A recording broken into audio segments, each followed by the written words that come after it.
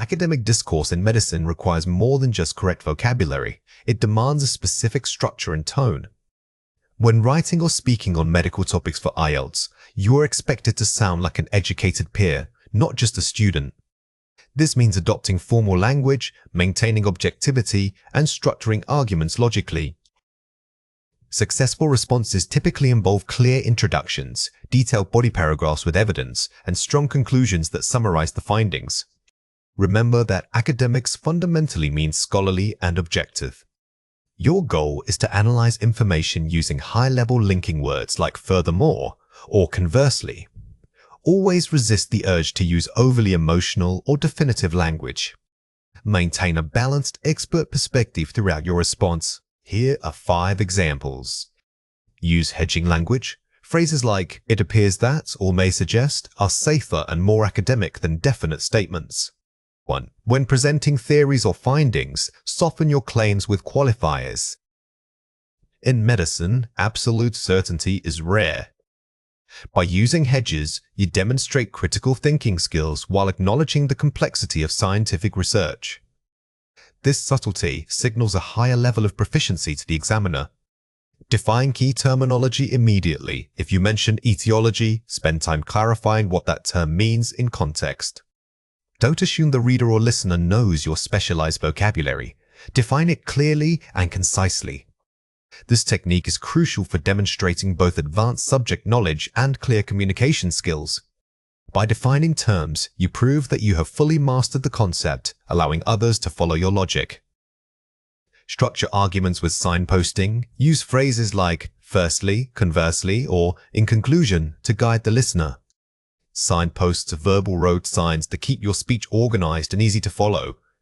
Think of these transition markers as scaffolding for your ideas. They prevent your argument from sounding like a list of random facts, instead making it sound like a cohesive, planned presentation. Paraphrase complex readings. Never copy large chunks of text directly. Rephrase the core idea using your own vocabulary. This shows linguistic flexibility and fluency, which examiners highly value. Effective paraphrasing means moving beyond simple synonym swapping. It requires you to restructure entire sentences while preserving the original meaning, proving deep comprehension. Provide real-world implications. Always link the medical fact back to patient care or public health. Don't just state a biological process, explain why it matters to humanity. This elevated focus moves your response from simple description to expert analysis. It shows that you can think critically about how knowledge translates into actionable human benefit. Let's compare 4 pairs. Listing facts. Disease A has symptoms X, Y, and Z.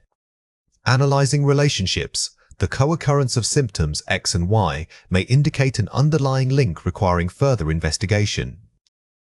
Shift from listing to analyzing. A low score merely reports information. A high score analyzes it. High scores demonstrate the ability to spot connections and suggest possible causality, moving beyond simple description. Using casual language, it's pretty clear that smoking is bad for lungs. Adopting formal register, empirical data consistently suggests a correlation between tobacco use and pulmonary compromise. Elevate your vocabulary and tone. The choice of words signals your level of comfort with academic English. Replacing casual idioms with precise, Latinate phrasing immediately boosts your perceived professionalism. Making definitive claims. This treatment is guaranteed to cure the patient. Using cautious language, current research suggests this treatment holds promise for mitigating symptoms in certain demographics.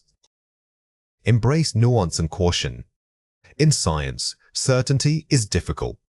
High-scoring candidates understand that using qualifiers like suggests or mays actually makes their argument sound more authoritative because they appear well-informed. Summarizing abruptly. So, in conclusion, this is bad. Synthesizing findings. Taken together, these factors emphasize the need for proactive public health interventions across multiple sectors. Provide a comprehensive synthesis. Do not just summarize, synthesize. Synthesis means combining several distinct ideas into one overarching, profound statement that provides closure and impact. Here are 3 reasons why this matters. Demonstrates critical thinking. It shows you can move beyond memorization to genuine analysis. The examiner isn't just grading your grammar, they are assessing your ability to think like a scientist. By analyzing relationships, you prove that you truly understand the subject matter at an advanced level. Boosts lexical range. You naturally incorporate high-level academic vocabulary. The medical field is rich with specialized terminology. By integrating this vocabulary correctly, you satisfy the lexical resource scoring criteria extremely effectively. This makes your speech sound highly specialized and expert. Improves coherence and fluency. Structured discourse keeps your argument flowing logically. Strong signposting language gives the impression of effortless control over the topic. When you speak smoothly and logically, it sounds less like reciting facts and more like presenting a well-researched dissertation. Here are 4 ways to practice. Read reputable medical summaries. Focus on articles from sources like the WHO or Nature. Don't just read for content, listen to how they structure their arguments. Actively listening to these experts will train your ear to academic pacing and rhythm. Pay attention to where they pause, which indicates a key concept or shift in argument. Practice bridging statements. Take 2 unrelated medical facts and force yourself to connect them logically. For example, link diet deficiency to neurological symptoms. This exercise is the ultimate test of critical thinking under pressure. It forces you to build a logical bridge between disparate pieces of information, mimicking real-world academic discourse. Record and review yourself. Record mock presentations on medical topics and listen back for filler words or overly simple phrasing. Self-correction is key. Identify your weakest transition phrases. When you hear your own speech, you become hyper-aware of poor habits. Listening critically allows you to spot places where you defaulted to casual language and replace them with formal structures. Master pre-learned signposting. Memorize 10 strong academic transition phrases, e.g., furthermore, conversely, consequently. Use these naturally rather than reading them off a list. Having a toolkit of flexible discourse markers is invaluable. They act as safety nets for your fluency and immediately elevate the perceived complexity of your speaking ability.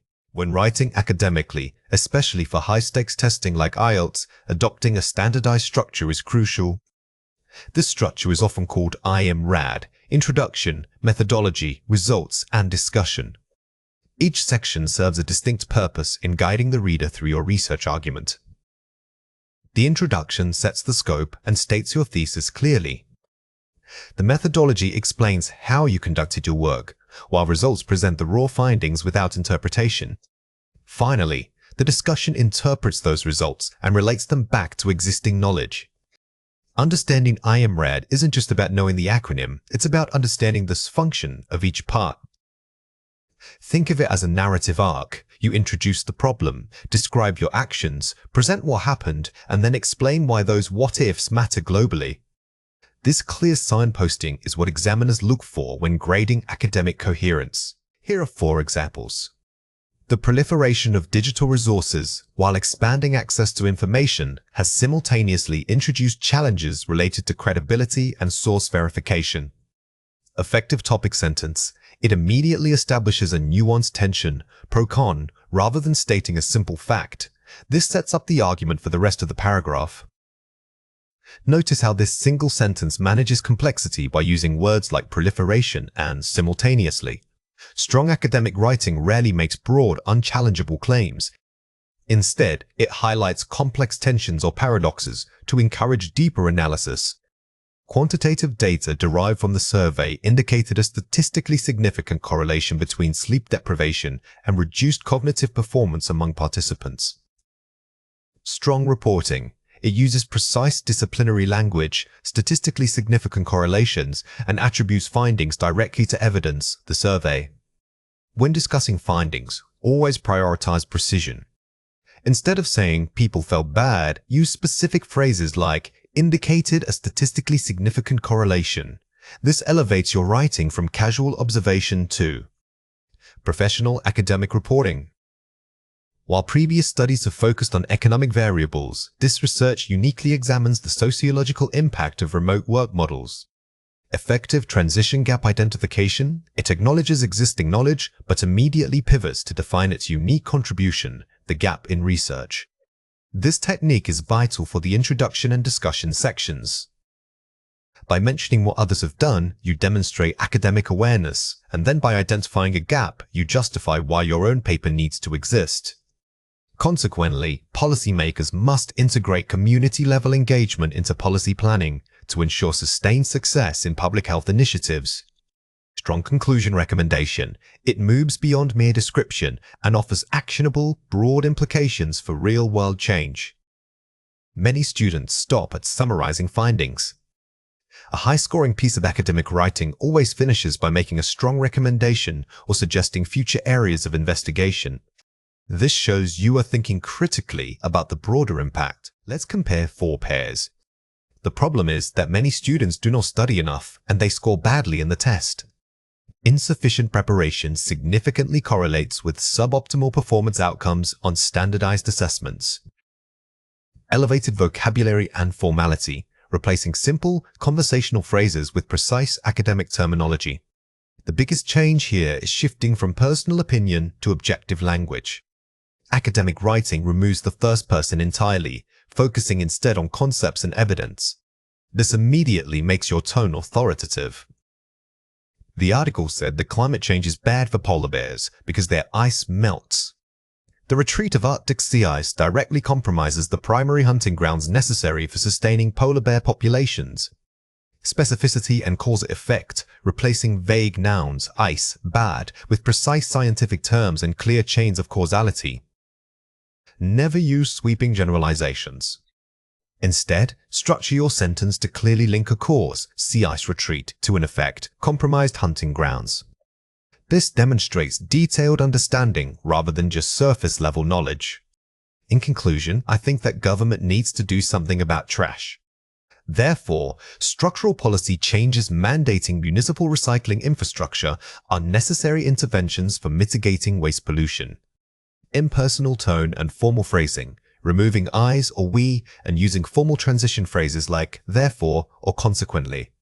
When you remove personal pronouns, the focus shifts entirely to the argument itself, not the writer. This maintains an objective distance, which is a hallmark of high-level academic discourse. Another thing that happens when we use too much plastic is that it goes into the ocean. Furthermore, excessive plastic consumption contributes significantly to marine pollution levels in global oceanic ecosystems. Using transitional connectors, employing sophisticated linking words, furthermore, moreover, to create deep cohesion between ideas. Cohesion is what makes your writing flow seamlessly. Instead of starting a new idea with just alsos or and, use advanced transition markers like consequently, moreover, or furthermore. They signal the relationship between ideas to the reader. Watch out for these 3 common mistakes. Weak. Many people use cell phones too much. This is a big problem for society. Strong. The pervasive integration of mobile technology raises significant concerns regarding societal well-being and cognitive development. The main mistake here is lack of academic register. We must avoid colloquialisms like too much or simple descriptors like big problem. Replace them with sophisticated vocabulary to maintain formality. Weak. It was found that students who slept more got better grades, which proves the link. Strong. The correlation between increased sleep duration and higher academic achievement suggests a possible causal relationship warranting further longitudinal investigation. Never use definitive words like proves when discussing research findings. Science deals in probabilities, not certainties. By using words like suggests or indicates, you maintain scholarly caution and accuracy. Weak. The study looked at 3 different groups of people to see how they felt about the new policy. Strong. Methodologically, the research employed a comparative analysis across 3 distinct demographic cohorts to assess public perception regarding the revised policy. This is a common methodological weakness. Instead of simply saying what was done, you must name the specific technique: comparative analysis, quantitative survey, qualitative interview. This shows mastery over research terminology. Here are 4 ways to practice. Outline using the IMRAD skeleton. Before writing a single sentence, map out your topic into 4 distinct sections. Assign a main argument to each section header. Never start drafting without an outline. The IMRAD structure is a skeleton. You must fill in the bones before adding muscle.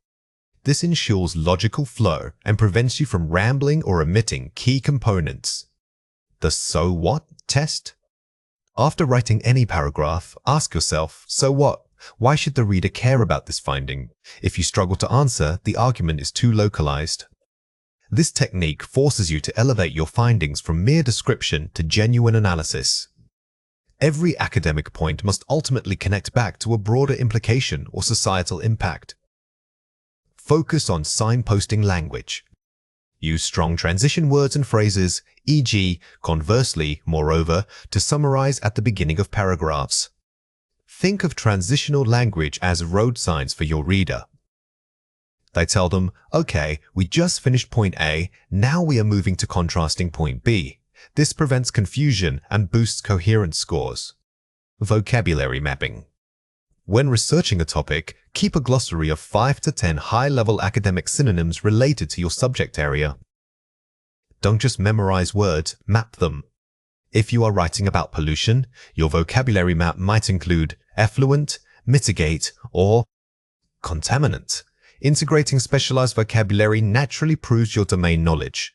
Scientific vocabulary can often feel overwhelming because terms are highly specialized. Instead of trying to memorize long lists of words, we need strategies for decoding their meaning in context. Think of scientific language as a specific dialect that relies heavily on precise nouns and strong action verbs.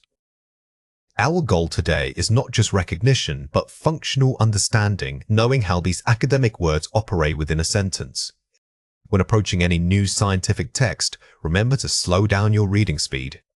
Don't focus solely on the unfamiliar word. Instead, use the surrounding context clues to build a working definition.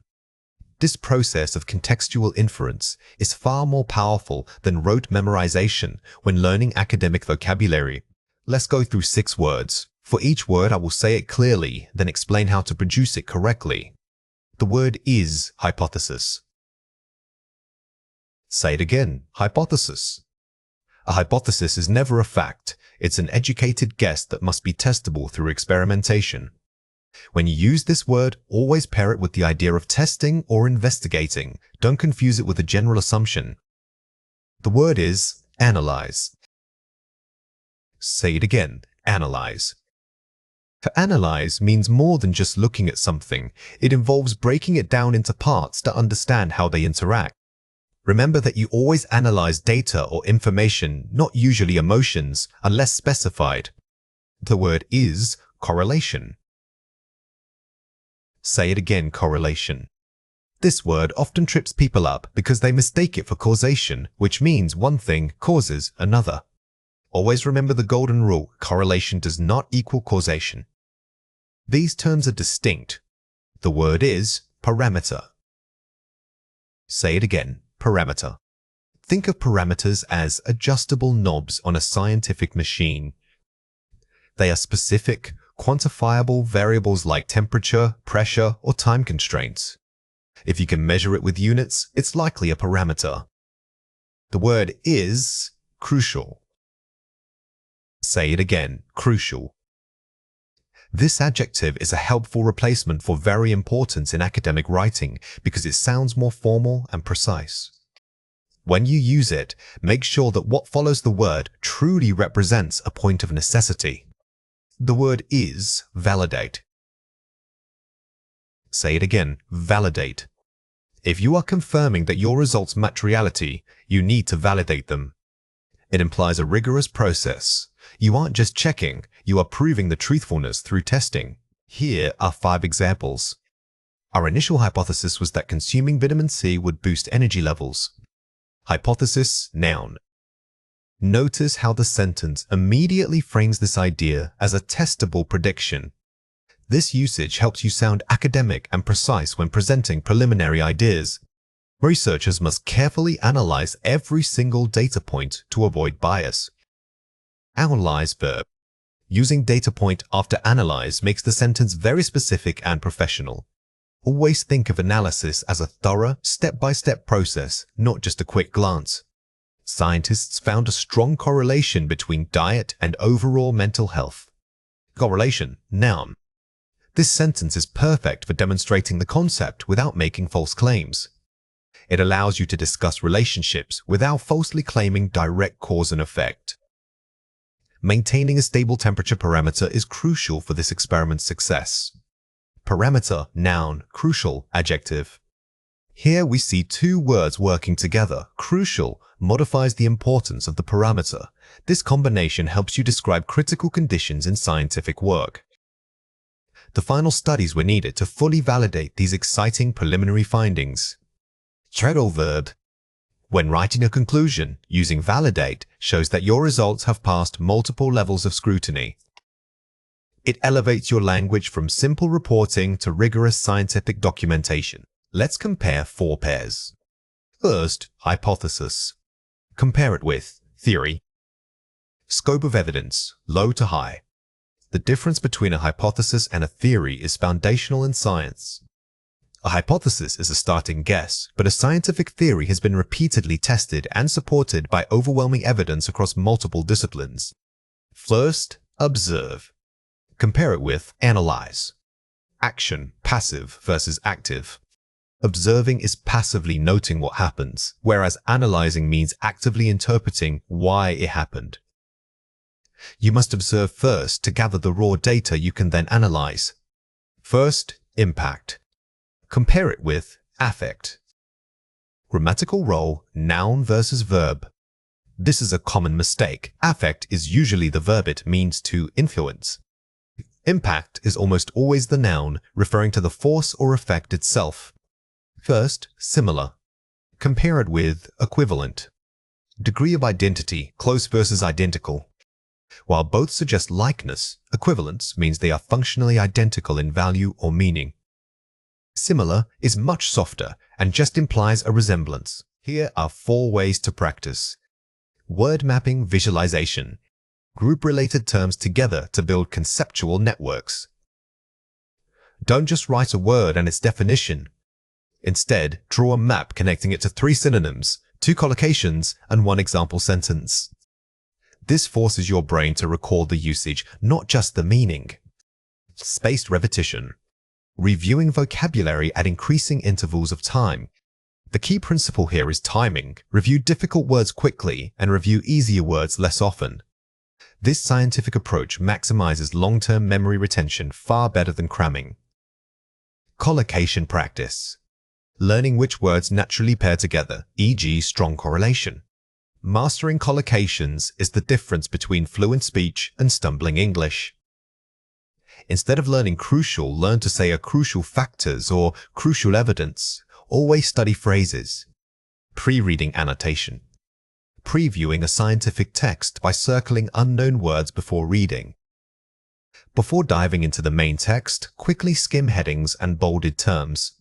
By anticipating vocabulary, you give your brain a framework to categorize the new information as it appears. Now it is your turn to practice. Read or listen to the following passage carefully. Researchers began by forming a preliminary hypothesis regarding the effect of sunlight on early plant growth. They needed to analyze numerous parameters, including soil acidity and temperature. Initially, they noted a strong correlation between high light exposure and robust leaf development. However, it was crucial that they validate these findings through advanced testing before drawing any conclusions. Question 1. Find a word in the passage that means a proposed explanation. Pause the video now and write your answer before we reveal it. The correct answer is hypothesis. If you can identify the sentence structure containing the term, it helps lock down its function. Remember that this is merely the starting point for your research. It needs validation. Question 2. Use one of the target words in your own sentence. Pause the video now and write your answer before we reveal it. The correct answer is, we analyzed the scientific data to find a correlation between diet and energy levels. When constructing your answer, try to pair 2 or 3 of these academic terms together.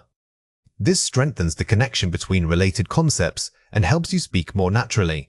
Academic register refers to the specific, elevated language used in scholarly writing and formal scientific discourse. Unlike casual conversation, this register prioritizes precision, objectivity, and formality above all else. Using appropriate register is vital because it establishes your credibility as a knowledgeable expert in your field. When communicating science, we must ensure our language meets the rigorous standards expected by peer reviewers and academic audiences. Misusing register can make highly sophisticated research sound poorly argued or unprofessional. Think of registers not just as vocabulary, but as tone itself. It's about choosing words that signal authority without sounding overly complicated. The goal is always clarity achieved through formal structures, ensuring your ideas are taken seriously by the scientific community. Here are 5 examples. Colloquial, a lot of, academic, numerous or substantial amounts. Quantifiers. When you say a lot, you are speaking casually. In academic writing, we need measurable terms like numerous or specific quantities such as a high concentration. This shift immediately elevates the perceived formality of your argument. Colloquial, think about, academic, consider or evaluate. Verbs of thought. We replace conversational phrases like you knows or think abouts with direct academic verbs. Using consider implies a formal intellectual process that is central to scientific inquiry. Colloquial, get rid of, academic, eliminate, mitigate, or abolish. Action verbs. Scientific writing requires precise verbs. Instead of simply saying get rid of, which is too vague, you must specify the action, such as whether you are reducing a factor, mitigate, or completely removing it eliminates. Colloquial, stuff, academic, material, substance, or parameters. The word stuff is highly informal. In science, you are always referring to specific types of materials, whether they are physical substances, collected data points, or measurable biological parameters. Colloquial, it seems like, academic, preliminary evidence suggests that, or the results indicate. This is a crucial tool called hedging. We never state things as absolute fact unless we are 100% certain. Phrases like, it appears, sound weak, while preliminary evidence suggests maintain scientific caution. One of the most defining features of academic register is maintaining absolute objectivity. This means minimizing personal pronouns like I's or we, which can draw the reader out of the scientific discussion. Instead, focus on using passive voice structures and nominalization. Nominalization is the process of turning verbs into nouns, for example, changing the researchers analyzed to analysis was performed. This technique removes personal agency from the sentence, keeping the focus squarely on the action or the data itself. Mastering this gives your writing a detached, professional tone that aligns perfectly with scientific reporting. While overuse of the passive voice can sound stilted, it is a powerful tool for maintaining objectivity in science. By focusing on the process S, the sample was heated rather than the person who did it. I heated the sample. You ensure that the data remains the primary subject of the report. Let's compare 4 pairs. Oral presentation, speaking. Written manuscript, publishing. Level of detail and formality. When presenting, you can afford to be slightly more conversational for engagement. However, when writing the final manuscript, every word must adhere to the highest level of formality. The written form requires sustained precision that speaking often allows us to bypass. Review article. Original research paper. Tone and certainty. A review article must summarize the findings of others, so its tone is highly synthesized and cautious. Conversely, an original research paper requires clear demarcation between established knowledge and your own novel conclusions. Speaking to a peer colleague. Writing for a general audience. Complexity, jargon use. When speaking to an expert peer, you can use highly specialized jargon because they understand it. But when writing for a broader academic audience, you must occasionally define key terms or simplify concepts without losing scientific rigor. Abstract section. Discussion section. focus of language. The abstract must be concise and report the facts, what was done and what was found. The discussion section is where you use more nuanced language to interpret those findings, discussing limitations, future scope, and implications. Here are 4 ways to practice. Keep a register log. Track common, informal phrases you use naturally in English. Note the academic replacement for each one. This log is your personal style guide. By actively recording these shifts phrases like "makes sense" or "sort of," you create a mental database that allows you to self-correct before writing. Read high-impact journals widely. Don't just read papers in your niche, read papers from related fields. Pay attention to their transitions and connecting phrases. Wider reading exposes you to varied, yet professional, structures across different scientific disciplines. This helps normalize the concept of high-level academic speech for your ears and eyes. Practice paraphrasing techniques. Take a short paragraph written in colloquial language and rewrite it 3 times, increasing formality each time. This physical exercise forces you to consciously manipulate syntax. You learn how changing just one word or restructuring a single sentence can drastically alter the academic weight of your writing. Utilize revision tools for tone check. After drafting, specifically search for modal verbs and hedging language to ensure appropriate scientific caution is maintained throughout. Do not rely solely on grammar checkers. When revising, read slowly and ask yourself, am I stating this as a fact, or am I suggesting it based on evidence? This deep check reinforces the necessary academic distance. When we report scientific findings, our goal is often objectivity. The passive voice allows us to shift the focus away from who performed the action and place it squarely on the finding itself. This helps maintain a formal academic tone. Remember that using the passive voice does not mean you are being vague. It means you are prioritizing the data over the doer. Instead of saying, "we observed a rise," which points to us, you can say, "a rise was observed." This technique creates distance and reinforces the idea that the finding is an objective truth, regardless of who spotted it. Let's go through 6 words. For each word, I will say it clearly, then explain how to produce it correctly. The word is analyze.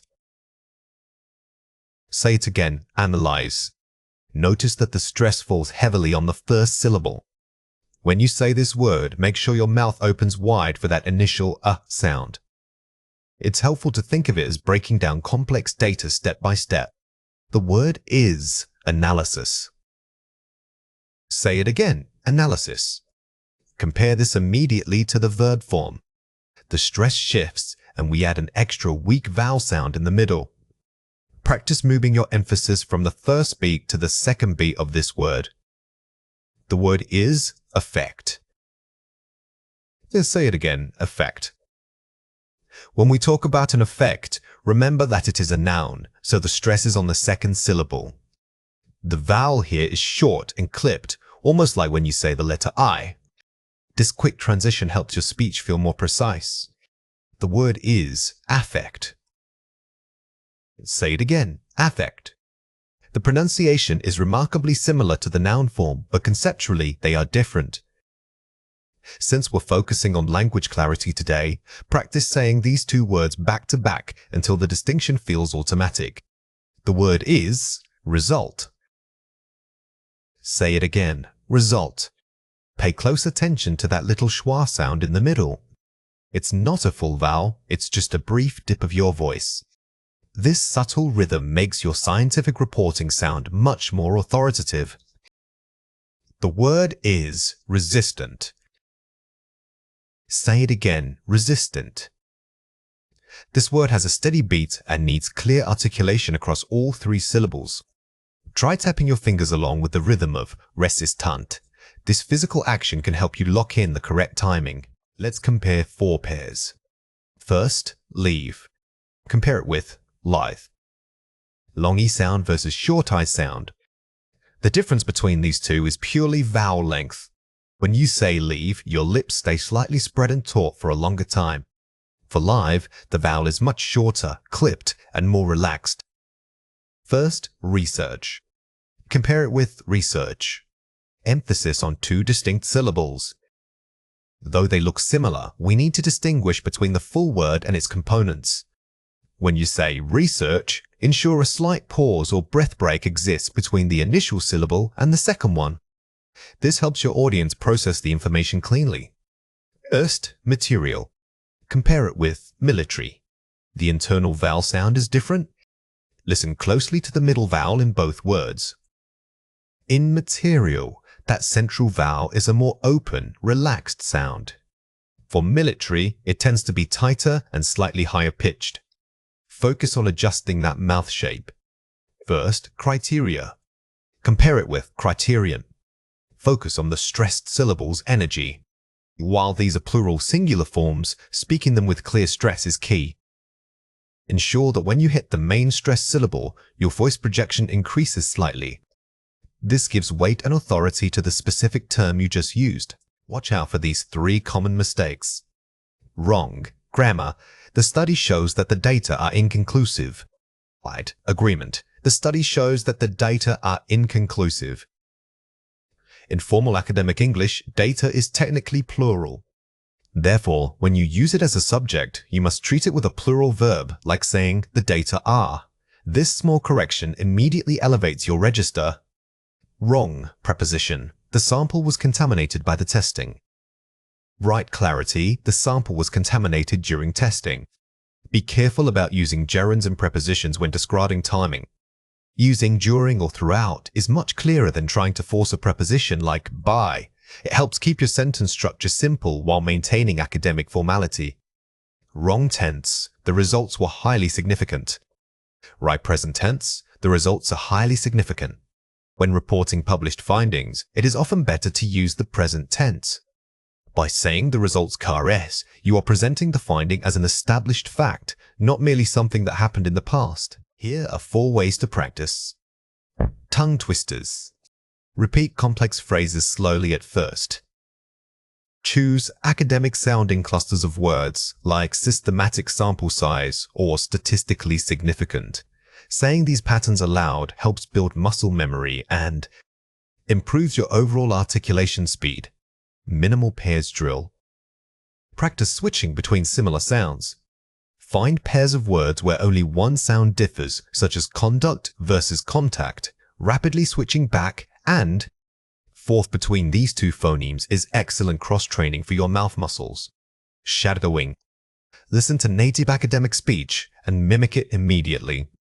Find a short clip from a scientific lecture or podcast. Don't just listen, try to speak simultaneously with the speaker, matching their pace, rhythm, and intonation exactly. This is perhaps the most effective way to improve natural fluency. Mirror work. Watch your mouth movements while speaking. Use a mirror when practicing difficult words. Observing your lips, tongue placement, and jaw movement helps you self-correct physically. If your jaw is too tight or restricted, it will affect the clarity of your speech. A strong scientific thesis statement is more than just a topic. It is your central, debatable argument about that topic. It must clearly state your position and often preview the main points of evidence you will use to support it. Think of it as the single sentence that answers the question, what am I trying to prove? For IELTS academic writing, this statement serves as your roadmap for both the reader and yourself. The key rules are specificity, arguability, and scope.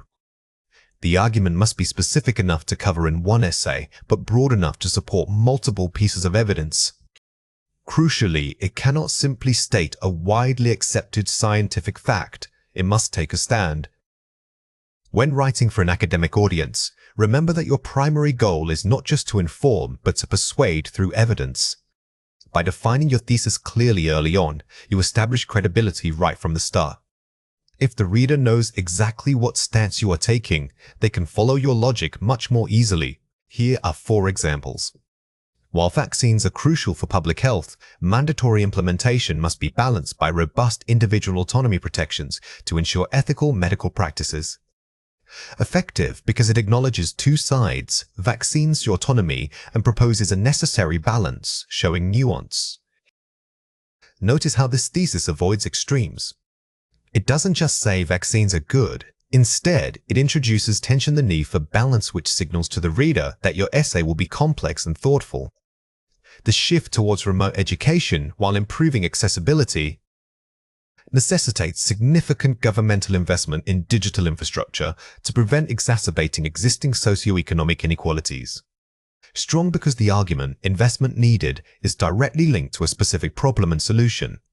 This example excels because it moves beyond merely describing the trend. It identifies a clear negative consequence exacerbated inequality and proposes a targeted policy action, making your essay highly actionable. To mitigate rising ocean acidification, global policies must prioritize immediate and drastic reductions in carbon emissions from industrial fossil fuel sources. Directly argues for causality, emissions, acidification, and demands a specific action, drastic reduction. Here, the thesis is powerful because it establishes a clear cause and effect relationship.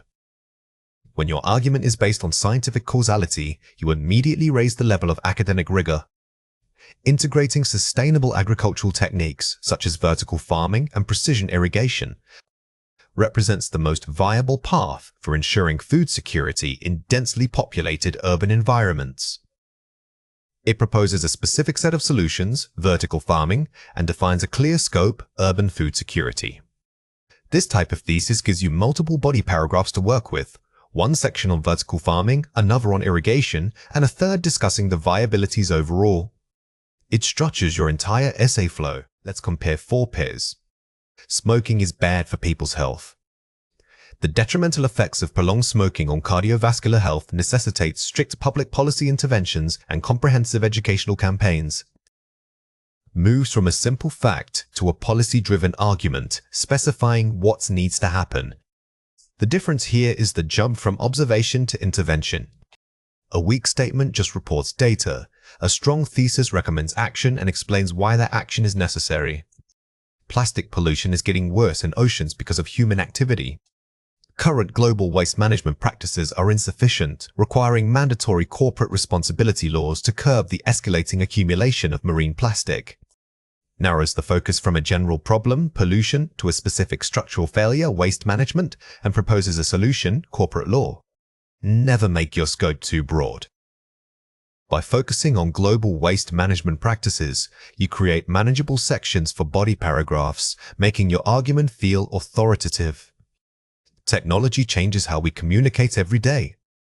While digital communication platforms enhance global connectivity, they simultaneously erode the depth of interpersonal connection, demanding a re-evaluation of modern social norms. Uses contrast to create intellectual tension, making the argument more sophisticated and debatable. The best academic arguments are nuanced.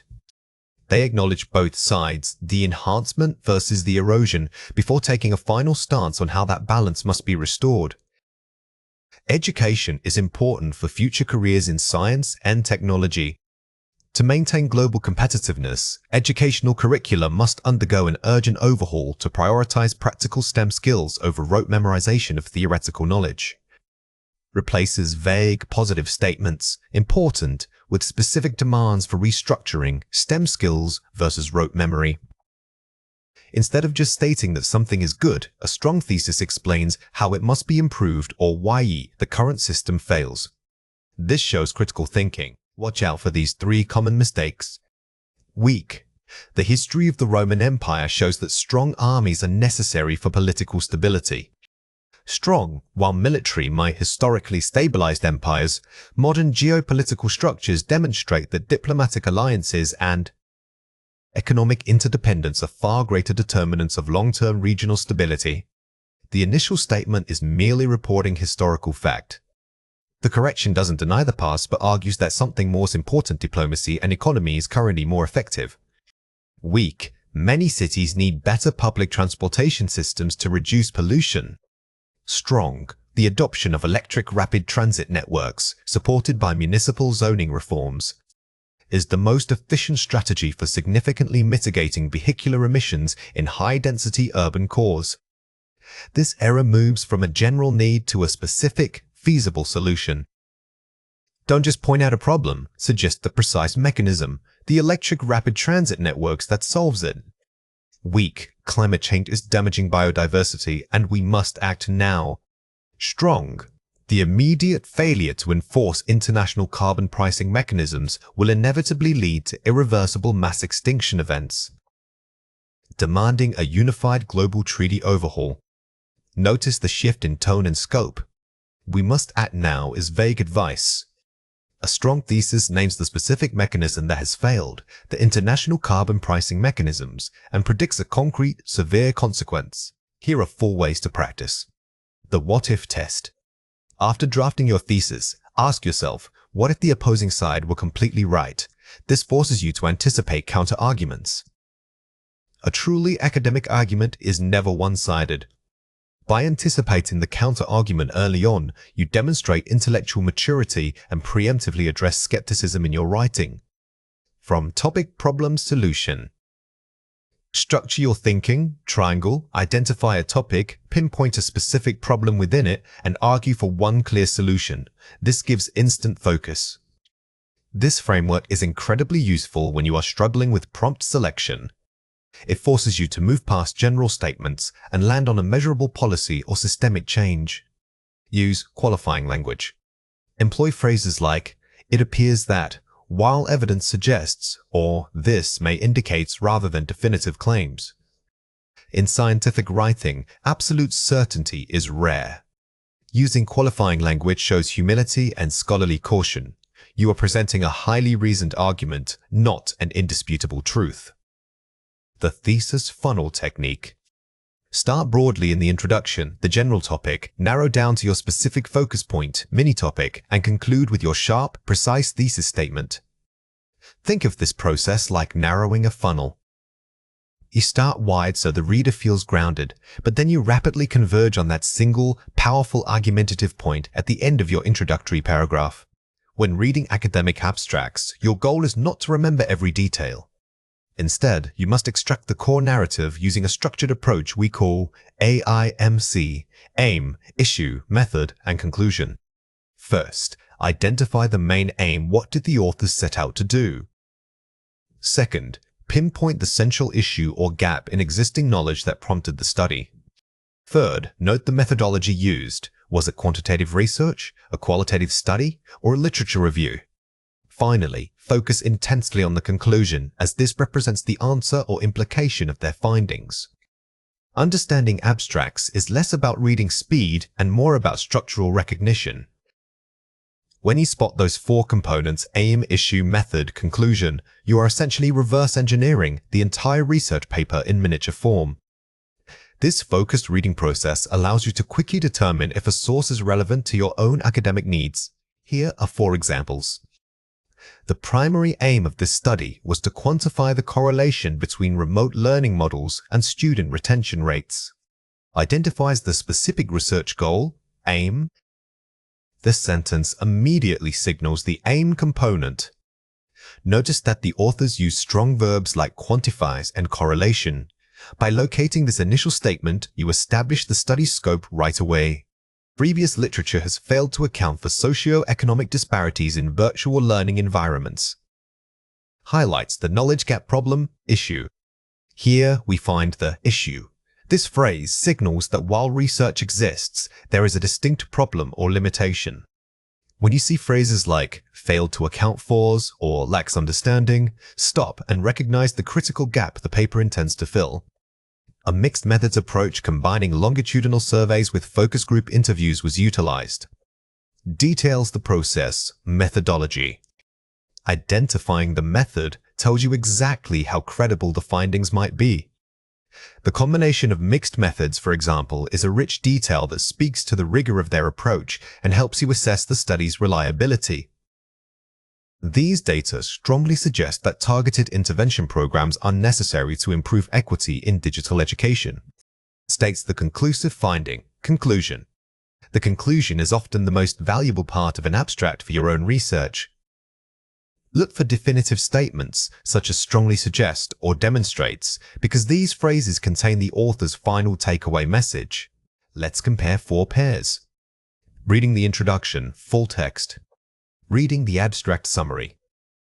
Scope and depth. The introduction provides necessary background, setting up the problem in detail.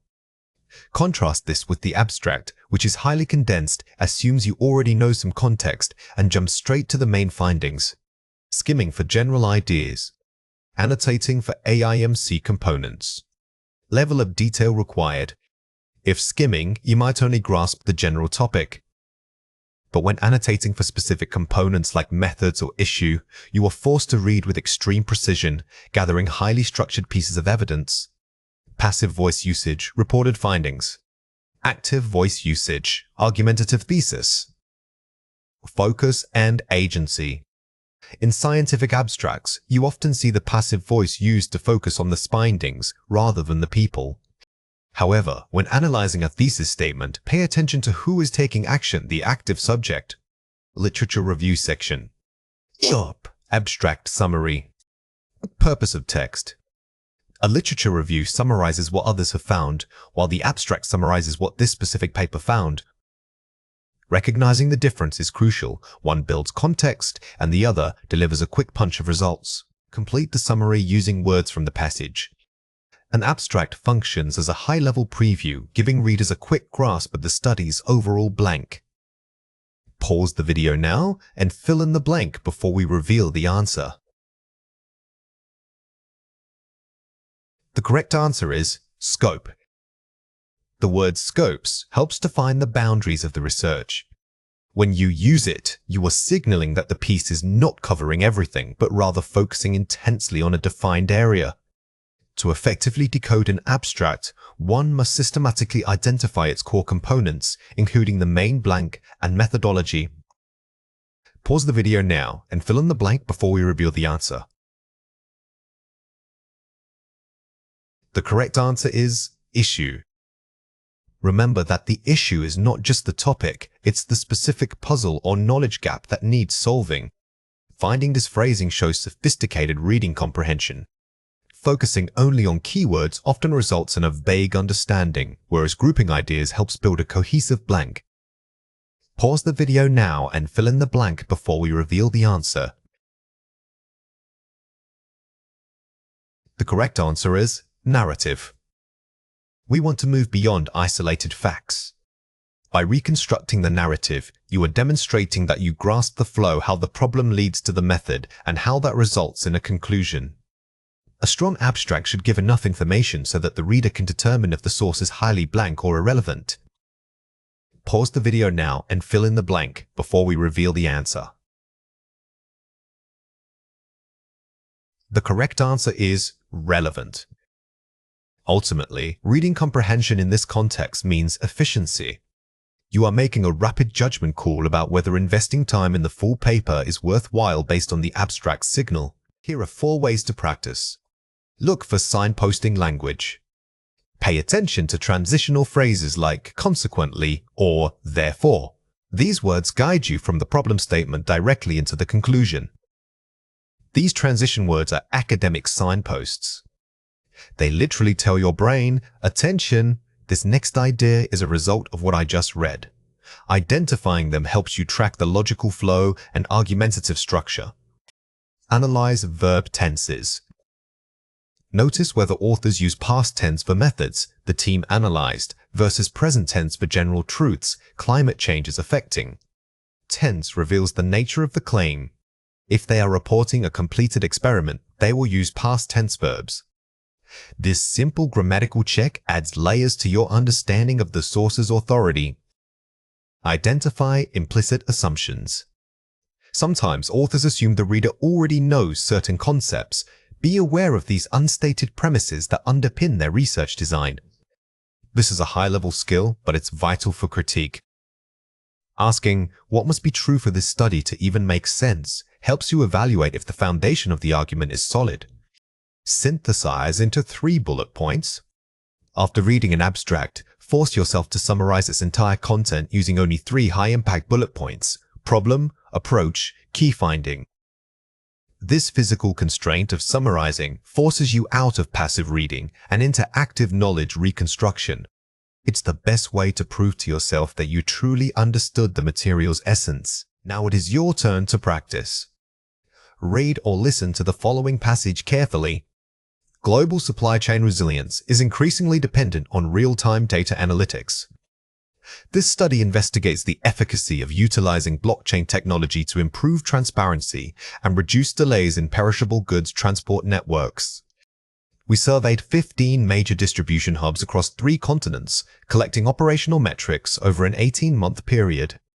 Our mixed methods analysis revealed that while blockchain implementation significantly improves traceability, its effectiveness is highly correlated with pre-existing digital infrastructure maturity at the local level. Consequently, policy recommendations must prioritize foundational technological upgrades alongside platform adoption to achieve maximum systemic benefit. Question 1. What is the main idea of this passage? Pause the video now and write your answer before we reveal it. The correct answer is, blockchain technology can improve supply chain transparency, but its success hinges on strong local digital infrastructure. The core message is a nuanced warning. It's not enough just to adopt new tech. The abstract essentially tells you that external factors and foundational preparedness are equally important for successful implementation. Question 2. Find a word in the passage that means highly connected or dependent on. Pause the video now and write your answer before we reveal it. The correct answer is dependent. Look closely at how academic writing uses specific vocabulary. Instead of just saying needs, they use dependent or correlated. Recognizing these precise synonyms shows you are mastering the elevated register of academic discourse. When conducting a literature review, simply changing a few words is not enough to avoid plagiarism. True paraphrasing requires completely restructuring the original author's idea into your own unique academic voice. Synonymy refers to the use of different words with similar meanings. This is key for maintaining variety and flow in writing. Mastering these techniques allows you to synthesize multiple sources seamlessly, showing that you fully understand the material rather than just summarizing it. Remember that paraphrasing isn't just about swapping synonyms, it's about shifting perspective. Don't let your goal become simply finding a better word. Instead, focus on understanding the core argument and then explaining that concept back to the reader entirely in your own intellectual framework. This deep processing is what elevates writing from summary to genuine scholarly analysis. Let's go through 6 words. For each word, I will say it clearly, then explain how to produce it correctly. The word is elucidate. Say it again, elucidate. Instead of saying explain, try using elucidate when you are presenting a deeply complex idea. It gives your writing a much more formal and precise academic tone. You can also use this word in the context of clarifying initial research findings. The word is conflate. Yeah, say it again, conflate. This word is incredibly useful in academic writing because so many arguments deal with separating related but distinct ideas. When you see a passage that implies 2 things are the same, conflate is your perfect tool for flagging that potential scholarly error. The word is pervasive. Say it again, pervasive. When discussing theories or trends in literature, pervasive is far stronger than just saying common. It suggests that the idea isn't just present, but it permeates every aspect of the subject matter under discussion. Think about how widely an issue affects a field. The word is delineate. Say it again, delineate. This word means more than just to describe. It implies creating precise boundaries, like drawing a map around a specific concept. When you are reviewing literature, you use this verb when you need to pinpoint exactly what a certain theory covers or where its limitations lie. The word is axiomatic. Say it again, axiomatic. If something is axiomatic, it means virtually every intelligent person in the field agrees with it, and formal proof isn't required. Using this word shows that you understand which claims are foundational truths versus those that require empirical support in your review. The word is juxtapose. Say it again, juxtapose. When reviewing literature, you often need to put 2 opposing theories side by side. Juxtapose is the perfect verb for this structural move. It signals to your reader that a direct comparison or contrast is about to happen. Here are 5 examples. Study attempts to elucidate the subtle differences between qualitative and quantitative methodologies. Elucidate VVF. Notice how this sentence doesn't just say explain, it uses a more pointed verb. When you are summarizing a complex methodology section, using elucidates immediately elevates your academic voice. It is crucial to avoid conflating the mere presence of symptoms with definitive diagnosis. Conflate, VIF. This example highlights a common error in scientific writing. By using conflate, you are preemptively warning your reader against making that logical mistake, which is excellent scholarly practice. The pervasive integration of AI into healthcare necessitates new ethical guidelines. Pervasive adjay. This usage shows how the word describes not just physical spread, but conceptual or systemic permeation. It suggests that the force is deeply embedded in the system itself. We must delineate clear parameters when reviewing existing literature to maintain focus. Delineate V. Think of delineates as setting boundaries. When your review starts drifting into too many topics, you use this word to bring the scope back down and make it precise again. The acceptance of germ theory is now axiomatic in modern microbiology. Thematic AJJJ. This sentence makes a strong claim about the consensus within the field. If you are discussing fundamental scientific pillars, axiomatic solidifies your argument by pointing to accepted truth. Let's compare 4 pairs. First, state. Assert, stronger. Strength and conviction, used when giving a definitive claim. While stating is neutral, asserting implies confidence. In your review, if the evidence overwhelmingly supports a claim, it's better to assert that finding rather than just stating it. It conveys scholarly authority. First, show. Illustrate, more formal. Used when providing a visual or conceptual example, softer than demonstrate. If you are referring to data or an argument, shows is fine for general writing. However, if your goal is elegance and formality, illustrate suggests that you are providing helpful examples that bring the concept to life. First, compare. Juxtapose, structural. Implies placing items side by side specifically for contrast or comparison. Never use compares when you can use juxtapose. The latter is a structural verb that tells the reader, pay attention, because these two things are about to be viewed together for maximum effect. It improves flow. First, analyze. Dissect, intense. To examine every part of something, often metaphorically, requires deep focus. Analyzing is broad, covering interpretation and method. Dissecting, on the other hand, suggests you are breaking the argument down into its smallest components for intense scrutiny. Use this when your review needs to be highly critical or technical. Here are 4 ways to practice. The synonym swap map. Create a web of related words for one concept. Write the core idea in the center. Don't just write down synonyms, categorize them by formality, part of speech, or specific nuance. For example, map out importance into groups like crucial, academic, significant, statistical, and vital, medical. This trains your brain to choose the right tool for the job. Collocation, chunking. Learn words in fixed academic phrases, not isolation. For instance, pervasive influence or axiomatic principle. Native speakers don't just string together grammatically correct words, they use natural chunks of language. By focusing on collocation swords that naturally go together, you will instantly sound more proficient and less like you are translating from another language. The paraphrasing finger test. After paraphrasing, physically check if the structure is different, reorder clauses, and if the vocabulary is changed. A simple trick to pass this test is the inverted subject. If the original sentence starts with "studies found that X might," try restructuring it to start with "X was consistently observed by studies." This forces you to change both syntax and lexicon. Targeted review cycle.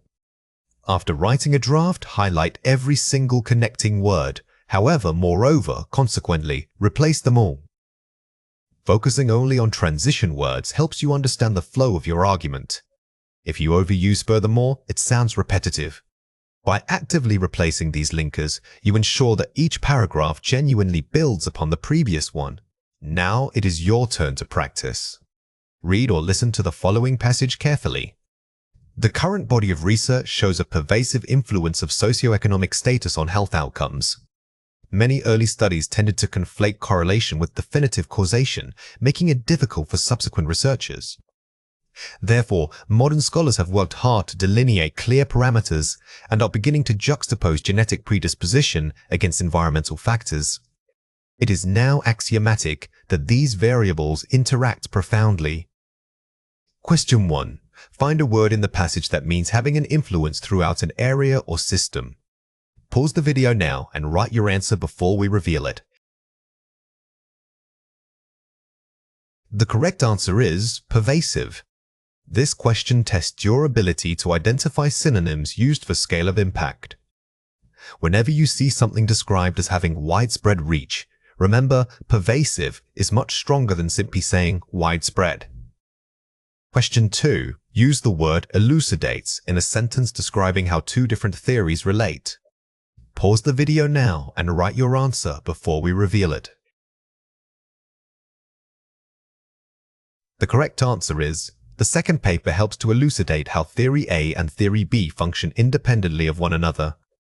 When you are asked to use a word like this, try framing it around comparison or clarity. Always remember that elucidates is used when this purpose is making something complex simple for the reader. Clear communication in a medical setting is not just about speaking English, it's about precision and eliminating ambiguity. When discussing health concerns, every word matters because miscommunication can lead to incorrect diagnoses or delayed care. We need language that is objective, systematic, and highly descriptive. This segment will help you move beyond general discomfort descriptions towards specific, reportable symptoms. Our goal today is mastering the linguistic tools needed for maximum clarity. Remember that in medicine, vague can have serious consequences. Think of your language as a diagnostic tool itself. It needs to be sharp and highly focused. We are moving beyond simply exchanging words. We are learning how to structure information logically so the listener understands the severity, onset, and nature of the problem immediately. Here are 4 examples. I feel like a little bit sick in my stomach. Too vague and subjective. While this phrasing is common in casual English, it offers no clinical information. A better approach is to use precise adjectives or quantify the discomfort, such as describing nausea or cramping severity. The pain on my left side is sharp and throbbing. Highly specific description of quality and location. This example perfectly demonstrates the difference between saying it hurts and providing a detailed physical profile. Always include the adjective that describes how it feels. Is it burning, shooting, or dull? I have been experiencing fatigue since last month. Using appropriate time markers and duration. Notice the use of since. This clearly establishes a commencement point for the symptom. Using temporal phrases like since or for is crucial when discussing chronic or recurring symptoms. When I cough, it brings up greenish phlegm. Describing color and material, objective reporting. Good medical communication requires objective detail.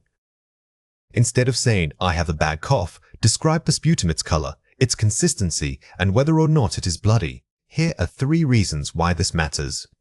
L1. Interference and direct translation.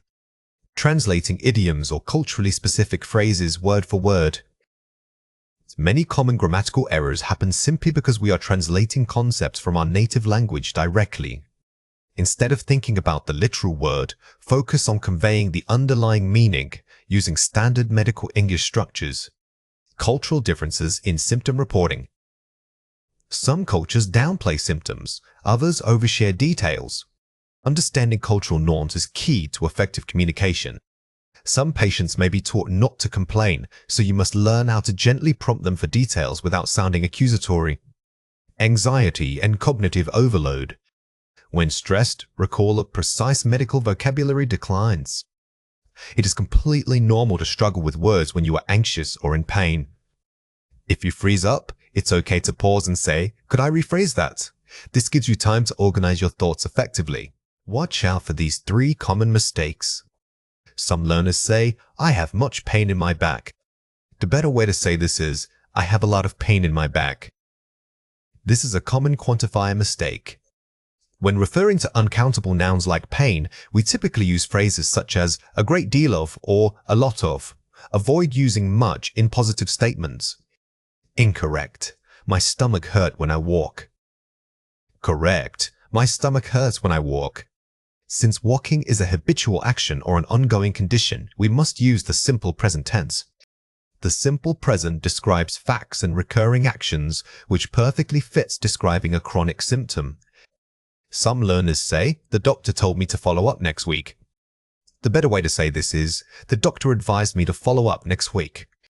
While told is grammatically correct, advised or recommended carries a more professional and medical weight. Using this vocabulary helps set the right academic register for your conversation. Here are 4 ways to practice. Use the symptom, duration, trigger model. When reporting pain, what is it? Symptom. How long have you had it? Duration. And what makes it worse or better? Trigger. This structured method forces you to provide comprehensive answers, acting like a personal checklist for your medical history. But always mentally walk through these 3 components before speaking to your healthcare provider. Practice echoing instructions. After the doctor speaks, repeat their instructions back to them using your own words to confirm understanding. This is a powerful technique called active listening. It ensures that you and the provider are on the exact same page regarding medication dosages or follow-up appointments, preventing dangerous misunderstandings. Prepare a keyword cheat sheet. Before an appointment, write down 5 to 10 specific medical terms, e.g. dyspnea, pruritus, exacerbation, you want to learn or use. Having these keywords ready helps break through the anxiety barrier and gives you confidence in your vocabulary. This preparation shifts you from being a passive receiver of care to an active participant. Focus on action verbs and prepositions. Be specific about where things are located, below, above, radiating, and what they are doing, stinging, gripping, throbbing. The difference between prepositions like in, at, and to can dramatically change the meaning of a symptom. Focus on mastering these small but critical pieces of language to paint the clearest possible picture. Academic tone requires us to maintain a stance of scholarly neutrality. This means presenting information and arguments based on evidence rather than personal feelings or biases. We need to separate our interpretation from the raw data itself. Our goal is always to inform, analyze, and discuss, not to persuade using emotion. A highly objective piece reads as if it were written by an impartial scientific body. The key thing to remember here is that objectivity does not mean being boring or uncritical. It means ensuring that the evidence drives your argument, and your voice acts only as a guide pointing out what others have found. You are reporting findings, which requires intellectual distance. Here are 4 examples. The study clearly proves that climate change is catastrophic. Subjective, dramatic. This sentence uses strong emotional language. In academic writing, instead of clearly proves, you should use phrases like indicates or suggests. This maintains authority without adopting a polemical tone. The data suggest a correlation between increased pollution and declining biodiversity. Objective measured. Notice the use of suggest. This is an example of hedging a crucial technique. It acknowledges that while there is a strong link, the data alone do not constitute absolute proof. Anyone who reads this article will agree that intervention is necessary. Flattery overconfidence. We need to remove phrases that appeal directly to the reader's emotions or certainty. Using language like everyone agrees undermines your credibility because you are making a claim about public consensus, not just scientific fact. This research provides considerable evidence regarding possible mitigation strategies. Objective cautious. The word considerable is much more neutral than words like tremendous. By tempering your adjectives and using qualifiers, you demonstrate scholarly caution while still conveying the importance of the findings. Here are 3 reasons why this matters. Building credibility. Neutral tone establishes you as a reliable and trustworthy source of information. When your language is balanced, readers view you as an objective analyst rather than an advocate. This detachment allows complex ideas to be judged on their merit, not on the strength of your emotional rhetoric. Preventing bias. Maintaining neutrality ensures that personal biases do not skew the interpretation of facts. Academic discourse is about rigorous analysis.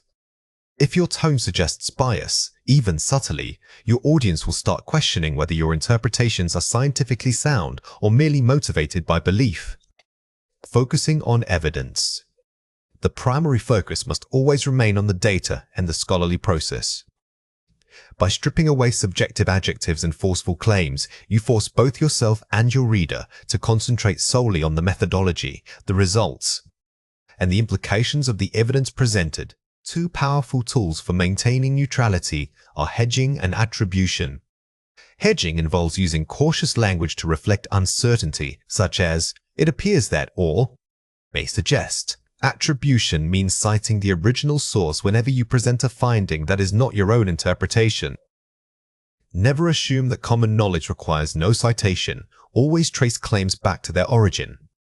Hedging isn't weakening your argument, it's strengthening it by showing intellectual maturity. It signals that you are aware of the limitations and complexities inherent in scientific investigation, which is a sign of true expertise. Here are 4 ways to practice. Read aloud to check for intensity. If you find yourself sounding passionate or highly urgent while reading a section, it is likely too subjective and needs revision. Reading your text out loud forces you to hear the emotional weight of your own words. If certain phrases sound overly dramatic when spoken, that's a major red flag telling you the tone is off. Replace "I think" with passive structures. Instead of writing "I think the results show," try structuring it as "the results suggest that." This shifts focus from the author to the evidence. This technique is particularly useful for maintaining distance. By making the data or the research itself the subject of the sentence, you remove your personal opinion from the equation. Use modal verbs frequently. Modal verbs like could, might, and would temper absolute statements and reflect scholarly possibility rather than certainty. These verbs are perhaps your most powerful grammatical tool for achieving neutrality. They allow you to explore possibilities without declaring them as definitive, universally accepted truth. Focus on verbs of analysis, e.g., demonstrates, implies. Choose action words that describe intellectual processes rather than emotional ones. Verbs are the engines of your writing. By selecting academically precise verbs, you guide the reader through a logical sequence of thought, keeping the tone firmly grounded in objective analysis. Synthesis is not merely summarizing, it's about creation. It means taking ideas from multiple disparate sources and weaving them together into a coherent, unified argument. Instead of presenting source A's finding followed by source B's finding, you are showing how those two findings interact to paint a bigger picture. Think of yourself as the conductor leading an orchestra. You take separate instruments, the research papers and make them play one harmonious piece. The resulting narrative should feel inevitable and unified. The key shift here is recognizing that your voice must be the dominant force. When you synthesize, the reader shouldn't feel like they are jumping between different authors. They should feel guided by your analysis. Always ask yourself, what does combining these sources allow me to argue that none of them stated alone? Here are 4 examples. Smith, 2019, demonstrated X. However, Jones, 2021, suggested that this effect might be moderated by environmental factors. Simple summary juxtaposition. This is basic academic writing. You are simply putting findings next to each other. While useful for contrast, it doesn't yet achieve true synthesis because you haven't provided the "so what?" It just reports a disagreement. While Smith initially focused on X, Jones' later work suggests that environmental factors might be the critical variable influencing this effect, thereby reframing our understanding of the initial findings. Synthesis, linking ideas. Here we have achieved synthesis. We haven't just stated a disagreement, we have created a new conceptual framework by combining their ideas and defining a new area for study the critical variable. This is how you build your knowledge gap.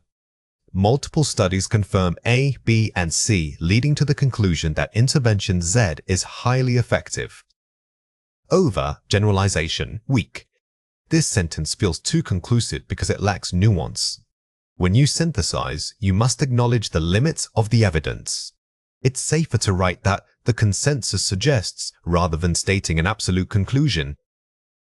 Taken together, these findings point toward a need for multimodal interventions that address both biological and behavioral aspects, which is the gap this paper addresses. Effective synthesis, argumentative. Notice how this example moves from reporting data to identifying a critical flaw or opportunity.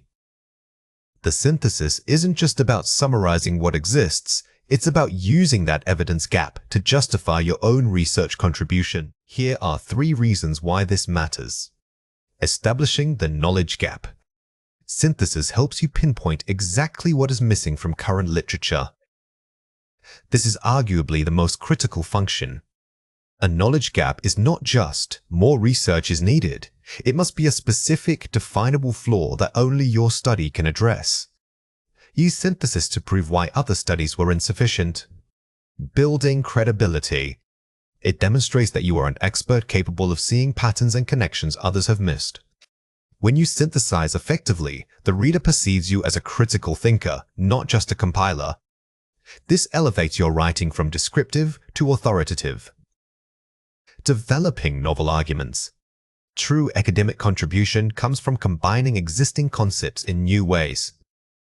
Remember that science rarely progresses by repeating what is known. It advances when 2 unconnected fields are shown to interact. Synthesis allows you to be the bridge between those fields. Let's explore the topic of Phase 2A, the Literature Search and Synthesis Foundation. This is an important concept to understand for learning English effectively. This is a foundational concept when learning English. Understanding Phase 2A, the Literature Search and Synthesis Foundation, deeply will unlock many other areas of the language. Think about how often you encounter this in real life and try to notice it in the English you hear every day. The more you engage with this idea, the more natural it will feel. Here are 4 ways to practice. The synthesis matrix. Create a chart mapping sources by theme, finding, and discrepancy. This organizes your thoughts before writing. Don't just take notes, structure them like this matrix. Dedicating time to map out the overlaps before drafting prevents you from simply stringing together paragraphs that feel disjointed or repetitive. Drafting the transition sentence. Start every paragraph with a strong topic sentence that encapsulates your synthesized point, not just the first source's idea. This is structural advice. Make the first sentence of the section yours. It acts as an umbrella statement under which all subsequent sources are merely evidence supporting your claim. This immediately establishes your authority. The so what test. After every piece of cited information, ask yourself, why does this matter to my central argument? This simple mental check is crucial for academic writing. If you can't immediately answer that question, then the paragraph isn't contributing enough to your thesis and should be cut or revised. Write your synthesis first. Outline the argument flow first and only fill in the evidence from sources second. This ensures narrative coherence. Many students fall into the trap of summarizing every source chronologically.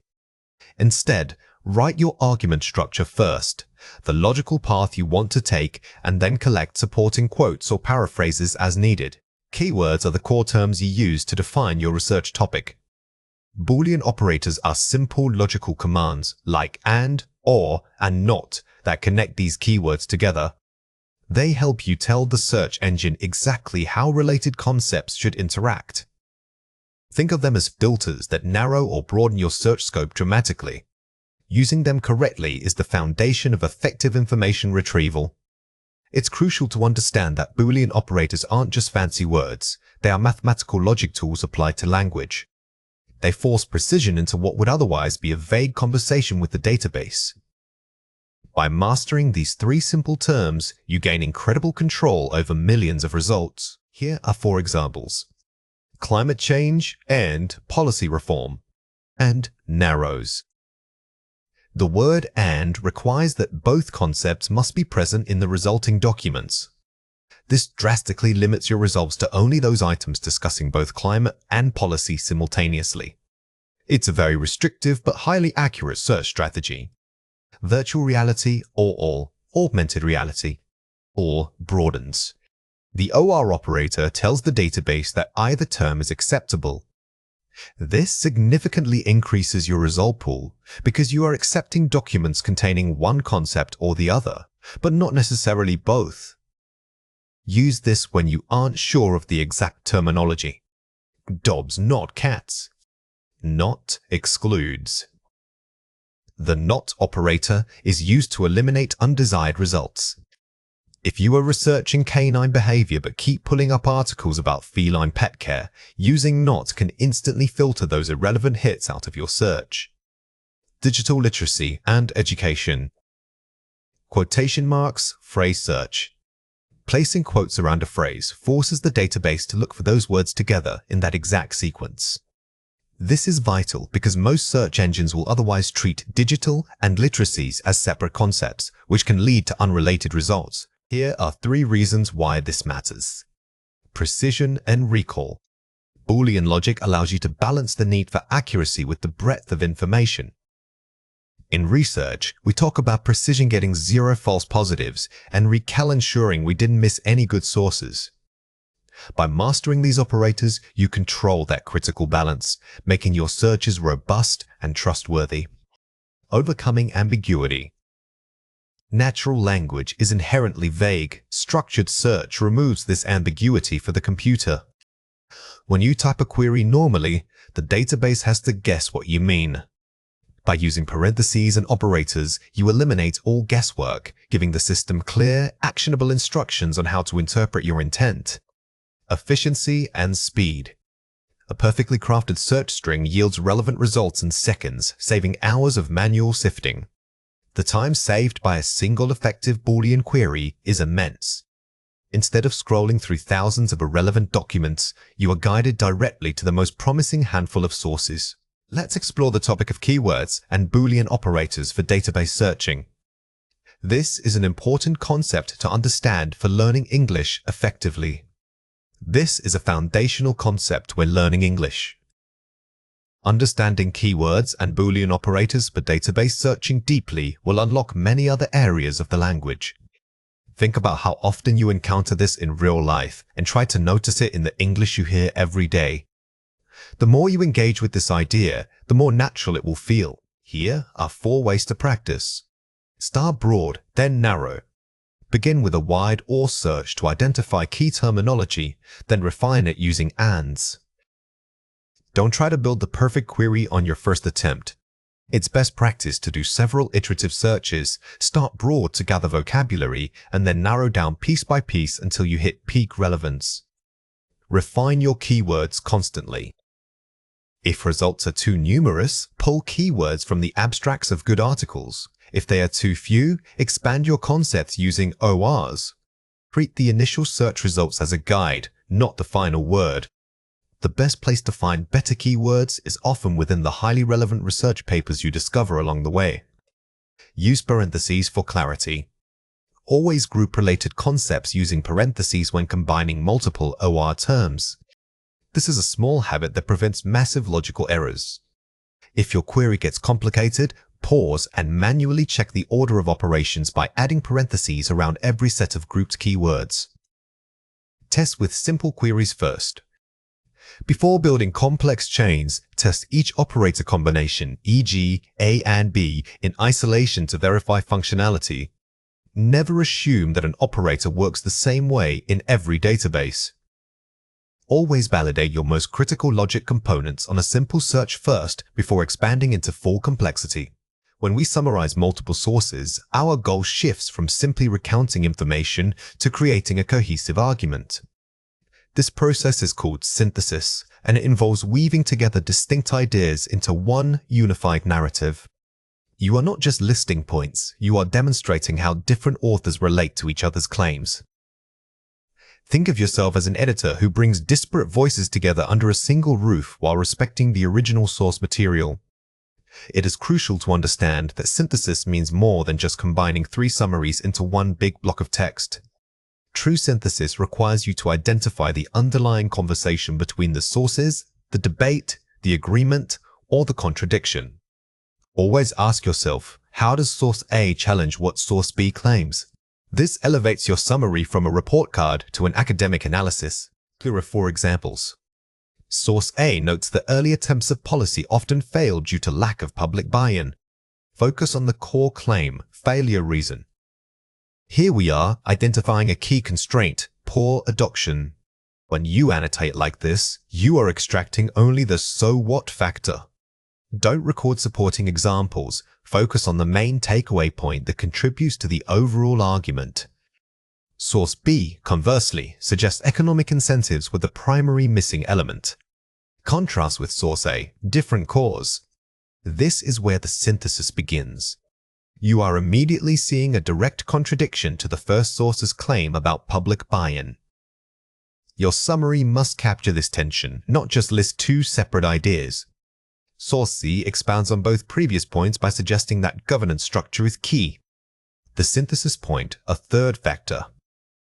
This source acts as a bridge. It doesn't just repeat, it elevates the discussion by introducing a higher-level variable governance. This shows how sources build upon each other's observations.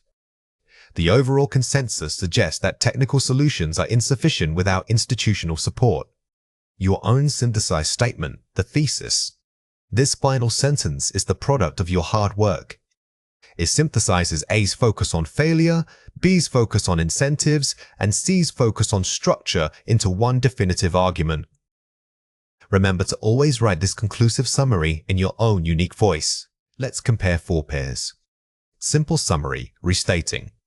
Synthesis, weaving together. Focus on individual source coverage.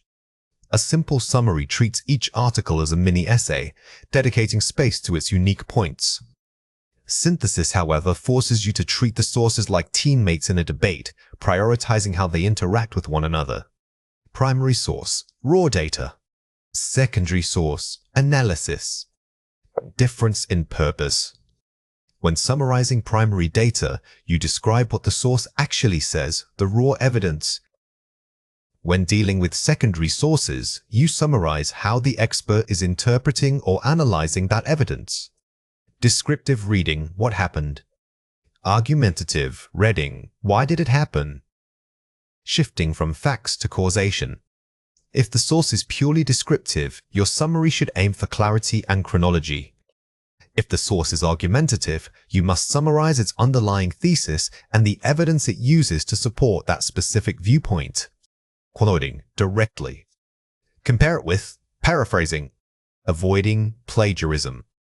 While quotes can be useful, relying on them makes your writing sound like a patchwork quilt. Always strive to paraphrase and synthesize the core ideas in your own language. This proves you truly understood the concept, not just that you found the right words.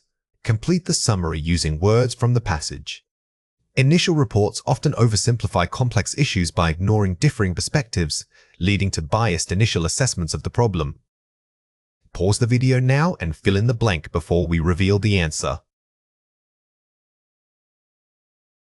The correct answer is oversimplify.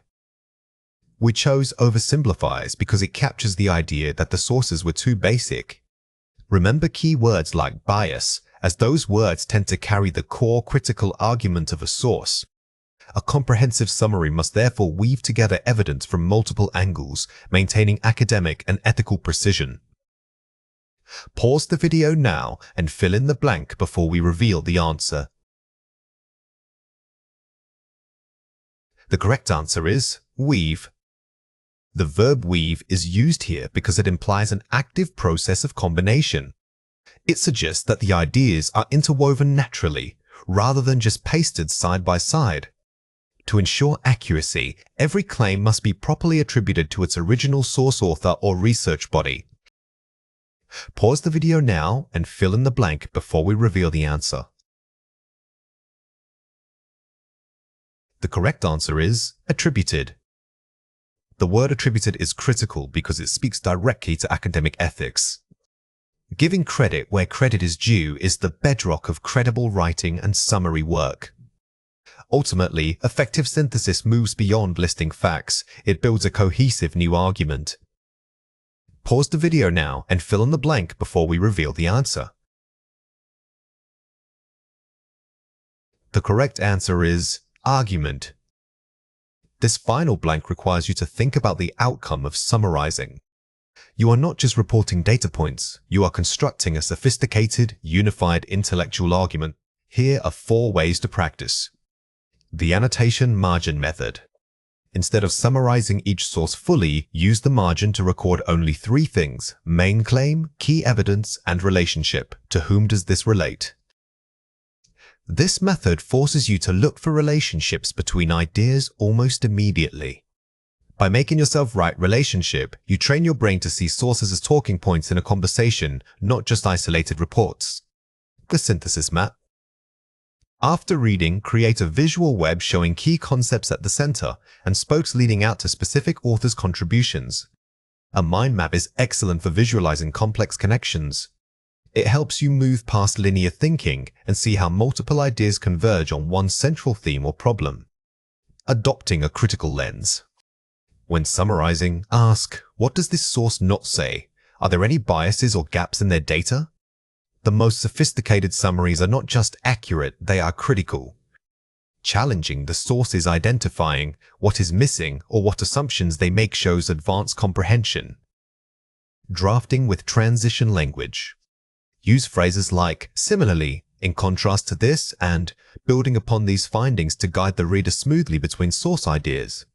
Smooth transitions are the glue that holds a synthesis together. They signal to your reader that you are controlling the narrative flow, even though multiple voices contributed to the material. Now it is your turn to practice. Read or listen to the following passage carefully. The debate surrounding urban green spaces is complex.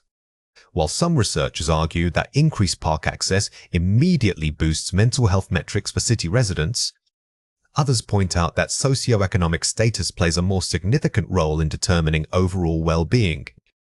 A recent study from the Northern Quarter found that while parks were present, their upkeep and accessibility varied drastically by neighborhood income level, suggesting that mere presence is not enough. Furthermore, environmental policy must consider biodiversity conservation alongside recreation to maximize ecological benefit. Question 1. What is the main idea of this passage? Pause the video now and write your answer before we reveal it. The correct answer is, green spaces are beneficial, but their impact depends heavily on socioeconomic factors and proper maintenance, not just mere presence. Notice how your answer must synthesize all 3 points: mental health benefit, source 1, socioeconomic caveat, source 2, and the need for upkeep biodiversity, source 3. Do not focus only on mental health, integrate the limitations mentioned. Question 2. Find a word in the passage that means essential or crucial. Pause the video now and write your answer before we reveal it. The correct answer is significant. When you are asked to find synonyms, look for adjectives that describe importance. In this case, significant is used repeatedly to emphasize factors beyond just having a park-like income level and biodiversity. A citation is essentially giving credit to the original source of an idea or piece of information. It tells your reader exactly where you found something, establishing academic honesty. Referencing styles are simply standardized rulebooks for how we format those citations and reference lists. They ensure that every paper looks consistent, whether it's in a science journal or a humanities textbook. Understanding these specific rules is crucial because different fields prioritize different types of information. Think of citation styles as the universal language of academic writing. Their primary goal isn't just formatting, it's establishing credibility and preventing plagiarism. By using recognized standards, you show your reader that your research is grounded in established scholarly work. Here are 4 examples. APA book example, Smith, 2020, retrieved from in-text citation book. Notice how APA prioritizes the author's name and the date right in the parentheses. This system emphasizes when the research was conducted, which is very important for understanding evolving theories or datasets. Vancouver book example 1, retrieved from Hall in-text citation book. The Vancouver system uses numerical markers that correspond to a list at the end of your paper. This method keeps the main text clean and is highly efficient when citing many sources. APA journal article format, authors AB and authors CD year, title, volume issue, pages. Reference list entry. When formatting a full reference list entry in APA, the date and retrieval information are very important for locating specific texts online. The structure is quite detailed, requiring commas and periods at precise locations. Vancouver Journal article format, authors, title, abbreviated journal name, year, volume issue, pages. Reference list entry. The Vancouver style requires the names of journals to be abbreviated according to specific standards. This concise, numerical approach is extremely common in biomedical and fast-paced scientific publications. Here are 4 reasons why this matters. Discipline focus. Different fields of study have different priorities for information flow. This dictates the best style. The style is not arbitrary. It reflects the primary method of research within that academic community. If you are in history, your needs might be different than if you are in cardiology. APA, social sciences. APA style, or American Psychological Association, is heavily used in psychology, education, and social sciences. Because research in these fields often involves tracking human behavior over time, the inclusion of dates is paramount. The author date system directly supports this focus on chronology. Vancouver, medicine and science. The Vancouver style is preferred by medical journals and many scientific publications globally. In medicine, space is often limited and rapid sequential referencing is key. The numerical system allows editors to keep the text flow clean while ensuring every piece of evidence is traceable. Consistency over all else. The main goal of any style guide is to provide universal consistency so that no matter where your reader is, they know how to find all your sources. Ultimately, following a standard style isn't about following rules for the sake of rules. It's about making your research reliable and navigable for every person who reads it. Let's explore the topic of citing and referencing styles, APA versus Vancouver, explained. This is an important concept to understand for learning English effectively. This is a foundational concept when learning English. Understanding citing and referencing styles, APA versus Vancouver, explained deeply, will unlock many other areas of the language. Think about how often you encounter this in real life and try to notice it in the English you hear every day. The more you engage with this idea, the more natural it will feel. Synthesis is much more than just summarizing what different authors have written. It is the intellectual act of taking multiple independent pieces of information and weaving them together into a cohesive whole. Instead of treating each source as a separate point, you are looking for the underlying connections and patterns they share or contradict. The goal is to create new meaning, a unique argument that was not explicitly stated by any single expert. Think of it like conducting an orchestra. Every instrument plays its part, but the conductor makes them sound like one unified piece of music. When we talk about synthesis in academic writing, we are moving from reporting information to creating knowledge. The core skill here is not finding facts. It's identifying relationships between those facts across different disciplines or studies. This shift demonstrates true critical engagement with the material. Here are 5 examples. While Smith argues for economic deregulation, Jones points out the corresponding social costs, suggesting a balance is needed. Synthesis. Contrast. Notice how this sentence doesn't just present 2 separate opinions. It uses while to pit them against each other and then adds a third suggestion, the need for balance, which synthesizes the conflict into a potential solution.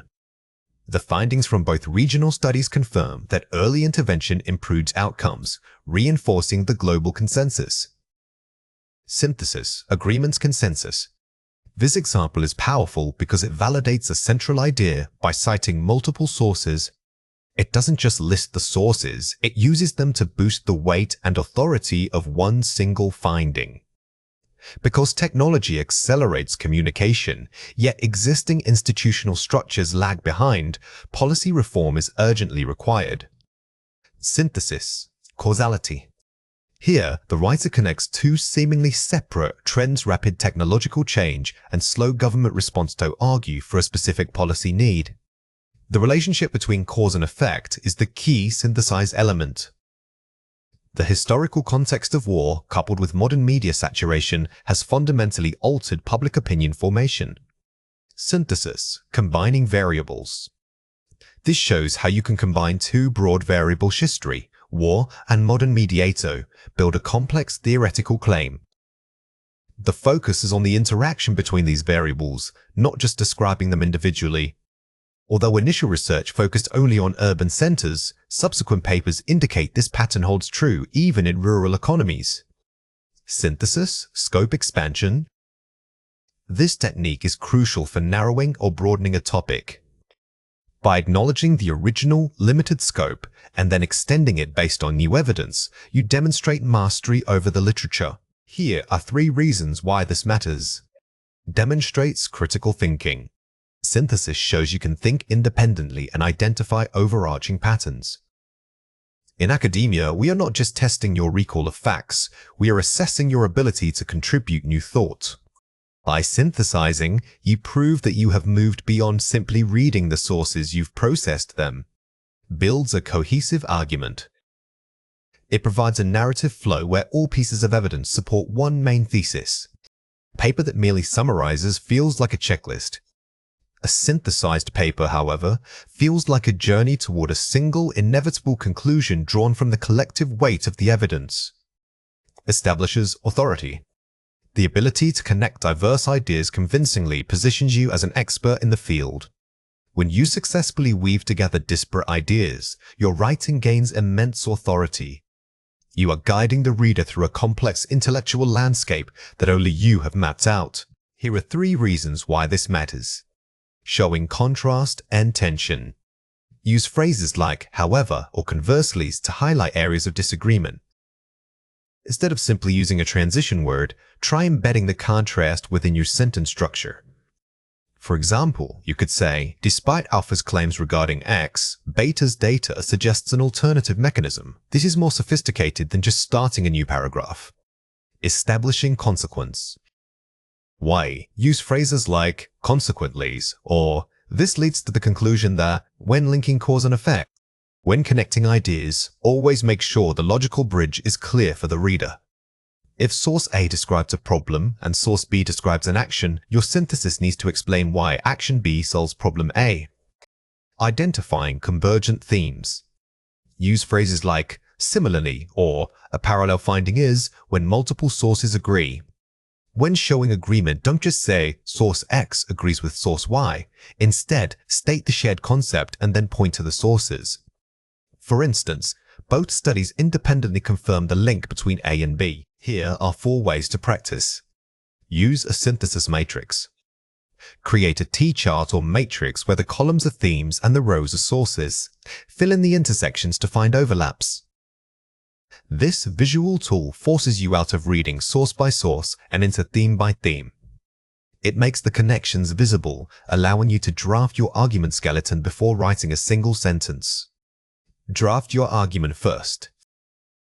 Write your own thesis statement and outline the logical flow before incorporating outside evidence. Never let your sources dictate your structure. You must be the conductor of the orchestra. You need to tell the sources where they fit into your unique argument, making them supportive rather than dominant. Focus on why and how. Ask yourself, why is this important? How does source X change my understanding of source Y? These questions are the mental muscle behind synthesis. They force you to move past description and engage in true critical evaluation, which is precisely what your professor or editor wants to see. Draft in concept blocks. Instead of writing source 1, source 2, synthesis, write topic overview, followed by the integrated discussion. When drafting, group ideas that belong together logically. This prevents choppy transitions and helps your reader maintain a strong sense of movement through your core argument. In academic writing, especially when reviewing complex methodologies, precise language is non-negotiable. Our goal today is to move beyond simply knowing definitions and instead mastering the functional use of technical vocabulary. We are focusing on terms that define study design, how researchers structure their questions and collect data. Understanding these words allows you to critically evaluate whether a study's findings are reliable or if they might be flawed. The key takeaway here is moving from passive understanding to active application. Don't just memorize the definition of randomization, understand why we use it and what risk it mitigates. Think of these terms as specialized tools. The more accurately you wield them, the stronger your own critical analysis will be. Let's go through 6 words. For each word, I will say it clearly, then explain how to produce it correctly. The word is cohort. Say it again, cohort. A cohort is always a defined group that shares something: a diagnosis, an exposure, or even just a starting point in time. When you see follow-up cohort, it means they are tracking this specific group over an extended duration. The word is randomization. Say it again, randomization. This is arguably one of the most critical concepts in clinical trials. It means eliminating human choice when deciding who gets which treatment, ensuring that both groups are as comparable as possible from the outset. The word is bias. Say it again, bias. Whenever you read about potential flaws in research, bias is usually the villain. It's not just being biased, it's referring to structural problems like how questions are asked or who gets excluded from the sample. The word is prevalence. Say it again, prevalence. It is vital to distinguish prevalence from incidence. Prevalence tells you how many people currently have it, while incidence measures how many news cases appear over time. The word is incidence. Say it again, incidence. If you are concerned about an outbreak starting, or if you want to know how rapidly a disease is spreading, incidence is the metric you need. It measures risk over time. The word is dichotomous. Say it again, dichotomous. This term simply means divisible into 2 parts. In research, it suggests that the data points are binary theirs, either a yeses or a no, not a scale of agreement. Here are 5 examples. The study used randomization to assign participants to either the treatment group or the placebo control cohort. Target words: randomization, N, cohort N. Notice how randomization is paired with a specific population, cohorts. This structure shows that one technique was applied to maintain integrity within a defined group. Researchers warned that observer bias could skew the findings because participants knew they were being studied. Target word: bias, N. This sentence is a classic example of identifying threats to validity. If the observer's expectation affects the results, you have observer bias, which weakens the study. We compared the current prevalence rate with historical data to understand long-term public health trends. Target word: prevalence, N. Using prevalence here implies a snapshot in time. It's useful for understanding the scope of an existing problem rather than how quickly it is spreading. The medical team only collected dichotomous responses regarding symptoms, present or absent. Target word: dichotomous edge, EGE. This shows the practical application of dichotomous.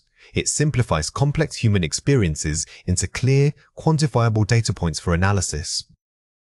The high incidence rate suggests a sudden spike in cases, necessitating immediate changes to public health protocols. Target word: incidence, NN. When the word spike or surge is used in epidemiology, it almost always refers back to measuring high incidence. The problem is new and growing rapidly. Let's compare 4 pairs. First, prevalence. Compare it with incidence. Snapshot versus rate of change. Remember that prevalence is a measure of size, how many people have it right now.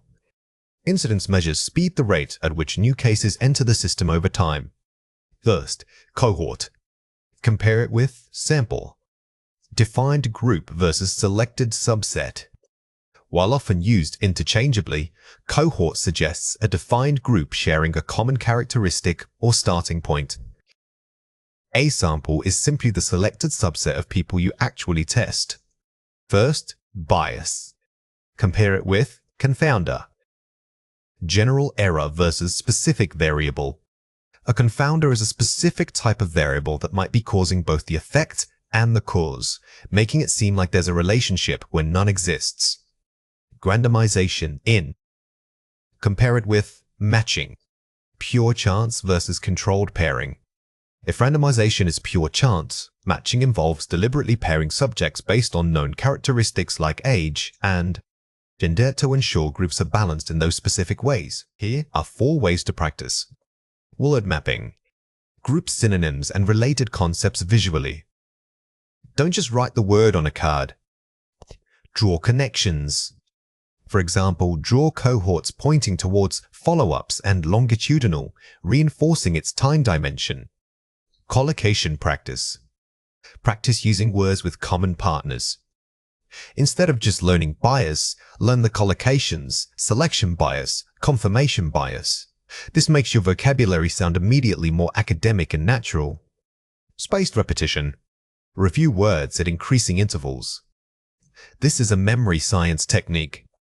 Reviewing the term today, then in 3 days, then next week, moves it from short-term to long-term memory much more effectively. Teaching it back. Explain the word to an imaginary student. The absolute best way to test true understanding is to teach the concept. If you can explain dichotomouses clearly and concisely, you own that vocabulary. Now it is your turn to practice. Read or listen to the following passage carefully. A recent analysis followed a large urban cohort over 5 years. They found the prevalence of respiratory illness was higher in one area. To confirm this, researchers tested for confounding variables and designed the study with randomization controls. The questionnaire required dichotomous answers to minimize bias. Question 1. Find a word in the passage that means the rate at which new cases appear. Hint: this is not used directly, but infer its meaning from the context. Pause the video now and write your answer before we reveal it. The correct answer is incidence.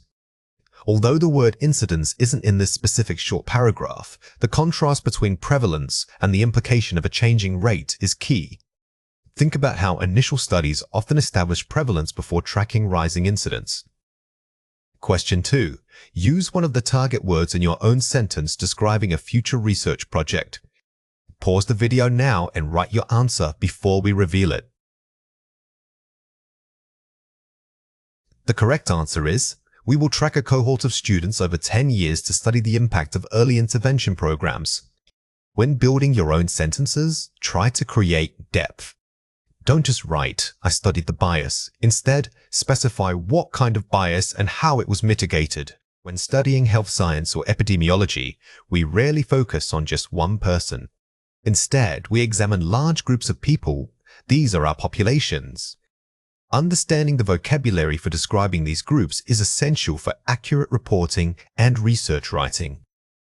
We need precise terms to differentiate between various types of patient groupings and study participants. Think of this vocabulary as your toolkit for moving from anecdotal evidence to scientific fact. Knowing whether you're talking about a population or a specific cohorts changes the scope of your entire argument, so pay close attention to these subtle differences. Mastering these terms elevates your writing from descriptive narrative to rigorous academic analysis. Let's go through 6 words. For each word, I will say it clearly, then explain how to produce it correctly. The word is cohort. Say it again, cohort. A cohort is perhaps the most fundamental term here. It simply means a comparable, defined group. When you use this word, make sure to specify what defines the groupies at age, geographical location, or exposure. Using strong identifiers makes your writing much clearer and more credible. The word is prevalence. Say it again, prevalence. Remember the difference between current and past measurements when discussing prevalence. This term describes snapshots in time how many people secondly have something. It's a measure of existing cases, not new ones. The word is incidence. Say it again, incidence. If prevalence tells you how many people have it, incidence tells you how fast the problem is spreading. It measures risk and rates the number of new occurrences. Whenever you are tracking outbreaks or seasonal shifts, incidence is the term you should reach for. The word is comorbidity. Say it again, comorbidity. This word is invaluable when describing complex patient files because it signals that the patient has multiple interacting health issues. It's much stronger than simply listing diseases. Comorbidities suggests a pattern of related illness. The word is at risk. Say it again, at risk. When you describe someone as at risk, you are predicting potential future health issues based on certain factors. Always pair this adjective with the specific factor, for example, at risk due to poor diets, rather than just at risk. This specificity boosts your credibility. The word is subgroup. Say it again, subgroup. A subgroup suggests you have already done the work of dividing a larger cohort into manageable, focused sections. This is perfect for refining your analysis, allowing you to pinpoint findings that might be obscured by the overall average. Here are 5 examples. The initial cohort was carefully monitored for any changes in their metabolic markers. Cohort noun. Notice how monitored implies sustained observation over time.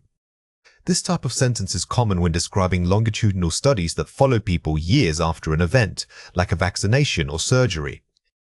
The high prevalence rate suggests this condition is widespread within the general population. Prevalence, noun. This sentence structure allows you to link a statistical finding, the prevalence rate, directly to its implication that the problem is common or endemic. It's a powerful way to open a discussion about public health policy. A sudden spike in incidence rates prompted an immediate investigation into environmental factors. Incidence, noun. The use of spike here is highly descriptive and implies a rapid, concerning escalation. When your writing needs to convey urgency or alarm regarding public health trends, linking a numerical jump to an action item works very well. Due to comorbidity with renal failure, the patient required specialized postoperative care. Comorbidity, noun. Here, due to is an excellent connector that explains causation. Instead of saying the patient had 2 problems, using comorbidities immediately signals a medically complex, interwoven set of issues. We focused our research on the subgroup of patients aged over 60 who were at risk for falls. Subgroup A at risk, noun, age. Combining subgroup and at risk in one sentence is highly academic. It tells the reader exactly who you are studying, a specific, vulnerable subset of a larger group. Let's compare 4 pairs. First, prevalence. Compare it with incidence. Measure of existence versus measure of rate. Never use these 2 terms interchangeably. It's a common mistake in academic writing. If you are describing how many people exists with the problem today, use prevalence. If you are tracking how fast new cases are appearing, you must use incidence. First, population. Compare it with cohort. General group versus defined track subset. A population is simply the entire group under considerational people in a city, for example. A cohort is a more specific subset of that population that shares a common exposure or starting point, making it easier to track changes. First, at risk. Compare it with susceptible. Precautionary versus biological tendency. While these are similar, at risk often implies an external factor like lifestyle or environment that increases vulnerability. Susceptible, however, often refers to a biological state, such as being susceptible to a specific pathogen. First, comorbidity. Primary condition. Secondary added versus initial diagnosis. If you list the primary condition first and then mention related issues, Using comorbidities is much more sophisticated than saying "and also had." It immediately signals that these conditions interact with each other. Here are 4 ways to practice. Contextual mapping. Create word webs. Instead of just defining cohort, map it visually. Draw arrows connecting it to its characteristics, like time-based or comparable group. This forces your brain to recall the concept in a network, not just as a single definition. Sentence slotting. Pre-write templates. Take 5 neutral sentences and intentionally swap out different vocabulary words. For example, the ADJ rate of noun among the EPU population was high. This builds muscle memory for word placement. Teach it back. Explain to a friend. One of the most effective ways to solidify new vocabulary is to teach it. Explain incidence and prevalence to someone who knows nothing about epidemiology. Teaching forces you to organize your knowledge logically. Academic synonym swapping. Replace common words.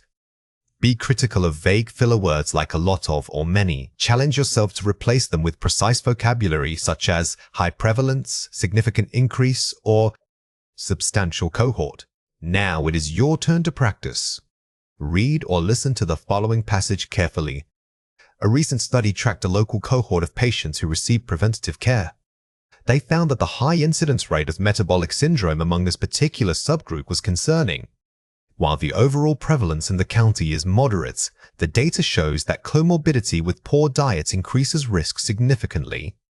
Researchers recommend implementing targeted interventions for at-risk groups before these conditions become widespread. Question 1. Find a word in the passage that means the rate of new cases. Pause the video now and write your answer before we reveal it. The correct answer is incidence. The passage uses incidence precisely to show that the risk is growing, not just existing. This distinction between current existence, prevalence, and growth rate incidence is fundamental for public health policy. Question 2. Use one of the target words in your own sentence. Pause the video now and write your answer before we reveal it. The correct answer is, the local community established a cohort to study childhood nutrition over 15 years.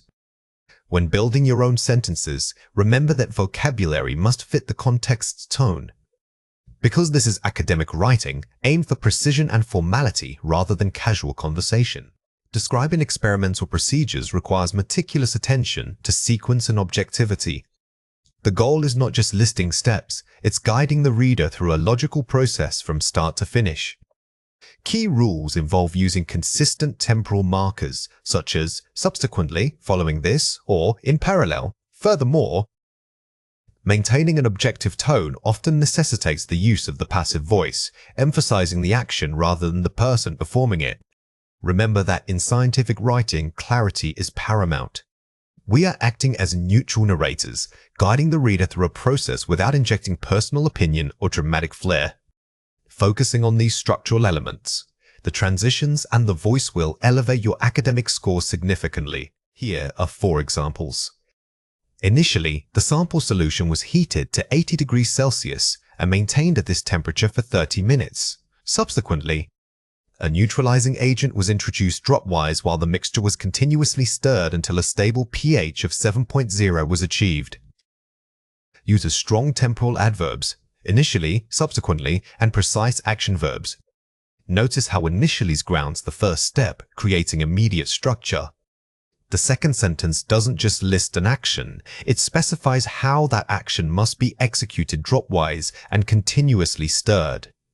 This level of detail is what examiners look for. Following the initial incubation period of 4 hours, the samples were transferred to a cooler environment.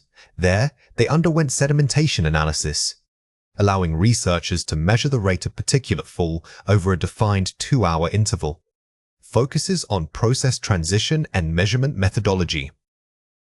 The phrase, following the initial incubation periods, is much more sophisticated than saying, then. It shows a clear cause and effect relationship between the steps. This precise language elevates your vocabulary and coherence score simultaneously. 3 different concentrations of the compound were prepared by diluting the stock solution using deionized water. Each resulting mixture was then incubated separately to ensure an accurate comparison across all groups. Uses parallel structure, 3 different concentrations for efficiency and clarity.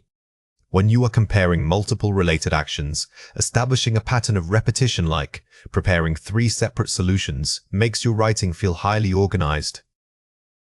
This structural parallelism is key to demonstrating advanced command of English grammar. Once the measurements were finalized, the equipment was immediately cleaned using a standardized protocol involving mild detergent and distilled water. The data collected throughout this entire sequence must be reported alongside these cleaning procedures. Addresses both experimental steps and necessary preparatory follow-up actions. Great scientific writing doesn't forget the cleanup routine. By including phrases like standardized protocol, you demonstrate awareness of rigorous scientific methodology, which adds credibility to your description. Here are 2 reasons why this matters. Essential for communication. Understanding. Describing experimental procedures in sequence helps you communicate more effectively. When you master describing experimental procedures in sequence, you will notice your conversations flow much more naturally. Commonly used in daily life. You will encounter describing experimental procedures in sequence frequently in everyday conversations.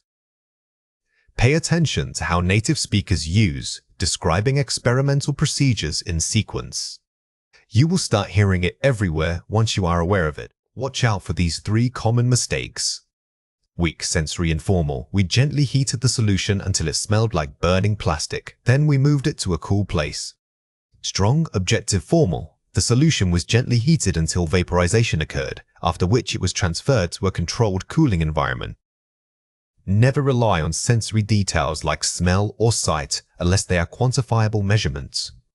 Scientific reports must be purely objective. We need to describe what happened, not how it felt. Weak, vague listing. The sample was mixed with 3 things: acid, water, and salt. Strong, specific, technical. The sample was progressively combined with a buffered solution containing hydrochloric acid, distilled water, and sodium chloride. Avoid listing items simply. Always use the formal nomenclature or describe the components explicitly. Using technical terms like buffered solution signals expert knowledge and significantly improves academic tone. Weak, redundant, simple connectors. Because we finished step 1, then we went to step 2. Strong, advanced linking phrases. Upon completion of phase 1, the procedure advanced directly to phase 2. Avoid basic transition words like then or after. Use complex phrasal transitions such as upon completion of, subsequently, or thereafter to show sophisticated structural connection. Here are 4 ways to practice. The chronological outline. List every single action in the order it must occur. Use bullet points and numbered steps before writing a single sentence. This technique forces you to think sequentially first, allowing you to build logical connections without worrying about grammar initially. By mapping out the flow, you ensure nothing is missed and that your transitions are faultless. The transition bank strategy. Keep a list of 15-20 high-level transition phrases, e.g., consequently, following this, thereupon. Do not try to recall these words under pressure. Instead, pre-select strong linking phrases and weave them into your writing like connective tissue.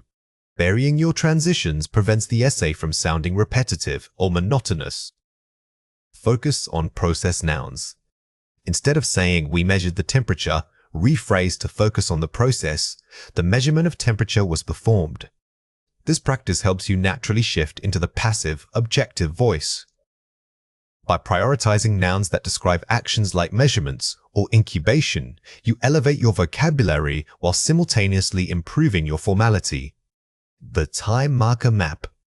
Identify time markers, e.g., first, next, finally, and plot them on a line to ensure even distribution throughout the essay. A well-distributed sequence of temporal markers gives your writing rhythm and structure. If you put all your transitions at the beginning, the ending will suddenly feel rushed or abrupt. When reporting on medical studies, ethical consideration is not just a required section, it is a core component of scientific integrity. This means detailing how all human subjects were treated throughout the research process. We need to clearly outline the approval received from an institutional review board or ethics committee. Most critically, we must dedicate space to discussing informed consent procedures and any unexpected adverse events. A strong ethical discussion shows that your study prioritized participant welfare above all else. Remember that ethical reporting is about accountability. It's not enough just to say you got permission. You must describe how the permission was obtained and what safeguards were in place. Think of this section as answering the question, did we protect our participants at every single step? Here are 5 examples. The study received full approval from the University IRB Protocol A459B prior to any participant contact. Formal approval was include identifying numbers and dates when citing institutional approvals. This level of detail proves due diligence and makes your research instantly credible to reviewers. Don't just mention the board, give them the specific paperwork reference number. Participants were fully briefed on their right to withdraw at any time without penalty. Right to withdraw. This sentence is crucial because it reassures the reader that voluntary participation was maintained. It demonstrates that participant autonomy was respected throughout the entire duration of data collection. All collected demographic data will be de-identified and stored on a secure, password-protected server. Data Security Protocol. When discussing data security, use strong technical language. Mentioning de-identification or specific protocols like HIPAA compliance adds significant weight to your ethical claims. A dedicated safety monitor was assigned to track and document all adverse events immediately upon occurrence. Safety monitoring. This shows proactive risk management. It's better than just saying, we monitored them. Specifying a dedicated safety monitors highlights the formal structure of your oversight process. Consent forms were translated into 3 local languages to ensure comprehension across diverse groups. Accessibility and clarity. Ethical care extends beyond just getting a signature. It means ensuring genuine understanding. Highlighting translation efforts shows attention to cultural sensitivity and linguistic diversity. Here are 3 reasons why this matters. Establishing trust and credibility. By detailing ethical safeguards, you prove the research was conducted responsibly. Scientific writing relies heavily on trust. If reviewers suspect your study compromised participants for data, the entire work can be rejected immediately. Transparency is your most valuable asset here. Meeting regulatory requirements. Institutions and funding bodies mandate rigorous documentation of ethical compliance. These aren't suggestions, they are legal necessities. Failure to accurately report these protocols can result in serious institutional penalties or loss of future grant funding. Guiding future research. Your detailed reporting helps subsequent researchers avoid similar ethical pitfalls. Ethical reporting contributes to the collective knowledge base. By documenting what worked and what was challenging ethically, you are guiding the entire field forward responsibly. Watch out for these 3 common mistakes. Avoid minimizing language like some participants agreed to the study but felt uncomfortable later. Use strong, active phrasing. Participants retain the right to withdraw data at any point without needing to provide reason. Never use vague words like some or felt. Ethical reporting requires objective and assertive statements. Focus on the grant that was granted, not the fluctuating feelings of the participants. But don't use informal phrasing. The data was collected from people who consented to it. Use precise, formal terminology. Written informed consent was obtained from all individuals prior to data collection. The difference between consented to it and written informed consent was obtained is massive in a regulatory context. Always elevate your language to match the gravity of the topic. Don't use passive or vague descriptions of discussion. Participants were told about the risks before starting the study. Detail the scope of the conversation. All potential risks, benefits, and alternatives were thoroughly discussed during the consent procedure. Simply stating they were told about risks is insufficient. You need to confirm that all necessary elements, including alternatives and potential benefits, were covered in depth. Here are 4 ways to practice. Create a checklist for ethical elements. Before submission, run through an internal checklist, consent, IRB number, confidentiality, and conflict of interest statements. Treat ethical reporting like a mandatory checklist. If you forget to mention the conflict of interest disclosure section, that is a gap in your integrity report. Systematizing this process prevents oversight. Address limitations ethically. When discussing limitations, don't just note poor sample size. Discuss how those limits might skew ethical outcomes. A truly expert critique acknowledges the moral implications of methodological weaknesses.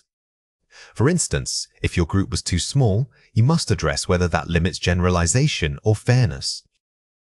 Differentiate consent from participation. Clearly separate the legal act of giving consent from the actual participation in the study procedures. Sometimes people confuse these two. Emphasize that consenting to participate is a commitment, but withdrawal remains their continuous right throughout the entire process. Use ethical phrasing throughout. Integrate ethical considerations into your discussion section, not just the methods section.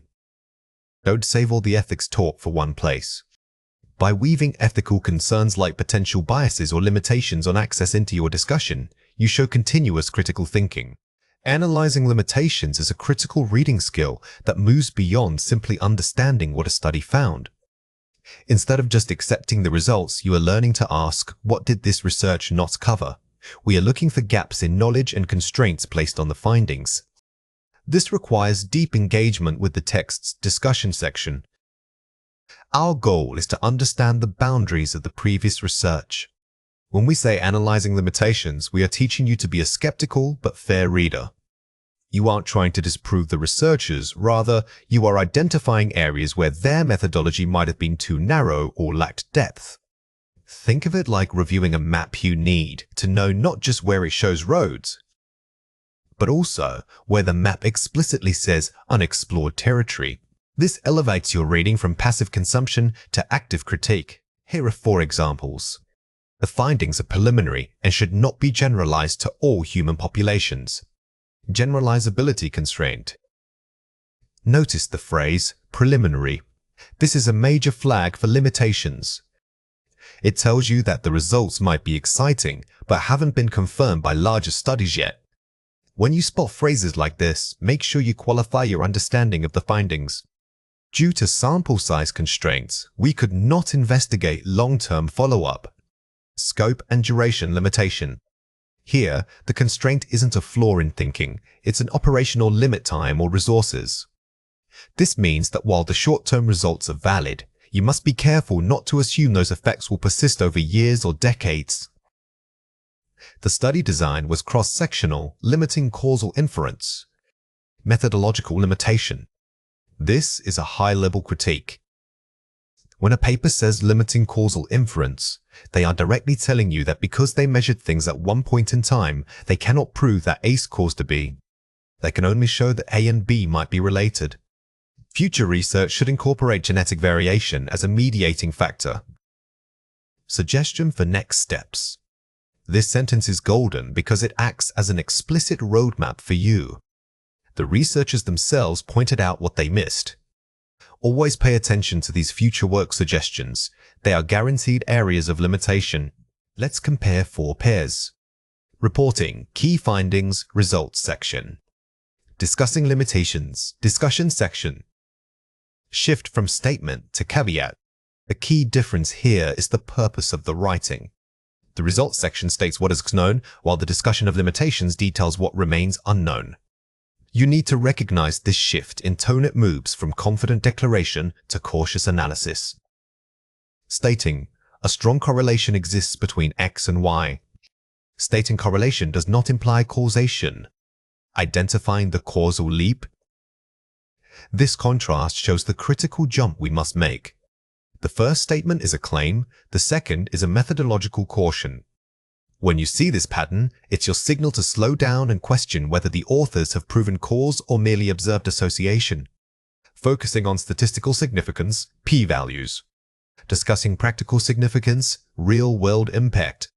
Distinguishing statistical truth from real-world value. A study can be statistically significant, meaning the result is unlikely due to chance. However, it might lack practical significance, meaning the effect size is so tiny that it doesn't actually matter in a patient's life. Always consider both metrics. Broad claims about all populations. Narrow focus on specific demographics. Assessing generalizability. The scope of the population is crucial for critique. If the study only used data from one geographical region or one socioeconomic group, you cannot assume those results apply everywhere else. Always look for the defined boundaries of their sample. Complete the summary using words from the passage. The initial study was limited by a small sample size which impacted its ability to achieve adequate Hess. Pause the video now and fill in the blank before we reveal the answer. The correct answer is generalizability. When you see small sample size, your mind should immediately jump to the concept of generalizability. This term means how far out the results can be applied in the real world. If the sample is too small, the findings might only apply to that specific group. Furthermore, the authors fail to account for potential confounding variables such as patient, NHS, ASSI. Pause the video now and fill in the blank before we reveal the answer. The correct answer is lifestyle. Confounding variables are external factors that mess up the relationship between two measured variables. For example, if people who exercise also eat better and both things affect their mood, lifestyle is a confounder. It's masking the true cause. Therefore, future research must adopt longitudinal designs to track changes over an extended. Pause the video now and fill in the blank before we reveal the answer.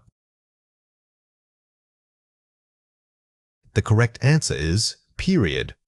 A longitudinal design means tracking participants over time. When researchers suggest this in the limitations section, they are admitting that their current findings are merely snapshots and lack depth into change or stability. The study's scope was narrow, restricting its conclusions to a single geographical bubbles. Pause the video now and fill in the blank before we reveal the answer. The correct answer is region. Understanding scopes helps you define boundaries. If the paper only studied one region, it might be due to logistical difficulties with accessing diverse data points across different cultures or environments. Here are 4 ways to practice. Question the methodology. Instead of accepting randomized control trial, ask, was the randomization truly blind? Could bias have crept in? Don't just accept the methodology they claim. Always question how the experiment was set up. Look for potential sources of bias, like interviewer influence or selective reporting of data. Identify assumption statements. Look for phrases like assuming that or it is assumed that. P. These reveal foundational beliefs the authors are building on. Every study rests on assumptions. Challenging these assumptions means questioning the very bedrock of their logic. If an assumption is wrong, the entire conclusion might be flawed. Check for overstatement. Flag any time the conclusions seem disproportionate to the evidence presented in the results section. Be wary of overstatement. This happens when authors use strong language like proves or guarantees when their data only supports a moderate likelihood. Force yourself to find the actual, weaker terms they should have used. Cross-reference limitations. Compare the stated limitations against other similar studies in your literature review. Does one paper mention it, but another ignores it? This is an advanced technique. By comparing multiple papers, you build a consensus on what needs to be studied next. You become the meta-analyst, finding patterns in the gaps left by others. Now it is your turn to practice. Read or listen to the following passage carefully. A recent study assessed the impact of virtual reality training on surgical trainee performance. The results showed significant improvements in motor skills acquisition compared to traditional simulation methods. However, the research was conducted exclusively at one university and only involved trainees who had already completed basic anatomy courses. Consequently, the findings may not reflect initial learning curves or diverse institutional curricula. Future studies must broaden their scope geographically and incorporate varied baseline knowledge levels to confirm these findings. Question 1. What is the main idea of this passage? Pause the video now and write your answer before we reveal it. The correct answer is, VR training improved skills, but current study limitations restrict its broader application. The key takeaway here isn't that VR works, that part is secondary. The primary message is that while promising, the evidence base is too narrow to make definitive claims about general use. Focus on the qualification in your summary. Question 2. Find a word in the passage that means not applicable everywhere. Pause the video now and write your answer before we reveal it. The correct answer is consequently. In this context, consequently helps us link the cause, the limited scope, to the effect that the findings may not be universally true. It signals a logical consequence or restriction based on the preceding facts. Whenever you see a transition word like this, pause and evaluate the logical flow. The results section is purely descriptive. Your job is not to analyze or explain why the data exists. You must objectively present what the graphs or tables show using precise language and clear transitions. Focus on identifying key trends, noting significant differences between categories, and quantifying all major figures accurately. The golden rule here is, report only what you see, leaving interpretation for the conclusion. Remember that strong data presentation requires a careful flow. Start with an overview statement, then dedicate body paragraphs to specific groupings of data, perhaps focusing on time trends in one paragraph and comparisons between groups in another. Always support every claim you make with a number or percentage. Here are 4 examples. Graph. It clearly indicates a dramatic upward trajectory in renewable energy sources between 2010 and 2020, rising from 12% to nearly 45%. Effective use of strong verbs, indicated, and precise quantification, dramatic upward trajectory. Notice how the language moves beyond just saying, it went up, using phrases like exhibited a sharp increase or followed an exponential rise, elevates your vocabulary while maintaining objective accuracy. This level of detail is what examiners look for. When comparing the two regions, Region Alpha consistently outperformed Beta across all metrics studied. Specifically, its average income was 3 times higher. Excellent comparative language, consistently outperformed, structured with a clear follow-up detail. Comparing data is crucial in these reports. Instead of listing numbers separately, group them using comparative structures like while X showed Y, Z maintained A. This makes the narrative flow smoother and more sophisticated. The distribution across age groups was notably uneven, with the largest cohort falling between the ages of 30 and 45 years old. Uses statistical phrasing, distribution, cohort to describe patterns rather than just listing numbers. When dealing with demographics or population data, using specialized terminology like cohorts or skewed distribution shows mastery. This academic vocabulary helps you sound authoritative and precise. In sharp contrast to the previous quarter, sales figures for Q3 experienced a modest decline of 6%, stabilizing the market temporarily. Uses sophisticated contrasting transition words in sharp contrast and qualifiers modest decline. Transitioning between different data points requires more than just and or but, using linking phrases such as conversely, notwithstanding this finding, or by comparison helps build a cohesive academic argument. Here are 2 reasons why this matters. Essential for communication. Understanding Phase 2B, writing the results section, data presentation, helps you communicate more effectively. When you master Phase 2B, writing the results section, data presentation, you will notice your conversations flow much more naturally. Commonly used in daily life. You will encounter Phase 2B, writing the results section, data presentation, frequently in everyday conversations. Pay attention to how native speakers use Phase 2B, writing the results section, data presentation. You will start hearing it everywhere once you are aware of it. Watch out for these 3 common mistakes. Weak. The diagram shows that global warming is bad for people because it raises sea levels. Strong. The data indicates a strong correlation between industrial growth and rising global temperatures, suggesting potential sea level increases. This is the biggest mistake, interpreting. Your job in the results section is to report correlation, not causation. You must use cautious language like suggesting or indicates a relationship rather than stating facts. Weak. Many people used wheelchairs. The number was high. Strong. The data revealed that mobility aids were utilized by a significant proportion of the survey population, totaling over 12%. Avoid general nouns and vague adjectives. Instead of saying the number was high, quantify it immediately. Always strive to replace descriptive fluff with precise numerical information. Weak. It can be seen that the profit only went down in Q4. Strong.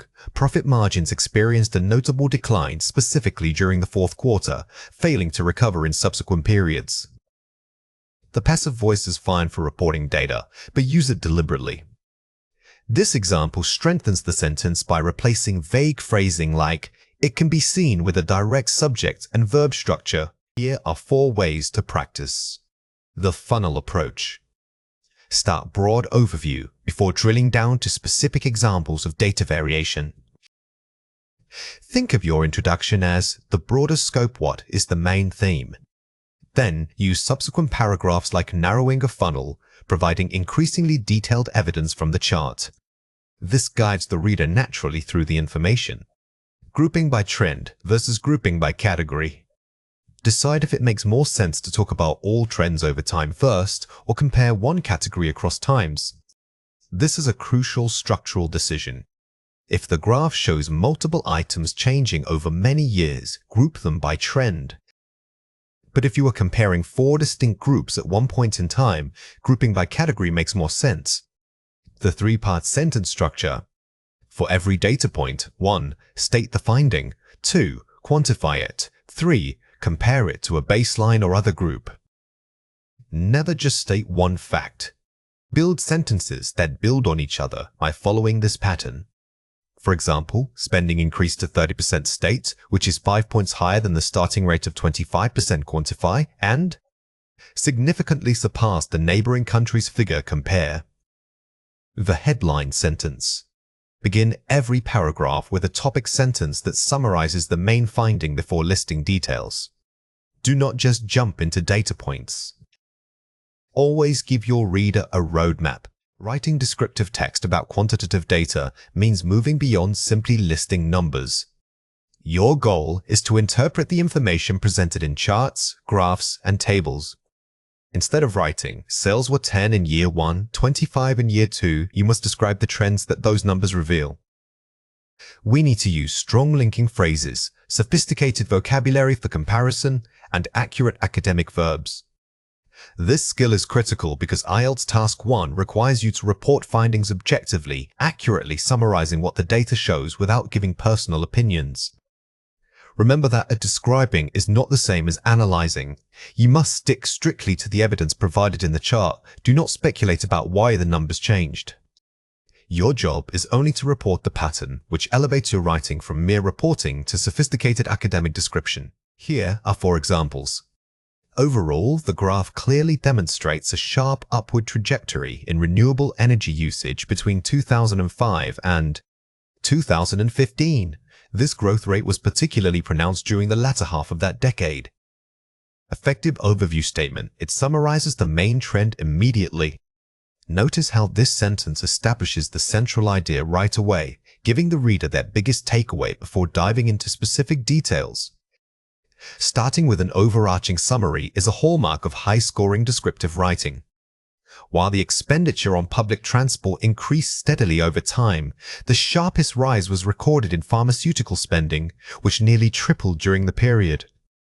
Using comparative language, it highlights discrepancies between categories. Strong descriptive writing frequently uses contrastive conjunctions like while, whereas, or. In contrast, this structure allows you to compare multiple datasets within a single, complex sentence, demonstrating advanced cohesion. The figures suggest that the period between 2010 and 2015 represented a plateau, as participation levels remained consistently low, hovering near the 5,000 mark. Using precise vocabulary, phrases like plateau or hovering near are stronger than just saying stayed about the same. Academic language demands specificity. Instead of vague phrases, use precise synonyms that accurately capture the natures of the stability. Was it a plateau, a dip, or steady growth? Precision boosts your lexical resource score. Conversely, Group C recorded minimal change across the board. Their usage remained relatively stable, suggesting that external factors had little influence on their habits. Transitional signaling using conversely signals a clear shift in focus or opposition. Signal words are crucial guides for your reader. They predict what structural relationship the next piece of information holds. Starting a paragraph with a strong transition word, like conversely, gives your essay excellent flow and coherence. Let's compare 4 pairs. In 2019, the number was 45 million. In 2023, it was 60 million. It went up. From 2009 to 2023, the figure saw a notable increase, rising from 45 million to 60 million. Focus on formal tone and precise verbs. The weak version is too conversational. It sounds like speaking notes rather than academic writing. The strong version uses sophisticated phrasings, saw a notable increase which maintains an objective, formal distance from the data. Product A was higher than Product B in all years. Throughout the period examined, Product A consistently outperformed Product B, maintaining a significant lead. Use stronger verbs and generalize the trend rather than making simple comparisons. Instead of merely stating A was higher, we use verbs like outperformed or adverbs like consistently. This elevates your writing by describing the relationship between the data points, not just their relative positions. The graph shows a steep drop in sugar consumption after 2015. A pronounced decline in sugar consumption is evident following 2015, indicating a major shift in consumer habits. Do not just state what the graph shows, interpret the implication using appropriate phrasing.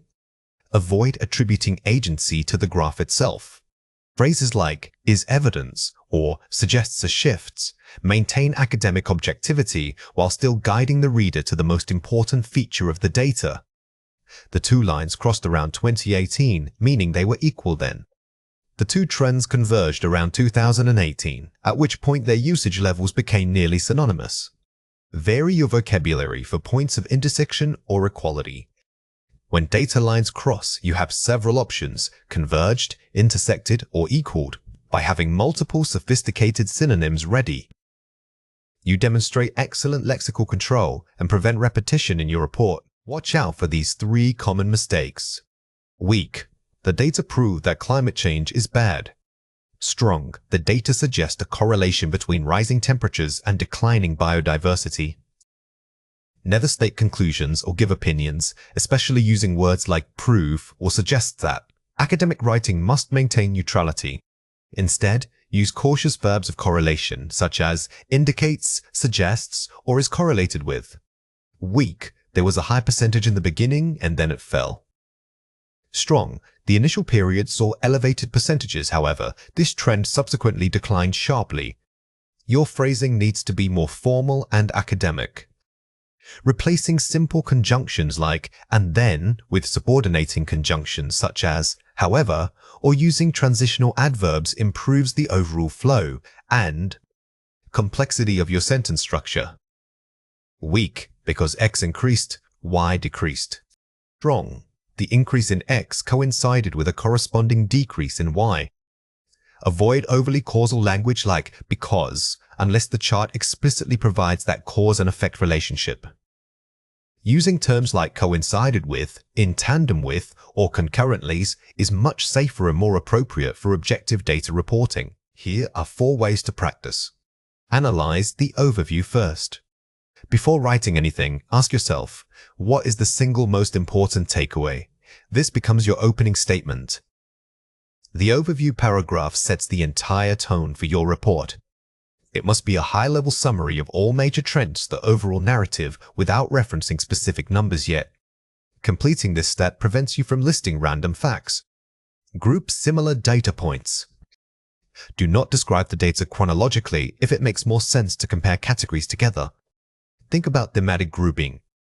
If 3 different countries show similar patterns, discuss those 3 countries in one paragraph using comparative structures. This shows organizational skill and prevents repetitive sentence starts. Use a variety of phrases.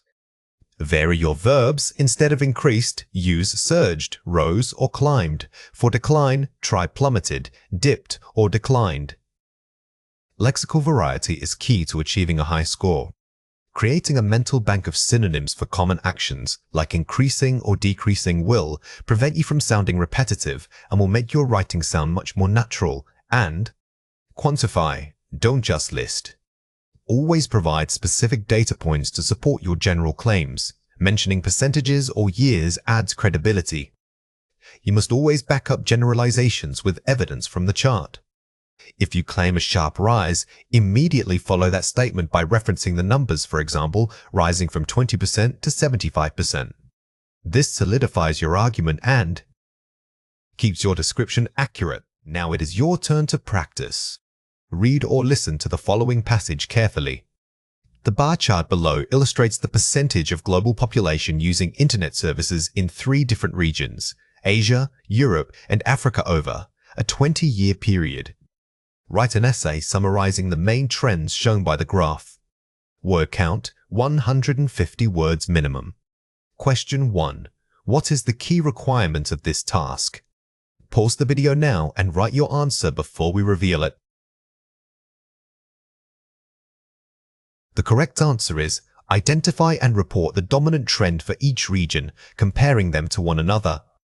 The core challenge here is comparison.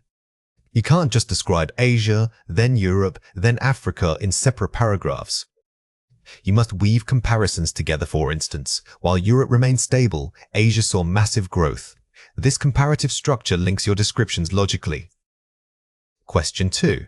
What would a Band 7 response focus on first? Pause the video now and write your answer before we reveal it.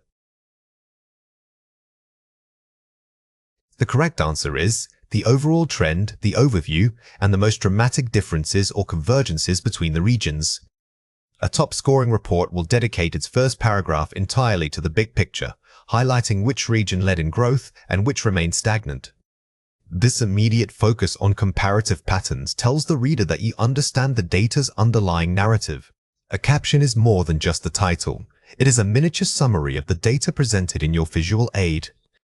It must stand alone, meaning that a reader should understand the key message without needing to read the main body text. Effective captions clearly define all axes, units, and variables used within the graph or table. They guide the reader directly to the most important takeaway point you want them to notice first. Think of it as giving a quick, comprehensive briefing on the data that follows. Understanding that your caption must be self-sufficient is key. We are not just labeling, we are telling a story in a few sentences. If someone only reads the figure and its caption, they should still grasp the core argument of that section. Here are 4 examples.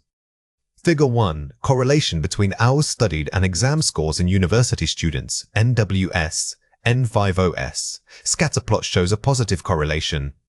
Draft caption. Notice how this caption does 3 things. It names the figure, defines the variables and sample size, and states the primary finding. This structure is highly efficient for guiding the reader's attention immediately. Table 3. Mean blood pressure, MHG, measurements across 3 different age cohorts, ages 20-30, 31-45, and 46+. Values are presented in columns. Table caption. Tables require slightly more descriptive language because the reader has to search for specific data points. This caption helps them understand what each grouping of numbers represents. The relative risk, RR, associated with smoking compared to non-smoking groups in cardiovascular disease patients. Concise, standalone caption. Sometimes you need a very short caption that acts more like an immediate summary of the figure's purpose. This is useful when space or flow demands extreme brevity. Figure legend, statistical significance indicated by asterisks P05. All data are derived from institutional records. Supplementary information. This isn't a caption for the whole figure, it's providing necessary technical details. Always include these legends so the reader knows how to interpret symbols like asterisks or specific statistical tests. Here are 3 reasons why this matters. Ensuring reader independence. A good caption allows the figure to explain itself without constant reference back to the text. Good academic writing guides, but it shouldn't lecture. Captions ensure that if a reader skips your main narrative section, they can still understand the data's context and implications. Structuring the argument. They act as signposts, directing the reader's focus to the most critical comparison or trend. Don't just state what the graph shows, use your caption to tell us what we should care about when looking at it. This elevates the writing from mere description to analytical reporting, improving overall flow and cohesion. Captions minimize cognitive load, allowing the reader to process complex data quickly without disorientation. By being perfectly structured, captions make your entire paper feel more polished and professional. They smooth out the transition between dense textual analysis and visual evidence. Watch out for these 3 common mistakes. Avoid interpretation. This graph shows that increased caffeine consumption causes higher anxiety levels in test subjects. Focus on data and statistics. Figure 2. Anxiety scores correlated with self-reported daily caffeine intake, R.65, P0.01. The biggest mistake is telling the reader what it means. Your job in the caption is to report the evidence, the correlation coefficient, the p-value, and let your main text interpret the significance. Vague descriptions. Table 1 details the demographics of participants who were screened for XYZ disease. Be specific about contents. Table 1, participant demographics N300s, gender and age ranges are presented by quartile. Instead of just stating what the table details, tell us exactly what the reader is looking at. Are they seeing counts, means, percentages? Name it clearly. Making strong causal claims, the data strongly indicates that intervention X was effective compared to placebo. Reporting observed differences. Figure 3, mean outcome difference between intervention X and placebo, 95% CI, 427.8. Never use definitive words like proves, indicates strongly, or causes in the caption. Stick to reporting the measured difference and its statistical certainty. Here are 4 ways to practice. 1. Check for standalone clarity. Cover the figure and read your caption aloud. If you stumble or if it sounds incomplete, revise it until it flows perfectly. Reading your writing out loud is one of the most powerful revision techniques. It forces you to slow down and catch awkward phrasing that you might otherwise overlook. Adhere to journal style guides. Always check the specific journal or field guidelines for formatting, capitalization, and required units. Different academic fields, medicine versus sociology, for example, have different conventions. Always default to the target publication style guide to ensure immediate acceptance. Define every acronym. If a term or abbreviation is used in the caption, it should be defined either parenthetically or in a dedicated legend. Never assume your reader knows specialized jargon. Even if you use an acronym repeatedly in the paper, define it clearly within the context of the figure's caption to maintain professionalism. Prioritize brevity and precision. Every word must earn its place. Cut unnecessary adjectives and minimize sentence structure complexity. Brevity is a sign of confidence in your data. If you find yourself using 5 words when 2 will do, strip it back. Clarity always trumps elaborate phrasing.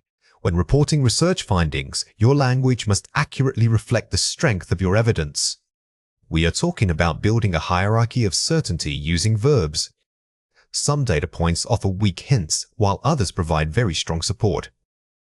Your goal is to choose a verb that matches the statistical weight of the finding, not just what sounds impressive. Understanding this spectrum allows you to write with maximum academic precision. Think of these verbs as dial settings on an objectivity scale. You never want to sound stronger than your data actually allows you to be. Using precise language shows that you are a critical thinker who understands the limitations inherent in research. Here are 5 examples. Data suggests an association between sleep deprivation and mood swings. Suggests weak evidence. Here, suggests is perfect because the correlation might be due to a confounding variable.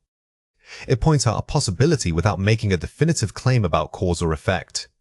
These findings indicate that exercise improves cognitive function in older adults. Indicates medium evidence. When you use indicates, you are providing more confidence than simply suggesting it. It means the trend is clear and reliably points in a certain direction. The intervention strongly suggests a dose-dependent response. Suggests weak evidence. We keep using suggests here because while the trend is visible, we haven't proven that increasing the dose must result in better outcomes. The analysis confirms a statistically significant reduction in symptom severity. Confirms strong evidence. Only use confirms when the statistical tests have provided very robust results that align perfectly with your hypothesis. It signals high confidence in the reported outcome.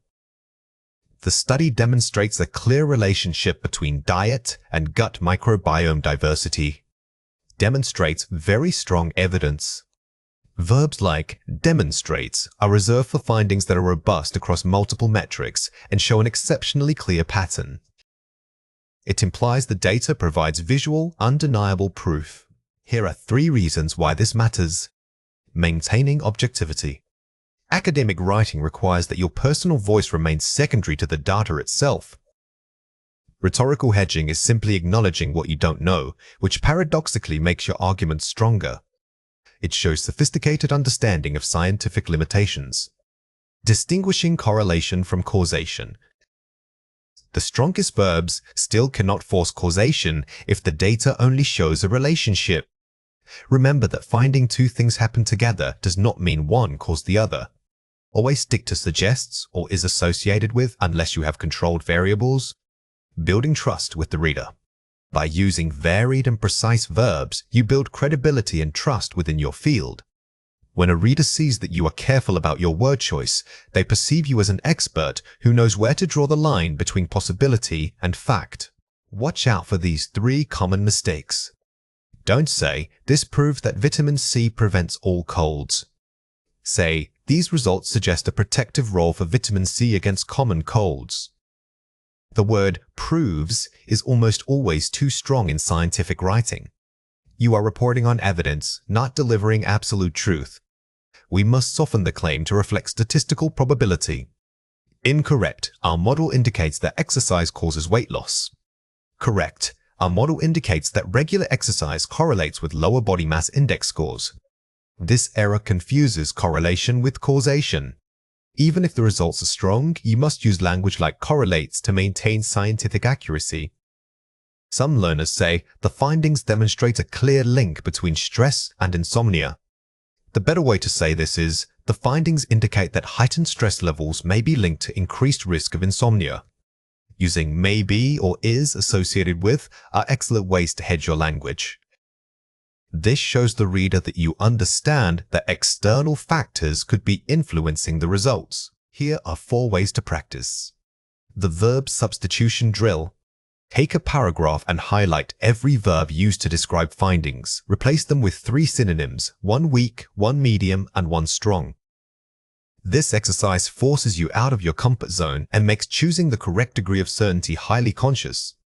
It turns vocabulary choice into a critical thinking skill. The evidence checks rule. Before finalizing any sentence, physically point to the data or graph that supports the verb you chose. Does it truly support that level of claim? This systematic approach prevents overreaching in your writing. If you can't point directly to a figure supporting confirms, downgrade your verb choice. Varying your connectors. Don't let the same transition words carry all the weight. Use qualifiers like potentiallys or appears to alongside verbs. Combining a nuanced qualifier with a careful verb choice creates an incredibly robust and academically impeccable tone. It layers your caution for maximum effect. Peer review focus. When reviewing someone else's work, don't just check grammar, critique their verbs. Ask, is this claim too strong? Learning to spot these potential errors in others is the fastest way to master the skill yourself. You become an expert editor of academic language. Narrating a pattern is much more than simply reporting data points. It means weaving those individual numbers into a cohesive story that shows movement or relationships. Instead of saying Group A was 15 and Group B was 20, you need to describe the relationship between them. Are they increasing together? Is one accelerating faster than the other? We are looking for narrative flow while maintaining absolute accuracy. This technique helps guide your reader from the raw data to your key interpretation. Think of yourself as a scientific storyteller. The numbers are your characters, and the pattern is the plot they follow. Your job isn't just to read the script, it's to direct the scene so that the reader understands the dramatic significance or the subtle shift in the findings. Here are 5 examples. As the dosage increased, a clear upward trend in efficacy was observed, showing positive correlation. This phrasing is strong because it uses upward trend to summarize what might be several data points. It immediately tells the reader that the relationship between dose and outcome is consistently positive. The decline in participants receiving treatment B suggests a correlation with age. Highlighting negative correlation. Using decline or suggest softens the language while still pointing to a measurable downward trend. Remember that suggesting implies a need for further study, which is crucial scientific etiquette. Notably, Group X maintained stable performance across all measured variables. Describing stability, no change. When data doesn't move, that is still a finding worth reporting. Use words like maintained, stable, or remained consistent to emphasize the lack of fluctuation. The transition from initial phase to later phases indicates significant metabolic changes. Describing shift change over time. This is effective because transition frames the data points not as isolated measurements, but as sequential steps in a process. This temporal language adds depth. Comparing both metrics reveals that Protocol Alpha consistently outperformed Protocol Beta. Direct comparison of 2 variables. Always use explicit comparative language when comparing 2 groups. Phrases like outperformed, exceeded, or was superior to make your conclusion immediately clear to the reader. Here are 3 reasons why this matters. It provides context and meaning. Raw numbers are meaningless without a framework to interpret them. Data points on their own are just noise. By narrating the pattern, you give that noise structure. You move the reader from what happens to what it means, which is the core function of scientific writing. It controls emphasis and focus. You decide what the reader should remember most vividly about the findings. By structuring your narrative, you are subtly telling the reader where to place their attention. Do you want them focused on the exception or the overall trend? Your language must guide that emphasis. It improves reading fluency. A well-narrated passage is easier and more enjoyable for the audience to consume. Even complex scientific findings can be dry. Using strong transition words and varied syntax helps the material flow like a polished argument, making your entire presentation feel authoritative. Let's explore the topic of narrating trends and patterns in scientific data. This is an important concept to understand for learning English effectively. This is a foundational concept when learning English. Understanding narrating trends and patterns in scientific data deeply will unlock many other areas of the language. Think about how often you encounter this in real life and try to notice it in the English you hear every day. The more you engage with this idea, the more natural it will feel. Here are 4 ways to practice. Rephrase the first sentence. Never start a paragraph with "the data shows" or "we found that." Start with an interpretive statement, not descriptive filler. Instead of stating what the data is, state what the data suggests. This immediately engages the reader with your interpretation. 3. Your noun-verb pairings. Avoid repeating "the increase in X was seen." Mix up your syntax. Try converting some of your phrases into active voice. For instance, instead of saying "a rise was observed," say that "our analysis revealed a rise." This makes the writing sound more authoritative and dynamic. Employ contrastive language. Use words like conversely, however, or by contrast to structure opposing findings. When 2 groups behave differently, these transition words are your best friends. They give the narrative a rhythm and clearly signpost for the reader that they are about to encounter conflicting evidence. Summarize before concluding. Before writing the final conclusion paragraph, write a short summary of all major trends discussed. This step is your self-check. If you can't clearly summarize the three main patterns in one concise paragraph, it means your narrative flow needs more work. Always ensure your results section leads logically into your discussion. When you read research or news reports, complex statistical language can feel overwhelming.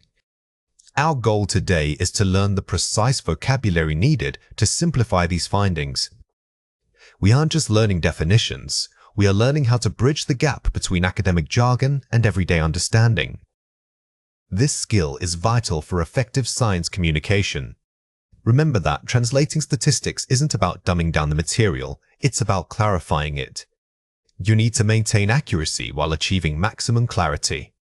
Think of yourself as a translator, guiding your audience from highly technical language into plain, persuasive English. Let's go through 6 words. For each word, I will say it clearly, then explain how to produce it correctly. The word is correlation. Say it again, correlation. It is absolutely crucial to remember that correlation does not equal causation. This mistake is the most common error in public reporting, so always stress that connection difference when using this word. The word is confounding. Say it again, confounding. A confounding variables is essentially an invisible third party messing with your data. When you hear this term, immediately think of asking, what else could be at play here? It's a critical thought process. The word is magnitude. Say it again, magnitude. When comparing two effects, magnitude helps you talk about how big the difference is. Instead of just saying it changed, use the magnitude of the increase to sound more precise and formal. The word is disparity. Say it again, disparity. Disparity suggests an imbalance, often related to social justice or resources. It carries a stronger connotation of unfairness than just saying difference, which adds powerful weight to your writing. The word is extrapolate. Say it again, extrapolate. Extrapolating is one of the most misused words in science writing. Never use it casually. Always make sure your data actually supports making predictions outside the tested range. The word is baseline. Say it again, baseline. Think of the baseline as your 0 point, your anchor. It provides context. You need a starting number before you can talk about growth, decline, or change. Here are 5 examples. The study found a strong correlation between diet and heart health, but we must consider confounding factors like exercise. Correlation N. Notice how the sentence immediately qualifies the finding. By mentioning confounding factors, the speaker shows they are aware of statistical limitations, which builds trust with the audience. We cannot extrapolate these findings to predict global trends because the initial sample was too small. Extrapolate via 5. The key phrase here is cannot. When you advise against extrapolation, you are demonstrating scientific caution. This helps your audience understand the boundaries of the research. There remains a significant disparity in access to clean water across rural and urban populations. Disparity, N. Using disparities here elevates the language from a simple description of inequality. It suggests a systemic problem that needs explanation or policy change. The magnitude of the temperature rise required adjusting our baseline measurements for accuracy. Magnitude N. When describing physical changes, magnitudes helps give weight to the severity. It tells the reader that this isn't a minor fluctuation, it's a substantial change. The initial baseline test showed little variation, allowing us to track the full magnitude of the intervention's effect. Baseline N.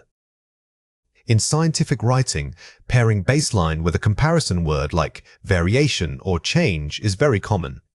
It solidifies your role as someone who tracks metrics over time. Let's compare 4 pairs. Correlation, word A. Causation, word B. Always assume they are different. This is the most critical distinction in all of science communication. Correlation means they move together. Causation means one makes the other happen. Never imply causality without overwhelming proof. Disparity, word C. Gap, word D. used for social systemic inequality. Disparity suggests a measurable structural imbalance, implies an unfair difference. Gap, however, is more general and works well when the cause isn't immediately clear. Magnitude, word E. Scale, word F.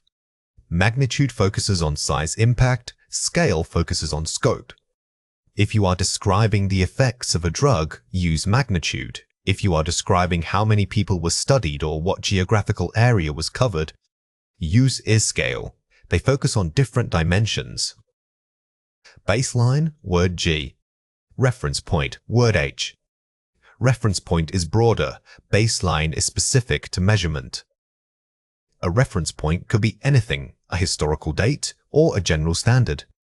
A baseline, however, specifically means the initial data collection used for comparison within the study. Here are 4 ways to practice.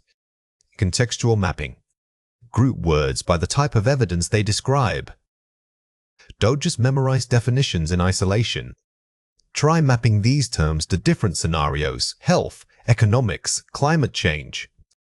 This helps you recall them based on the topic at hand. The why game. After using a word, immediately explain why that word was necessary. Instead of simply saying, "We found a disparity," practice explaining, "We use the term disparity to highlight the systemic nature of this inequality. This reinforces deep understanding." Collocation flashcards. Practice common pairings like confounding variables or baseline data. Vocabulary is much stronger when you learn it in groups. Focus on which nouns naturally precede these terms, such as disparity in incomes or magnitude of change. Gunny summaries. Take a complex article and rewrite the key findings using only your new vocabulary. This is the ultimate test of fluency. Force yourself to use at least 3 different target words in one single summary paragraph, ensuring they sound natural. Now it is your turn to practice. Read or listen to the following passage carefully. A recent study observed that areas with lower baseline levels of education showed a strong correlation with poor public health outcomes. However, the researchers cautioned readers not to extrapolate these findings globally. They noted that potential confounding variables, such as generational wealth disparity and access to care, might be at play. The magnitude of improvement seen was significant only in controlled environments. Question 1. Find a word in the passage that means hidden or interfering factor, making results unclear. Pause the video now and write your answer before we reveal it. The correct answer is confounding. The paragraph mentions this concept, and it's vital to recognize its placement. It acts as a warning sign to the audience, telling them to be skeptical of any simple conclusion. Question 2. Use disparities in your own sentence regarding social issues. Pause the video now and write your answer before we reveal it. The correct answer is, there is a clear disparity in air quality between industrial zones and residential neighborhoods. When you use this word to describe inequality, always follow up with an explanation of why that difference matters. It gives weight to the reader's attention. Structuring data presentation is the skill of turning raw observations into a coherent narrative. It means that instead of listing every number you see, you must guide your reader through the data's significance. The core rule is always to move from observation to interpretation. Start by stating what the data shows, then explain why that pattern matters in the bigger picture. For IELTS, this elevates your writing significantly because examiners are looking for critical thinking, not just reporting skills. You need to demonstrate that you understand the implications of the numbers. Remember that mere description simply stating X increased by 10% is only part of the equation. The true power lies in the interpretation. Why did X increase? What does this sudden surge imply about the underlying trend or policy? Here are 4 examples. While the sales of product A saw a moderate increase in Q3, this upward trend contrasts sharply with the stagnation observed in product B, suggesting a market shift towards specialized items. Effectively juxtaposes 2 data points and offers a wise market shift. Notice how we didn't just say A went up and B stayed flat? By using phrases like contrast sharply with, we create tension that leads to the necessary conclusion about market dynamics. The data clearly indicates that while online learning participation has grown robustly, this growth appears disproportionately highest among urban demographics. Identifies a clear pattern, growth, but adds nuance by specifying who benefits most, urban demographics. This example is strong because it doesn't just report the total numbers. It introduces a qualifying detail, the disproportionate impact, which immediately narrows the scope of discussion and suggests areas for deeper analysis. A noticeable correlation exists between increased public spending on infrastructure and subsequent improvements in local economic indicators. Uses academic phrasing, correlation exists, and directly links cause spending to effect indicators. When you use terms like correlation, you are performing a higher-level analysis. You aren't just presenting data, you are asserting a relationship between two variables, which is essential for high-scoring writing. Overall, these figures suggest that while government intervention was crucial in stabilizing the initial market dip, private sector investment remains the primary engine of long-term growth. Provides a holistic conclusion by prioritizing and weighing different contributing factors. This concluding statement is highly effective because it summarizes multiple data points but ultimately assigns weight. It acts as the ultimate takeaway for the reader, telling them what they must remember. Let's compare 4 pairs. The chart shows that students preferred online learning more than traditional methods. While online learning saw a substantial increase in enrollment, the data suggests this may reflect accessibility rather than genuine preference alone. Shifting from simple statement to nuanced qualification, adding doubt complexity. The weak version is factual but simplistic. The strong version retains the facts but adds academic caution by suggesting an alternative explanation, such as accessibility. This shows sophisticated critical thinking. Spending on healthcare went up significantly over the last decade. The considerable rise in healthcare expenditure over the past decade warrants investigation into resource allocation priorities within national policy, turning a finding into a policy recommendation, suggesting implications. Simply stating that spending increased is merely reporting data.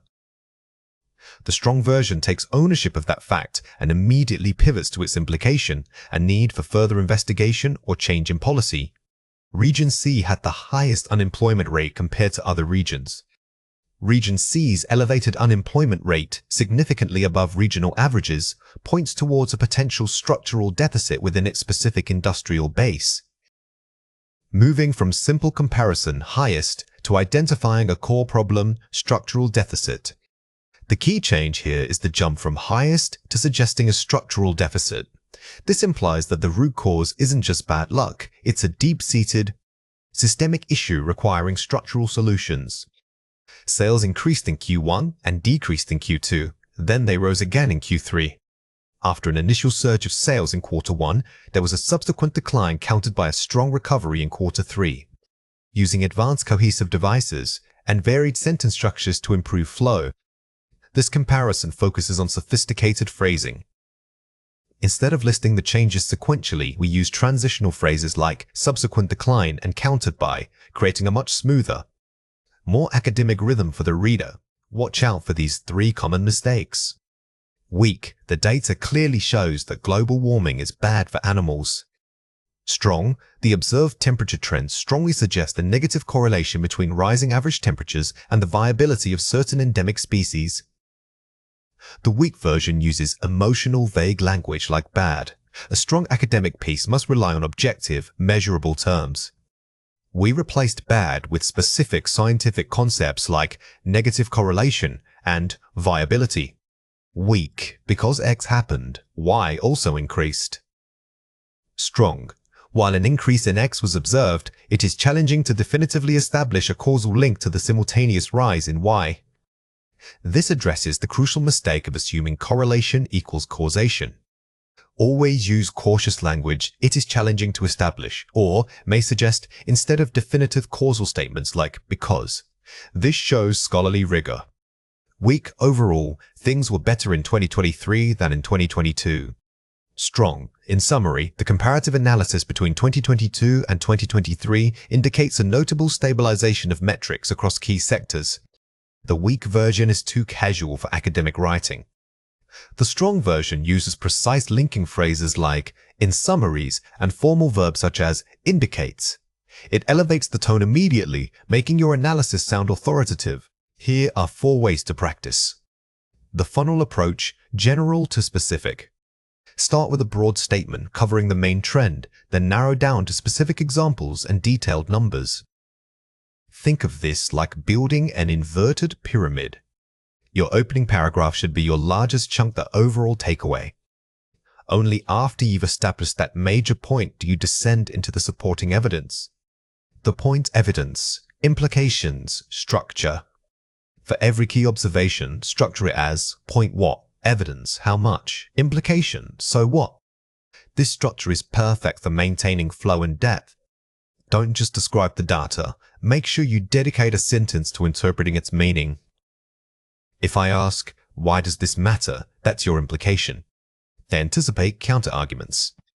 Acknowledge any conflicting data points or exceptions to the main trend to create a balanced argument. Higher-scoring essays rarely present one-sided views. By mentioning an exceptions. Although X saw growth, it is notable that Y remained resistant. You demonstrate comprehensive critical thought. Use topic sentences as mini-conclusions. Ensure every body paragraph starts with a sentence that summarizes the specific insight of that entire paragraph. Never start a paragraph simply by repeating data. The topic sentence must be an argument-same mini-conclusion itself that tells the reader exactly what conclusion they should draw from the evidence you are about to present. Presenting findings objectively means removing personal bias and strong emotional language from your report. It requires you to act as a neutral conduit for data rather than an advocate for a specific conclusion. This approach emphasizes what the results show rather than what they mean or what you think. The goal is to maintain maximum credibility by letting the evidence speak for itself. Remember that strong claims must always be supported by equally strong statistical backing. When we talk about academic objectivity, we are fundamentally shifting our role from expert opinion givers to skilled data reporter. This detachment allows the reader to evaluate the findings without being influenced by your enthusiasm or personal interpretation. It's a crucial skill that elevates writing from persuasive essay writing to rigorous scientific communication. Here are 5 examples. The drug greatly improved patient outcomes. Subjective strong claim. This phrasing is too definitive and judgmental. When you use words like greatly or best, you are introducing an unquantified opinion.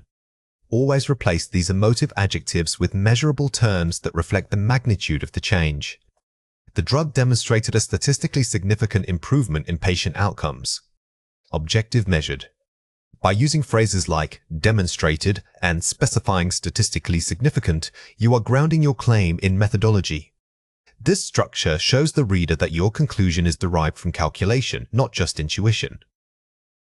It is clear that intervention X caused the change.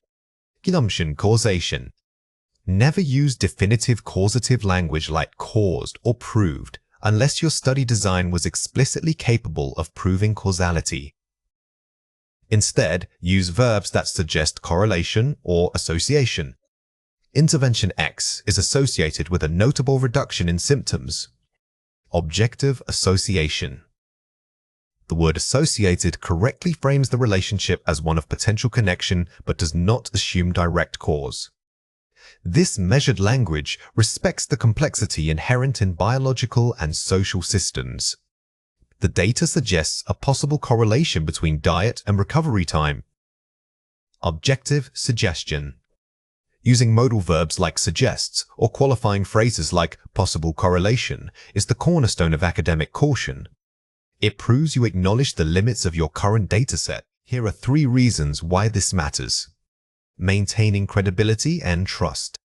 Overly strong language can lead readers to dismiss your findings as biased or exaggerated. In academia, trust is your most valuable currency. By speaking in measured terms, you are building confidence among your peers. You signal that you understand the nuance of scientific inquiry and its inherent uncertainties. Acknowledging methodological limitations. Objectivity forces you to acknowledge what your study cannot prove, which is scientifically honest. Every study has boundaries limits on sample size, duration, or scope. By using hedging language, you are professionally signaling these limitations, making your work more robust and trustworthy. Avoiding confirmation bias. Objective phrasing helps prevent the temptation to overinterpret data merely because it supports a hypothesis. Confirmation bias is when we seek out evidence that confirms what we already believe. The careful, neutral language required for objective writing acts as an active defense against this very human cognitive tendency. Watch out for these 3 common mistakes. Don't say, "The results clearly show that." Say, "The data indicate that." Avoid using words like clearly, obviously, or it is evident. These adverbs are subjective and assume the reader shares your certainty. Let the statistics do the showing, you just need to point them out neutrally. Incorrect. This suggests that poor diet causes weight gain. Correction. This suggests a correlation between poor diet and increased risk of weight gain. The biggest mistake in research writing is confusing correlation with causation. Unless you ran a randomized controlled trial, use the softer term associated with to maintain scientific rigor. Don't say, "We confidently recommend that." Say, "Further research is recommended to explore whether." Never use the first person plural, we, when making recommendations and results. Instead, shift the focus back to the scientific community or future inquiry, keeping the tone institutional and detached. Here are 4 ways to practice. Use hedging phrases constantly. Phrases such as "may suggest," "appears to be associated with," or "is consistent with" soften your claims appropriately. Hedging is the professional art of admitting uncertainty. It doesn't mean you are unsure, it means you acknowledge the boundaries of your current evidence, which paradoxically makes your writing stronger. Focus on noun phrases, not verbs. Instead of saying "the study proved," try "evidence suggests a finding of," to shift agency away from yourself. This technique moves the subject of the sentence from your action, "we found," or the data itself, "data showed," to the objective evidence. This maintains an impressive level of formal distance. Structure findings with "the data indicate." Start sentences by referencing the source material, such as "the analysis indicates" or "figure 3 suggests." By leading your sentence with a reference to the evidence, whether it's a figure, a chart, or an analysis, you immediately anchor your statement in verifiable fact. This is one of the quickest ways to elevate your writing tone. Rephrase. Interpretations as questions. If you are unsure how to phrase a conclusion, frame it as a question for future research. Further investigation should examine. When in doubt, suggesting the next steps is always safer than making an overreaching claim. This shows scholarly maturity and guides the reader's thinking toward the necessary scope of follow-up work. The discussion section is where you tell the story of your research. It is not simply a restatement of what your data showed. Instead, it interprets those findings and explains their significance. You must interpret the results in the context of existing knowledge, addressing whether your outcomes support or contradict previous literature.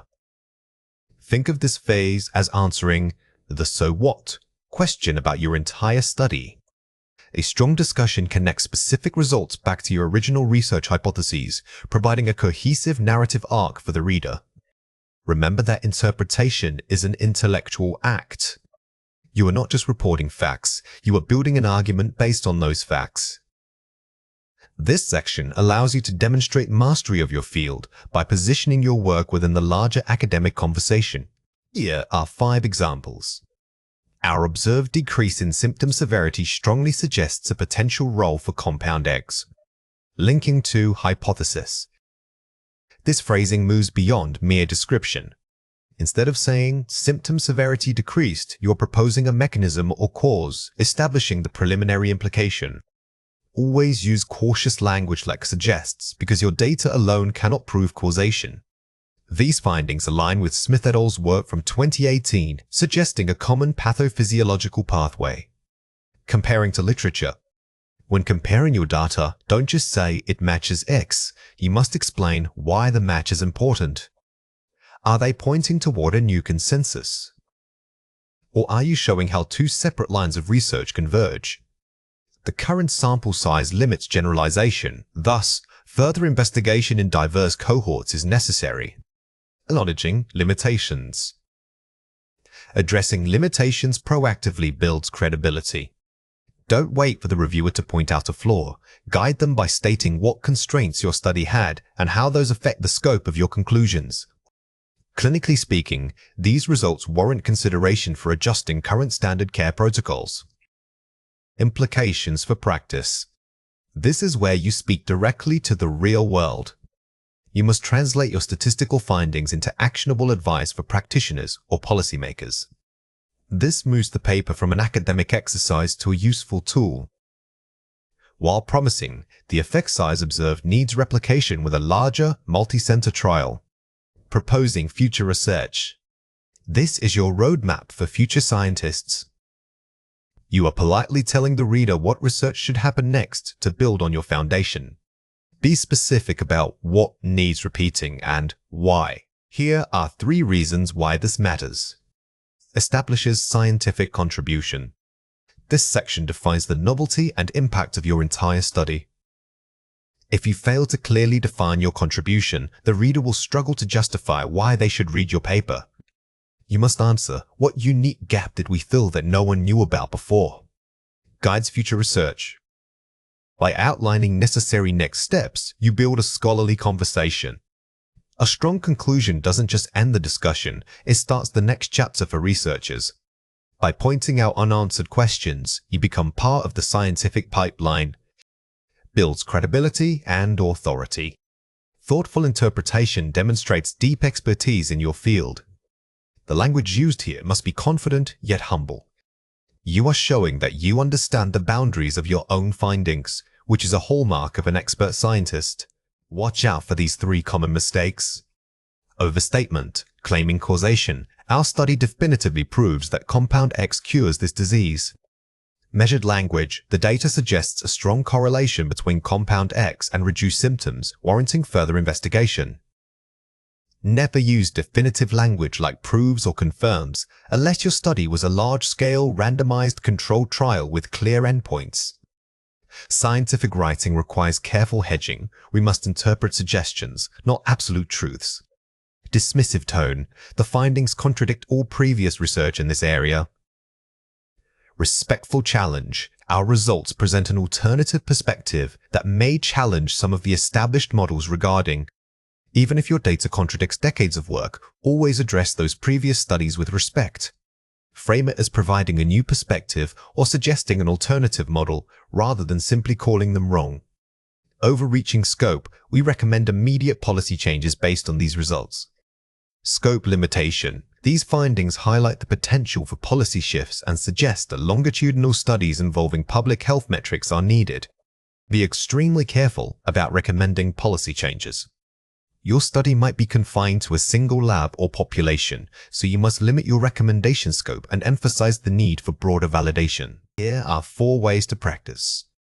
The so what test. For every result you discuss, ask yourself, why should the reader care? If you cannot answer that question, cut the discussion point. This is your ultimate editing tool. Every sentence must contribute directly to the overall meaning and impact of the research. If it's just background filler, it slows down the interpretive narrative. Focus on implications, not results.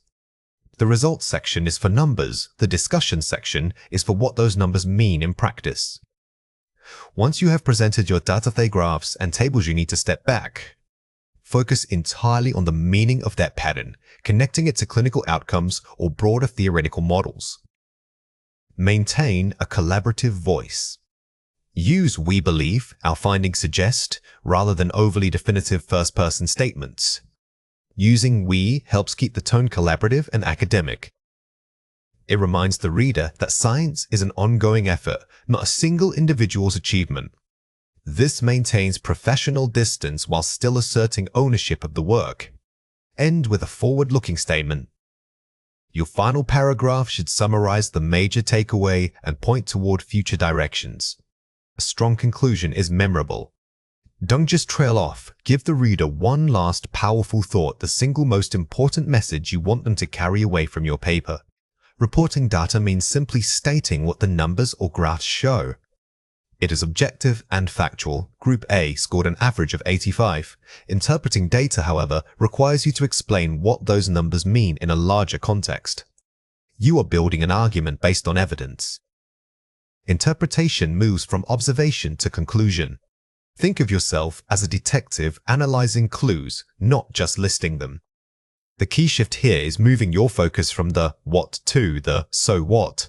When you report data, your job is done with the number itself. But when you interpret, you are taking ownership of that information and guiding the reader toward a specific understanding. Always remember that interpretation must always be anchored by the evidence you just presented. Here are 5 examples. The results indicate a positive correlation between study time and test scores. Weak reporting, descriptive. This statement is factually correct, but it lacks insight. It simply restates the statistical finding without explaining its real-world implication. We need to add the so what element to elevate this from mere description. Students who used spaced repetition methods scored 15 points higher than those using cramming techniques. Better interpretation, comparative. This is much stronger because it highlights the difference and suggests a practical recommendation. You are not just stating the scores, you are pointing out which method is superior based on the evidence. The data suggests that age is not a significant factor in recovery time. Effective interpretation, drawing conclusion. This effectively summarizes a pattern and draws a clear conclusion for the reader. It tells the audience what they can assume or disregard based on your analysis, which guides future research.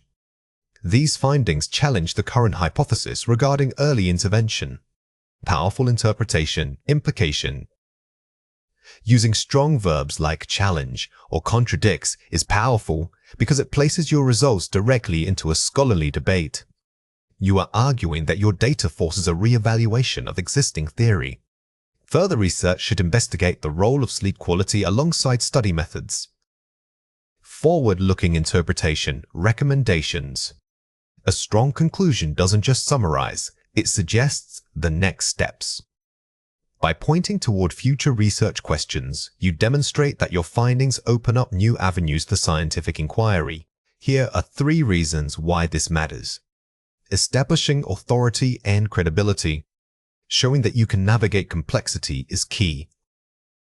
When you simply report data, the reader might think you are just a stenographer.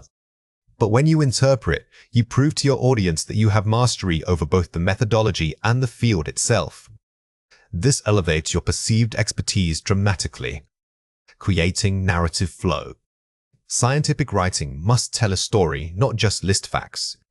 Think of your paper as having a clear narrative arc.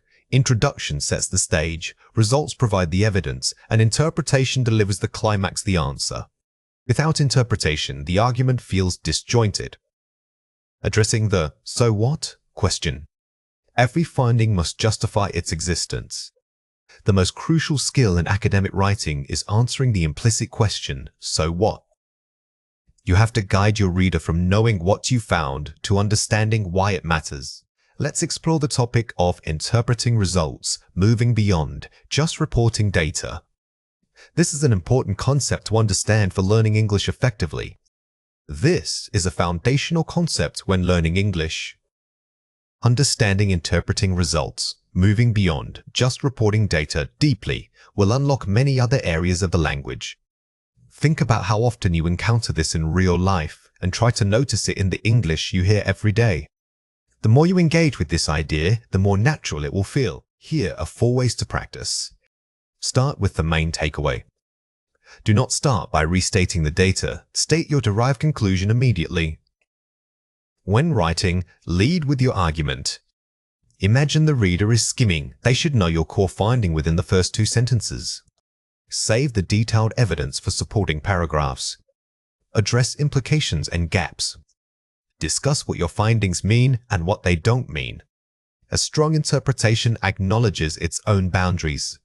By discussing limitations or suggesting alternate explanations, you make yourself appear objective and academically rigorous. Use linking phrases effectively. Phrases like consequently or this suggests that bridge ideas smoothly. Transitional language is crucial for guiding the reader through your logical leaps. These formal connectors signal to the audience that you are moving from evidence presentation into thoughtful analysis. Write like a guide, not a reporter. Your goal is to lead the reader to a new understanding. Always maintain an authoritative but helpful tone.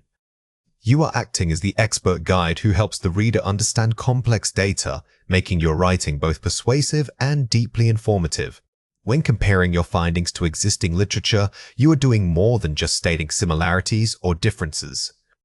Your goal is to position your research within the larger academic conversation.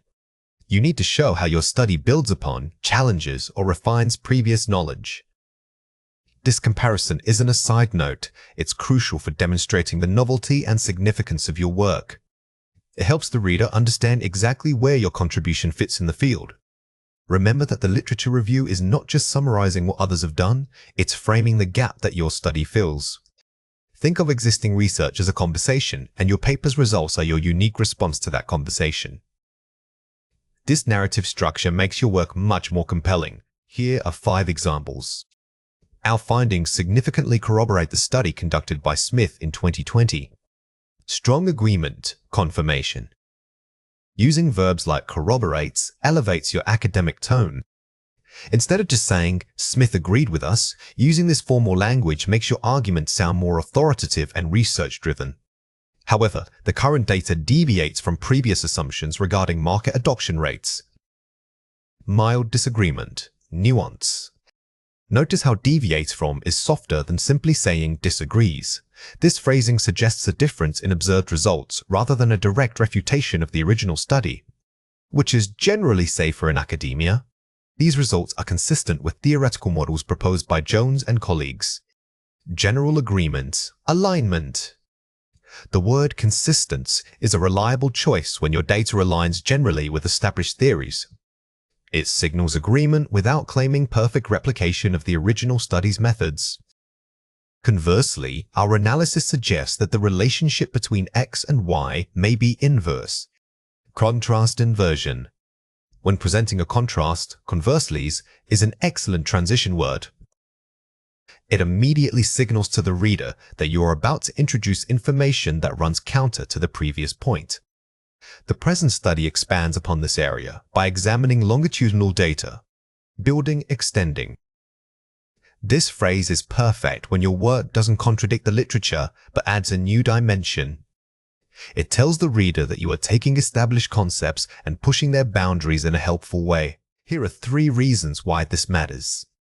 Signposting is essential for clarity. Lead the reader through your comparison process step by step. Don't jump between agreements and disagreements randomly. Think of signposting as a roadmap for your reader. If you start with an agreement, use phrases like similarly before moving to contrast points using despite this. It keeps the argument linear and easy to follow. Maintain academic formality. Avoid colloquial language or overly dramatic phrasing when discussing conflicting results. Be objective.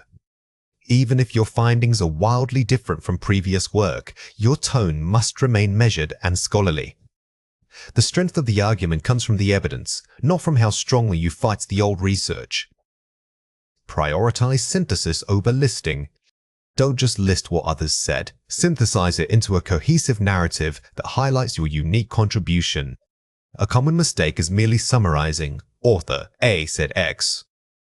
Author B said Y. Instead, aim for synthesis. While research has established X and Y, our study uniquely demonstrates Z, providing a necessary bridge between the 2 concepts. Let's explore the topic of comparing findings with existing literature, agreements, disagreement. This is an important concept to understand for learning English effectively. This is a foundational concept when learning English. Understanding, comparing findings with existing literature, agreement, disagreement deeply will unlock many other areas of the language. Think about how often you encounter this in real life and try to notice it in the English you hear every day. The more you engage with this idea, the more natural it will feel. Here are 4 ways to practice. Map the gaps first. Before writing your comparison section, create a simple chart listing what is known and what remains unknown. This structure becomes your backbone. Visualizing the knowledge gaps helps you write with purpose. You are not just comparing, you are demonstrating scholarly oversight by pointing out where current research falls short. Use pivot sentences. Start paragraphs with a sentence that explicitly states your relationship to the literature, such as, "This study aligns closely," or "A counterargument arises when considering." These pivot sentences act like signposts right at the beginning of a paragraph. They immediately orient the reader and tell them exactly what kind of connection you intend to make. The sandwich approach? When discussing one piece of literature, start with context, bread, provide your comparison critique, filling, and end by connecting it back to your thesis, bread. This structure keeps the reader anchored. You introduce a source, discuss its relationship to your findings, and then smoothly transition to the next point, maintaining momentum throughout the entire paragraph. Rephrase, don't repeat. Never simply repeat a finding from another paper in your own words. Reinterpret it through your analysis lens. If you are paraphrasing, ensure that the emphasis of the sentence is different from the original source. Your goal is to integrate their idea into your argument, not just echo their conclusion. Discussing the limitations of your study is not admitting failure, it's demonstrating intellectual honesty. A well-written limitations section acknowledges where the boundaries of your research lie. You are pointing out constraints such as the scope of your sample or the specific time frame of your data collection. This shows that you have critically evaluated your own methodology. Furthermore, this thoughtful approach elevates your paper from a simple report to a piece of rigorous academic scholarship. Remember, when we talk about limitations, we are not apologizing for our work. Instead, think of it like setting the boundaries on a map. You are showing exactly what area was covered and what areas remain unexplored. This precision is key to establishing your credibility with your reader. Here are 5 examples. A limitation of this study is its cross-sectional design, which prevents us from establishing causality. Stating a constraint. This phrase clearly and academically names the methodological problem. By using cross-sectional design, you sound authoritative rather than simply saying, "We couldn't track things over time." Specificity is always your best friend here. Future research should investigate this relationship using a longitudinal approach to better establish cause and effect. Suggesting future work. This example moves beyond simply stating what's missing. It proposes a concrete, actionable next step. The key is linking the limitation directly to the solution offered in future research. The sample size was limited to urban dwellers, thus restricting generalization to rural populations. Defining scope limitation. When discussing scope, you must be precise about who or what was excluded. Instead of saying, "It's only for city people," specifying urban dwellers shows the exact boundary of your findings. Further investigation could incorporate qualitative data to provide deeper context regarding participant experiences. Suggesting methodological expansion. If you use numbers quantitative data and now want to suggest interviews or focus groups, use terms like qualitative depths or contextual understanding. This shows methodological sophistication. The study was constrained by the availability of institutional records from the last decade. Addressing data availability. Sometimes the limitation isn't your fault, it's practical. Framing this as a constraint sounds much more professional than saying, "We just couldn't get enough data." It emphasizes the resource barrier. Here are 3 reasons why this matters. Building credibility and trust. Academic reviewers expect you to be self-aware. Acknowledging flaws builds trust in your overall work. Think of the academic readership as a highly critical audience. They are looking for gaps, not just successes. By proactively addressing these potential weaknesses, you demonstrate that you have conducted a deep, objective assessment of your own research process. Guiding future research. The limitations naturally create a roadmap for the next scholar to follow. This section elevates your paper's impact beyond just its current findings. You are effectively serving as a guidepost, suggesting where subsequent research should focus its valuable resources. Demonstrating critical thinking. It proves you understand the theoretical and practical implications of your data. This is perhaps the most important point. Writing about limitations shows that you don't just report results, you interpret them within a broader scholarly conversation, which is the definition of critical thinking. Watch out for these 3 common mistakes. Too casual. This study was hard to do because of time. Formal and academic. The temporal scope limited the ability to trace long-term effects. Never use overly casual language when discussing methodology. By replacing hard with limited or constrained, you shift the focus from personal difficulty to objective academic boundary. Vague direction. Someone should study this later. Specific suggestion. Future research warrants examining these variables in combination with socio-economic status. The goal is not just to say study it later, but to suggest a specific theoretical angle or variable that needs investigating. Always aim for maximum specificity in your recommendations. Understated weak. Our findings might not apply everywhere. Precise limitation. Generalizability is limited by the homogeneous nature of our sample and thus should be interpreted cautiously. Be specific about why the findings might not apply everywhere. Is it because the sample was too narrow? Too homogeneous? Naming the exact restrictions strengthens your academic voice. Here are 4 ways to practice. Start with a transition statement. Use phrases like, despite these findings, or while this study provides insight into, to signal the shift in tone. A good transition statement acts like a linguistic bridge, guiding your reader seamlessly from success, results, to caution limitations. This prevents the section from feeling abrupt or disconnected. Prioritize limitations by severity. Discuss the most significant constraints first. Tackle the biggest gaps before moving on to minor methodological issues. When listing limitations, always follow a logical flow. Start with the limitation that affects the core conclusion, the most critical weakness, and work outward to secondary concerns. Link future, work back to theory. Don't just list topics, explain how solving these limitations advances current theory or policy. The strongest academic papers connect their future suggestions to a larger theoretical framework. Show that improving the method isn't just an exercise, but a necessary step toward confirming or refuting existing theories. Maintain an objective and measured tone. Use measured language, e.g., suggests, may indicate, instead of definitive, absolute claims when discussing future research. Since you are proposing what might happen or what could be studied, always use hedging language. This maintains your academic rigor and avoids making unproven assertions. A strong concluding statement is far more than just summarizing your points. It's your last chance to make an impact. It should act as a powerful echo of your central argument, echoing its importance without simply listing everything you said.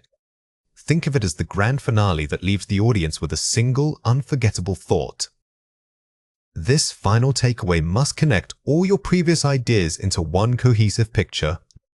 Remember that the goal is synthesis, not repetition. Instead of rehashing data points, you are synthesizing them, showing how they work together to prove your main thesis. A great conclusion elevates the conversation by suggesting what should happen next. Here are 5 examples. Therefore, integrating sustainable practices is not just an option, it must become the core methodology for all urban planning. Punchy summary. Notice how this statement moves beyond. We discuss several options. It takes the discussion and dictates a clear action. This decisive language shows conviction and leaves the audience knowing exactly what you want them to accept. Ultimately, these findings demonstrate that human behavior is primarily shaped by perceived community support. Thematic reaffirmation. Here, the speaker doesn't restate any specific data. Instead, they pull out the biggest theme, human behavior and community, and elevate it to a universal truth for the audience to consider. We must realize that our commitment to education is not merely an investment, but a foundational right. Call to action principle. This type of conclusion shifts the focus from academic findings to moral importance. It reminds the audience why your research matters on a personal or ethical level, building emotional resonance. The future trajectory of this industry depends entirely on how quickly we adapt to digital transformation. Future-oriented statement. Instead of looking backward at the research, this conclusion forces the audience to look forward. It creates a sense of urgency and positions your work as essential for navigating that future change. In closing, recognizing these patterns allows us to build resilient systems capable of weathering any storm. Metaphorical synthesis. Using a strong metaphor, like weathering storms, makes the conclusion sticky. It gives the complex academic points an understandable and memorable visual anchor for the audience. Here are 3 reasons why this matters. Reinforcing memory retention. People rarely remember the middle parts of a presentation. Because our working memory is limited, the beginning and end statements are what stick. A strong conclusion functions like an intellectual bookmark, ensuring your core message remains active in the audience's mind long after the talk ends. Establishing authority. A powerful close defines you as a thought leader. The way you conclude signals confidence. If your ending is weak, it suggests uncertainty about your own findings or arguments. A definitive conclusion solidifies your position as an expert in the field. Grabbing discussion. It gives the audience something specific to think about next. Ultimately, a strong conclusion doesn't just summarize, it propels. It should frame the discussion for your Q&A session or direct them toward the resources you want them to explore next. Let's explore the topic of strong concluding statements, reaffirming the main point. This is an important concept to understand for learning English effectively. This is a foundational concept when learning English. Understanding strong concluding statements, reaffirming the main point deeply will unlock many other areas of the language.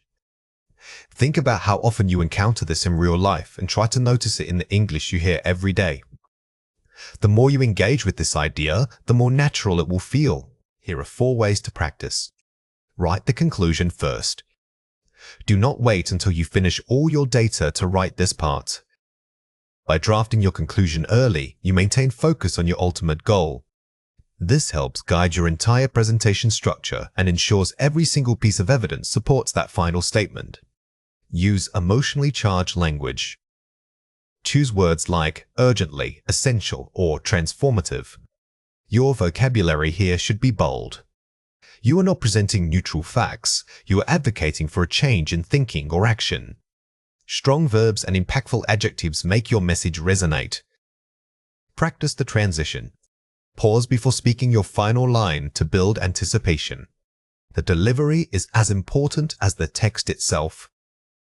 Build a moment of silence right before you deliver that mic drops line.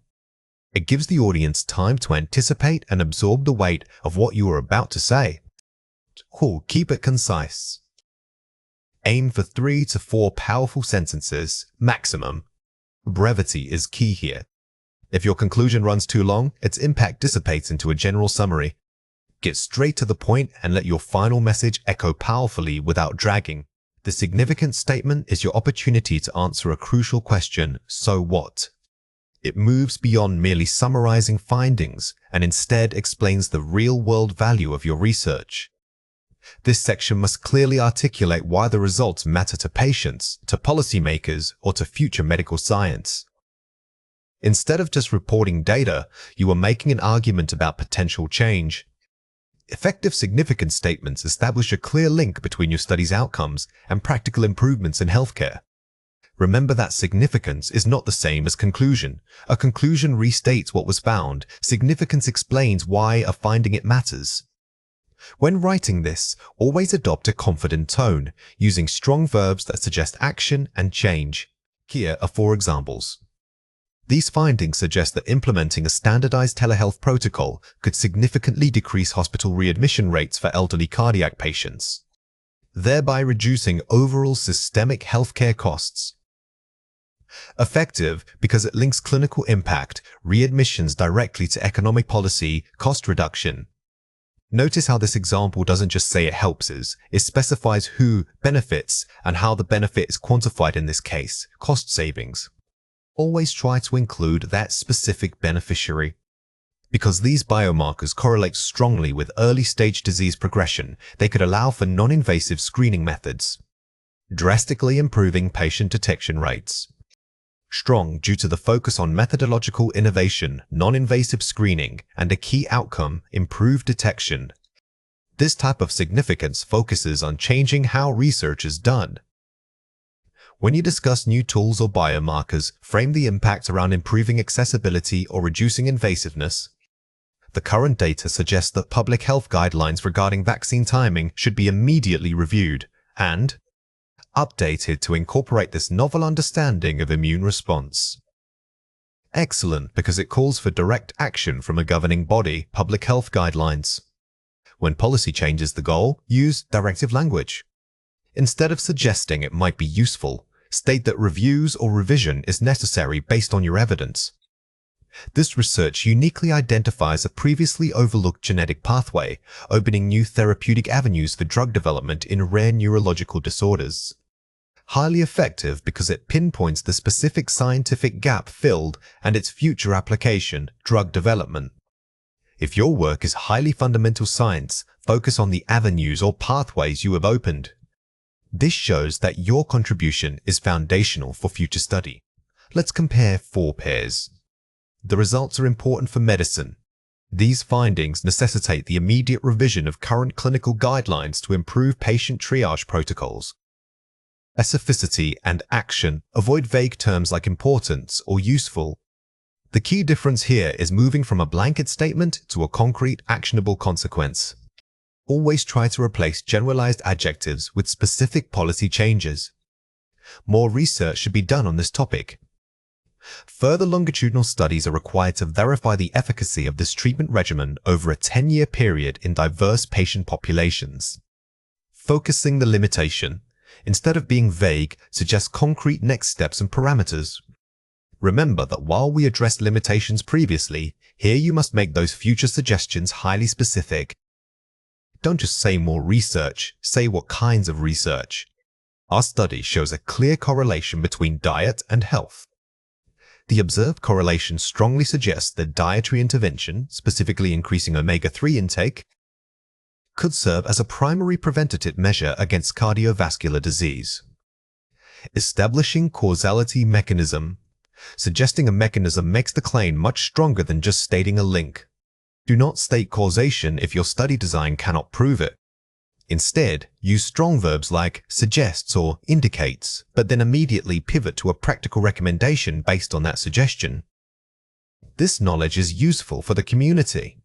Disseminating this knowledge through public health campaigns could empower high-risk communities to adopt preventative behaviors, reducing disease burden locally. Defining the stakeholder. Always identify who will use the knowledge and how they will apply it. The best impact statements are aimed at specific groups, whether that's community leaders, primary care physicians, or pharmaceutical companies. Make the beneficiary clear. Watch out for these 3 common mistakes. Weak overstating claim. This research proves that vaccines work. Strong measured language. These results provide robust evidence supporting the efficacy of vaccine protocols against X pathogen. Recommending their integration into routine immunization schedules. Science rarely proves things definitively, it provides strong support. By using measured language like robust evidence or supports, you maintain academic integrity while still making a powerful claim. Weak, vague adjectives. The data suggests that the new drug is helpful. Strong, high-level scientific terminology. Given these positive outcomes, the novel compound warrants immediate investigation as a targeted therapeutic agent for early-stage diagnosis. Avoid vague terms like helpful or good. Instead, use precise scientific terminology like therapeutic agent, efficacy, or pathways to elevate the perceived impact of your writing. Weak, direct command. The patient should follow these guidelines. Strong institutional responsibility. Healthcare providers must be educated on these revised protocols to ensure equitable patient adherence and maximize clinical benefit across diverse socioeconomic groups. Never tell the reader what to do. Instead, assign responsibility to an institution or a group of professionals like providers or policymakers. This sounds more authoritative. Here are 4 ways to practice. The RAC framework. Identify the result RA, explain its application A, and state the call to action cease. When you are drafting, mentally tick these 3 boxes. The result is your evidence, the application is the so what, and the call to action directs future thought or policy. Use conditional language. Phrases like this suggest that it may lead to, or if implemented, X could, are highly effective. Conditional language makes your statement sound scientifically cautious yet powerfully predictive. It shows you understand the limits of your current data while still emphasizing future potential. Target policy impact. Structure a paragraph around specific governmental or organizational bodies that need to change their rules. If your research is relevant to public health, name the body, the WHO, local clinics, or national guidelines. Specific targeting makes your significance undeniable. The shift technique. Start by acknowledging current shortcomings in the field before introducing how your work fills that gap. This is a rhetorical technique. First, paint a picture of the problem, the gap, and then immediately follow with your study as the definitive solution. It creates dramatic emphasis. Now it is your turn to practice. Read or listen to the following passage carefully. Task. Write a significant statement, approx. 100 words for the following study. Prompt data shows that early intervention using cognitive behavioral therapy significantly reduced anxiety symptoms in post-operative orthopedic patients compared to standard care. Question 1. What is the key requirement of this task? Pause the video now and write your answer before we reveal it. The correct answer is, do not summarize the findings. Instead, articulate how these results should change clinical practice or patient guidelines immediately. Your goal here is to move from descriptive reporting to prescriptive advice. Think like a policy advisor who has just seen undeniable evidence. Question 2. What would a Band 7 response focus on first? Pause the video now and write your answer before we reveal it. The correct answer is, it must immediately identify the specific beneficiary orthopedic patients and name a concrete intervention change, integrating CBT into standard post-op care. A high score requires both breadth discussing systemic impact and depth naming the exact mechanism of improvement. Tie your findings directly to an actionable protocol. Hedging is a sophisticated linguistic tool that allows us to manage certainty and express tentativeness in our speech. It's essentially the practice of softening strong or absolute statements.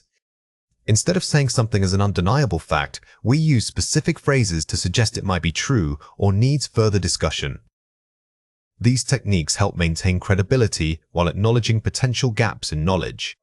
Think of hedging as adding a layer of careful qualification to your claims. We don't use hedging because we are unsure. We use it because academic and professional communication requires intellectual humility. It shows that you have considered counter-arguments and understand the limits of your own data. By mastering this skill, you elevate your writing from merely informative to highly persuasive and cautious. Here are 5 examples. The results may suggest a correlation between diet and sleep quality, suggesting possibility. Notice how may suggest is much weaker than saying the results prove. It opens up an idea for discussion without committing to definitive proof. This phrasing invites the reader or listener to agree with you rather than demanding it. This trend appears to be decreasing across all age groups. Appearing seeming. Using appears to is excellent when you are interpreting visual data or observing a pattern over time. It frames your statement as an observation of evidence rather than stating it as absolute truth. It could be argued that the policy failed due to funding issues. Using modal verbs. This structure is versatile because it turns a statement into an argument you are presenting. By saying it could be argued, you position yourself as a fair mediator of differing viewpoints rather than just delivering your own opinion. The initial findings might indicate an overlooked variable. Modal verbs possibility. When dealing with preliminary or incomplete research, might is your friend. It signals that this particular finding is simply a possibility for future investigation, which manages expectations perfectly. Research tends to show variations depending on the methodology used. Generalizing, softening. Here we are softening a generalization. Instead of claiming all studies show X, using phrases like tends to shows acknowledges that scientific findings are rarely monolithic and often depend on specific conditions. Here are 3 reasons why this matters. Maintaining objectivity. Hedging keeps your tone neutral and academic. A highly subjective or absolute statement can sound biased, even if you don't intend it to. By hedging, you demonstrate that your conclusions are based on the evidence, not purely on strong emotion or personal conviction. Acknowledging uncertainty. It shows intellectual maturity. The strongest researchers understand what they don't know. Explicitly noting limitations through hedging is a sign of deep critical thinking. It builds trust with your audience because you are being honest about the boundaries of your research. Managing interdisciplinary claims. Connecting different fields requires caution. When discussing complex topics that bridge science, sociology, and ethics, no single discipline holds all the answers. Hedging allows you to respectfully synthesize ideas from multiple domains without making false claims of mastery. Watch out for these 3 common mistakes. Don't say, too absolute, the global warming crisis will definitely require immediate action. Say, soften possibility, immediate action may be warranted to address the global warming crisis. The initial sentence is too forceful. While passion is good, academic writing requires moderation. By replacing will definitely require with may be warranted, you maintain urgency while adopting a professional degree of caution. Incorrect, vague subject. It seems to suggest that poor diet causes illness. Correct, specific source. The data may suggest poor dietary habits are correlated with increased illness risk. Never use vague subjects like it, or simply stating seems to. Always root your claim back to a specific source, such as the data, the study, or this pattern. This instantly grounds your uncertainty in tangible evidence. Don't say overly definitive. The findings prove that X is the primary cause. Say measured contribution. Current findings appear to suggest that X might be a significant contributing factor. The word prove is almost always too strong in scientific writing. Even if your data is very compelling, you should use language that suggests a potential relationship or contributing factor, or correlation rather, than establishing absolute causation. Here are 4 ways to practice. Choose your degree of commitment. Use definitely or must only if it is universally accepted fact. For everything else, lean toward modals like might, may, and could. Think of this as a spectrum, certainty to possibility. If you are standing closer to the left end of that spectrum, your language should be much softer and more conditional. This control over commitment is what defines advanced writing. Pair hedging with qualifiers? Don't just use may. Always pair it with a qualifier like under certain conditions or in the current scope. A standalone hedge can sometimes sound vague. By adding a specific time frame, geographical area, or set of parameters, you make your uncertainty feel precise and academically justified. It shows you know when your claim might fail. Vary your hedging phrases. Don't overuse may suggest. Mix it up with appears to, could indicate, or it is plausible that. Repetition weakens your style. Having a toolbox of 5 to 6 ways to express possibility keeps your writing fresh and demonstrates a broader command over English academic register. This variety elevates the reading experience for your audience. Always hedge when summarizing other people's work. When quoting or paraphrasing, always add a phrase like, as Smith et al. May argue, to maintain distance and objectivity. Even if the source material is highly certain, you are delivering it through your own voice. By hedging when summarizing others, you take responsibility for the message while acknowledging that the core idea belongs elsewhere. Conditional clauses allow us to explore situations that are contrary to fact or simply hypothetical. We primarily use the second conditional for present and future impossibilities, if plus simple past, would plus base verb. For conditions in the past that never happened, we use the third conditional if plus past perfect would have plus past participle. Remember that these structures allow us to talk about what could be's or what might have been rather than what is true. The key takeaway here is recognizing the time frame. When you are talking about something completely unreal right now, use the second conditional structure. If your condition isn't met today, like if I were rich, you must signal that unreality immediately. This shifts the meaning from factual to purely speculative. Here are 5 examples. If I lived closer, I would walk to work every day. Type 2. Conditional, present hypothesis. This sentence signals a current reality mismatch. The speaker is not currently living close enough, so the resulting action walking to work is purely hypothetical in the present moment. It's a wish or an implication. If we had left earlier, we wouldn't have missed the train. Type 3. Conditional, past hypothesis. Here, both conditions and results are fixed in the past. We know they missed the train, so this structure allows us to explore a counterfactual reality. What would have happened if the condition had been different? If she spoke French, she could move to Paris. Inversion implication, second conditional. Using could instead of would softens the implication, suggesting ability or possibility rather than a guaranteed outcome. This is very useful in academic writing when you want to make a suggestion without sounding too assertive. If the data were conclusive, the study would be published immediately. Formal usage, where for all subjects. Notice the use of were regardless of the subject. This is a formal or literary convention that emphasizes extreme unreality and is perfect for academic hypotheses, making your writing sound more sophisticated. He would have succeeded if he hadn't quit last year. Type 3. Conditional, past failure, implication. This strongly implies a regret or an alternative path. The speaker is looking back at a missed opportunity and hypothesizing the positive outcome that was lost due to a past action. Let's compare 4 pairs. 0 conditional fact. If you heat ice, it melts.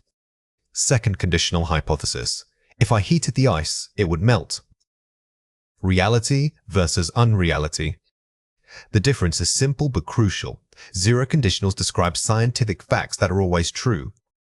The second conditional moves us into the realm of imagination. It's about what might happen if we change the established reality. Simple past. I went to the store. Past perfect. If I had gone. Time shift. When we use the simple past in the if clause, we are talking about current unreality. But if we shift to the past perfect, the third type conditional, we signal that the entire hypothetical situation happened before another point in the past. Using if you study, you will pass. Omitting if you will pass.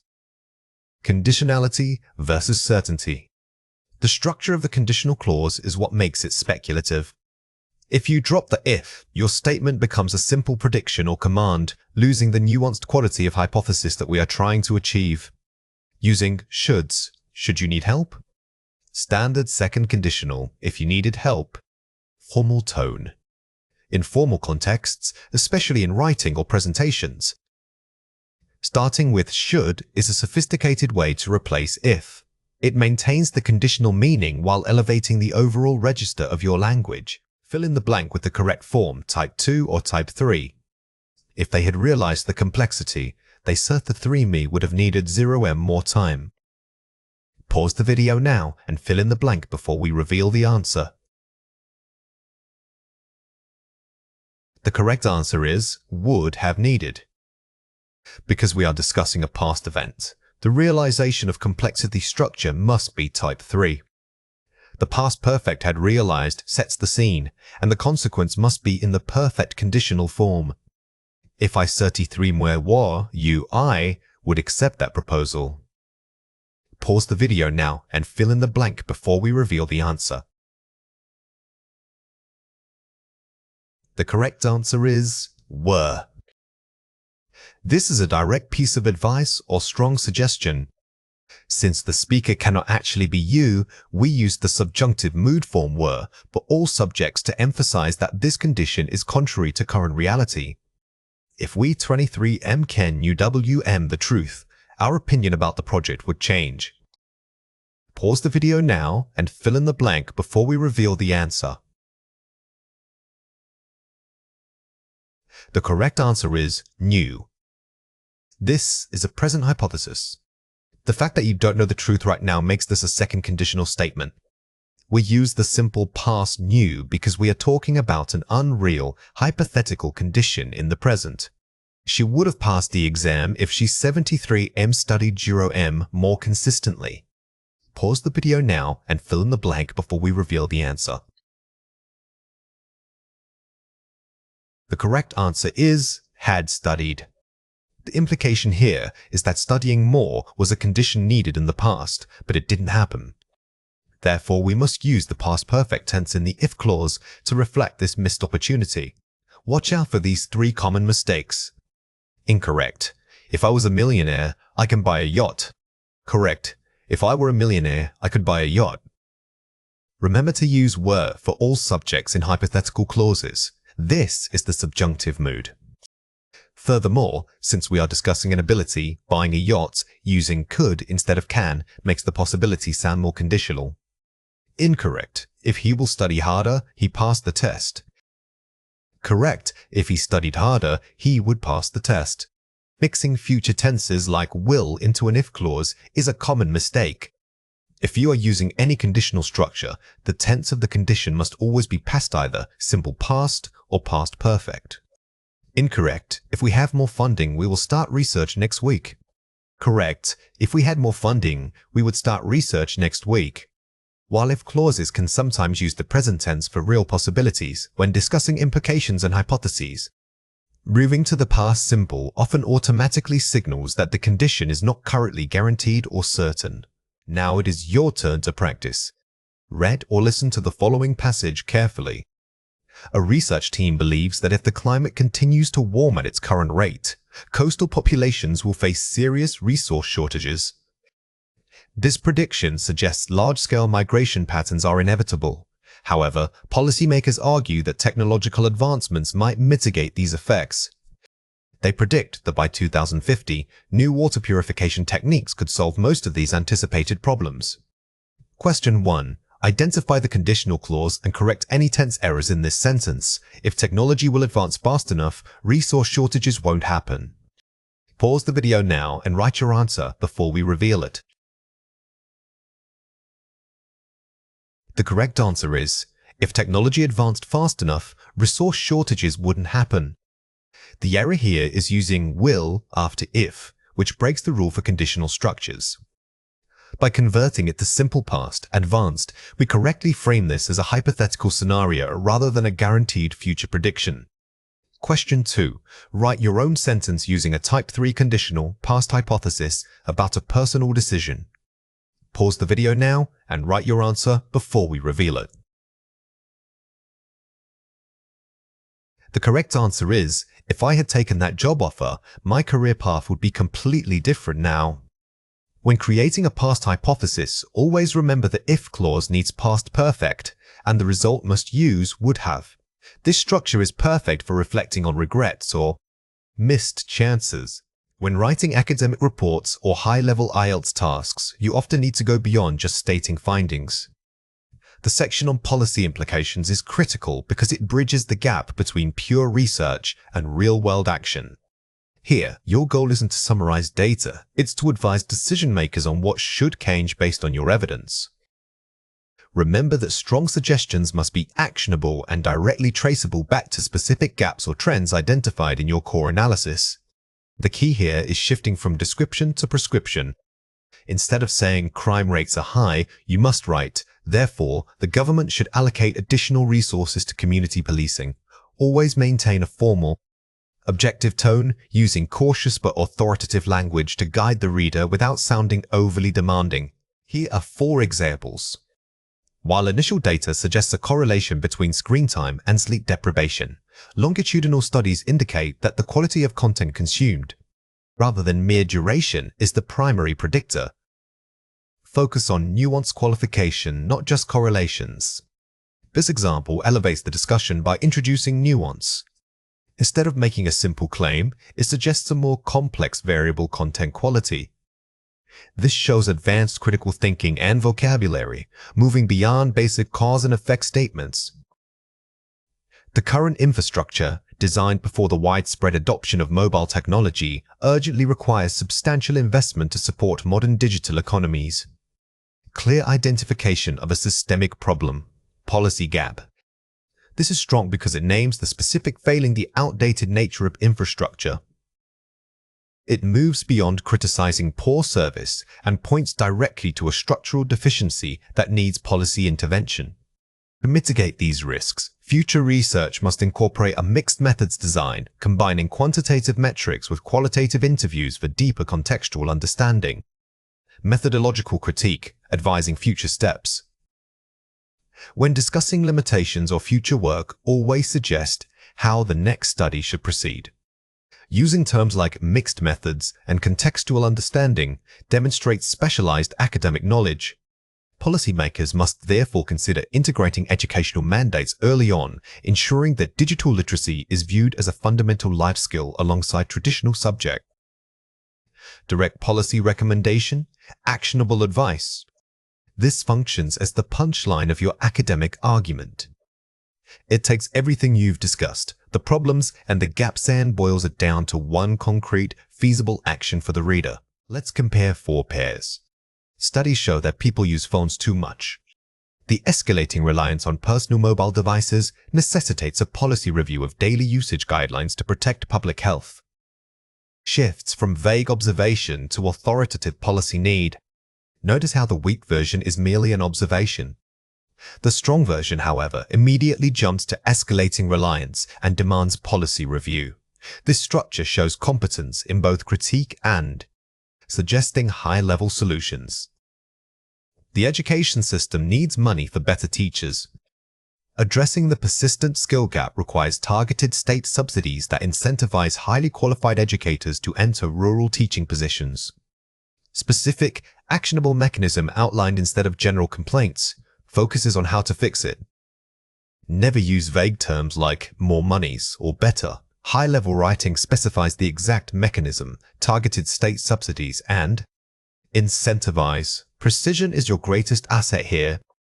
Climate change causes bad weather, so we need to fight it. Mitigation efforts must prioritize carbon capture technologies at industrial levels, coupled with international treaties that mandate emissions reductions by 2030. Replaces emotion, fights, with technical terms and concrete targets, mandates, percentages. Academic writing is objective. It replaces emotional pleas like "we need to fight" with measurable goals like mandatory emission reduction and specific technological solutions. People don't read books anymore. The decline in physical book consumption correlates strongly with the rise of short-form digital content. Suggesting educational curriculum must reintroduce deep reading strategies into pedagogy. Establishes a theoretical link, correlation, and proposes academic intervention pedagogy. This example combines academic language, correlates pedagogy with the recommendation. It shows that you are not just pointing out a trend, but suggesting an educational solution for it. Watch out for these 3 common mistakes. Weak. This research really proves that diet is everything and we need to change our lives. Strong. These findings strongly suggest a correlation between dietary patterns and metabolic health, warranting further public health guidelines. The biggest error here was overstatement. We must avoid definitive language like proves. Instead, use cautious academic phrasing such as suggest a correlation or warranting further guidance. Weak. It is clear that the government should just ban these products immediately. Strong. Given the demonstrable environmental impact, policy mechanisms should be considered to restrict the sale of these materials over a defined transition period. We learn not to issue direct commands. The strong version uses passive and conditional phrasing. Policy mechanisms should be considered. This maintains academic distance while still making a powerful recommendation. Weak. In conclusion, everything points to the fact that change is needed now. Strong. Collectively, these varied findings underscore the urgent necessity for comprehensive legislative reform across multiple sectors. Avoid summarizing with phrases like everything points to. Use sophisticated transition signals like collectively and focus on a formal noun phrase like comprehensive legislative reforms instead of the simple concept of change. Here are 4 ways to practice. Identify the stakeholder. Before writing a recommendation, ask who needs to act: government, industry, educators. This dictates your tone and terminology.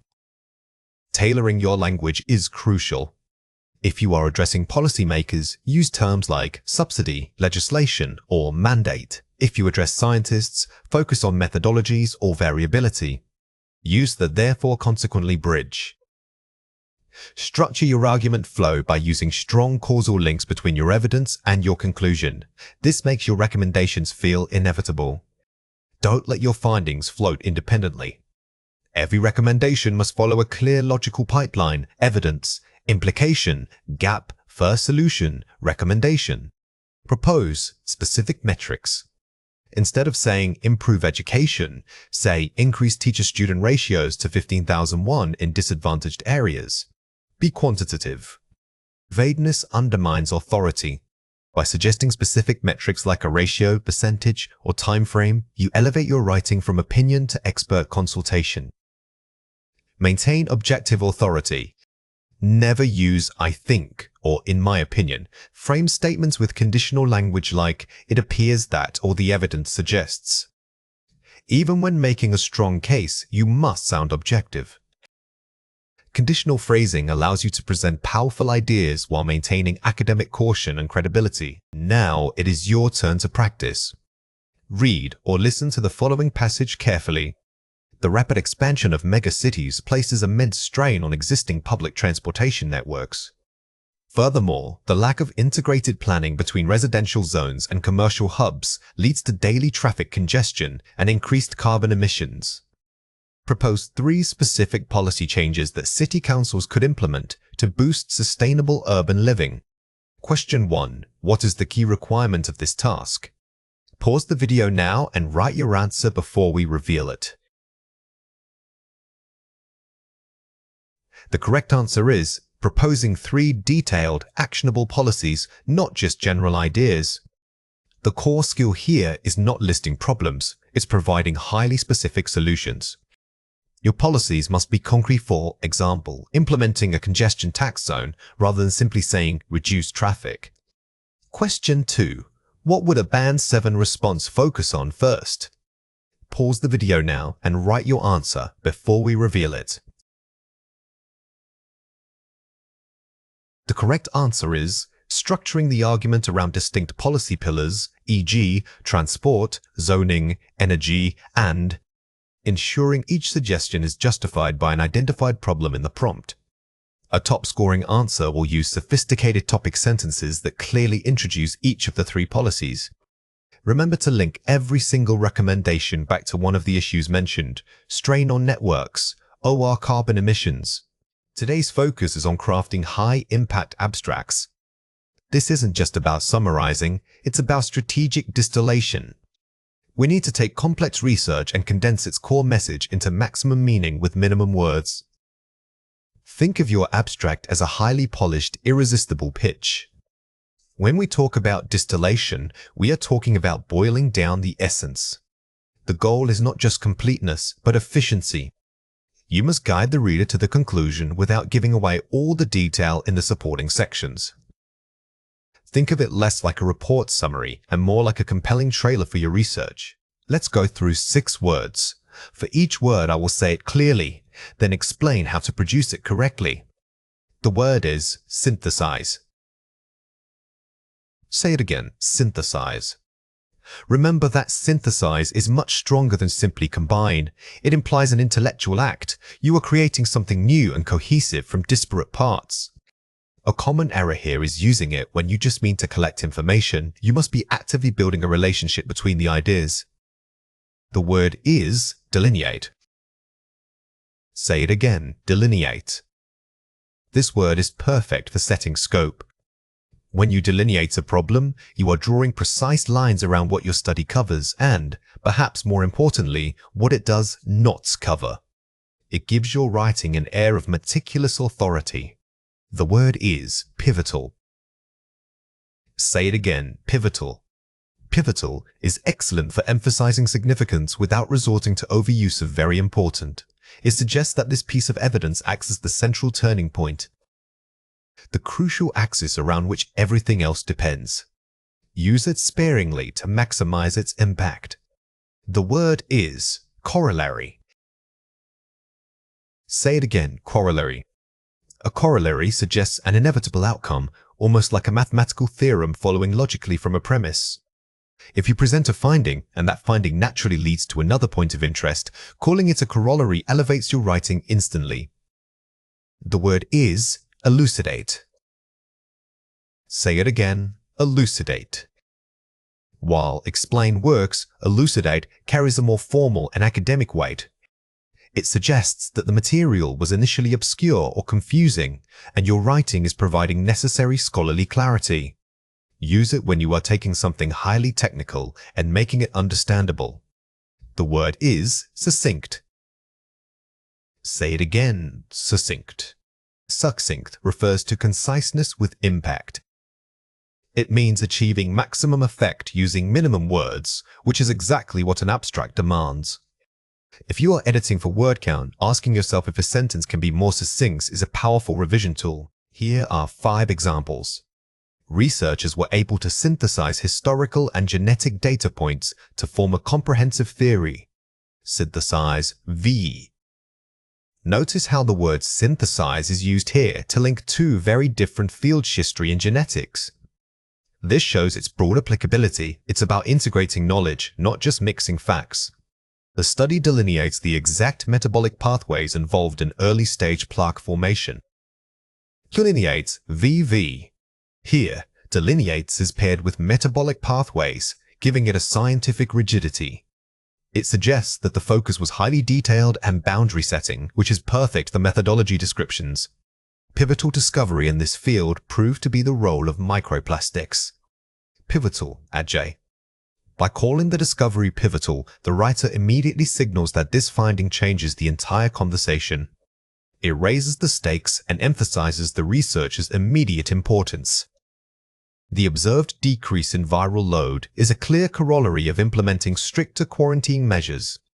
Corollary N. This example shows how corollary links a policy action quarantine, an observable result. It establishes a cause and effect relationship that the reader should accept as highly logical. We must elucidate these complex findings for a broader audience without sacrificing scholarly rigor. Elucidate VWG.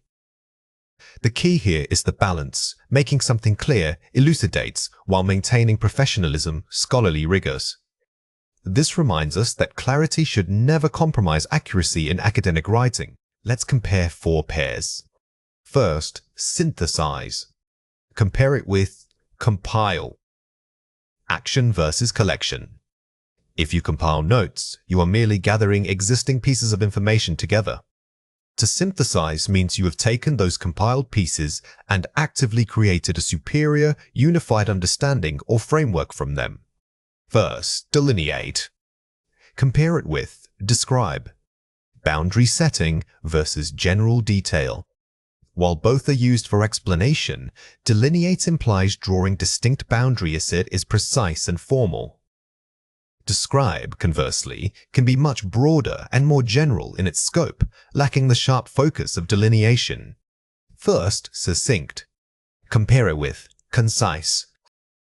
Impact versus length. These two are often interchangeable, but succinct implies that the brevity achieved has a significant impact or punch. A writing sample can be grammatically concise without being truly succinct in its message. First, pivotal. Compare it with crucial. Turning point versus general importance. Crucial simply means very necessary or important. Pivotal, however, suggests that this point is the central mechanism, the turning axis upon which the entire argument hinges for success. Here are 4 ways to practice.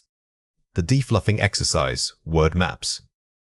Take a dense paragraph and map out the core verbs. Can you replace weak verbs like is, was, or showed with stronger active vocabulary? This is an actionable editing step that immediately elevates your prose. Instead of saying, the data showed a link, try to use stronger verbs, the data illuminated, or the data evinced. Always push yourself toward action-oriented language. Collocation, mapping, phrase pairing. Don't just learn the word, learn what words naturally accompany it. For instance, do we use pivotal finding or major finding? Understanding collocations makes your writing sound native and expert. If you know that synthesized data is a natural pairing, you are much less likely to accidentally write combined findings, making your vocabulary usage more automatic. The reverse outline, paragraph scrutiny. After writing a section, write a one-sentence summary for each paragraph. If the summary feels weak, rewrite the original paragraph until it supports a punchier sentence. This technique forces you to constantly assess impact. It ensures that every single sentence is earning its place and contributing directly to the main argument, thus maximizing your word count efficiency. Spaced revision, the thesaurus trap. When reviewing, don't just swap synonyms. Check if the new synonym changes the required tone or academic level of the sentence. The biggest mistake is using a fancy word simply because it looks good. Always verify that the chosen vocabulary maintains the original meaning and fits the formal register expected in your field. Context trumps sheer complexity every time.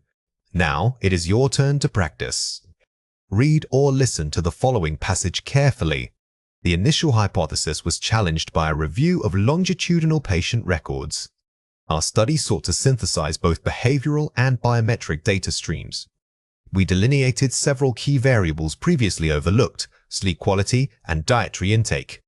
These factors proved pivotal in predicting long-term outcomes. The resulting correlation, while not entirely conclusive, functioned as a clear corollary for lifestyle intervention guidelines. Question 1. Find a word in the passage that means to combine different sources of information. Pause the video now and write your answer before we reveal it. The correct answer is synthesize. The text required combining two distinct types of data, behavioral and biometric.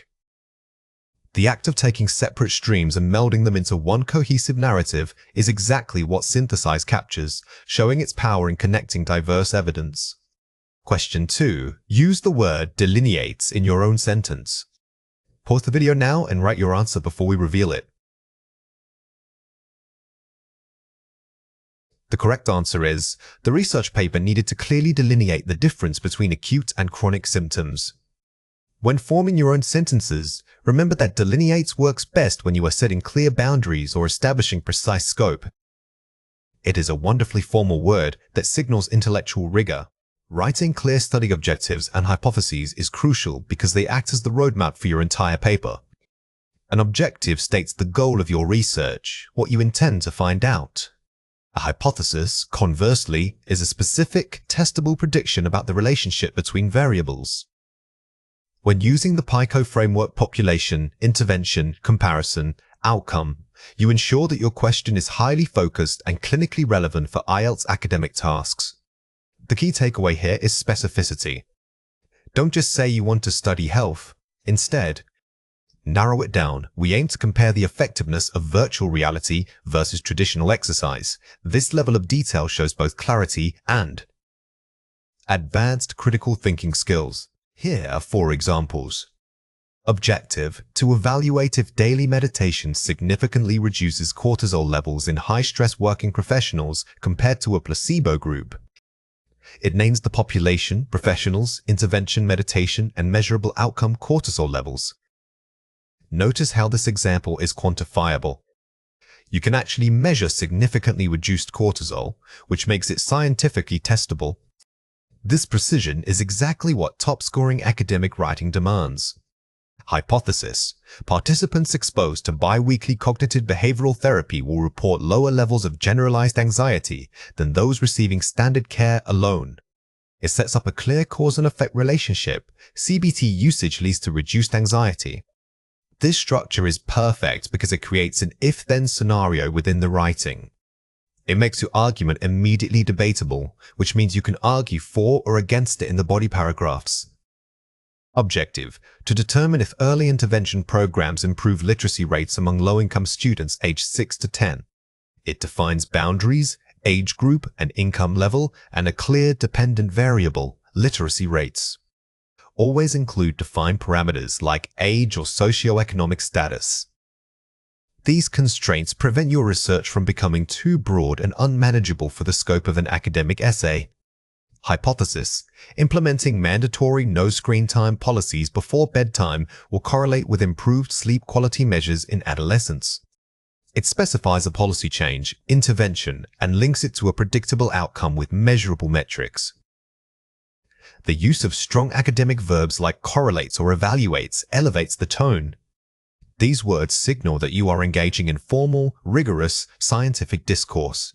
Let's compare 4 pairs. Many people need to learn about sleep. We hypothesize that mandatory educational modules on sleep hygiene will improve self-reported deep sleep duration among university students. The strong version is specific, measurable, and uses proper academic framing. Hypothesize: see the difference between making a general statement about peoples versus targeting a defined group like university students. The latter provides necessary scope and focus. Exercise is good for mental health. This study aims to quantify the relationship between aerobic exercise frequency, 4 times weekly, and measured reductions in depressive symptoms in middle-aged adults. The strong version moves beyond vague claims by proposing a measurement method: quantify measured reductions. Academic writing requires evidence, not just opinion. By specifying aerobic exercise frequencies and depressive symptoms, you are setting up the parameters for data collection. Technology changes how we communicate. We seek to compare the emotional depth of relationship maintenance achieved through video conferencing versus face-to-face interaction among geographically dispersed families. Focusing on the type of communication, emotional depth, makes the argument much richer than just talking about technology. Remember that your objectives must narrow down a vast topic. Don't let communication be your main variable. Instead, specify the aspect, emotional depth, frequency, or tone. Students should study more effectively. This research will investigate whether adopting spaced repetition learning techniques enhances long-term recall of complex anatomical terms in medical students compared to massed overview sessions. The strong version identifies the specific educational technique, spaced repetition, and the measured outcome, long-term recall. If you want to write powerfully, always name your variables. What is the intervention? What is the predicted result? Naming them gives structure and authority to your academic writing. Watch out for these 3 common mistakes. Weak. The purpose of this study is to look at climate change and its effects on coastal areas. Strong. This study aims to model how a 1.5 degrees Celsius temperature rise will impact the mangrove ecosystem's protective capacity along Gujarat's coastline. The original statement is too vague. It only identifies the general topic. The improved version, however, introduces specific parameters: 1.5 degrees and mangrove ecosystems, making it actionable research. Weak. We will discuss how people feel about new policies. Strong. The objective is to measure the correlation between perceived governmental transparency and public adherence rates regarding mandatory recycling programs in urban settings. Avoid using verbs like discuss or look at. These imply mere description, not rigorous investigation. Use strong action verbs like measure, quantify, or model instead. Weak. Our research will focus on the impact of diet and genetics. Strong. We hypothesize that individuals with a specific APOE gene marker exhibit a higher risk of developing type 2 diabetes when consuming highly processed diets, compared to those without the marker. The mistake here is 2 variables: diet and genetics, which are too broad. The correction links them through a specific biological mechanism, APOE gene, making the hypothesis precise and testable. Here are 4 ways to practice. The Picot checklist. Before writing anything, list the population, intervention, comparison, and outcome. This ensures you don't leave out any critical variable. Think of Picot as a mandatory scaffolding tool. By filling out these 4 slots first, you force yourself into an analytical mindset rather than a descriptive one. It is your ultimate safety net for clarity. Use academic verbs. Replace vague verbs like look at or discuss with precise academic alternatives such as evaluate, quantify, or determine. Verb choice is a key marker of high proficiency. These strong formal verbs signal to the examiner that you understand the methodology required for advanced research writing. The scope filter. After drafting your objective, ask, is this too big? If the answer is yes, cut it down until it can be answered in a single study or paper. A common trap for students is overscoping. You are writing an essay, not a book. Constantly ask yourself what specific boundary you must maintain to keep the research manageable and focused. You passed the how test? Ensure your hypothesis suggests how the variables relate, e.g. increases, decreases, or correlates with, not just that they exist. A strong hypothesis must predict a direction. Never settle for simply stating that two things are related. State the natures of that relationship to demonstrate advanced critical reasoning. Now it is your turn to practice. Read or listen to the following passage carefully.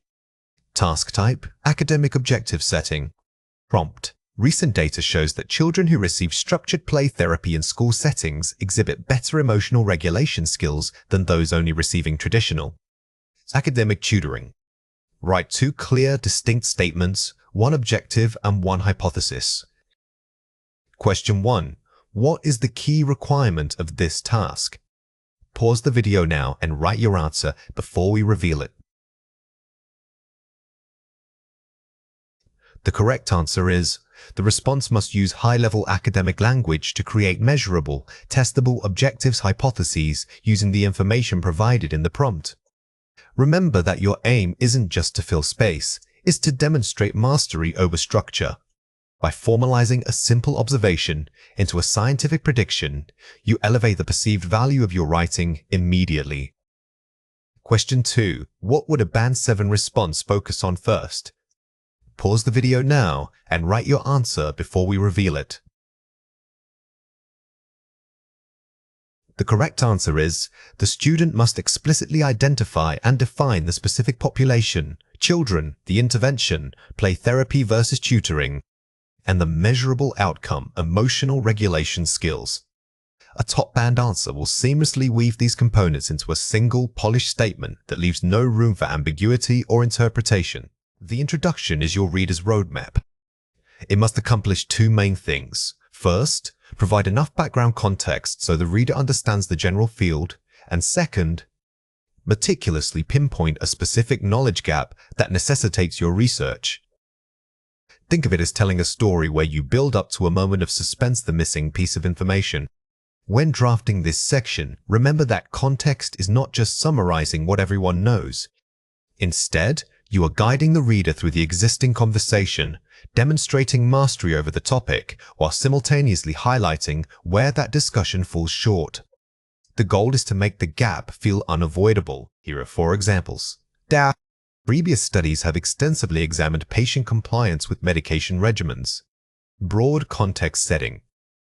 This sentence establishes the general area of research, showing competence. It lets the reader know that patient compliance is a well-studied topic without getting bogged down in dates or authors. However, most existing literature focuses solely on adherence rates among adults. Limitation, identification. Here we transition from the general to the specific. We are defining a boundary that current research has failed to cross, which is crucial for establishing novelty. The impact of digital interventions on geriatric adherence remains largely unexplored. Pinpointing the gap. This is the core statement. It's precise and actionable. You are not just saying more research is needed, you are defining what needs researching. Therefore, this study aims to investigate the efficacy of telehealth platforms in improving medication adherence among elderly populations. The solution thesis statement. This final step directly addresses the gap you just identified. It provides the reader with a clear answer to the question, so what are we going to do about it? Here are 3 reasons why this matters. Establishing novelty and significance. A clear gap justifies your entire project. It answers the fundamental question, why does this study need to exist? If you fail to demonstrate a gap, your work risks being perceived as redundant or merely confirming existing knowledge. The gap is your primary justification for resource expenditure and reader retention. Structuring the argument.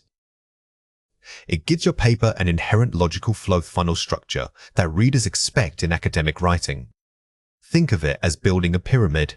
The broad context is the base, and your specific contribution sits right at the apex.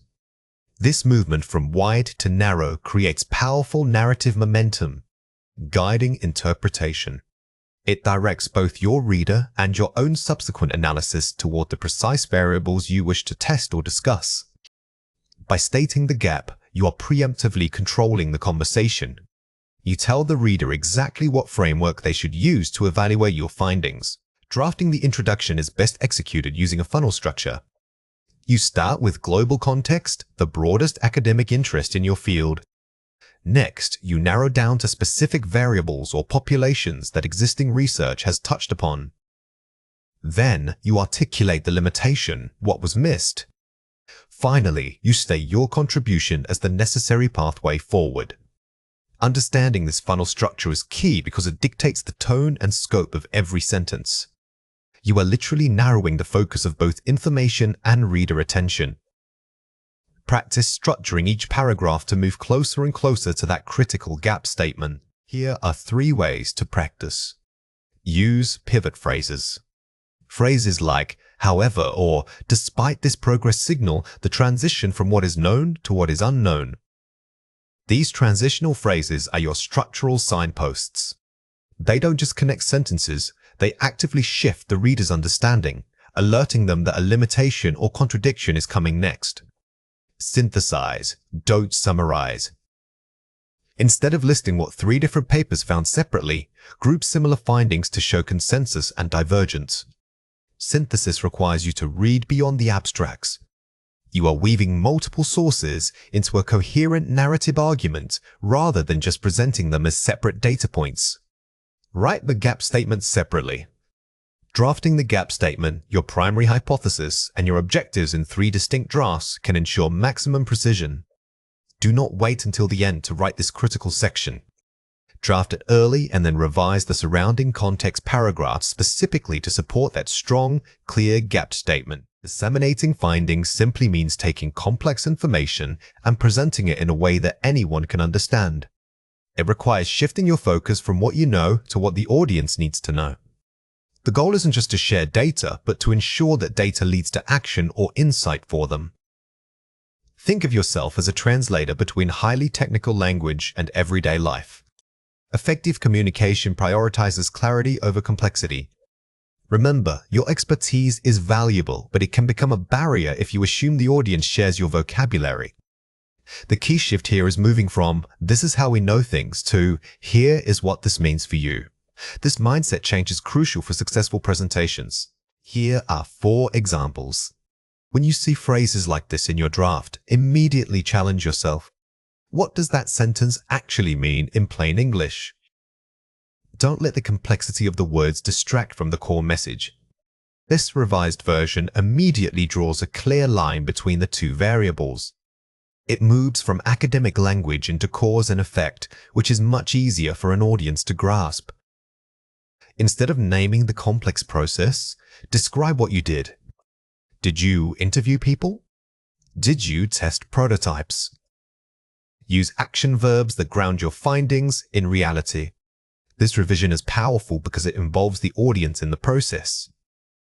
They can visualize those 10 people and immediately trust that your findings are based on real human interaction. Here are 3 reasons why this matters. Audience relevance. Knowing who you are speaking to determines what details they care about. If your audience is composed of policymakers, focus on cost-benefit analyses and policy changes. If they are the general public, focus on personal impact and immediate lifestyle changes. The "so what?" test. Every finding must answer the question, "Why should I care?" Before you present any graph or piece of data, pause and ask yourself, "So, what does this mean for my listener?" If you can't answer that immediately, the information needs restructuring. Managing cognitive load. Too much new information overwhelms memory and attention. We only have so much mental space. Instead of presenting 5 different complex ideas, pick the top 3 most critical takeaways. Structure your presentation around those limited, high-impact points. Let's explore the topic of disseminating findings to non-expert audiences. This is an important concept to understand for learning English effectively. This is a foundational concept when learning English. Understanding disseminating findings to non-expert audiences deeply will unlock many other areas of the language. Think about how often you encounter this in real life and try to notice it in the English you hear every day. The more you engage with this idea, the more natural it will feel. Here are 4 ways to practice. Start with the conclusion. Never wait until the end to deliver your main takeaway. Lead with your answer. Your audience should know immediately what you want them to think or do, even if they don't understand every detail of how you got there. Define all terms up front. Create a short glossary slide for technical jargon. Don't assume shared vocabulary. Spend 30 seconds at the beginning defining terms like variance, correlation, or model names, ensuring everyone starts on the same page. Invite questions strategically. Guide the conversation after presenting a complex section. Instead of just saying, "Any questions?" which invites silence, try, "What aspect of this cost model seems most confusing to you?" This directs their attention and ensures deeper engagement. Practice the 60-second summary. Summarize your entire finding into a minute-long elevator pitch. This is the ultimate test of clarity. If you cannot explain the core value in under 60 seconds, your message is still too convoluted and needs significant trimming. When examiners assess your oral presentation, they are not just grading the science, they are evaluating your command of academic English. Pay close attention to structure and cohesion, how smoothly you move from one idea to the next. They listen for sophisticated discourse markers that guide the audience through complex thought processes. Furthermore, strong rhetorical delivery involves varying pace and pitch, which keeps the listener engaged and demonstrates true confidence in your material. Think of yourself as a storyteller who happens to use data. The biggest giveaway of poor delivery is sounding monotonous or disconnected. By using clear signposting language phrases like "moving on to" or "in contrast to this point," you are not just speaking, you are actively managing the audience's expectations and leading them through your research logically. Let's go through 5 words. For each word I will say it clearly, then explain how to produce it correctly. The word is, the preliminary data suggests that. Say it again, the preliminary data suggests that. Always use these phrases when presenting results, especially if the findings are not yet conclusive. Using words like suggests or indicates shows academic humility and precision.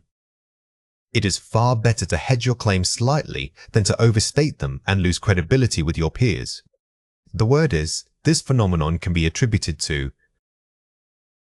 Say it again. This phenomenon can be attributed to. When you are asked why something happened in your study, this structures your answer perfectly. It moves the focus immediately from the observed result to the underlying mechanism or theory. Practice linking this phrase directly to a specific visual aid on your slide. The word is, crucially, we must consider. Say it again, crucially, we must consider. Do not just state an important point, emphasize it using strong adverbs and phrases like this. Pausing slightly before cruciallys also helps the listener recognize that what you're about to say is a key takeaway. Use these markers sparingly, only for your main conclusions. The word is, extrapolating from these results. Say it again, extrapolating from these results. This phrase allows you to transition seamlessly from what you found to what the field might need next. It elevates your talk beyond simple reporting into genuine intellectual contribution. Remember, conferences love proposals for future research. The word is, a more nuanced perspective would suggest. Say it again, a more nuanced perspective would suggest. When a colleague suggests an alternative interpretation during the Q&A, do not simply disagree. Use this phrase to acknowledge their point while introducing complexity. This demonstrates sophisticated critical thinking and intellectual maturity. Let's compare 4 pairs. It's like, a comparable model would suggest that formal tone needed for credibility, Avoid using analogies or comparisons that sound too casual, even if they are vivid. Instead, formal academic language requires you to use measured phrasing that maintains an objective distance from the subject matter. I think this proves. These findings provide strong evidence for shift focus from personal belief to data. In academia, your results must speak for themselves. Never let I think be the main verb in a conclusion. Instead, attribute the certainty of the statement back to the data or the method used. So basically, to summarize the key implications, never use conversational fillers like this. Phrases that signal basicallys are hallmarks of everyday conversation and destroy academic credibility. Always replace them with professional signposting language to guide your listeners smoothly. Oh, kinda hard to tell if it is challenging to determine whether use precise, formal vocabulary. Vague or informal modifiers like kinda or sort of are unacceptable in a conference setting. Always substitute them with more precise adverbs and adjectives that reflect careful scientific observation. Watch out for these 3 common mistakes. Avoid filler vagueness. The results really showed that better precision. The data robustly indicates that hesitations and fillers like or like are natural when you are thinking, but in a presentation setting, they draw attention to your lack of preparedness. Pause instead. Silence is much more professional than a verbal filler. Avoid weak verb passive. The study was about improving the efficiency of batteries, so it showed that better active voice. Our research focused on optimizing battery efficiency by analyzing. Using passive constructions or weak verbs makes your presentation feel distant and uncommitted. By using active voice, you assert ownership over the research and sound much more authoritative in your field. Avoid topic drift to generalization. We also looked at climate change, which is really big right now. Better specificity. Furthermore, we explored the correlation between local climate shifts and, while general context is helpful, you must never deviate into unrelated or overly broad topics. Keep your focus tightly constrained to the scope of your research paper. Always link tangential information back to your core hypothesis. Here are 4 ways to practice. Impromptu Q&A simulation. Ask a friend to interrupt you with challenging questions after every minute of your talk. The goal here is not just answering, but maintaining composure under pressure. Practice acknowledging the question first. For example, that's an interesting point about methodology before delivering your answer. Shadowing technical experts. Listen to top speakers in your field, e.g. TED talks or conference keynotes, and repeat their phrasing immediately after they say it. This technique helps you internalize the rhythm, intonation, and sophisticated vocabulary of expert speakers. Focus less on what they are saying and more on how they transition between ideas. The 3-minute abstract pitch. Take a complex paper and force yourself to summarize its core argument in exactly 3 minutes. This exercise forces ruthless prioritization. You must identify the single most important takeaway, the "so what" moment of your research, and build everything around presenting that conclusion clearly. Recording and self-analysis. Record yourself delivering a section, then listen back specifically tracking filler words and pitch variation. Self-critique is vital. When listening back, don't judge the content, judge the deliverers. Are you speaking too fast when nervous? Do your conclusions sound definitive enough? Now it is your turn to practice. Read or listen to the following passage carefully. You have just finished presenting your findings on the impact of microplastics on coastal ecosystems. Your examiner asks, given these results, what immediate policy changes would you recommend to mitigate this threat? Aim for 1 to 2 minutes of focused discussion. Question 1. What is the most important thing to include in your answer? Pause the video now and write your answer before we reveal it. The correct answer is a structured recommendation that links back to a specific weakness or finding in your research. Do not give vague promises like "we need more funding." Instead, propose concrete, actionable steps like adjusting regulations on industrial waste discharge. This shows you have thought critically about the real-world implications of your data. Question 2. What language feature should you demonstrate? Pause the video now and write your answer before we reveal it. The correct answer is using conditional and modal verbs, e.g., could suggest, would necessitate, might require. When making a recommendation, you are projecting future outcomes that depend on human intervention. Using modal softens your assertion while still sounding authoritative. This prevents your advice from sounding like an absolute command, which is academically safer. Responding to questions in a panel setting is much more than just giving an answer.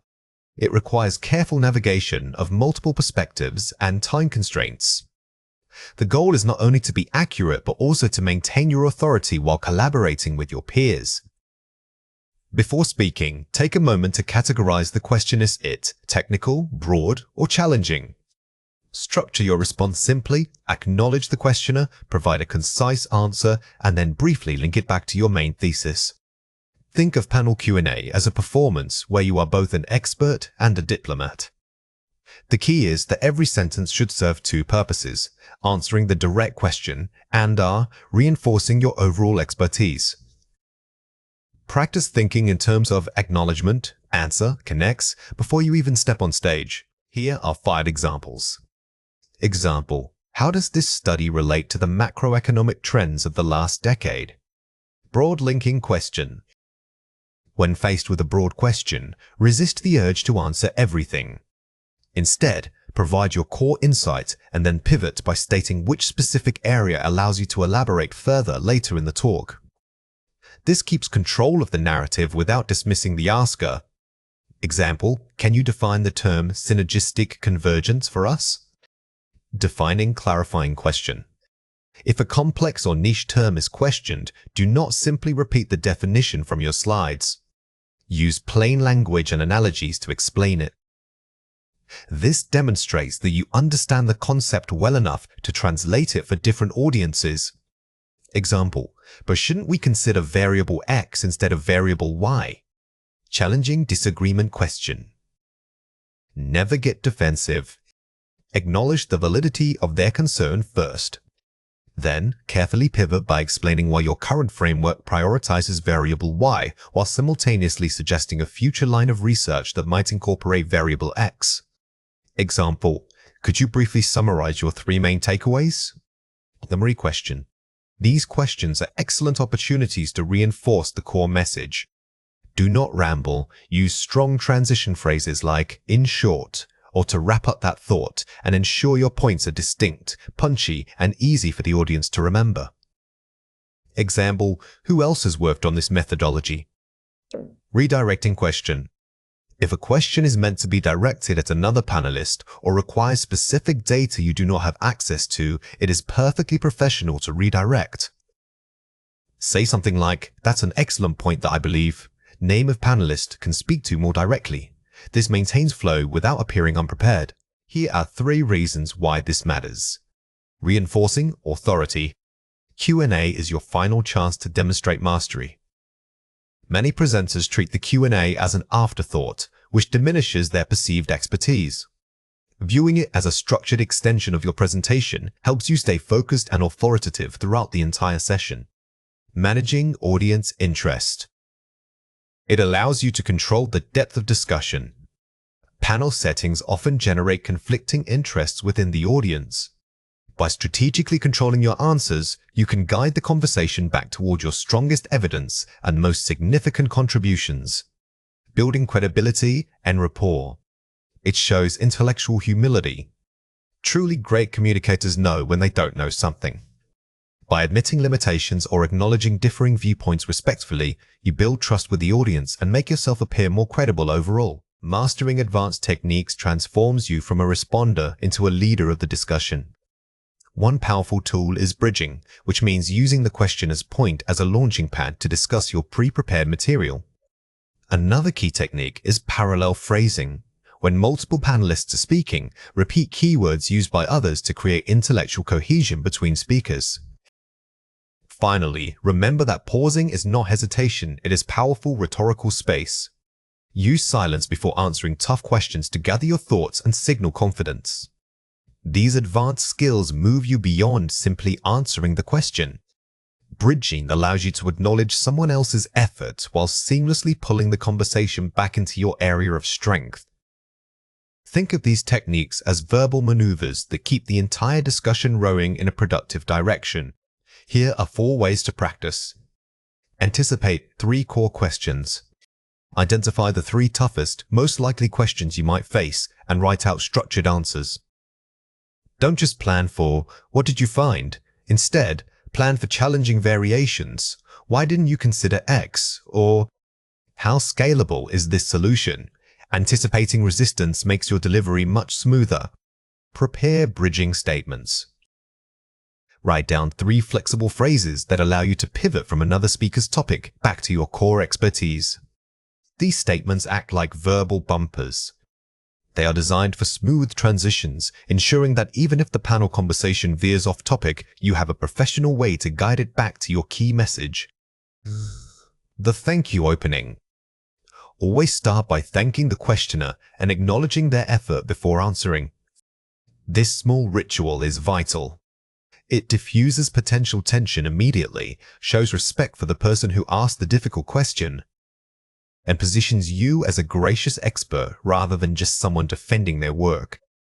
Practice interruption management. Role-play being interrupted multiple times during practice to remain calm and articulate. Interruptions are inevitable in fast-paced panels. The goal is not to stop the interruption, but to use a polite phrase like, "Let me just finish this thought," to regain control gracefully while maintaining your composure. Discourse markers are short phrases we use in speaking to guide our listener through the structure of our thoughts. Think of them as linguistic signposts on a journey. They don't carry core meaning themselves, but they signal relationships between ideas. Using these markers helps establish coherence and makes your speech flow logically. Mastering them is key to sounding organized and authoritative, especially when presenting complex information. Remember that the goal of any good speaker isn't just to deliver facts, it's to make the listener feel comfortable following those facts. These markers are what provide that scaffolding. They act like verbal road signs telling the audience, "Okay, now I'm shifting gears," or "Wait, let me clarify this point." Understanding their function is more important than memorizing a list of them. Here are 4 examples. To begin with, our research focused on historical data. Starting a point. When you use phrases like "to begin with," it immediately signals that this is the foundation of your argument. It gives the listener a clear expectation. Everything else will build upon this initial statement. This structure reduces cognitive load for your audience. In contrast to these findings, some field studies showed contrast. Using "in contrast" or "on the other hand" is perfect when you need to pivot and show a difference in viewpoints. This guides the listener through a comparison, preventing them from getting confused about which idea belongs where. For example, I looked at the data from Sector 7. Illustration. When you introduce an example, always signal it with a marker. Phrases like "for instance" or "to illustrate" tell your audience that what follows is just one specific case, not the whole story. This manages their expectations effectively. Therefore, we recommend implementing policy changes immediately. Conclusion, result. These outcome markers are crucial because they bring everything together. They tell the listener, "We have finished analyzing all the evidence. Now pay attention to what this means." Never let your conclusion just start without a marker like "therefore" or "consequently." Here are 3 reasons why this matters. Boosts coherence and flow. They connect disparate ideas into a single, logical narrative. Think of your speech as a well-written essay. The discourse markers are the transition words like "furthermores" or "however." They provide necessary glue so that the listener doesn't feel like they are jumping between unconnected points.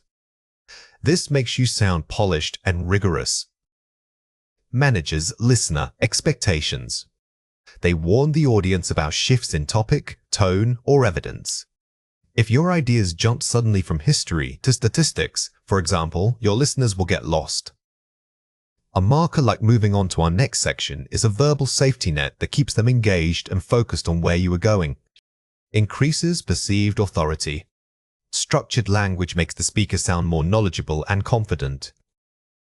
When you use precise signposting, it signals to your audience that you know exactly what you are talking about. It shows mastery over not just the topic itself, but also the art of communication around that topic. Let's explore the topic of using discourse markers to guide the listener-reader. This is an important concept to understand for learning English effectively. This is a foundational concept when learning English. Understanding using discourse markers to guide the listener-reader deeply will unlock many other areas of the language. Think about how often you encounter this in real life and try to notice it in the English you hear every day. The more you engage with this idea, the more natural it will feel. Here are 4 ways to practice. Script and practice transitions. Don't memorize markers randomly, practice delivering them within a full narrative context. When you write out your presentation, highlight all the places where you change topics or shift arguments. Then, rewrite those transitions using different discourse markers until they feel natural to say aloud. Vary your markers. Avoid relying only on first, second, and finally. Use diverse vocabulary. Repetition makes you sound robotic. If you started with firstly in your introduction, try using to start off or the initial point is later on. This variety demonstrates a broader command of the language. Listen actively to experts. Watch skilled speakers. TED Talks are great resources and pay attention only to their signposting. Don't focus on what they are saying, but how they transition between ideas. Notice where they pause and what connecting words they use right before or after a major shift in topic. Mimicking effective speakers is the best practice. Record yourself speaking. Reviewing your own speech will quickly highlight repetitive structures or sudden gaps. Recording forces you to become your own harshest critic, which is perfect for this skill. When listening back, pay special attention to the moments when you lose your train of thought. Those are the precise places where a marker would have saved your presentation. Drafting is not just about writing words, it's about structuring an argument that builds logically. Every paragraph must serve a specific function, introducing a theme, developing evidence, or concluding that point. Remember, the goal isn't complexity for its own sake, but achieving precision and depth in analysis. The key rule here is maintaining coherence, ensuring every sentence flows naturally from the one before it. When refining your manuscript, always read backward, checking if each claim has solid support or examples backing it up. This rigorous approach elevates your writing beyond mere reporting into true academic argumentation. When we talk about drafting, think of it as a conversation with your reader. You aren't just listing facts, you are guiding them through your thought process. If you pause and ask yourself, so what? After every major point, that is the critical connective tissue required for high-level academic writing. Here are 4 examples. While some believe economic growth is purely technological, the historical evidence suggests that institutional stability and robust civil governance are equally critical catalysts for sustained development. Effective contrastive opening immediately sets up a nuanced debate rather than stating a simple fact. Notice how the sentence avoids definitive language. Using phrases like, while some believes, or suggest that shows academic caution, which is key to scoring highly. It demonstrates that you understand the complexity of the topic. Furthermore, policymakers should implement localized educational curricula. This approach would better tailor learning outcomes to the specific socio-economic needs of rural communities. Strong logical connection using furthermore and a clear recommendation linked to evidence, localized needs. The word choice in this example is powerful. Instead of saying change education, they specify implement localized educational curricula. This level of specificity shows you are deeply knowledgeable about the subject. Consequently, mitigating climate change requires an unprecedented international commitment, moving beyond national interests to adopt a collective global responsibility. Uses sophisticated vocabulary, mitigating, unprecedented, and focuses on systemic issues of cooperation. The structure here moves from identifying the problem, climate change, to proposing a necessary shift in mindset from self-interest to global collaboration. This macro-level analysis is exactly what top-scoring essays require. Therefore, rather than merely increasing subsidies, investment should pivot towards developing sustainable public transport infrastructure to reduce urban carbon footprints. Clear conclusion that offers a specific, actionable alternative solution, avoids vague generalizations. A good concluding sentence must feel like the definitive endpoint of your argument. By saying, rather than merely, the writer signals that they have evaluated multiple options and chosen the best one. Let's compare 4 pairs. Many students think technology is good for learning because it gives them access to information. Technology significantly broadens educational resources, offering students unprecedented access to global knowledge bases. Upgrading simple vocabulary and improving academic tone. The strong version sounds authoritative. The difference here lies in the register, the academic level of the writing. Moving from good for learning to broadens educational resources instantly elevates your essay's perceived intellectual weight. The government needs to do more about pollution because it is making people sick. Addressing industrial pollutants is paramount, as mounting evidence directly links degraded air quality to increased rates of respiratory illness. Replacing vague claims with specific cause and effect relationships using academic verbs and nouns.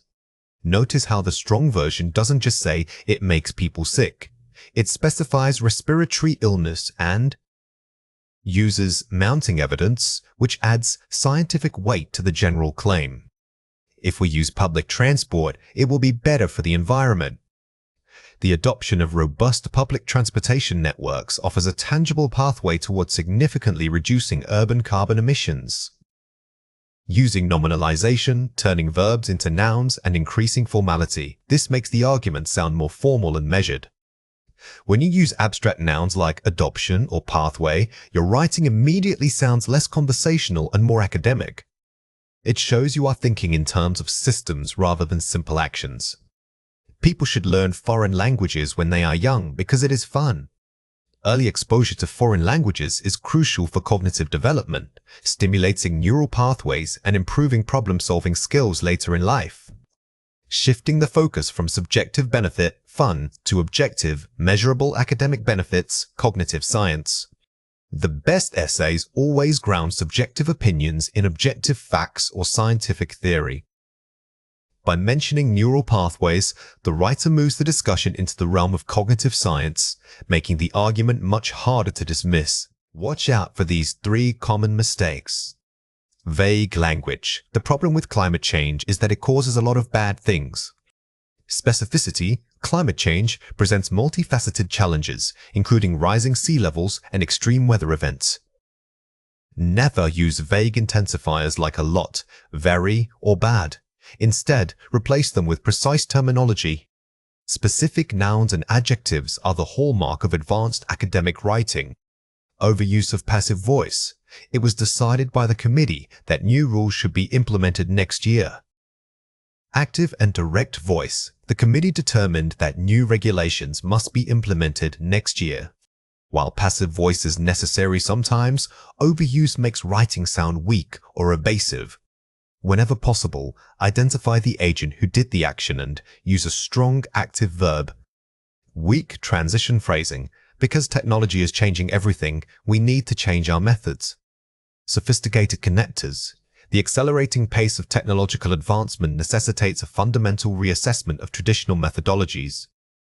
Avoid simple conjunctions like because or so. Instead, use sophisticated transitional phrases such as the accelerating pace necessitates, or consequently, to show a precise logical link. Here are 4 ways to practice. The outline blueprint. Before writing a single full sentence, create a detailed outline mapping your argument's flow from introduction to conclusion.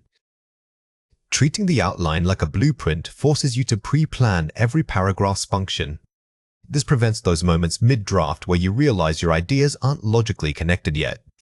The so what test. After writing each body paragraph, pause and ask yourself, so what?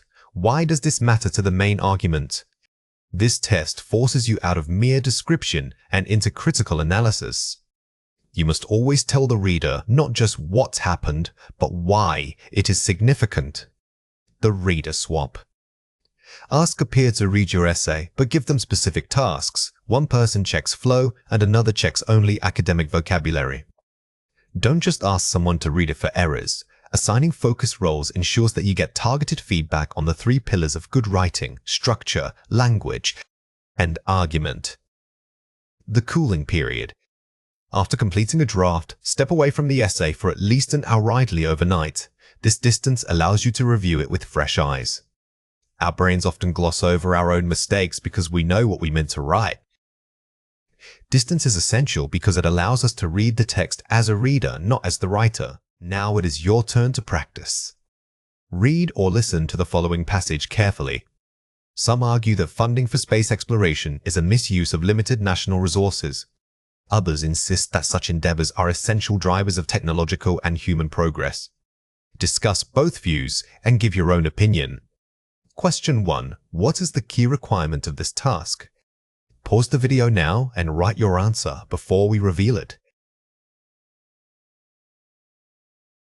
The correct answer is, the essay must maintain a balanced discussion, dedicating equal weight to 2 opposing viewpoints before presenting a clear, justified personal stance. Because this requires discussing both sides equally, you cannot simply dismiss one view. Instead, you need strong transitional phrases that acknowledge the counter-argument while smoothly pivoting back to your main thesis. Question 2. What would a Band 7 response focus on first? Pause the video now and write your answer before we reveal it. The correct answer is establishing clear criteria for evaluation in the introduction and conclusion rather than just listing arguments. A top-scoring essay doesn't just talk about space, it defines why A's discussing space is valuable. Is it purely economic? Is it scientific curiosity? Defining the scope elevates your analysis beyond a simple debate. When proofreading your own academic work, simply rereading it linearly is often ineffective. Instead, we use systematic review reading. This involves tackling the text in distinct passes, each targeting a specific element of quality. You are not reading for meaning this time, you are reading with an editor's eye. Our goal is to isolate and address structural weaknesses, grammatical inconsistencies, and unclear phrasing. Think of it like checking different systems on a machine, first the engine, then the wiring, then the paint job. By segmenting your focus, you prevent one type of error from overwhelming your ability to catch another. The power of systematic reading lies in task switching. When you read for content, you are engaging comprehension circuits. When you read specifically for grammar, a different set of critical skills activates. This focused approach requires discipline, but it drastically increases the quality and polish of your final academic output. Here are 4 examples. The results were found by the team after analyzing the data. Passive voiceover use and vague phrasing. Focus, subject agent. Notice how this sentence obscures who actually did the work. When you read specifically for agency, ask yourself, who is doing this action? By changing it to, the team analyzed the data and found, we restore accountability, and make the writing much stronger. Or, moreover, research suggests that climate trends are rapidly changing. Weak transition redundant phrase moreovers, focus, flow, and cohesion. The word moreovers is fine, but sometimes it signals a weak connection. When reviewing for flow, check if the sentence truly adds new information, or if it just repeats the previous idea using a fancy transition word. The study investigated the correlation between X and Y variables. Jargon density, overly formal phrasing, focus, clarity. Academic writing often defaults to overly complex language that actually confuses the reader. When you read for clarity, try replacing 3-syllable words with simpler synonyms. Your goal is precision, not vocabulary display. All participants reported feeling better. Vague pronoun reference, all, focus, specificity. A vague pronoun like all or it forces the reader to pause and guess what you mean. Good self-correction means replacing these with specific nouns. For example, naming the participants or the group being discussed. Let's compare 4 pairs. Reviewing for meaning, macro. Reviewing for mechanics, micro. Goal is structure versus grammar. When you review for meaning, you are acting like a reader who has not seen the paper before. You check if the argument holds up logically from start to finish. Reviewing for mechanics means being hyper-detail oriented, checking commas, tense shifts, and subject-verb agreement. First draft reading. Revision, reading, self-correction. Focus is creation versus refining. In the first draft, your focus should be pure output, getting ideas down without stopping. Revision reading, however, requires you to step back and become critical of every single word written. Checking terminology, consistency, concept. Checking citation format, style. Focus is internal logic versus external rules.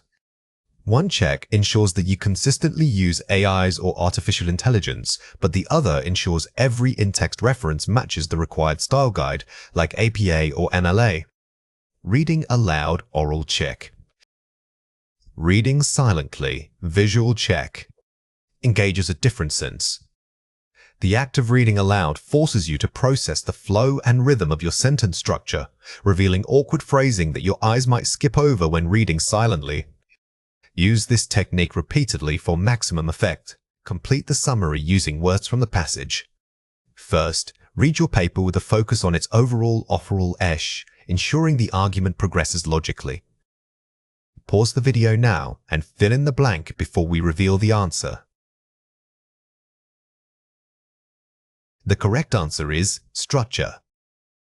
This initial pass is about the big picture. You are confirming that every section supports the thesis and that your ideas build upon one another in a coherent manner. Next, systematically check for redundant language or overused, which weakens professional tone. Pause the video now and fill in the blank before we reveal the answer. The correct answer is transition. We are not just looking at grammar here, we are examining rhetorical choices. Identifying filler words or overly frequent transition phrases helps tighten the prose and make your writing feel more authoritative. After addressing flow, review sentence-level details by checking for consistent batch-and-e, such as units of measurement. Pause the video now and fill in the blank before we reveal the answer. The correct answer is terminology. Consistency is paramount in scientific writing. If you use the term human subjects in one paragraph and participants in another, your reader will get confused. Choose one and stick with it. Finally, proofread a last time by reading the document SAS, which helps catch spelling gaps.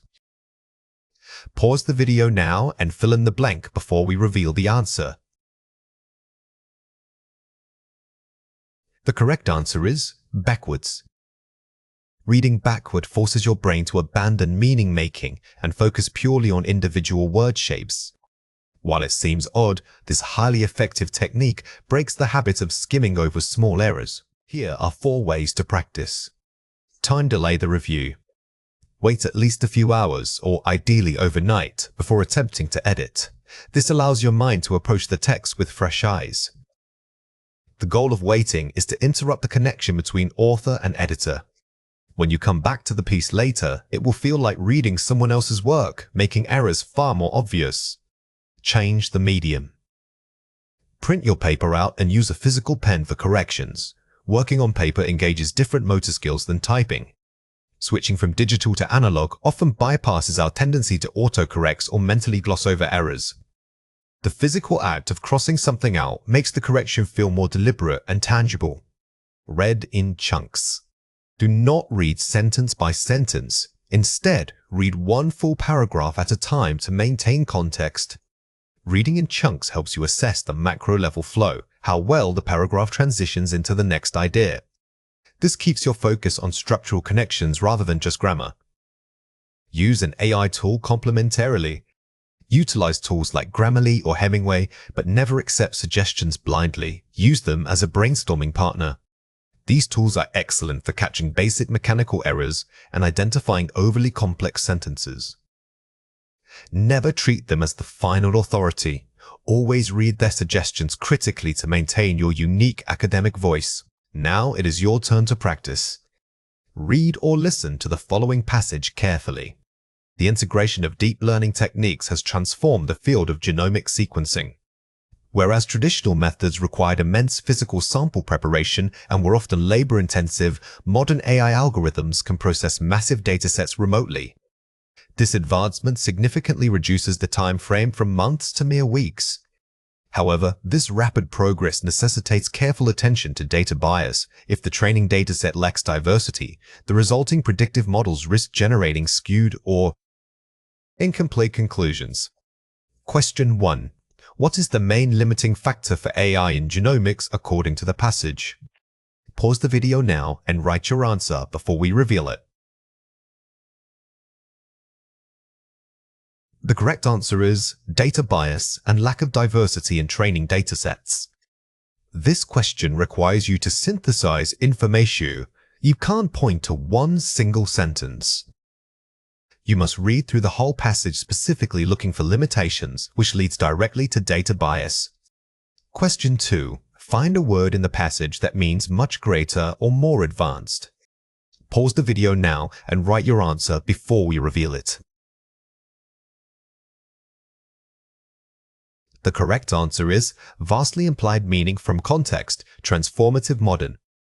This tests your vocabulary comprehension within an academic context. If you encounter an unfamiliar word, don't skip it. Look at the words immediately before and after to infer its precise meaning. Cohesion refers to how well the pieces of text stick together grammatically. It's about making sure that one sentence naturally leads into the next idea. Flow, on the other hand, is the overall smoothness of the reading experience. Think of it like a river. You don't want sudden rapids or dry patches. Good flow guides your reader effortlessly from point A to point B. Remember that cohesion and flow are related but not identical. Cohesion focuses on the structural links, the words and grammar connecting ideas. Flow is the perceived quality, which is what makes the writing feel effortless for the reader. When we talk about improving these elements, we are essentially making our argument easier to follow. Here are 4 examples. The initial data confirmed the hypothesis. Furthermore, subsequent experiments reinforce these findings. Adding contrast emphasis, furthermore. Notice how furthermore doesn't just sit there, it signals an increase in supporting evidence. These transitional adverbs are powerful signposts for your reader. They tell the audience, pay attention, I am building on what I just said. The cost analysis was complex. Consequently, we needed to reallocate resources immediately. Showing cause and effect, consequently. Using a connector like consequently's establishes a direct relationship between the preceding statement and the result. This is crucial in research writing because you are demonstrating logical causality.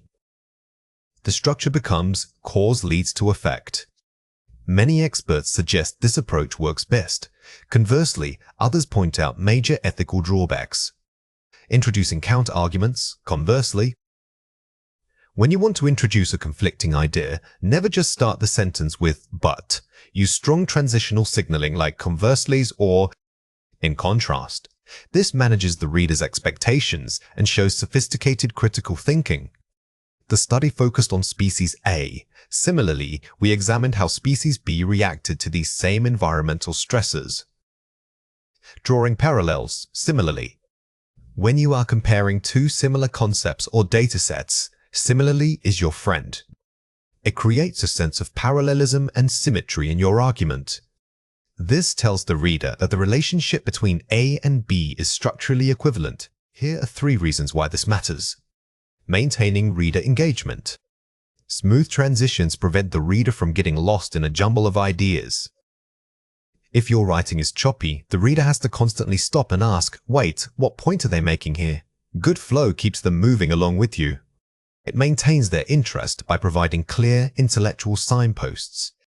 Establishing authority. Writing that flows logically signals that the argument itself is sound and well supported. In academic or professional writing, how you write is often interpreted as proof of your thinking process. By structuring your ideas cohesively, you boost the perceived credibility of your entire piece. Clarity over complexity. Strong transitions simplify complex thoughts by chunking them into digestible units. Sometimes we use overly complicated vocabulary when we actually just need better signposting. Focusing on flow helps us prioritize clarity, ensuring that even the most sophisticated ideas are presented simply. Let's explore the topic of improving cohesion and flow between paragraphs. This is an important concept to understand for learning English effectively. This is a foundational concept when learning English. Understanding, improving cohesion and flow between paragraphs deeply will unlock many other areas of the language. Think about how often you encounter this in real life and try to notice it in the English you hear every day. The more you engage with this idea, the more natural it will feel. Here are 4 ways to practice. Read your work aloud. Reading your draft out loud forces you to notice awkward phrasing and unnatural jumps in tone. Our internal monologue is often smoother than our written text. Reading aloud acts as a natural proofreading filter, making those transitional breaks or sudden topic shifts immediately noticeable because they sound jarring. Use outline mapping. Before writing, write down the core idea of every paragraph in bullet point form. This is your structural roadmap. This process forces you to validate the argument flow before investing time in detailed sentences. If a jump seems illogical when reading the bullets, it will certainly be illogical when reading the full essay. The glue test. After drafting, highlight only the first and last sentence of every paragraph. Do these isolated points still tell a clear story? This is a quick check to see if your argument can stand on its own structural merits. If the highlighted sentences jump wildly between unrelated concepts, you know exactly where you need an intervening transitional bridge. Vary your connectors. Don't start every paragraph transition with, furthermore, use a diverse range of connecting phrases. Repetitive transitions become predictable and weaken your command of the language. By consciously varying whether you use time sequences, cause effect, or contrast markers, you elevate the sophistication of your prose. Academic writing requires a highly formal and objective tone. The primary goal is to present evidence and analysis without injecting personal feelings or opinions. We are aiming for scholarly distance, the voice of the research, not the researcher. This means minimizing subjective language and adopting an authoritative stance. Focusing on the ideas themselves rather than who presented them makes your paper stronger. Think of academic writing as presenting a collective body of knowledge. When you use I's or we, you narrow that focus down to just yourself. By shifting the subject to the evidence or the concept itself, your argument feels broader and more universally accepted by the scholarly community. Here are 4 examples. I believe that climate change is the most pressing issue of our time. Too subjective. Notice how this statement relies on a single person's belief. To make it academic, you need to integrate external authority by citing studies or data that support this claim. The increasing frequency of extreme weather events suggests significant climate shifts. Objective statement. Here, the focus is entirely on the events and the implied evidence. This neutral phrasing allows the reader to draw their own conclusions based on your presentation of data. We found that correlation does not imply causation. Overuse of we. Instead of saying we found, we structure the sentence to state the principle directly. For example, research indicates that correlation does not imply causation. This keeps the focus on the concept. The data overwhelmingly suggests a direct link between pollution and respiratory illness. Focus on evidence. This phrasing directs all attention to the data. The data is doing the talking. You are simply reporting what it says. This elevates your writing immediately. Here are 3 reasons why this matters. Maintaining scholarly authority. Academic writing must sound impartial and reliable. When you remove personal pronouns, your writing gains an air of objectivity.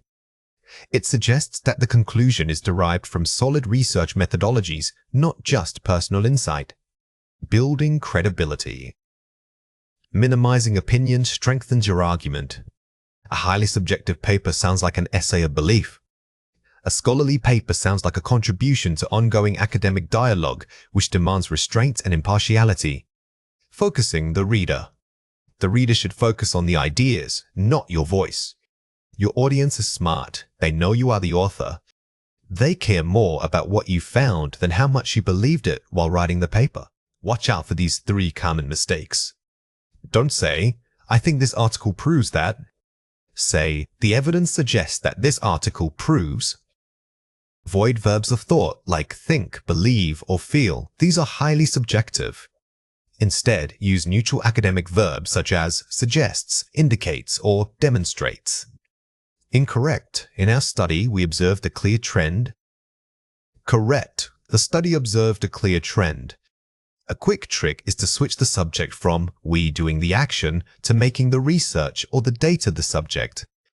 This shifts the focus outward, maintaining professionalism. Don't say, "I will demonstrate how this theory applies." Say, "This paper demonstrates how the theory applies." Be careful with future tense statements about your own actions. Instead, frame it as a contribution of the document itself. This analysis explores, or the following discussion examines. Here are 4 ways to practice. Use passive voice strategically. Rephrase. I analyzed the data to the data were analyzed. Passive voice isn't inherently bad. It's a tool for distance. It allows you to focus on the action and the object rather than the person who performed the action. Employ impersonal phrasing. Use phrases like, "It can be argued that," or "research suggests." These introductory academic phrases are excellent shields when you need to make a generalized statement without taking personal ownership of the idea. We read and circle pronouns. When editing, circle every I, we, and my. This forces immediate attention. This is a great physical revision technique. By physically seeing these pronouns marked up, you force your brain to look for academic alternatives rather than ignoring them. Focus on evidence first. Start drafting by listing the main findings or data points, then write around those facts. If you build your argument outward from objective evidence, you will naturally find fewer opportunities to fall back on subjective I statements. Receiving feedback is not a personal judgment, it is professional data. Think of comments as helpful insights designed to improve your final product. When you approach critical comments with curiosity rather than defensiveness, the entire interaction changes. Our goal is always understanding, not proving ourselves right. Remember that constructive criticism is simply free consultation on how to make your work stronger. It's important to reframe what critiques means in a professional setting. Instead of hearing words like flaws or issues, try translating them into actionable directives, such as areas for development. This mental shift allows you to engage with the material objectively. Approach every piece of feedback as if it is an investment in your own growth. Here are 4 examples. That's an interesting point. Could you elaborate on how that affects the conclusion? Seeking clarification. This phrase is excellent because it shows engagement without agreeing or disagreeing. You are simply asking for more context, which forces the reviewer to provide specific details instead of vague criticisms. Always aim to understand the whys behind their comment. I see your perspective. I was thinking about it from a slightly different angle concerning the scope. Acknowledging and diverting. When you need to respectfully disagree, use this structure. It validates their input first, which keeps the relationship positive before gently introducing your counterargument. The key is validation before deviation. Thank you for pointing that out. I will revise section 2 immediately to address the pacing. Accepting and committing. If you agree with a comment, don't just say, "Okay," show commitment. By stating exactly what action you will take. Like revising section 2, you prove that you listened and are taking ownership of the revision process. To ensure I understand, are you suggesting I remove this entire paragraph or just condense the key ideas? Paraphrasing for confirmation. Never assume. Always paraphrase the feedback back to the person who gave it. This is a powerful technique that confirms your understanding and gives them a chance to correct any misinterpretations on your part, preventing bigger misunderstandings later. Here are 3 reasons why this matters. professional credibility. How you respond shows your maturity and coachability. The way we handle constructive criticism is often more important to our audience than the quality of the work itself. A person who gracefully accepts feedback demonstrates intellectual humility, which leaders highly value. Building stronger relationships. It increases trust between peers and managers. Feedback is a collaborative tool, not a performance review. When you respond thoughtfully, you build rapport because the reviewer feels heard. This makes them more willing to help you in the future. Accelerated skill development. Feedback creates targeted opportunities for improvement. If you take feedback seriously and implement changes, your skill set grows faster than if you only relied on self-assessment. It gives you a roadmap of blind spots that you would otherwise never notice. Let's explore the topic of handling feedback, responding to peer review comments. This is an important concept to understand for learning English effectively. This is a foundational concept when learning English. Understanding handling feedback, responding to peer review comments deeply will unlock many other areas of the language. Think about how often you encounter this in real life and try to notice it in the English you hear every day. The more you engage with this idea, the more natural it will feel. Here are 4 ways to practice. Pre-read and prepare questions. Before receiving feedback, read the comments once to identify 3 key areas you want clarification on. Never jump into a critique session blind. By preparing questions beforehand, you take control of the dialogue from the start. This signals that you value clarity and structured discussion. Take notes by keyword. During the conversation, do not write down full sentences, simply jot down keywords or phrases the reviewer uses. Writing down just keywords forces your brain to process the meaning and context rather than transcribing every word. This helps you remember the core concept they were trying to convey. Follow up via writing. After the meeting, send a brief email summarizing your understanding of the agreed-upon action items. Always close the loop by sending a summary. This written confirmation is vital because it creates an objective record of what was promised and who is responsible for which next steps. It solidifies accountability. Implement changes incrementally. Do not try to fix every single point at once. Prioritize the top 3 most impactful suggestions first. Massive revisions can be overwhelming for both you and the reviewer. Focus your energy by tackling the most critical, high-leverage points first. This demonstrates focused progress and builds momentum. Adapting your manuscript length means more than just adding or subtracting words. It is a strategic process of tailoring your scientific narrative to fit the specific expectations of your target journal. Every publication has a unique scope, and this scope determines how much detail they expect you to provide. You must understand if the journal is looking for preliminary findings, a comprehensive review, or a deep methodological dive. Successfully matching your content length to the journal's established format increases your chances of acceptance significantly. Remember that scope here refers both to the subject matter and the intended depth of discussion.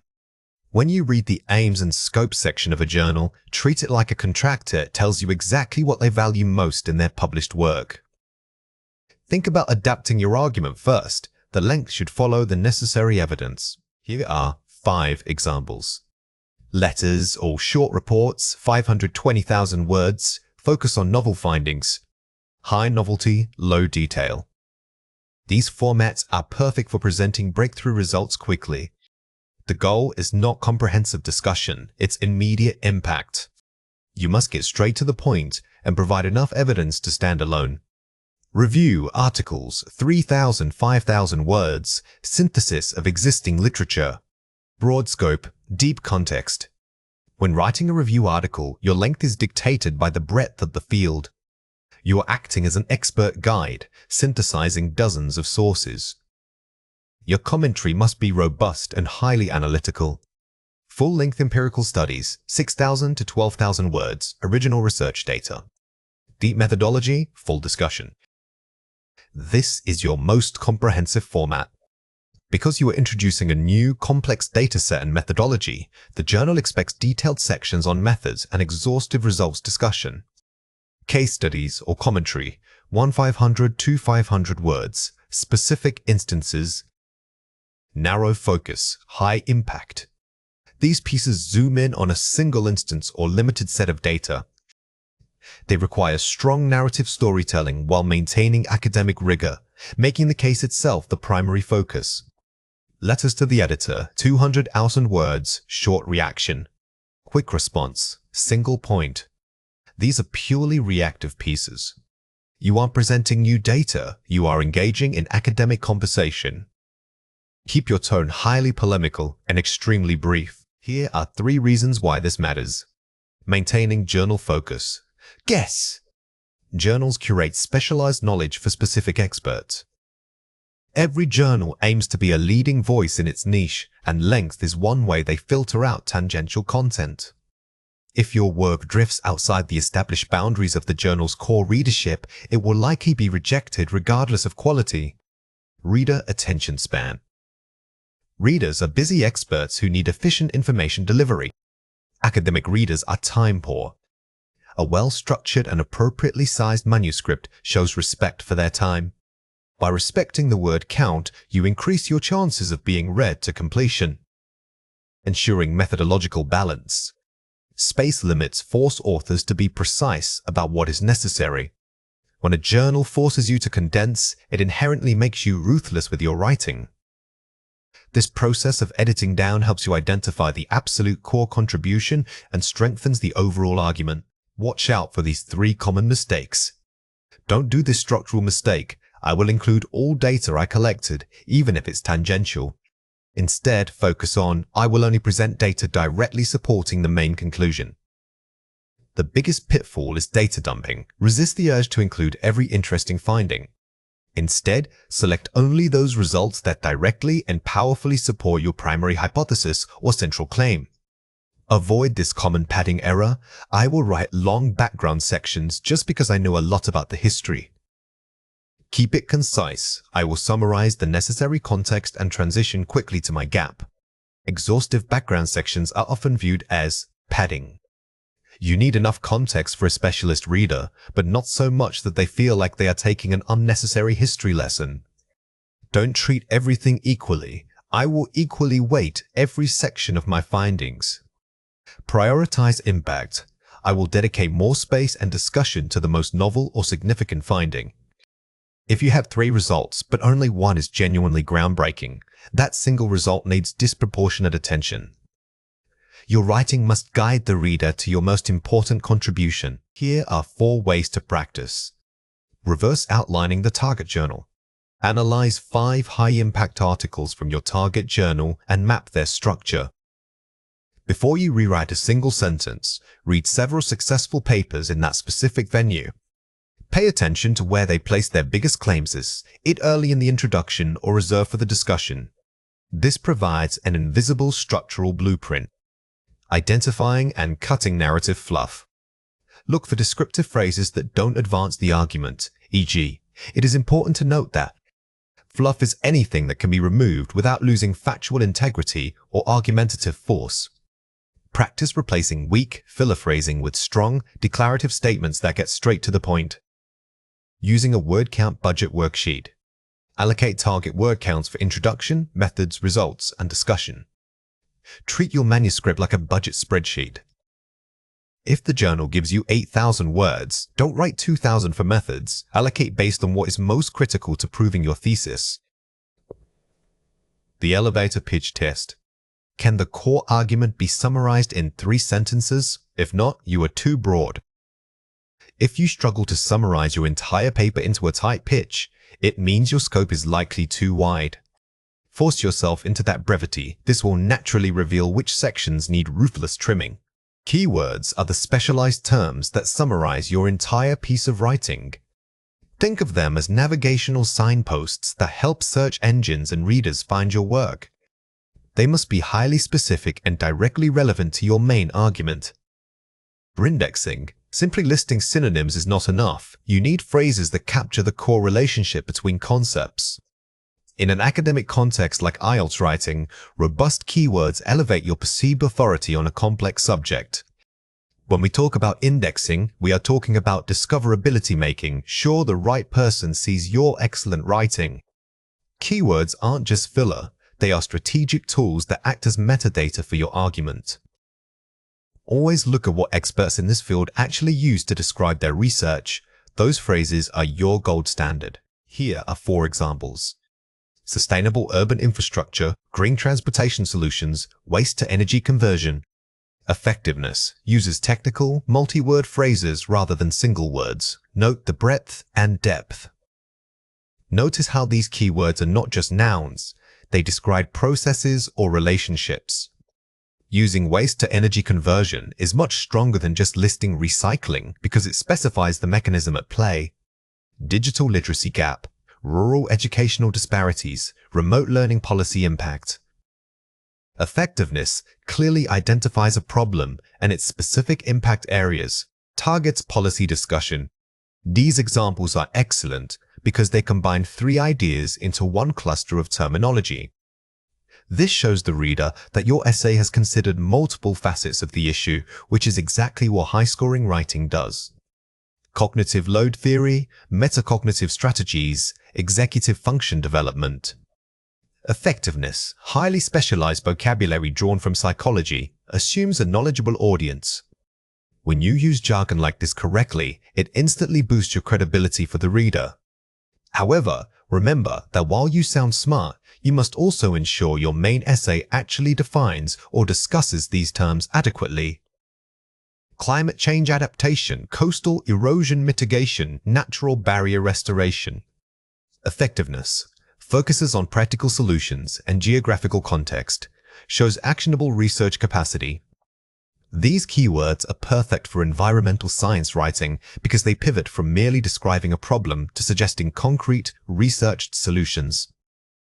This demonstrates analytical depth rather than just descriptive ability. Let's compare 4 pairs.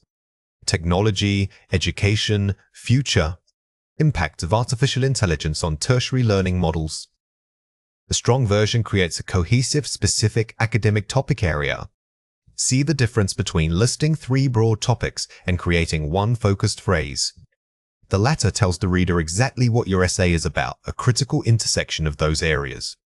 Environment protection, pollution, waste, mitigation strategies for industrial runoff in freshwater ecosystems. The strong version specifies the type of pollutant, source, and environment. General keywords like pollution are too vague. By specifying industrial runoff, you immediately narrow your focus to a manageable, highly researchable niche. Government policy, healthcare funding, money. Socio-economic determinants of public health outcomes and governmental resource allocation. The strong version uses academic phrasing, determinants, resource allocation, which boosts sophistication. Instead of using simple words like monies or policy, elevate your language. Using terms like socioeconomic determinants signals that you are operating at a high, scholarly level. Learning ability, stress management, students. The correlation between academic stress levels and student cognitive performance. This pair defines a measurable relationship correlation rather than just listing related subjects. Keywords that suggest a relationship like correlation or impact of are incredibly valuable. They tell the reader you are analyzing cause and effect, not just describing concepts. Watch out for these 3 common mistakes. Too broad at general, climate change, environmental damage, global warming. Highly specific and technical, anthropogenic greenhouse gas emissions and their impact on polar ice melt. The biggest mistake is being too encompassing. We need to drill down from global warming to the specific mechanism, which in this case is greenhouse gas emissions. Precision saves you from writing superficially. Vague phrasing, weak verbs, better communication, speaking skills, English language. Actionable and academic methodology, focus, developing pragmatic competence through task-based language teaching methodologies. Avoid vague phrases like betters or good communication. Instead, use academic nouns and specific theories, such as pragmatic competence, which immediately elevates the intellectual rigor of your writing. Insufficient, focus too descriptive, the internet, social media, people using it. Focus on mechanism and effect, the psychological effects of algorithmic echo chambers on public discourse. Simply stating people using the internet is descriptive, but it doesn't indicate an academic argument. By focusing on algorithmic echo chambers, you signal that your essay will explore a specific psychological mechanism. Here are 4 ways to practice. The zoom-in method. Start with a broad topic, then ask yourself 3 specific questions about it. Each answer becomes a potential keyword. This technique forces you to move from generalization to specificity systematically. If your initial topic is energy, don't stop there. Zoom in on the source, the infrastructure, and the policies surrounding energy. Use academic thesaurus searching. Don't rely on simple synonyms. Use specialized dictionaries to find domain-specific vocabulary. If you are writing about biology, use biological terms. If it's finance, use economic terminology. This level of accurate jargon use is what distinguishes Band 8 and 9 candidates. Identify the gap in knowledge. A strong keyword list points to an unresolved problem or a debate that needs resolving. The best academic writing doesn't just summarize what is known, it argues why something needs more attention. Structuring your keywords around this gap makes your essay feel urgent and necessary. Map keywords to thesis sentences. Ensure every major keyword phrase you plan to use can be directly supported by a topic sentence in your body paragraphs. Keywords are not random, they are the backbone of your argument. If you list a grand concept, make absolutely sure that concept is given significant development and evidence within the essay structure. Now it is your turn to practice. Read or listen to the following passage carefully. Writing Task 2. Some universities are increasing their focus on vocational skills rather than traditional academic subjects. To what extent do you agree or disagree with this shift in educational priorities? Question 1. What is the key requirement of this task?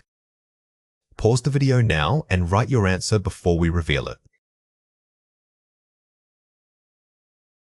The correct answer is identifying specific disciplinary keyword clusters that define both vocational skills and traditional academic subjects.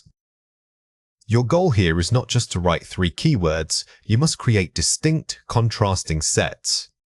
Think about what these 2 types of education actually produce in terms of measurable skills or outcomes. Question 2. What would a Band 7 response focus on first? Pause the video now and write your answer before we reveal it. The correct answer is developing nuanced keyword clusters that explore the tension between theory, academic, and practice vocational. A high-scoring answer won't just list keywords, it will show how they interact. Pinpointing the gaps or the tension, like the need for both critical thinking and practical application, is essential evidence of sophisticated analysis. Academic integrity refers to adherence to ethical principles in all scholarly work.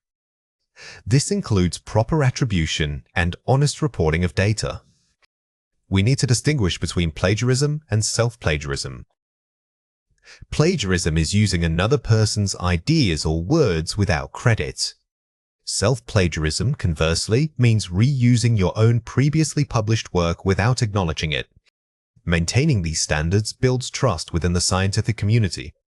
It's crucial to understand that academic integrity isn't just about avoiding theft, it's fundamentally about intellectual honesty. When you cite sources correctly, you're actually participating in a global conversation. You are showing exactly where your ideas fit into the existing body of knowledge. Here are 4 examples. According to Smith 2023, the findings were groundbreaking. Paraphrasing, in-text citation. Notice how we smoothly integrated the source into our sentence structure. This is much stronger than simply dumping a citation at the end of a paragraph. Showing expertise means integrating sources so they feel like part of your own argument flow. We must acknowledge prior work by citing the journal name. Acknowledging prior work. When writing about established concepts or methodologies, always reference the key journals that first published those ideas. This shows you are aware of the intellectual lineage of your topic. The data presented here was originally collected and published by our team in 2018. Self-plagiarism, disclosure. When reusing your old results, you must explicitly tell the reader that it is recycled material. This prevents reviewers from thinking you are presenting new evidence. The Ethics Committee approved this study protocol on May the 1st. Ethical approval disclosure. Any study involving human participants or sensitive animal models must have formal ethical approval documented. This is non-negotiable and must be cited in your methods section. Here are 3 reasons why this matters. Maintaining scholarly trust. The entire scientific model rests on the assumption that shared information is truthful and verifiable. Trust is the currency of academia. If readers doubt our ethical adherence, they will question our data validity, making the publication useless regardless of how good our findings are. Ensuring reproducibility. Ethical practices require transparent methodology and raw data sharing so others can replicate your results. Science is a process of verification. By making your methods fully reproducible, you are inviting the global community to test your work, which strengthens science for everyone. Protecting authorship. Proper attribution ensures the credit goes only to those who made significant intellectual contributions. Defining authorship prevents disputes and gives proper professional recognition. It's not just about a name on the paper, it's about validating years of research effort. Watch out for these 3 common mistakes. Incorrect, too vague, I helped run the statistics. Specify contribution level, because I contributed significantly to the statistical analysis and interpretation. Simply saying I helped is too weak. When listing authors, you must define your specific intellectual role. Use active verbs that describe the exact nature of your contribution. Incorrect, too broad, we should include everyone who attended a meeting. Focus on intellectual input. Authorship should be limited to those who contributed substantially to the conception or analysis of the work. Many people confuse participation with authorship. Only genuine intellectual contribution counts. If your role was merely administrative, acknowledge it in the acknowledgement section instead. Incorrect reactive approach, we just need to make sure we don't copy anything. Proactive ethical mindset. We must proactively review all materials for potential instances of unintentional self-plagiarism or inadequate citation. Don't wait until you are accused of something. Ethics is proactive work. It means anticipating where your writing might overlap with existing ideas and fixing those gaps yourself. Here are 4 ways to practice. Verify all conflict of interest statements. Confirm that every potential funding source or professional relationship is disclosed entirely and accurately. These disclosures must be comprehensive. If a company funded your research, you need to state not just the name, but also how they might have influenced the study design. Prepare a data availability statement. Include clear instructions on where and how raw data can be accessed by other researchers after publication. Modern journals increasingly require this. By providing your dataset, you accelerate follow-up research and build credibility far beyond the published text. Review institutional guidelines for IP rights. Understand who legally owns the intellectual property of your work, the author or the institution. Before submission, review your university's policies on intellectual property. This is a crucial legal step that affects how you can publish and commercialize future research. Get an ethics cosign before final drafting. Have a trusted colleague or mentor specifically review the manuscript solely for ethical compliance and attribution gaps. Treat this last check like a mandatory reading. Ask them specific questions. Where do you think I might have undercited? This external critical perspective is invaluable. The first crucial step in journal selection is understanding its scope. Simply put, the scope defines the subject area and focus of the publication. It tells you what kind of research they are interested in publishing. You must read the aims and scope section carefully to ensure your work aligns perfectly. A mismatch here often leads to immediate rejection before any peer review even begins. Think of a journal scope like its niche. It is not meant for everything. If you are writing about climate change policy, but the journal only covers molecular biology, they simply do not have the platform for your work. Always treat this section as your primary guidepost before looking at any metrics. Here are 5 examples. A specialized journal with a high impact factor IF in its specific subfield. High relevance, low scope breadth. This scenario is often ideal. The IF indicates broad recognition, but the niche scope ensures your highly focused methodology will be appreciated by experts who deeply understand your topic. A generalist journal with a very high impact factor across multiple disciplines. High visibility, low specificity. While the prestige is undeniable, be cautious. These journals sometimes require authors to pad their work or generalize findings too much, which can dilute the impact of highly specific research. A niche journal with a low impact factor but perfect alignment in scope. Perfect fit local visibility. Never dismiss a lower IF. If the journal is highly respected within your specific subdiscipline and it perfectly matches your content, it provides better engagement and citation rates from true experts. A multidisciplinary journal that accepts any research type. Broad appeal potential dilution. These journals can be useful for early-stage findings or review articles. However, if your work is highly sophisticated and specialized, the sheer volume of diverse submissions might dilute its perceived importance. A predatory journal claiming high IF but lacking rigorous indexing. Danger zone, avoid at all costs. The promise of publication is the main red flag here. Always verify that a journal is indexed in reputable databases like Scopus or Web of Science before considering submission. Here are 3 reasons why this matters. Maximizing visibility and audience reach. A good match ensures your findings are seen by the people who understand them most. The goal of publishing is not just publication, but impact. If your work hits the right audience, the specialists in that field, they are far more likely to cite it and build upon it. Broad visibility without relevance is simply noise. Ensuring editorial gatekeeping quality. When scope matches, editors can provide highly targeted feedback. Editors who fully grasp your subject matter are better equipped to manage the peer review process. They guide reviewers toward appropriate specialists and maintain a high standard of technical rigor. Building academic credibility. Consistent publication in relevant venues builds trust within your field. Academics evaluate your career based on where you publish. A steady record in journals that are recognized by your peers is far more valuable than a sporadic publication in a highly ranked but unrelated journal. Let's explore the topic of journal selection criteria, matching scope, and impact factor. This is an important concept to understand for learning English effectively. This is a foundational concept when learning English.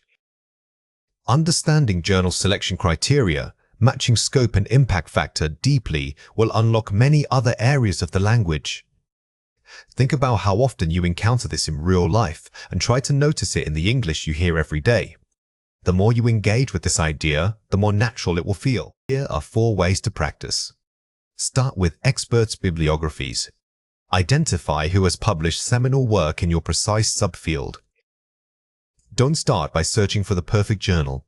Instead, find 5 to 10 top papers that are closest to yours and note which journals they were published in.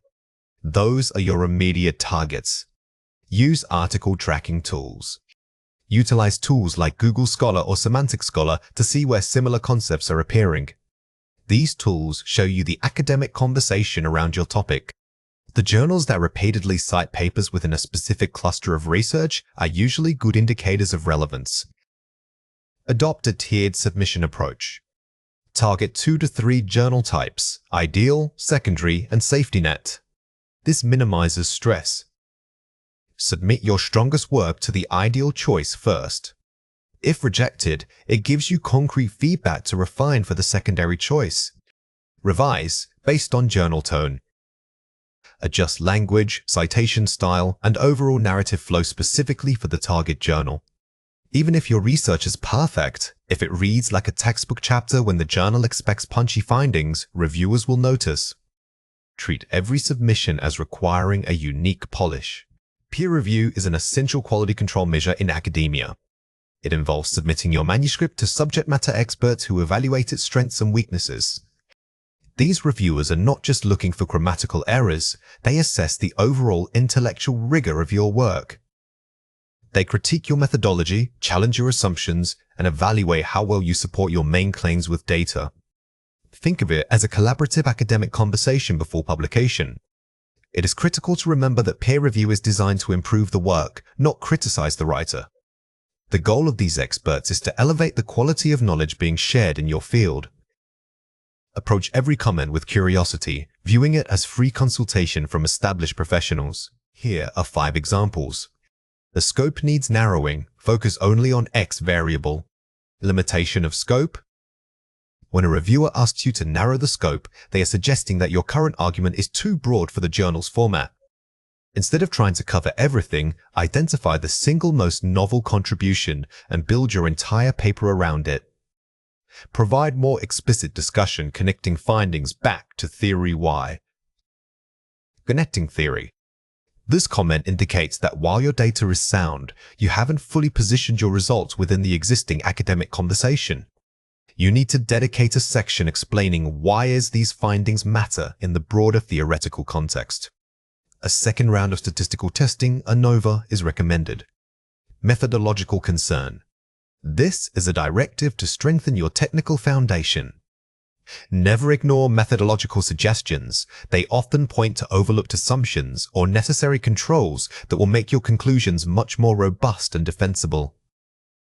The introduction lacks a clear gap statement. Argumentative structure. A strong introduction must clearly articulate what the field doesn't know yet. Use this opportunity to transition from general background knowledge directly into the specific void your paper is designed to fill. Please clarify the distinction between variable A and variable B. Clarity a definition. Simple points of confusion can derail an entire argument. When reviewers ask for clarification, it usually means your definitions or operationalization are not precise enough for a general audience within that field. Here are 3 reasons why this matters.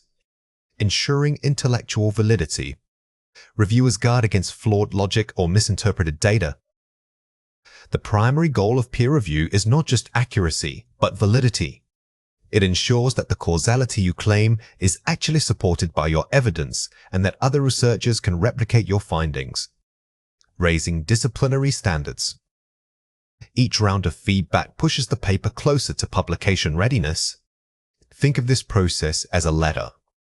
Each revision you make raises the academic bar for the manuscript, making it stronger and more publishable than your initial draft. Improving your own skills. Engaging with criticism forces you to think like an expert in the field. By responding methodically to critiques, you are doing more than just editing a paper. You are fundamentally improving your critical thinking and writing skills for all future academic endeavors. Let's explore the topic of understanding peer review cycles and revisions. This is an important concept to understand for learning English effectively. This is a foundational concept when learning English. Understanding peer review cycles and revisions deeply will unlock many other areas of the language. Think about how often you encounter this in real life and try to notice it in the English you hear every day. The more you engage with this idea, the more natural it will feel. Here are 4 ways to practice. Create a comment tracking document. Use a table listing the reviewer's comment, your specific action taken, and where in the manuscript it was addressed. This systematic approach ensures you don't miss any feedback. Treat this document as your primary revision checklist until the final submission is complete. Maintain an objective mindset. View constructive criticism as free, expert consulting designed to elevate the work. Remember that every single comment contains a kernel of potential improvement. Your task is to extract that gold and weave it back into your argument structure. Prioritize major over minor edits. Address conceptual flaws or missing sections before fixing grammar. Always tackle the big picture's problems first. Fixing a weak methodology is infinitely more important than polishing sentence structure in that same flawed section. Be patient and persistent. The revision cycle requires time, patience, and willingness to rewrite entire sections. Accepting the iterative nature of publishing is key. See this extended process not as a hurdle, but as the final, most valuable stage of your academic development. Academic integrity means submitting work that is entirely your own and properly acknowledging the ideas of others. Simply put, it is about intellectual honesty. Plagiarism occurs when you present someone else's words or ideas as if they were your original thoughts. This isn't just copying, it also includes improperly paraphrasing source material or failing to document common knowledge correctly. We must maintain a commitment to originality in all scholarly work. Remember that academic integrity is a foundational ethical pillar of the university experience, not just a set of rules. It signals your professional trustworthiness as a scholar. When you write ethically, you are building credibility with your instructor and future colleagues. Here are 4 examples. The economy shifted rapidly, stated Dr. Jones, suggesting a paradigm change in trade. Direct quote required. When you use precise language or unique phrasing from an expert, always put it in quotation marks and provide the citation immediately. Direct quotes are powerful, but should be used sparingly to maintain your own voice. According to Jones' year, the economy underwent a rapid shift, suggesting a major change in trade models. Paraphrasing, citation. Paraphrasing is restating someone else's idea entirely in your own words and structure. While you're using your vocabulary, the core idea still belongs to Jones, so citation remains mandatory. The general trend of economic volatility has been noted by several researchers. Summary, general knowledge. A summary covers the main points across a large amount of text or multiple sources. If you are discussing widely accepted theories, your own voice and synthesis should lead the discussion. Self-plagiarism happens when you reuse your own previously submitted work without proper disclosure. Self-plagiarism. Example. Sometimes we forget that submitting old material counts as presenting it anew. If you build upon your previous work, treat the original submission like a source and cite it to show continuity. Here are 3 reasons why this matters. Maintaining scholarly trust. Our entire educational system rests on the assumption that work submitted is original. Your grades and academic credentials are built upon trust. When you violate integrity, you erode not only your own standing, but also the credibility of the institution itself. Respect for intellectual property. Authors invest time, research, and expertise into their ideas. Acknowledging them is respecting that effort. Thinking about it as a matter of respect helps shift your focus away from merely avoiding punishment. It becomes an ethical commitment to the knowledge-sharing community. Developing your unique voice. Learning to synthesize ideas is the highest form of scholarly skill. The goal of academic writing isn't just to report facts, it's to demonstrate your unique ability to connect different pieces of knowledge. Ethical writing allows you to develop that voice. Watch out for these 3 common mistakes. Mosaic plagiarism, patch writing. The study showed increased rates of migratory patterns among birds that were also documented by Smith, 2019. Synthesizing sources. As evidenced by research showing increased migratory patterns, the findings align with those previously noted by Smith in 2019. The primary mistake here is stitching together phrases from multiple sources without connecting them back through your own interpretive language. Good writing should sound like you are speaking to the reader, guided by external evidence. Unattributed idea dumping, we found that X causes Y source A. Furthermore, Z contributes greatly because it has been shown in other studies. Integrating transitions, multiple lines of inquiry suggest the link between X and Y. Additionally, the role of Z appears crucial to this relationship based on broader research. Notice how we replace generic phrases like, "it has been shown," with specific transition words and structured sentences. This makes the academic flow clearer and properly attributes the general idea. Vague attribution. According to a report, global warming is happening. Specificity and data. Climate change models confirm that global warming trends are accelerating at an unprecedented rate. Source B. Never use vague phrases like "a report shows" or "experts believe." Always try to specify who conducted the study, what data they used, and what conclusion they reached. Here are 4 ways to practice. The concept dump method. Before writing, summarize the source's core ideas in your notes without looking at the original text. This tests actual understanding. This pre-writing exercise is incredibly useful because it forces you to process information rather than just copying syntax. If you struggle to explain the concept after summarizing it, you haven't fully understood it yet. Use citation management tools.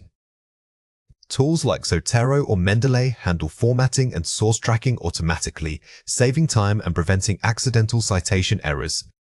These digital tools are essential productivity boosters for any academic writer. They ensure that your bibliography is consistent across all required styles, minimizing tedious manual checks. The I test.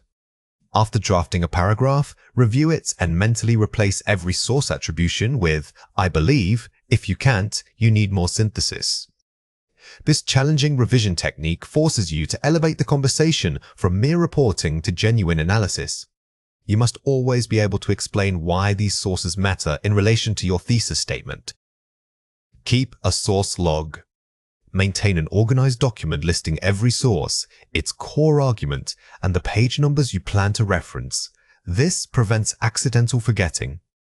A source log acts as your preventative safety net. By documenting where every key idea came from before you write, you ensure that no critical citation point is missed during the final drafting stages. A cover letter is never just a formality, it's your first and best chance to persuade the editor. Your goal is not simply to introduce an article, but to sell its significance. You must convince them that this piece belongs in their journal because it solves a problem or fills a gap they are actively looking for. Remember that while you are pitching your work, you must maintain extreme professionalism and confidence throughout the letter. Crucially, structure your pitch around the "so what" factor. Don't just describe what your paper contains, explain why the reader should care about it. A strong, persuasive letter anticipates the editor's concerns regarding novelty, scope, and impact. When we talk about persuasion in academic writing, we move beyond simple description into argumentation. Think of yourself as a knowledgeable consultant pitching a solution to a client's problem. The editor is your client. What problem does your research solve for their readership? Focusing on the "so what" elevates the letter from mere submission notice to genuine professional pitch. Here are 4 examples. This manuscript provides the first longitudinal dataset analyzing the intersection of remote work and regional identity in 3 major economies. We argue that current models underestimate the cultural factors at play, offering a novel framework for policymakers. Focuses on novelty, first dataset, and concrete impact, offering a new framework. Notice how this example is highly specific. It doesn't just say it analyzes work, it names the variables longitudinal, remote work. Regional identity and immediately states its contribution, an underestimated factor for policymakers to act upon. Building on Smith's foundational theory of cognitive load, our paper introduces a machine learning model that predicts student dropout rates with 92% accuracy. This offers immediate, actionable insights for educational intervention. Uses established literature, Smith's work, while highlighting practical utility and measurable results. The key here is situating your work within existing academic conversations. By referencing Smith, you show the editor that you are knowledgeable about the field's history, but then you immediately pivot to how your paper improves upon or updates that knowledge. Given the recent surge in climate migration, we present a multi-scale risk assessment model. This research is timely and directly addresses critical policy vacuums identified by international bodies. Emphasizes timeliness, urgency relevance, and direct applicability to policy gaps. In academia, relevance often equals urgency. When you use words like surge, critical vacuum, or timely, you are creating a sense of immediate necessity. You are telling the editor, if you don't publish this now, the field will miss this critical window. This is powerful emotional persuasion. Unlike previous studies that focus solely on economic metrics, our quantitative approach incorporates localized social capital data. These findings significantly refine current models of urban resilience. Directly contrast the work with existing literature to define its unique scope and value add. The most persuasive authors know their niche limitations. By stating exactly what previous studies missed the unlike structure, you preemptively answer the editor's question, why is this different from what we already have? This shows critical self-awareness. Let's compare 4 pairs. My paper contains data about student test scores and learning habits. This manuscript presents a novel analysis correlating localized social capital with longitudinal academic attainment rates, challenging existing models of educational equity. Moves from basic description to specific theoretical contribution. The weak version is merely informational. It tells the editor what the piece contains. The strong version, however, uses specialized vocabulary and outlines a clear argument or challenge. Always aim to state your paper's intervention. What? Does it change or disprove? We think this article might be interesting for your journal. Given the journal's focus on sustainable urban development, our findings regarding green infrastructure viability offer specific and actionable policy recommendations pertinent to your readership, tailors the pitch specifically to the journal's stated scope mission. Effective persuasion is rarely generic. The strongest letters are hyper-focused on the target audience. By referencing the journal's mission or recent issues, you demonstrate that you have done your homework and treated them as a specialist recipient. It talks about how people use social media in different ways. This study deconstructs the affordances of image-based platforms versus text-based forums, revealing significant shifts in political discourse and behavioral intention among Gen Z users. Replaces vague generalities with precise theoretical mechanisms and populations. Avoid broad statements like using social media. Instead, get technical. Use the jargon of your field affordance, deconstructs behavioral intention. This signals to the editor that you are operating at a high level within an established academic discourse. We hope you will consider publishing our work. We believe this research is perfectly aligned with the journal's recent special issue on global supply chain resilience, and we eagerly anticipate your expert feedback. Uses assertive language that implies mutual benefit and alignment. Never beg the publication, assert its necessity. Phrases like perfectly aligned or eagerly anticipates show confidence in the work while respecting their time and expertise. This subtle shift from passive pleading to confident partnership is essential. Watch out for these 3 common mistakes. Weak, passive, vague. I have attached my paper which discusses. Strong, active, argumentative. This manuscript addresses a critical gap in the literature regarding. The primary mistake is being passive. Don't just discuss, explain the action of your research. Use strong verbs that convey academic intervention, such as deconstructs, challenges, or quantifies. This makes your work feel dynamic and impactful. Weak, too general. We think this is good for your journal because it's about science. Strong, hyper-specific, targeted, specifically relating to the journal's scope in behavioral economics. Our model offers quantitative proof of suboptimal decision-making under time constraints. Specificity is your best friend.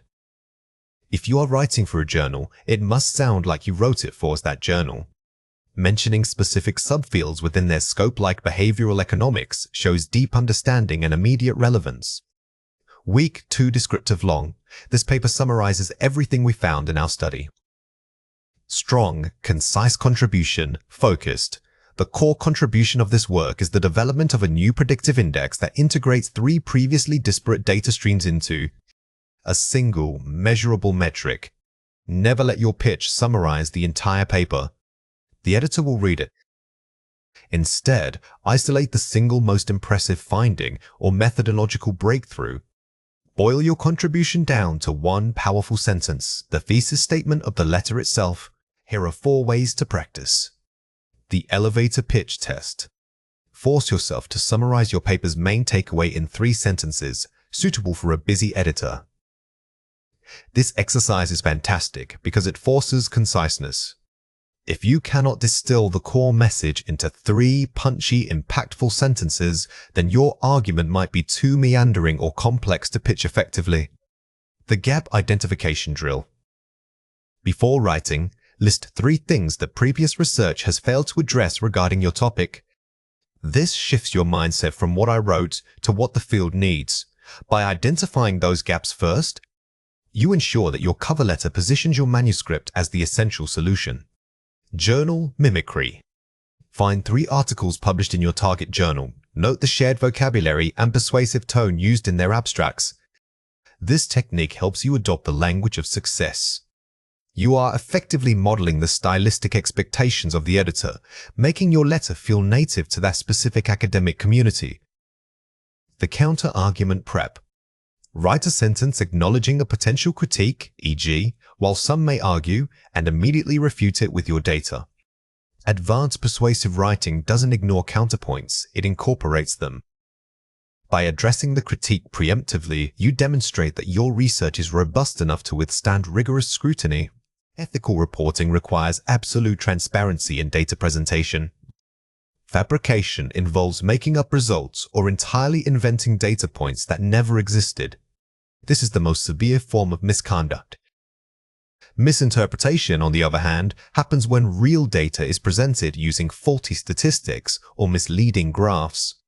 You haven't invented anything, but your conclusion doesn't accurately reflect the evidence provided. It's a failure in analysis rather than invention. It is crucial to understand that both practices erode trust within the scientific community. While fabrication is outright fraud, misinterpretation can often stem from genuine analytical error or misunderstanding complex statistical models. The difference lies between lying and misleading. Here are 5 examples.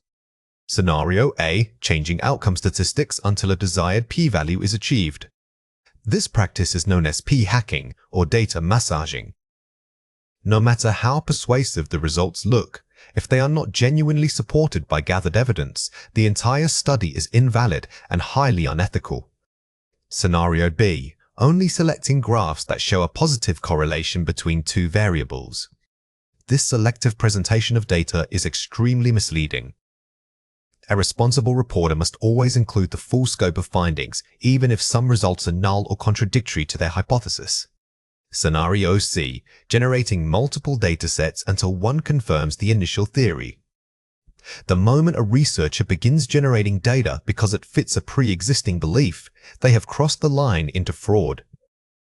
Science requires that the hypothesis guides the test, not vice versa. Scenario D, using a time series graph without labeling critical breakpoints or external events. Context is everything when reporting data over time. Failing to acknowledge the real-world factors that might have influenced your measurements presents an incomplete and therefore misleading picture. Scenario E, directly copying figures or tables from a previous study without citation. While plagiarism is distinct from fabrication, it ties into ethical reporting because it misrepresents whose intellectual property and data belongs to whom. Always cite your source material precisely. Here are 3 reasons why this matters. Maintaining scientific trust. The foundation of scientific progress is public trust in its findings. When the public or funding bodies lose faith in the integrity of published science, it can lead to poor policy decisions and a general skepticism toward research. Ethical behavior protects more than just the researcher's career. Protecting human subjects. Flawed data can directly impact medical treatments or safety guidelines. This is perhaps the most critical reason. If a study fabricates positive results for an ineffective drug, people could be harmed. Ethical rigor serves as a direct safeguard for human welfare. Ensuring scientific reproducibility. Ethical reporting means all methods and data sources must be fully disclosed. Good science is inherently reproducible. Other scientists must be able to follow your steps and reach similar conclusions. Obscuring methodology or omitting necessary raw data prevents this vital scientific verification. To prevent these ethical pitfalls, researchers should implement pre-registration and detailed protocol writing. Pre-registering your study means submitting your hypothesis and planned methodology before collecting any data. This commitment prevents you from changing your goals halfway through the process.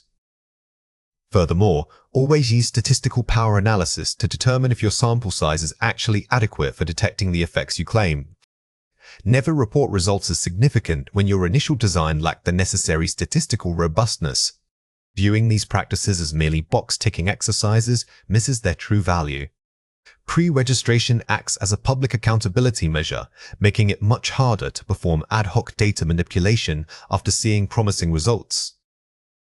Always treat your methodology section like a detailed instruction manual. Here are 4 ways to practice. Document everything immediately. Keep a meticulous record of all raw data, including outliers and unexpected null results. Do not rely on your memory regarding initial findings or changes in methodology. Maintaining an immediate comprehensive log ensures that you can accurately reconstruct the entire research process years later. Triangulate your sources. When interpreting data, compare results against multiple established literature sources. Never rely on a single finding or a single study's interpretation. By comparing your novel findings with the broader consensus in the field, you ground your conclusions in solid academic reality. Use visualizations responsibly. Ensure axes start at zero unless there is an extremely clear and justifiable reason not to. Graphically distorting data by trimming the y-axis dramatically exaggerates differences, giving a false sense of magnitude. Always check your graph's scaling method before publication. Be honest about limitations.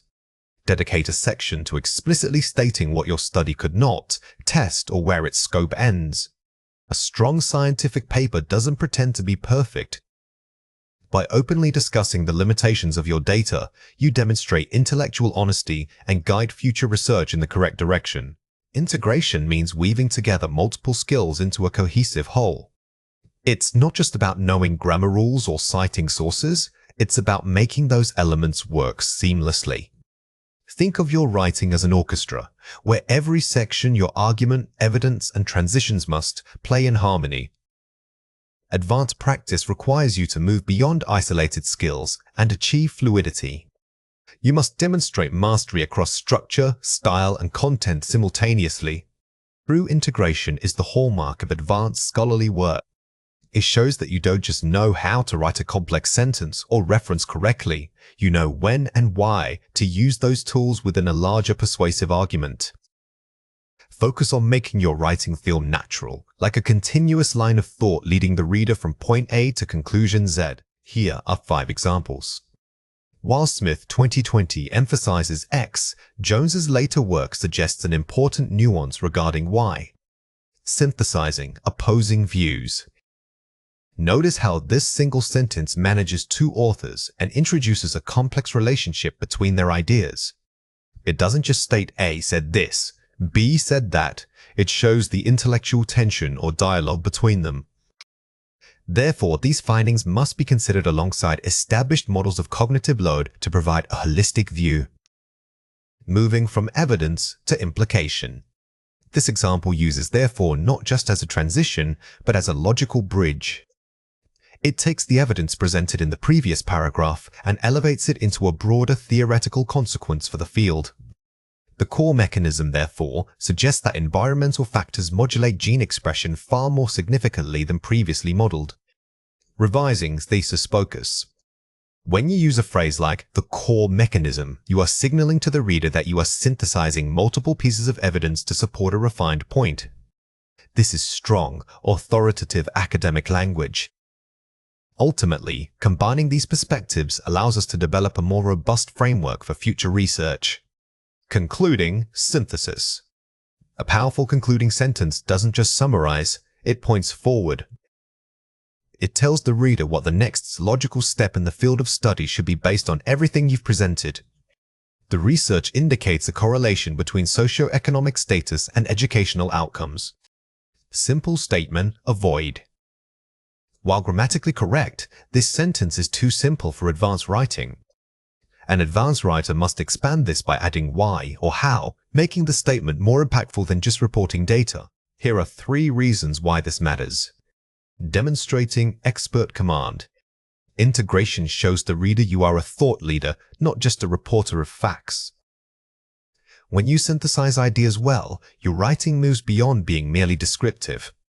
It becomes persuasive because you are actively guiding the reader to your conclusion using multiple layers of evidence. Building logical momentum. Sophisticated transitions and structure guide the reader smoothly from one idea to the next. Think of logical momentum as maintaining a strong current in a river. If you use poor transition words or jump between disparate ideas, the flow stagnates, making your argument feel disjointed. Achieving critical depth. Integration forces you to analyze connections rather than listing information.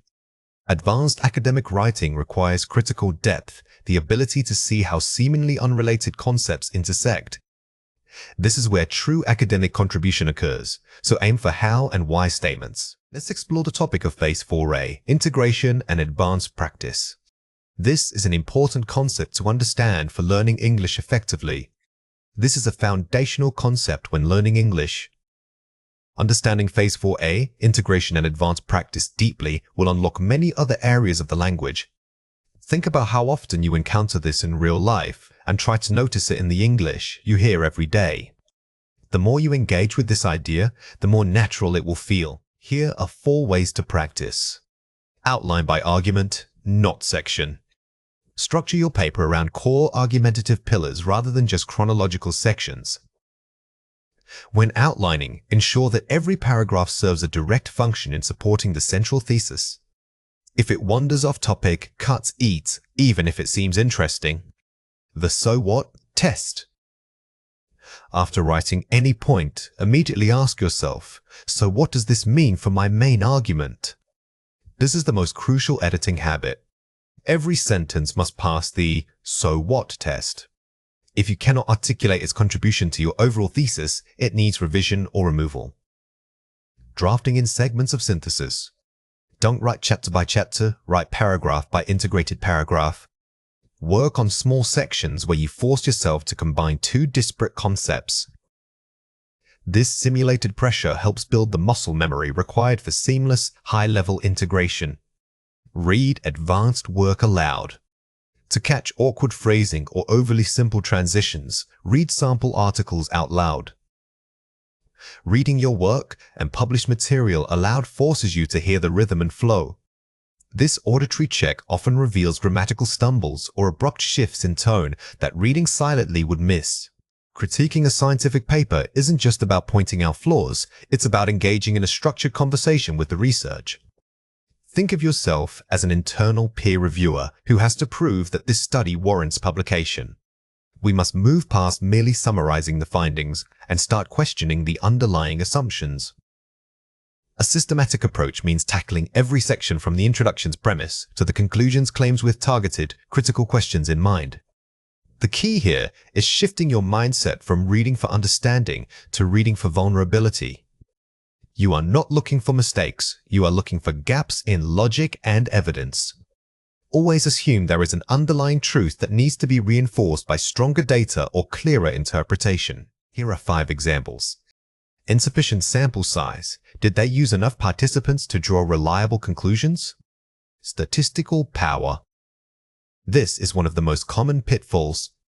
If a study underpowered its sample, their results might be due to chance rather than a true effect.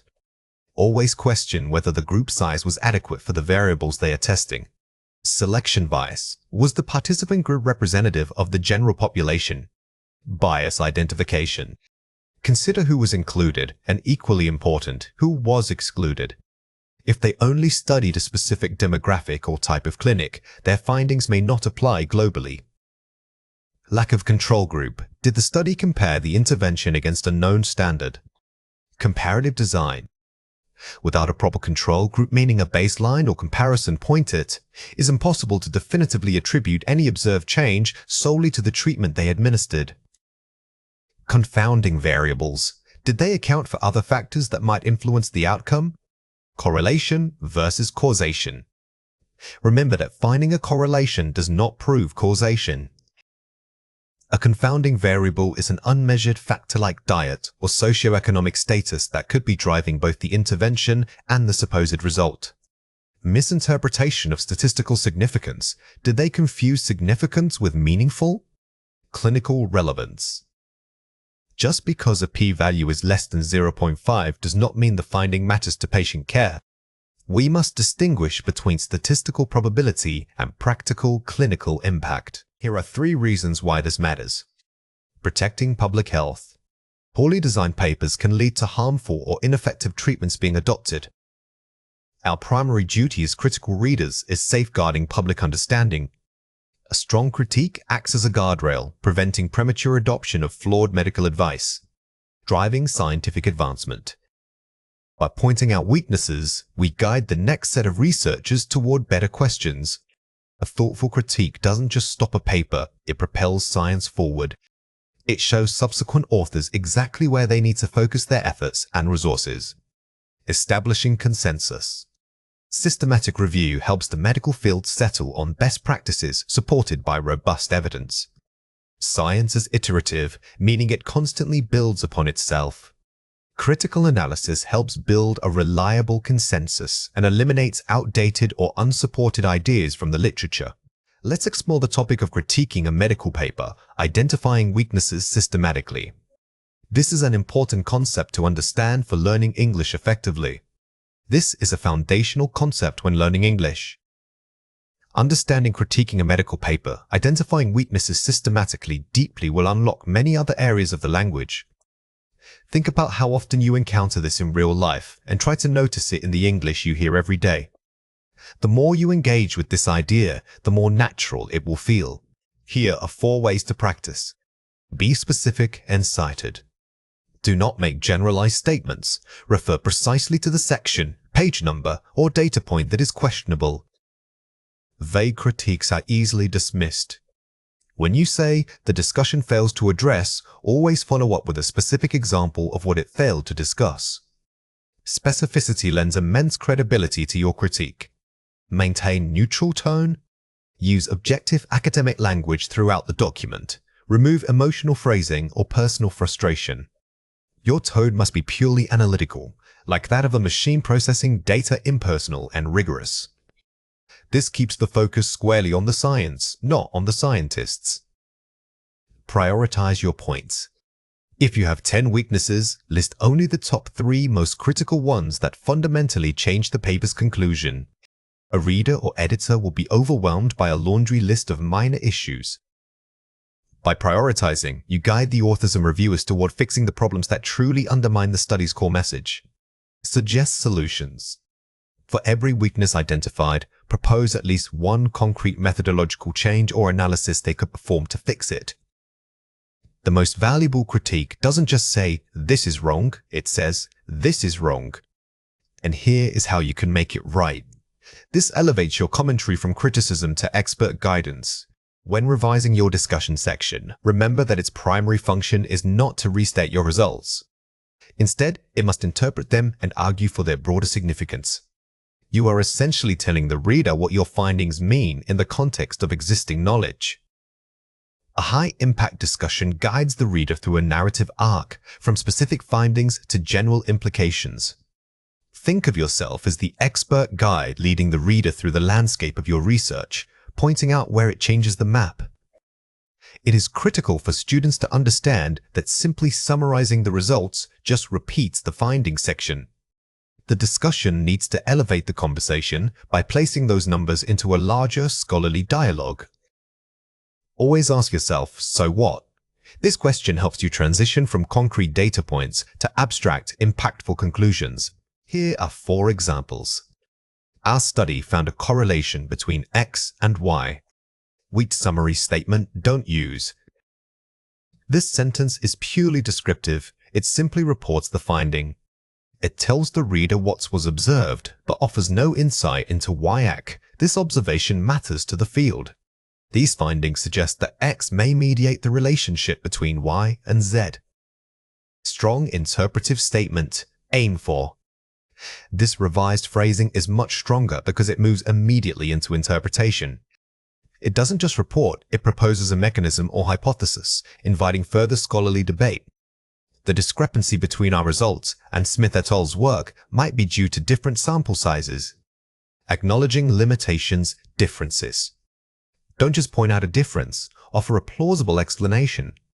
By suggesting methodological variance, you demonstrate critical thinking and preemptively address potential counterarguments. Future research should therefore focus on longitudinal designs incorporating genetic markers. Actionable future direction. Generic statements about future work are weak. Instead, specify how that future research must be conducted, mentioning specific designs or variables makes your suggestions seem more authoritative and realistic. Here are 3 reasons why this matters. establishes novelty and significance. The discussion must clearly articulate how your work fills a gap. A journal editor is looking for the "so what" factor. If you cannot concisely explain why this novel finding matters to human health or scientific understanding, the paper lacks immediate impact. Engages the expert reader. It invites scholarly conversation and critical thought. Unlike a simple report, an impactful discussion poses questions. You want your methods, results, and conclusions to prompt other experts to say, "We need to study that next." This showcases the value of your research. Provides contextual depth. Connecting findings back to established theory. Never let a result sit in isolation. You must constantly anchor it within the existing body of literature you mentioned earlier. This intellectual scaffolding proves that your work is not random, but part of an evolving scientific narrative. Many authors treat limitations as a section to apologize for. Instead, you must reframe them as guidance for the field. Don't just list what your study could not do. Explain how these limitations define the boundaries of your current knowledge. For example, if your sample size was small, don't just say that. Argue that this suggests a need for geographically diverse follow-up studies. This transforms a weakness into an opportunity for further research. This is one of the most advanced revision skills. We are moving from defensive writing to strategically persuasive writing. By acknowledging limitations in such a way that only your study can guide future efforts, you solidify your paper's place as foundational. Here are 4 ways to practice. Identify the single main takeaway. Can you summarize your entire discussion in one powerful sentence? Before revising, draft this single core message. Every paragraph that follows must support or elaborate on this central claim. If a paragraph doesn't connect to it, cut it. The 3-point test. Does your discussion cover 1 interpretation, 2 implications, and 3 future work? Use this structure as a checklist. Dedicate space to each element, ensuring they aren't mixed together vaguely. Structure provides clarity, which leads directly to perceived impact. Strengthen transitions, the bridge effect. Use strong transitional phrases like "consequently" or "this suggests that" between ideas. Smooth transitions are the glue of a professional paper. They prevent your discussion from feeling like a list of disconnected thoughts and instead create a logical, seamless flow for the reader. Target your audience. Write 1 paragraph specifically addressing the journal's primary readership. If you know your paper is going into cardiology, frame your discussion using cardiac terminology and focusing on heart-related implications.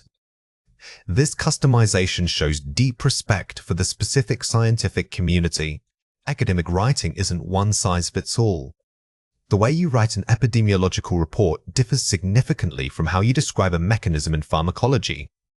Epidemiology focuses on incidence rates, population cohorts, and risk factors, requiring descriptive, statistical language. Pharmacology theory, conversely, demands deep technical precision regarding molecular interactions, dosages, and metabolic pathways.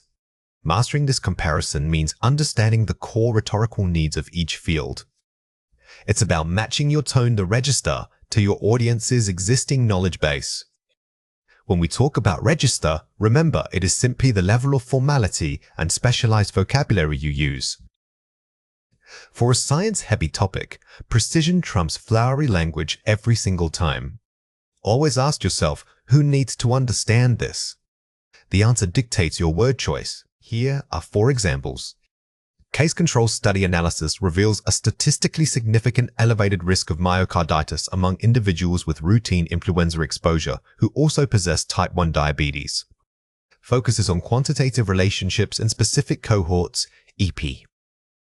Notice how this sentence doesn't guess. It states statistical findings using terms like statistically significant. Epidemiological writing is highly objective, always pointing the reader toward data rather than interpretive claims. The compound exhibits potent antagonism at the muscarinic receptor, subtype 2. Inhibition of this pathway suggests a novel therapeutic window for managing acute cardiac distress. Focuses on molecular action and specific mechanisms, PharM. This example uses highly specialized biological jargon, which is expected in pharmacology. The goal isn't to explain what a receptor is, but simply to report how something interacts with it. While the initial surveillance data pointed toward poor sanitation as a primary vector for outbreaks, subsequent genetic sequencing suggests an airborne transmission route. Uses contrast and method shift, epi-mixed. The use of while effectively signals a pivot in understanding. Good scientific writing frequently involves revising previous assumptions based on new evidence, and this sentence models that perfectly. Optimal bioavailability is achieved when the drug is co-administered with an acidic buffer, maximizing absorption through the gastric mucosa. Focuses on physiological process optimization, pharm. This segment moves beyond just listing facts. It explains a necessary condition for effectiveness. When describing treatments, always include details about how or when the treatment must be administered. Let's compare 4 pairs. The study suggested that many people got sick because of dirty water. Analysis indicates a strong correlation between local water contamination levels and increased incidence rates of gastrointestinal illness. Adopting specific terminology and quantitative language, EP. The weak version is vague, which loses scientific credibility.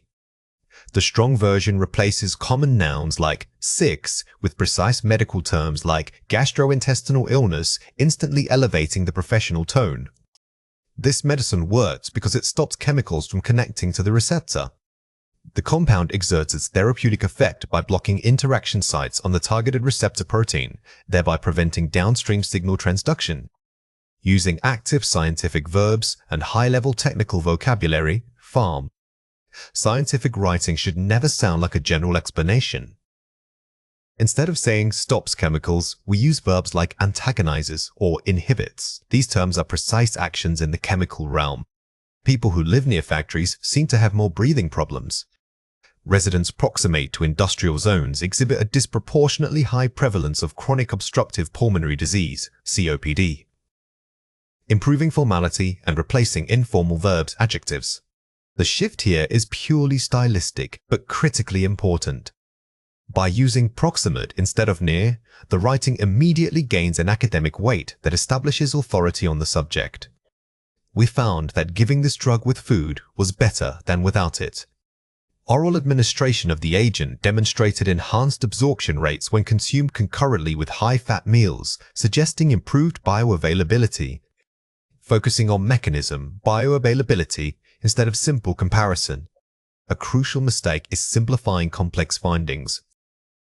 Instead of just saying it was better, you must explain why it was better in this case, enhanced absorption rates. Watch out for these 3 common mistakes. Weak causation. The study shows that people eat more vegetables and then they get healthier. Strong correlation. Increased vegetable consumption is correlated with improved health metrics, suggesting a dietary protective effect. This mistake assumes causation simply because 2 things happen together. In science, correlation does not equal causation. You must use careful phrasing like is correlated with or suggests a link to. Weak informal assumption. We think the fever is caused by bacteria that are attacking the body. Strong, objective hypothesis. The febrile state is hypothesized to result from systemic immune activation in response to invading bacterial pathogens. When writing about scientific ideas, never use "we think." This undermines objectivity. Instead, frame it as a hypothesis or suggest that the evidence points to something. Weak, vague adjectives. The drug helped reduce blood pressure fast and easy. Strong, precise terminology. Pharmacological intervention resulted in a rapid reduction of systemic arterial pressure, demonstrating high efficacy. Vague words like fast, easy, and helped are meaningless in a scientific report. Replace them with measurable adjectives such as rapidly, high efficacy, or significantly. Here are 4 ways to practice. Audience mapping.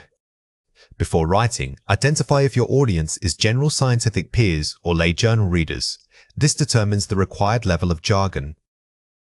If you are writing for a non-specialist audience, you must prioritize clarity and analogy over technical depth. If it's for specialists, focus on novelty, not explanation. Vocabulary triangulation. Create lists of key terms specific to each discipline, e.g., risk ratio versus receptor binding. Practice switching between them. Don't just memorize definitions, practice using the words in complex, varied sentence structures. This active recall builds fluency across different scientific registers. The hypothesis statement filter. Start with your core hypothesis and write it 3 ways, one for epidemiology, one for pharmacology, and one general summary. This exercise forces you to see the same idea through different disciplinary lenses. It trains your brain to instantly switch between population health and molecular biology focus. Deconstructed abstract practice. Find 3 abstracts from wildly different journals, e.g., cardiology, public health, chemistry. Identify the core thesis statement for each. Abstracts are miniature academic reports. By analyzing how experts summarize complex work in a small space, you learn to be incredibly efficient and impactful with every single word. Scientific writing demands more than just accurate facts. It requires precision in language. This lesson focuses on advanced modifiers and intensifier swords that don't just describe something, but define the strength or natures of a claim itself. These words help you move beyond simple adjectives like good or big. Instead, they allow you to specify if a finding is truly universal, mostly likely, or merely suggestive. Think of these advanced vocabulary items as precision tools for your language. They don't replace basic English. Rather, they elevate it by allowing you to quantify the certainty or scope of your claims. Mastering them helps you sound like an expert who understands the nuances of evidence and interpretation. Let's go through 6 words. For each word, I will say it clearly, then explain how to produce it correctly. The word is ubiquitous. Say it again. Ubiquitous. When you use ubiquitous, you aren't just saying something is common, you are suggesting it is literally impossible to avoid. Be careful not to overuse this word, or it will lose its impact. It works best when discussing phenomena or technological saturation. The word is paramount. Say it again, paramount. Paramount suggests that something is above all else, making it the highest priority. It is much stronger than simply saying important. If you are discussing ethical guidelines or core principles, this word adds significant weight to your statement. The word is ostensibly. Say it again, ostensibly. This is a powerful word for academic writing because it signals skepticism or qualification. Whenever you use ostensibly, you are signaling that what follows might be different from what appears on the surface. It's crucial when discussing potential biases or hidden agendas in research. The word is corroborating. Say it again, corroborating.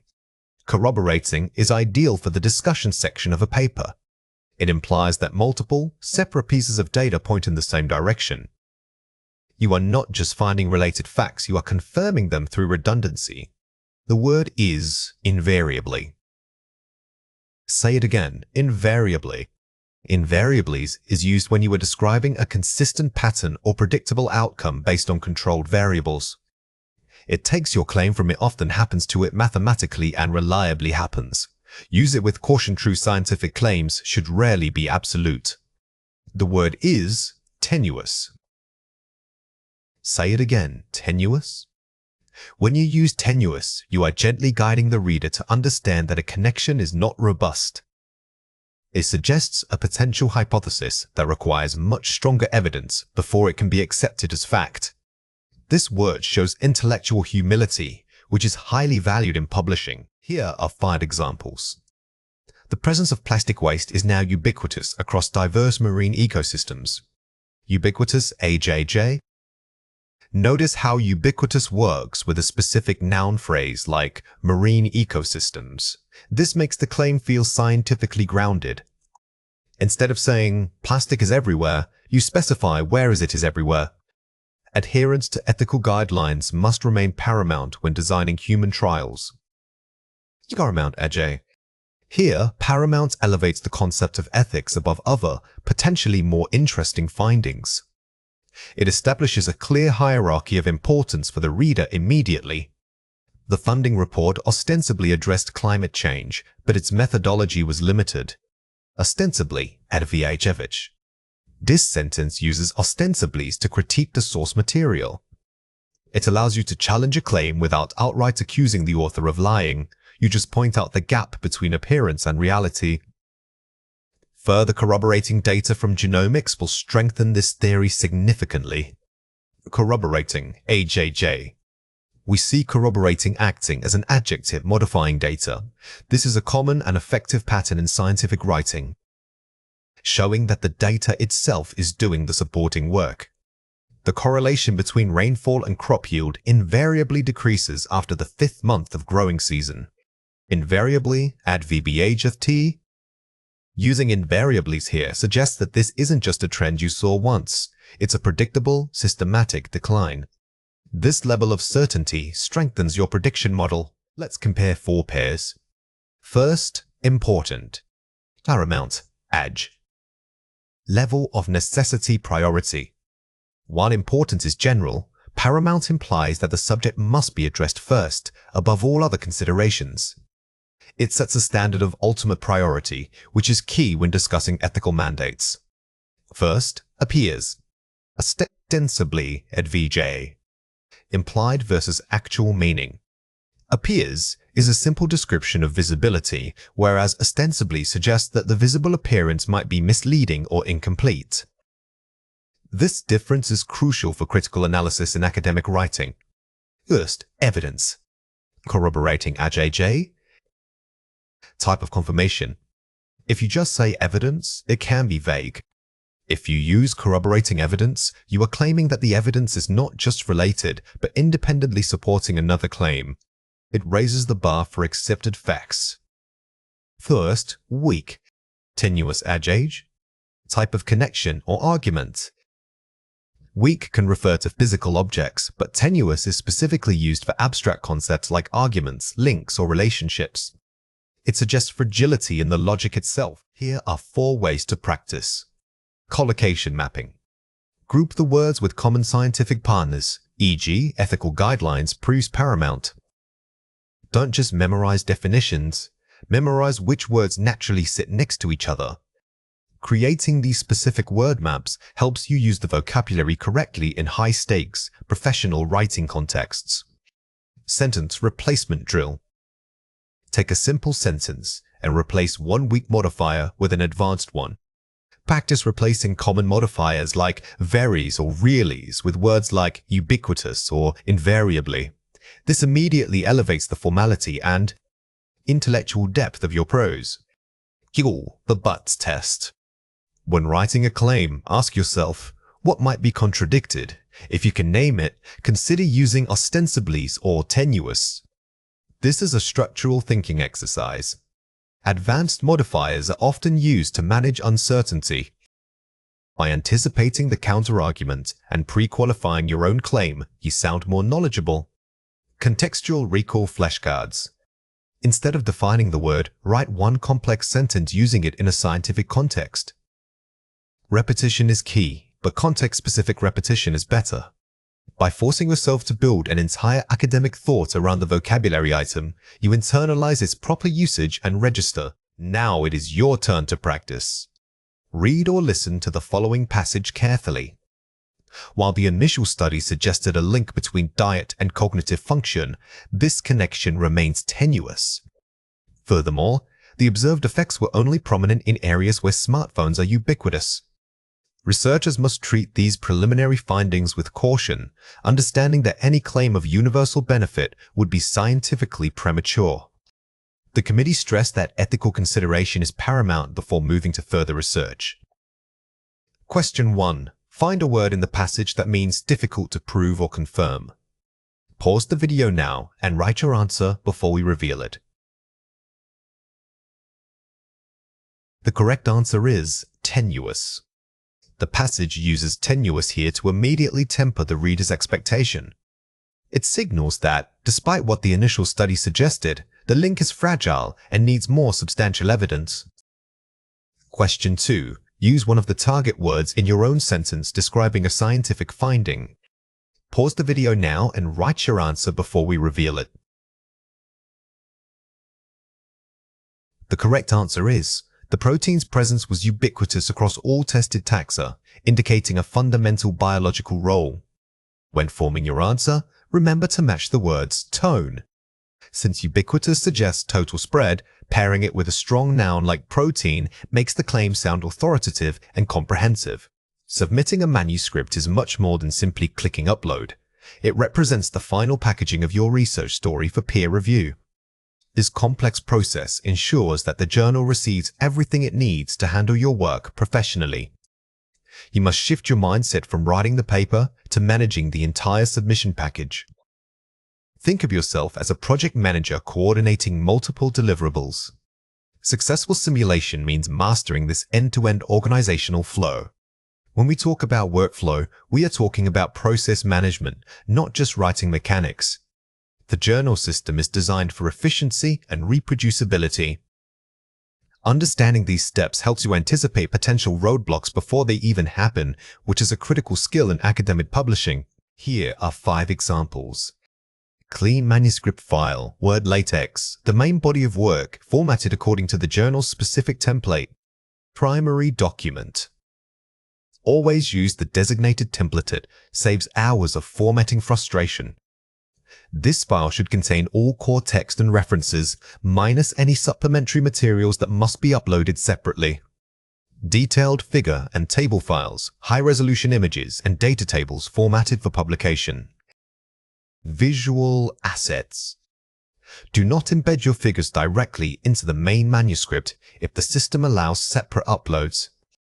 This ensures they scale correctly across different platforms and maintain high resolution. The cover letter, a brief, persuasive summary addressed to the editor-in-chief. Letter of intent. This is your single chance to sell your paper immediately. It needs to state the novelty, its importance, and why this specific journal is the perfect home for it. Data availability statement, a clear declaration of where underlying data can be accessed. Transparency requirement.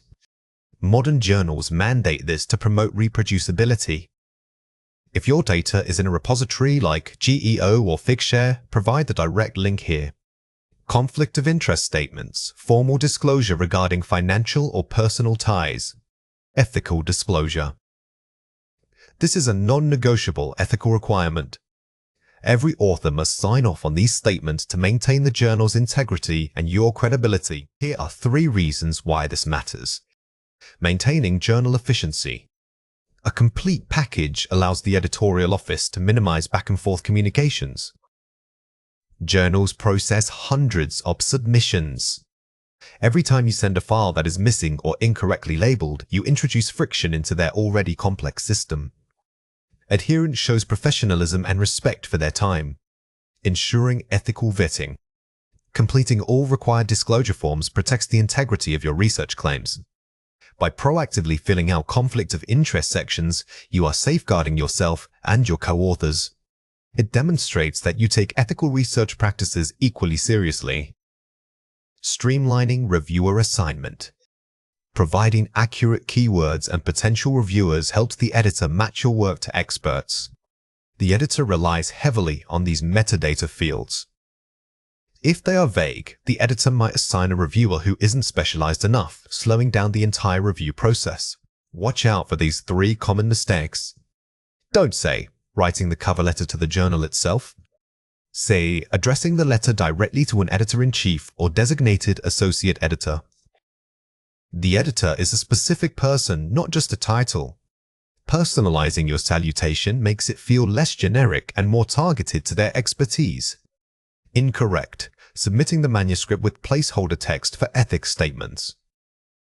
Correct. Finding the journal's dedicated form or section and completing all ethical declarations up front. Never assume you can fill in required fields later. If there is a mandatory declaration, it must be completed at the time of submission to avoid rejection. Don't say, attaching all files into one large zip archive. Say, uploading each component, MSR, figures, tables separately through the journal's online system. Whilst modern submission systems are designed to handle individual components. Combining files can confuse the indexing or formatting software they use. Here are 4 ways to practice. Create a comprehensive checklist. Build an itemized checklist that includes every document type and required metadata field. Use it before every submission attempt. This checklist should become your habit. It's the safety net for all your work. Reviewing this list forces you to check not just if you have something, but if it meets the specific formatting rules. Peer review your package. Ask a colleague or mentor to act as an editor and review your entire submission package and not just the text. They should check the coherence of all files. Having someone else look at the package helps you spot inconsistencies, like when the figure resolution doesn't match the required standard, even if you think it looks fine. Time block for submission logistics. Do not submit your manuscript on the same day you finish the final draft. Allocate a separate 2-hour block just for formatting and uploading. Taking a cooldown period allows you to approach the submission checklist with fresh eyes, preventing last-minute errors born of exhaustion. Or SMOC guidelines. Identify 35 target journals and download their specific author submission guidelines. Practice formatting your paper against these varying rules. The best way to learn journal variation is by comparing them directly. This exercise will make you highly adaptable, which is essential for a career researcher. Mastery writing isn't just about accurately reporting the data you collected, it's about interpreting that data for maximum impact. The goal is to guide the reader from your findings right to the global implications of those findings. Think of yourself as an expert who is speaking to other experts, but they might not know exactly what you know yet. You must bridge that gap using precise and authoritative language. This means moving beyond simply stating what happened and instead explaining why it matters in a larger scientific context. When we talk about mastery here, we are talking about shifting your voice from passive reporting to active argumentation. Instead of merely describing results, you must frame those results as evidence supporting a grander narrative within the field. Remember that every sentence should contribute not just information, but also momentum towards your ultimate conclusion. Here are 4 examples. Our study suggests a correlation between X and Y observation. Weak claim, too descriptive. This sentence is factual but utterly devoid of punch. It simply states what was observed without offering any interpretation or significance. We need to elevate this to show the reader the so what factor. These findings fundamentally challenge current models regarding X's mechanism of action, implication. Strong claim, challenging paradigms. This phrasing immediately tells the reader that your work is significant because it contradicts established knowledge. Using strong verbs like challenge or redefine elevates the perceived impact.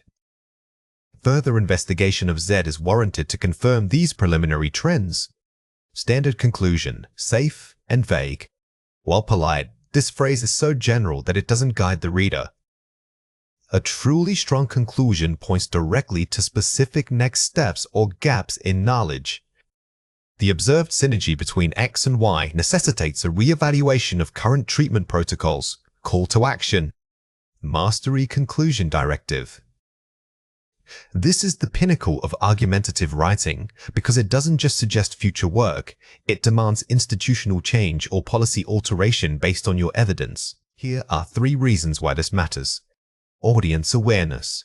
Knowing who will read your paper dictates how much background information you need to provide. You must always write with the reader's knowledge level in mind. If you are writing for specialists, use precise jargon. If you are writing for a broad medical journal, define that jargon immediately. Concision and precision. Every word must carry weight. Eliminating filler phrases is key to maintaining momentum. Overly long sentences can dilute your main point, making the argument feel rambling or uncertain. Short, declarative statements often possess more authority than complex, meandering prose. The so what test.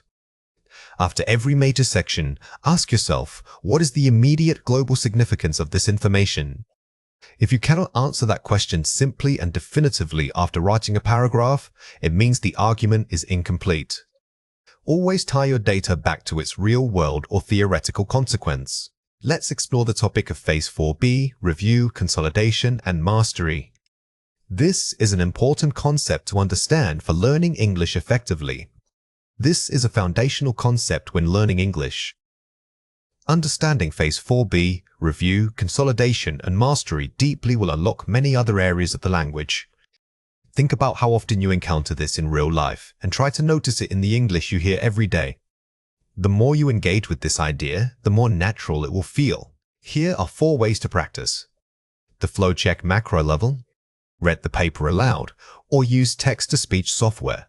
Listen specifically for any abrupt shifts in tone or topic. Reading it out loud is incredibly helpful because your ear will catch awkward transitions that your eye might skip over when reading silently.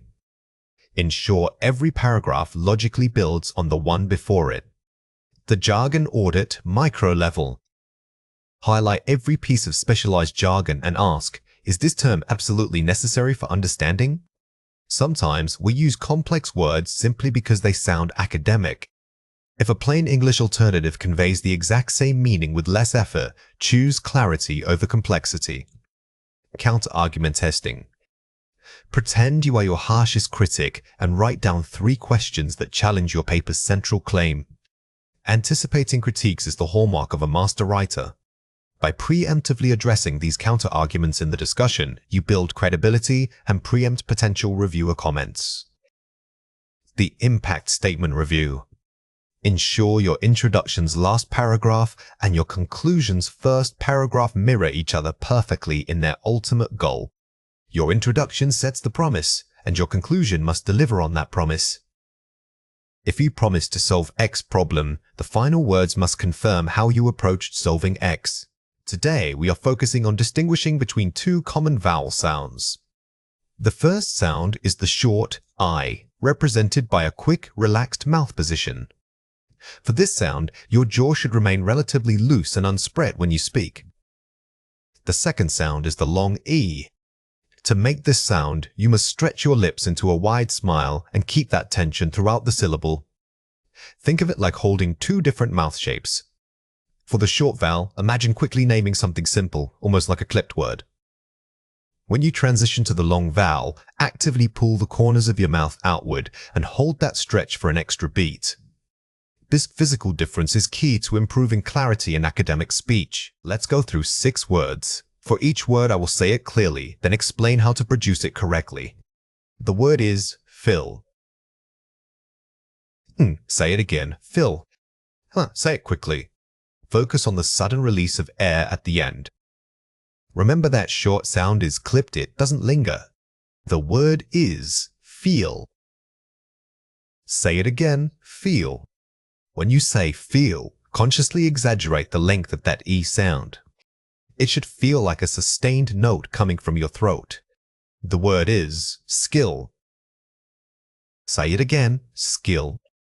Notice how the tension in your face decreases when you transition to this short I sound. It requires very little effort from the mouth muscles. The word is still. Say it again, still. The movement should be smooth and consistent. Don't let your jaw drop too much. Keep the central focus on that quick, neutral vowel. The word is lipid. Say it again, lipid. The key here is maintaining consistency throughout all 3 short vowels. Practice linking the sounds together as if they were one continuous, rapid thought. The word is leeway. Say it again, leeway. When you hit that long E sound in leeway, ensure your lips are fully spread. This sustained tension helps differentiate it from the short vowel. Let's compare 4 pairs. First, brief. Compare it with brief. The mouth must open wider for the long sound. It involves more forehead muscle movement. Many learners struggle with this pair because they naturally want to stretch all sounds. Remember that brief is quick and contained, while brief requires a distinct expansion of the jaw. First, system. Compare it with seam. Focus on reducing mouth tension when pronouncing the short vowel sound. In medical contexts, these words are common. When you say system, keep your lips relaxed and slightly neutral. Don't let them pout or widen unnecessarily. First, patient. Compare it with peasant. The initial vowel sound must be clearly defined. Do not rush the start of the word. Listen closely to the initial vowel in both words. The difference dictates a slight shift in your tongue's placement and jaw movement at the very beginning. First, signal. Compare it with seal. The final consonant sounds are often muffled. Keep your articulation crisp and clear. This pair tests both the vowel length and the ending sound. Make sure you pronounce that at the end of seal distinctly rather than letting it trail off. Watch out for these 3 common mistakes. Wrong, missed, right, mished. A common error is pronouncing the short I sound too softly. When you say mished, ensure that the vowel has enough projection and clarity to be heard clearly. Wrong, facility. Right, facility. When speaking academic English, it is easy to rush the middle syllables. Take a micropause between the stressed syllable and any unstressed ones to maintain rhythmic clarity. Wrong, detail. Right, detail. Many speakers incorrectly substitute a long vowel sound here. Remember that the correct pronunciation requires keeping that first syllable quick and unextended. Here are 4 ways to practice. Minimal pair repetition. Repeat words like pitch and peach, focusing only on the vowel difference. This drill isolates one single contrast. The goal isn't speed, it is maximum discrimination between the 2 sounds, forcing your mouth muscles to make the necessary change each time. Shadowing an expert. Listen to a native speaker presenting complex medical data and repeat immediately after them. Shadowing is fantastic for intonation as well as pronunciation. By mimicking natural speech, you absorb the rhythm and flow that textbook drills often miss. Tongue twister focus. Use phrases like, she sells sea salt to force rapid switching between short and long vowels. These tongue twisters are designed to overload your articulators. If you stumble, that is fine. It simply means the muscle memory needs more reinforcement. Mirror technique. Watch your lips and jaw in a mirror while saying target words slowly. Visual feedback is incredibly powerful. Watching yourself physically adjust helps connect what you think the sound should be with what it actually looks like when produced. Synthesis is much more than simply summarizing what different studies have found. It is the intellectual process of weaving those individual findings together to create a single, overarching argument. Instead of presenting article as conclusion and then article B's conclusion, you are showing how both articles together paint a complex picture of global health reality. Your goal is to move from gathering data points toward generating insight. You must show the reader what these connections ultimately mean for policy or practice. Remember that summarizing simply lists facts, synthesis creates meaning. When writing, always ask yourself, so what? What does this collective evidence imply? By answering that question, you transition from being a reporter of data to an expert guide, leading the reader toward a crucial conclusion. Here are 5 examples. Study A shows increased incidence of malaria in rural areas. Study B details poor sanitation infrastructure in those same regions. Pattern recognition, environment-health linkage. Here, the link isn't just that both things exist, it's that one is likely exacerbating the other. A strong synthesis would argue that sanitation investment must be paired with malaria prevention efforts. Vaccine uptake rates are high in urban areas, but drop significantly in remote tribal communities. Disparity analysis, social determinants. This example is perfect for discussing equity. Instead of listing the 2 numbers, you synthesize by arguing that geographical barriers combined with cultural mistrust are systemic failures requiring social policy intervention. Research on nutrition shows vitamin A deficiency rates vary greatly among different age groups in one country. Layered interpretation, multifactorial cause. A skilled synthesis doesn't just state the variation, it proposes a model. For instance, connecting malnutrition to economic instability, which then impacts child development. Drug resistance patterns are changing rapidly in Southeast Asia, outpacing current antibiotic guidelines. Trend prediction, future policy needs. This moves beyond just reporting a finding. By synthesizing the rate of change with global travel data, you are recommending proactive policy shifts before the crisis peaks. Climate models predict increased extreme weather events, which correlate with outbreaks of waterborne diseases. causality mapping, broad system impact. This type of synthesis forces you to look at complex systems. You are demonstrating that the problem isn't just disease, but rather the environmental instability creating conditions for disease. Here are 3 reasons why this matters. It translates data into actionable policy. Policymakers need a clear narrative that points to solutions, not just problems. Raw statistics are passive, synthesized arguments are active. When you can synthesize, you are giving the reader a roadmap solution they feel compelled to act upon. It highlights systemic gaps and inequities. Global health issues rarely have single causes. Synthesis reveals interconnected failures. The most impactful research exposes weak links in global systems. By connecting poverty, climate change, and disease vectors, you elevate the discussion beyond simple treatment to root cause reform. It builds credibility and persuasive authority. Demonstrating synthesis proves that you have mastered the material and understand its implications at scale. In academic writing, mastery is shown through connection. When your arguments are highly synthesized, the reader trusts your interpretation more than they trust isolated facts. Watch out for these 3 common mistakes. Listing findings, furthermore, the study indicated a correlation between poor diet and high blood pressure. Integrating argumentatively, coupled with this dietary finding, it is clear that insufficient local food security exacerbates chronic disease rates. The common mistake here is merely listing findings using words like furthermores or additionally. Great synthesis requires connecting those points with strong transitional phrasing that builds a single, cohesive logical chain. Making a broad conclusion, disease X is bad. Also, sanitation issues are serious. Therefore, we need more money.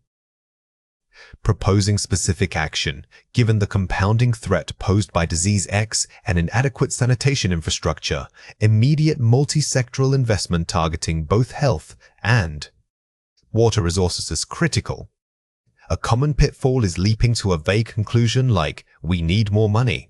Instead, synthesize by proposing specific, targeted interventions that directly address the interwoven problems you have identified.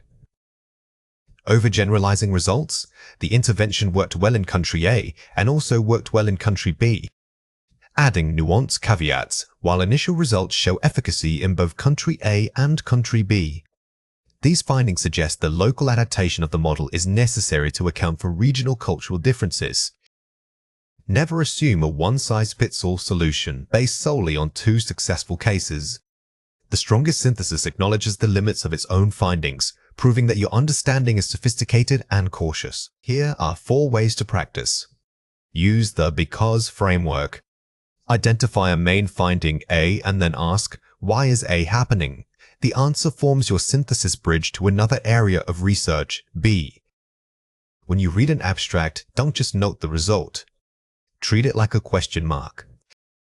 The strongest argument usually follows a logical chain that starts with a premise and ends with a necessary conclusion. Create synthesis outlines. Before writing, map out your paper using boxes, finding 1 statius. Because of X impacts Y statius. Therefore, the recommendation is Z. This visual mapping process forces you to see the causal relationships between ideas. It's a structural exercise that guarantees your argument flows logically and persuasively from beginning to end. Focus on connective phrases. Practice using transitional phrases like consequently, conversely, or this suggests that. Your vocabulary must serve the argument. High-level academic writing relies heavily on these signaling words because they guide the reader through complex relationships you are establishing. Target a policy audience. Always write your conclusion, assuming the reader is a minister or funding body, not just an academic peer. This exercise changes your tone and vocabulary. You must shift from discussing literature gaps to advocating for concrete funding streams or legislative changes. Academic flow refers to the seamless movement of ideas within your writing. It's not just about using linking words like however or therefore. True academic flow is what makes a reader feel guided through your argument, rather than stumbling across disconnected points. It means that every sentence logically builds upon the one preceding it. Think of it as creating an invisible, sophisticated bridge between all your thoughts. When you achieve this polish, your writing gains immense clarity and authority. When we talk about flow, we are essentially talking about managing reader expectations. A native-level writer anticipates exactly what the reader needs to know next. This seamlessness gives the impression of effortless expertise, making your argument seem undeniable. Here are 5 examples. Initial study suggested a correlation between diet and gut flora. Topic sentence setup. Notice how this sentence establishes the core subject matter. It grounds the reader immediately in the area of research before you even present your counterargument or supporting data. However, recent epidemiological data suggests that lifestyle factors play an equally dominant role. Contrast and pivot. The key here is the immediate pivot. Instead of just saying "but," we use a sophisticated transition to show a shift in focus or perspective, deepening the complexity of the argument. This suggests that future research must integrate nutritional analysis with activity tracking. Synthesis and direction. Here we move beyond simply reporting facts. We are synthesizing what the previous 2 points mean, thereby setting a clear agenda for the remainder of the paper. Furthermore, longitudinal studies examining pediatric cohorts confirm this trend. Reinforcement and scope expansion. Using furthermore signals that you are adding weight to the same general idea. It confirms previous points while expanding the scope of evidence. Consequently, a multidisciplinary approach is required to understand these complex interactions. Conclusion sentence. This final sentence wraps up the paragraph beautifully. The use of consequently ties all preceding evidence back to one overarching, conclusive takeaway message. Here are 3 reasons why this matters. Establishes authoritative voice. Writing that flows smoothly signals mastery of the subject. The reader subconsciously equates smooth, polished writing with brilliant thinking. If your transitions are choppy, the reader might question whether your ideas themselves are fully connected. Reduces cognitive load. A clear path minimizes the mental effort required for the reader to follow complicated concepts. Academic arguments are inherently dense. By guiding the reader with strong flow, you reduce their cognitive load, allowing them to focus on your brilliant ideas rather than struggling with your sentence structure. Enhances persuasive impact. Flow builds a logical momentum that drives the reader toward your conclusion. Persuasion is not merely presenting evidence, it's building an airtight case. By maintaining relentless flow, you create a cumulative effect, making the final conclusion feel inevitable and unassailable. Rhetorical signposting is the art of telling your reader exactly where you are going and what you have just finished. It's more sophisticated than a simple transition word. Use phrases that signal structural shifts, such as "in contrast to this finding" or "building upon Smith's model." This technique acts like internal signposts on a highway, giving the reader momentary reassurance about their mental location within your argument. Mastering this elevates your writing from merely descriptive to architecturally sound. When you use explicit signage like indicating that you are now moving into methodology or counter-arguments, you give yourself and your reader permission to take a slight detour in thought without getting lost. It's an act of intellectual generosity. Here are 4 ways to practice. Read aloud for rhythm breaks. Reading your draft out loud forces you to detect awkward syntax or abrupt shifts in rhythm. Our ears are excellent detectors of unnatural transitions. If you stumble, pause, or feel a noticeable dip in momentum while reading it aloud, that spot is where your flow needs the most work. The bridge sentence technique. Start any new paragraph with a sentence that explicitly references the previous one. This simple structural trick immediately connects 2 ideas. Instead of just starting fresh, anchor your new idea by saying something like "following this discussion on," or "to expand upon the concept of." Vary sentence beginnings. Avoid starting sequential sentences with the same introductory word or phrase. Repetitive sentence starters, even if grammatically correct, create a predictable and monotonous rhythm. Varying your openers keeps the reader engaged and signals intellectual dynamism. Summarize before concluding. Before stating your final point in a section, briefly recap the main preceding findings. This is crucial for achieving that polished feel. By quickly summarizing what you've proven, you create a powerful rhetorical moment right before delivering your ultimate conclusion. Manuscript readiness refers to the state where your scientific paper is comprehensive enough for submission without major structural overhaul. It means moving beyond simply having finished writing and instead ensuring every component works together seamlessly.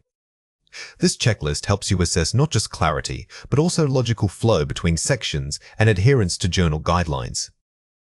You are checking that the narrative moves smoothly from your introduction's gap statement through to your conclusion's implications. Think of it as a final system check before turning the key and starting the engine. When we talk about readiness, we aren't just talking about grammar, we are discussing coherence.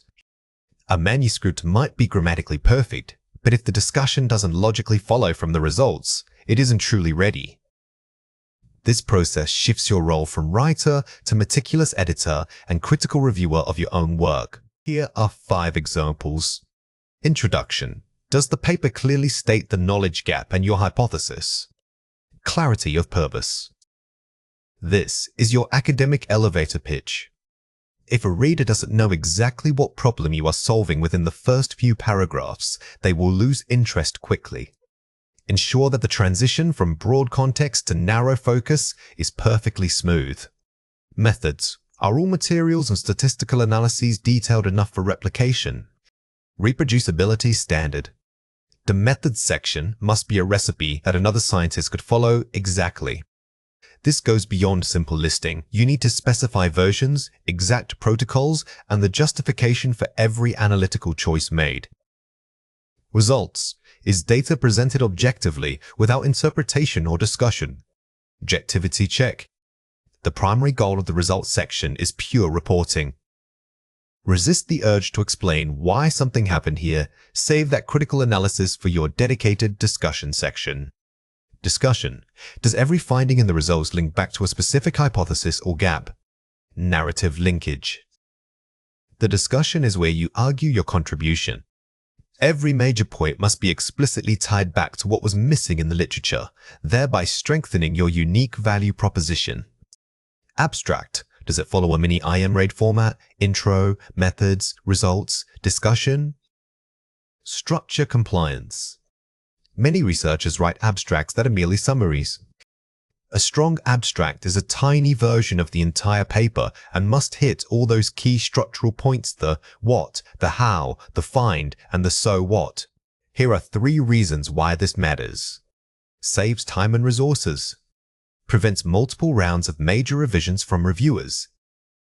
Major structural flaws caught late in the process are extremely difficult, time-consuming, and expensive to fix. Using this checklist proactively saves you months of stress and revision cycles. Improves logical flow.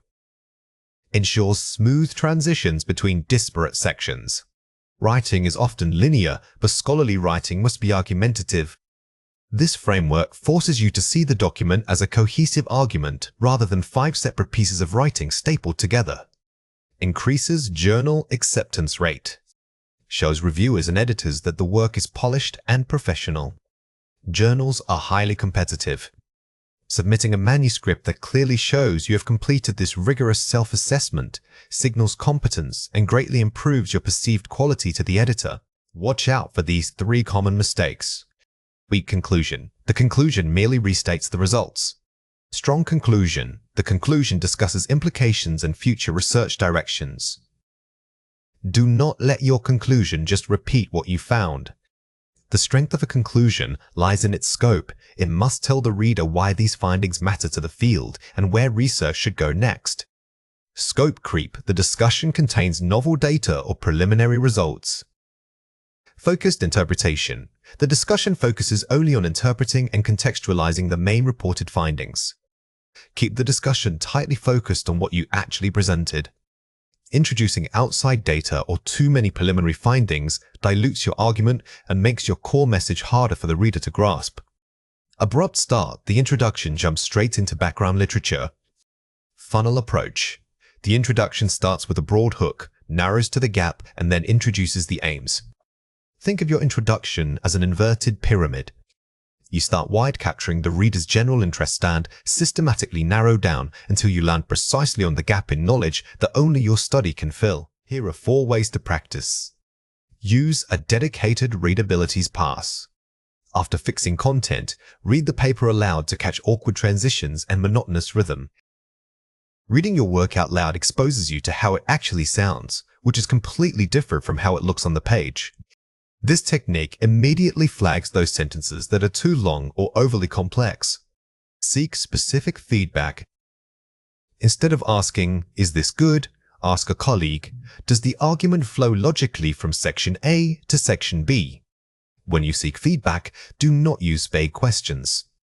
By focusing your request on one specific structural weakness like clarity of contribution, you guide the reviewer toward providing actionable rather than generalized comments. Utilize AI for style checks. Use tools to check for consistency in tone, active-passive voice balance, and jargon usage. AI writing assistants are fantastic aids here. They can quickly flag tonal inconsistencies or when you switch between formal academic language and colloquial phrasing. Remember that these tools are guides, not final arbiters of quality. Time your reading process. Set a timer and commit to reading the entire paper in one continuous period to maintain focus. Don't tackle the checklist piece by piece over several days. Dedicating a concentrated block of time helps you achieve a critical distance, allowing your brain to view the document as if it was someone else's work. Pronouns are powerful linguistic tools that allow us to avoid repetition. However, their power comes with a responsibility. They must always clearly point back to something already mentioned, which is called the antecedent. When this link is unclear, we face pronoun ambiguity. Advanced usage requires precision, ensuring that every pronoun has one unmistakable noun it refers to. This isn't just about grammar. It's fundamentally about maintaining logical flow for your reader. A strong grasp of pronoun reference shows sophistication in writing. Remember that the antecedent doesn't have to be the immediately preceding word. Sometimes, you need to look back several clauses to find the noun the pronoun is meant to replace. Always ask yourself, could this pronoun refer to 2 different things? If the answer is yes, you likely need to restructure your sentence. Here are 4 examples. The committee decided to postpone the meeting because it lacked proper funding. Ambiguous reference it. Here it is unclear. Did the committee lack funding or did the meeting lack funding? The reader has to guess, which breaks immersion and clarity. You must rewrite this sentence to clarify whether the subject of the problem was the meeting or the group itself.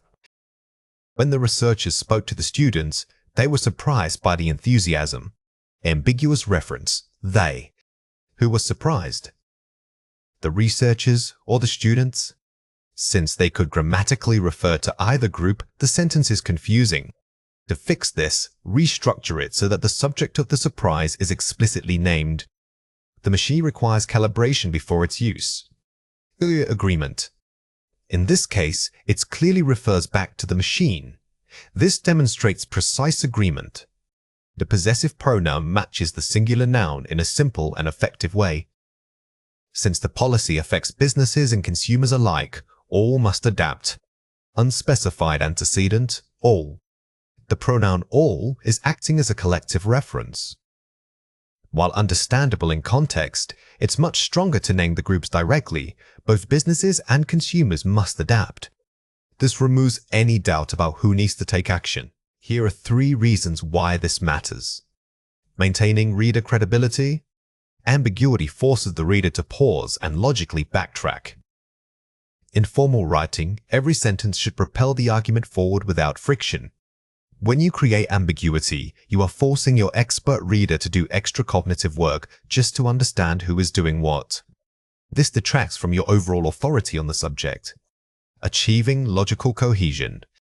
Clear reference ensures that causality and relationships between ideas remain intact. Pronouns are critical for cohesion, acting like invisible threads tying sentences together. If the thread is attached to the wrong object, the entire argument structure can unravel. Strong pronoun usage guarantees a tight, logical mesh. Elevating academic tone. Precision in language is synonymous with intellectual rigor. Writing that avoids ambiguity sounds polished and highly professional. Skilled writers rarely leave anything to chance. They control every single pointer, including those invisible pronouns. Mastering this detail significantly boosts the perceived quality of your work. Watch out for these 3 common mistakes. Don't say, "The management and the staff held a meeting, but it was chaotic." Say, "The management and the staff held a meeting. However, the discussion was chaotic." Here, it could vaguely refer to the meeting or the people involved. By splitting the sentence and replacing the pronoun with a clear noun phrase like the discussion, you eliminate all doubt about the antecedent. Incorrect, she told her colleague that she needed to submit the report by noon. Correct, she told her colleague, you need to submit the report by noon. This is a classic example of ambiguous she. Is it her, the speaker, or colleague? When using pronouns that could refer to people, restructuring the sentence to use direct speech or rephrasing often provides the most clarity. Don't say, "The car needed oiling because its engine was making strange noises." Say, "The car's engine needed oiling because it was making strange noises." While not a pronoun substitution issue, observe how using the possessive form on the noun car's engine is often clearer and more direct than relying on its. Sometimes, simply changing the syntax is the best fix for ambiguity. Here are 4 ways to practice. The substitution test. If you are unsure of a pronoun's antecedent, temporarily replace it with the actual noun. Does the sentence still make sense? This is your most powerful editing tool. If substituting the noun makes the sentence clunky or requires excessive rephrasing, then the original structure was flawed. Don't be afraid to rewrite the entire clause for better flow. The noun-heavy approach. When possible, favor using full noun phrases over pronouns. This increases word count but boosts clarity significantly. While repeating a noun sounds repetitive to the ear, on paper, it guarantees zero ambiguity for the reader's brain. In academic or legal writing, sacrificing some stylistic flair for absolute precision is always the right choice. Visual mapping. When proofreading complex paragraphs, physically draw arrows connecting each pronoun back to its specific antecedent. Treat your writing like a diagram. By literally mapping these connections, you force yourself to acknowledge every single linguistic link. This physical act of reviewing builds an unconscious habit of checking coherence. Read aloud and slow down. Reading the text aloud forces you to pause at potential points of confusion, allowing you time to adjust. Our brains often skip over these minor logical gaps when we are focused on meaning. Reading slowly, especially complex passages, activates a different part of your brain that is much better at catching subtle grammatical mismatches and unclear references. Discourse markers are small words or phrases that act as signposts in your speech. They don't carry the main grammatical meaning. Instead, they guide your listener through your thought process. Mastering them allows you to structure arguments logically and transition between ideas smoothly. We are focusing on 3 specific functions today. Concession, which acknowledges an opposing point. Emphasis, used to highlight a critical piece of information. And qualification, which shows that your statement is conditional or limited in scope. Think of discourse markers as the invisible architecture of your speech. They tell the listener not just what you are saying, but how they should interpret it. Understanding these 3 functions, concession, emphasis, and qualification, moves you from merely speaking to building a sophisticated argument. Here are 5 examples. Although the data is limited, we must proceed with caution. Concession, despite although. Notice how although sets up a contrast. You are acknowledging the weakness of the data before stating your necessary action. This makes your argument feel more balanced and credible. In fact, the primary obstacle is not funding but public buy-in. Emphasis, indeed, in fact. Using in fact signals to your listener that you are correcting a potential misunderstanding or elevating the importance of a specific point. It adds immediate weight and conviction. It is important to note that this theory applies only within urban settings. Qualification, however, only. Phrases like "it's worth noting" or "only" are key for qualification. They prevent your statement from sounding too absolute, showing the speaker has considered limitations. Granted, costs are high, nevertheless, the long-term benefits outweigh them. Concession, nevertheless. When you start with granted, you signal that you have fully considered the counter-argument. This structured approach makes your final conclusion much stronger. To be clear, this policy aims to reform, not abolish, the existing framework. Emphasis, to be clear. To be clear is a powerful way to pause and reset the listener's understanding. It acts as an immediate corrective tool, ensuring that your core message lands with maximum impact. Here are 3 reasons why this matters. Building credibility and tone. Effective use shows that you are a measured, thoughtful speaker. A skilled communicator doesn't just present facts, they manage the listener's perception of those facts. By using these markers, you demonstrate metacognitive awareness. You know how your own thinking works. Avoiding monotone logic. Without variation, speech can sound like a list of disconnected points. Think of it this way, if every idea connects with "and," the speech becomes dull. These markers inject rhythm and intellectual movement into your delivery, controlling the narrative flow. They allow you to dictate when a point is secondary, primary, or conditional. This gives you control over the pacing of the conversation. You can slow down dramatically with a qualifying phrase, forcing the listener to pay acute attention. Watch out for these 3 common mistakes. Don't say, "It is undeniable that we should act now. Moreover, it saves money." Say, "It is undeniable that we should act now. Furthermore, this will save money." The mistake here is confusing markers of addition with specific causal links. Moreover, implies a slightly stronger, more formal connection than simply adding another point. Incorrect, given that the report was delayed, therefore we cannot meet the deadline. Correct, since the report was delayed, we cannot meet the deadline. When you use 2 markers of cause and effect, given that, and therefore you are redundant. Choose one strong marker to streamline your argument and sound more authoritative. Don't say, "I think it is necessary, but also acceptable."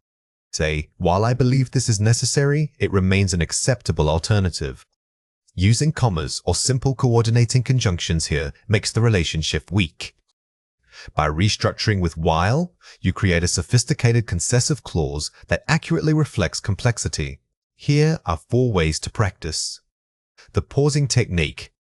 Before using a marker like however or nevertheless, take a slight, deliberate pause.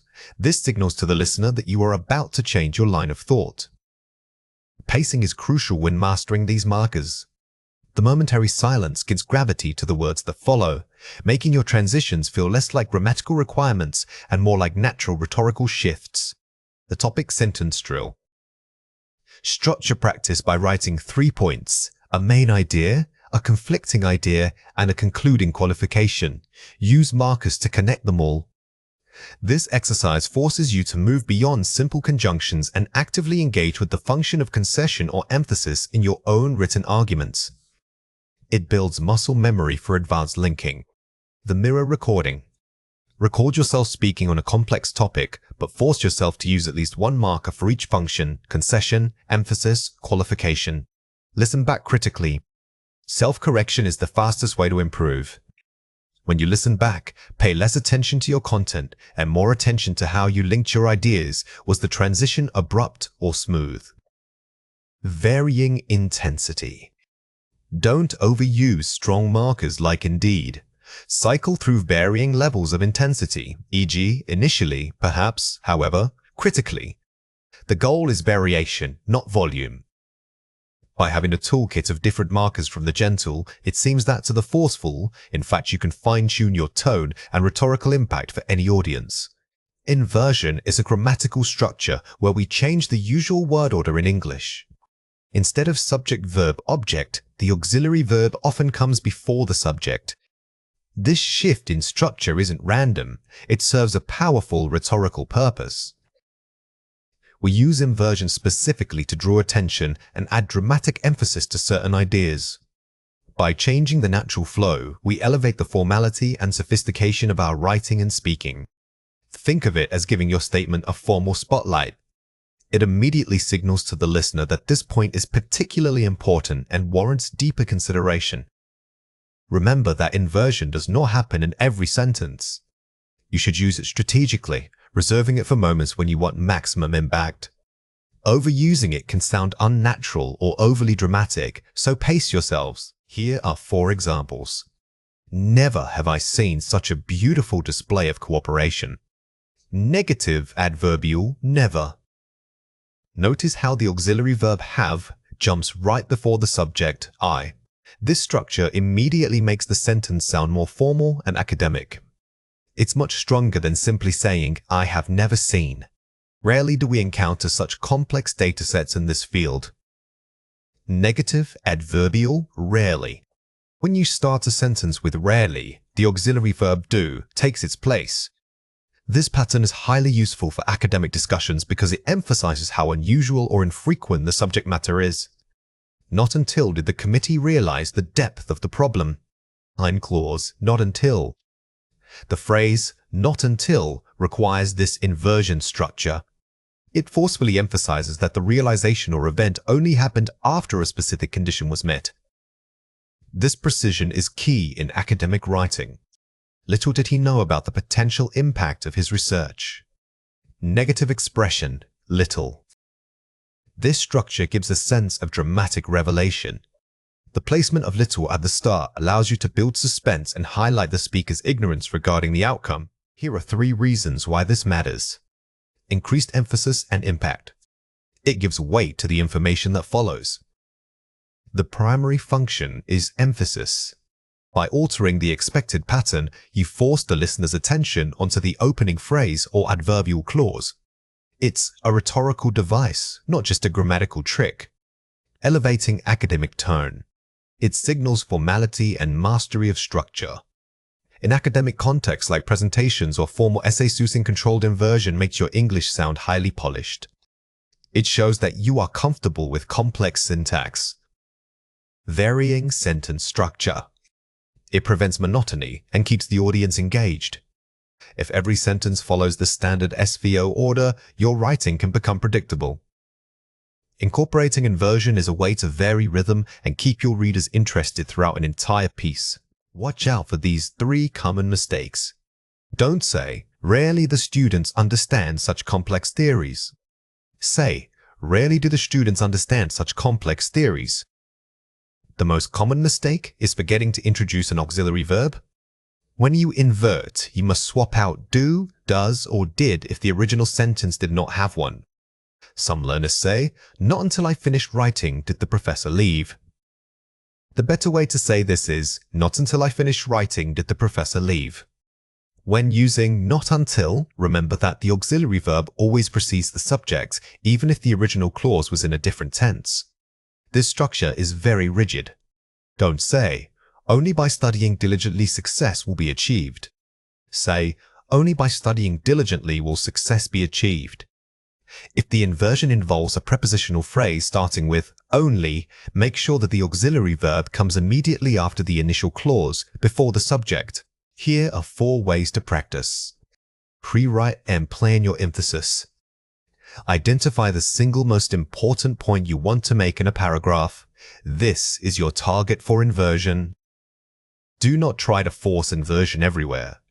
Instead, choose 1 or 2 pivotal moments in your speech or essay where the emphasis will have the greatest impact. Practice converting standard sentences. Take simple statements and manually rewrite them using rarely or never at the start. This builds muscle memory for the syntax shift. This active conversion process is fantastic for solidifying the pattern. Start with topics you are already familiar with, like your field of study. Use it in academic introductions. A strong opening inversion immediately grabs the reader's attention and sets a high academic tone. Starting an essay or presentation with an inverted structure is a sophisticated way to hook your audience. It signals immediately that this content requires careful listening. Read academic texts for models. Paying attention to high-level academic writing, such as published journal articles, will expose you to natural usage. When reading complex material, keep a pen handy and circle any sentence that feels unusually structured. Analyzing these models is the best way to internalize the rhythm. Synthesizing ideas means doing more than just summarizing. It requires weaving together distinct viewpoints into a cohesive whole. It is the active process of identifying patterns and connections across different sources. Instead of presenting source A's idea, then source B's idea, you are building a new understanding that incorporates both. This integrated perspective gives your argument depth and complexity. Think of synthesis as forming a third idea that didn't exist before you started reading. Common mistake learners make is confusing summary with synthesis. Remember, summarizing acts like a report card, listing what each source said individually. True synthesis acts more like an architect, using the materials from all sources to design an entirely new and stronger structure. Here are 4 examples. Climate change is accelerating due to human activity, source A. Yet economic growth remains the primary focus for developing nations, source B. A synthesis suggests that carbon-neutral development must be financially incentivized at a global. Bridging conflict. Notice how this example doesn't choose a side. It identifies the conflict environment versus economy and then proposes a third, synergistic solution. This model is highly effective in academic debates because it shows nuance. While early studies focused on genetics, source A, recent behavioral data highlights the role of social media interaction, source B. Therefore, a holistic approach requires examining both biological predisposition and digital environment. Broadening scope. This example demonstrates how new evidence expands old models. Instead of dismissing one field for another, you show that they must be examined together to gain a complete picture of human behavior. The historical narrative emphasizes political treaties, source A, but archaeological finds suggest the true drivers were shifts in agricultural patterns, source B. We must therefore re-evaluate power dynamics through an ecological lens. Third, shifting focus. Here, you are changing the lens of analysis. You aren't just adding 2 facts. You are suggesting that one source's perspective is incomplete without integrating the insights from another discipline. One policy argues for deregulation, source A, while another fears market instability, source B. The synthesized conclusion suggests targeted regulation focused only on high-risk sectors. Mitigating extremes. This technique is vital when dealing with polarizing arguments. You take the core premise of each extreme view and use it to define a moderate, practical middle ground that addresses both concerns. Here are 3 reasons why this matters. Demonstrates critical depth. Synthesis proves you can think beyond reading and into analysis. In academia, the goal is rarely to repeat information, it's to contribute new knowledge. By synthesizing ideas, you are actively participating in the conversation and proving your ability to critically process complex material. Builds credibility.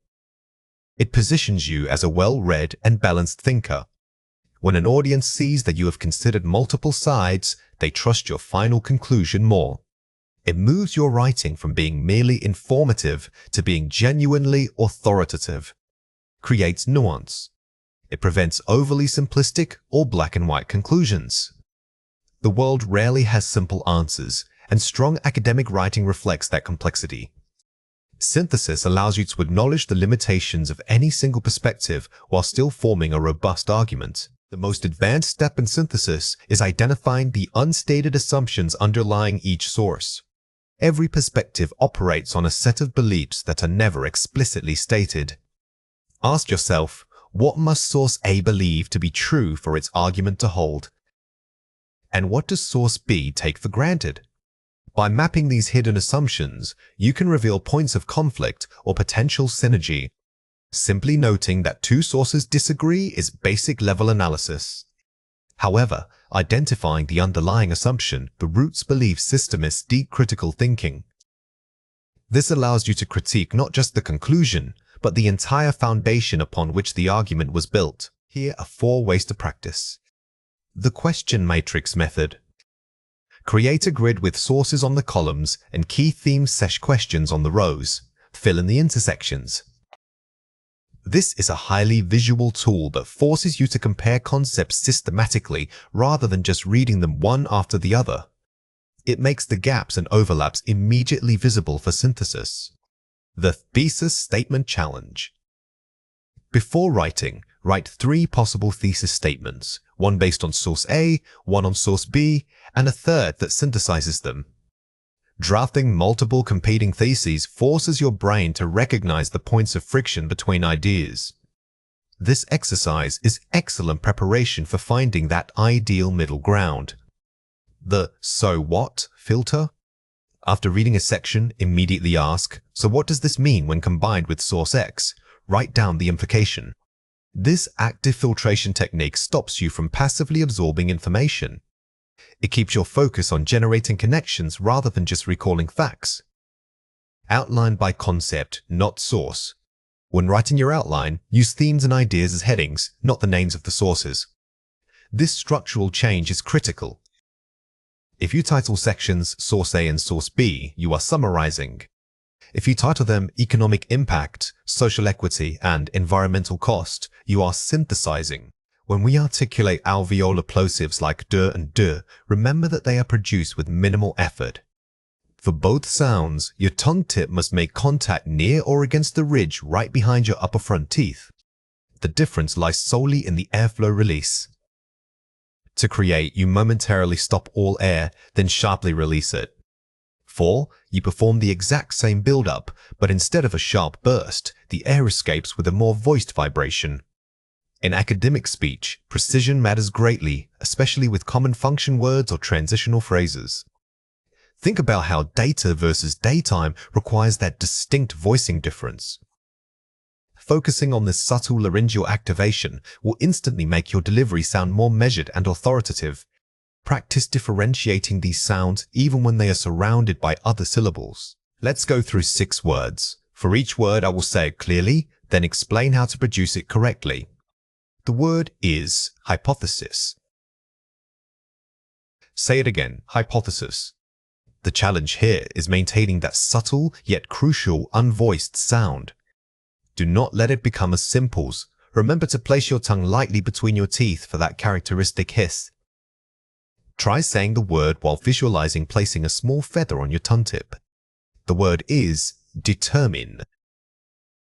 Say it again, determine. Notice how the sound is often reduced when spoken quickly, which can undermine clarity.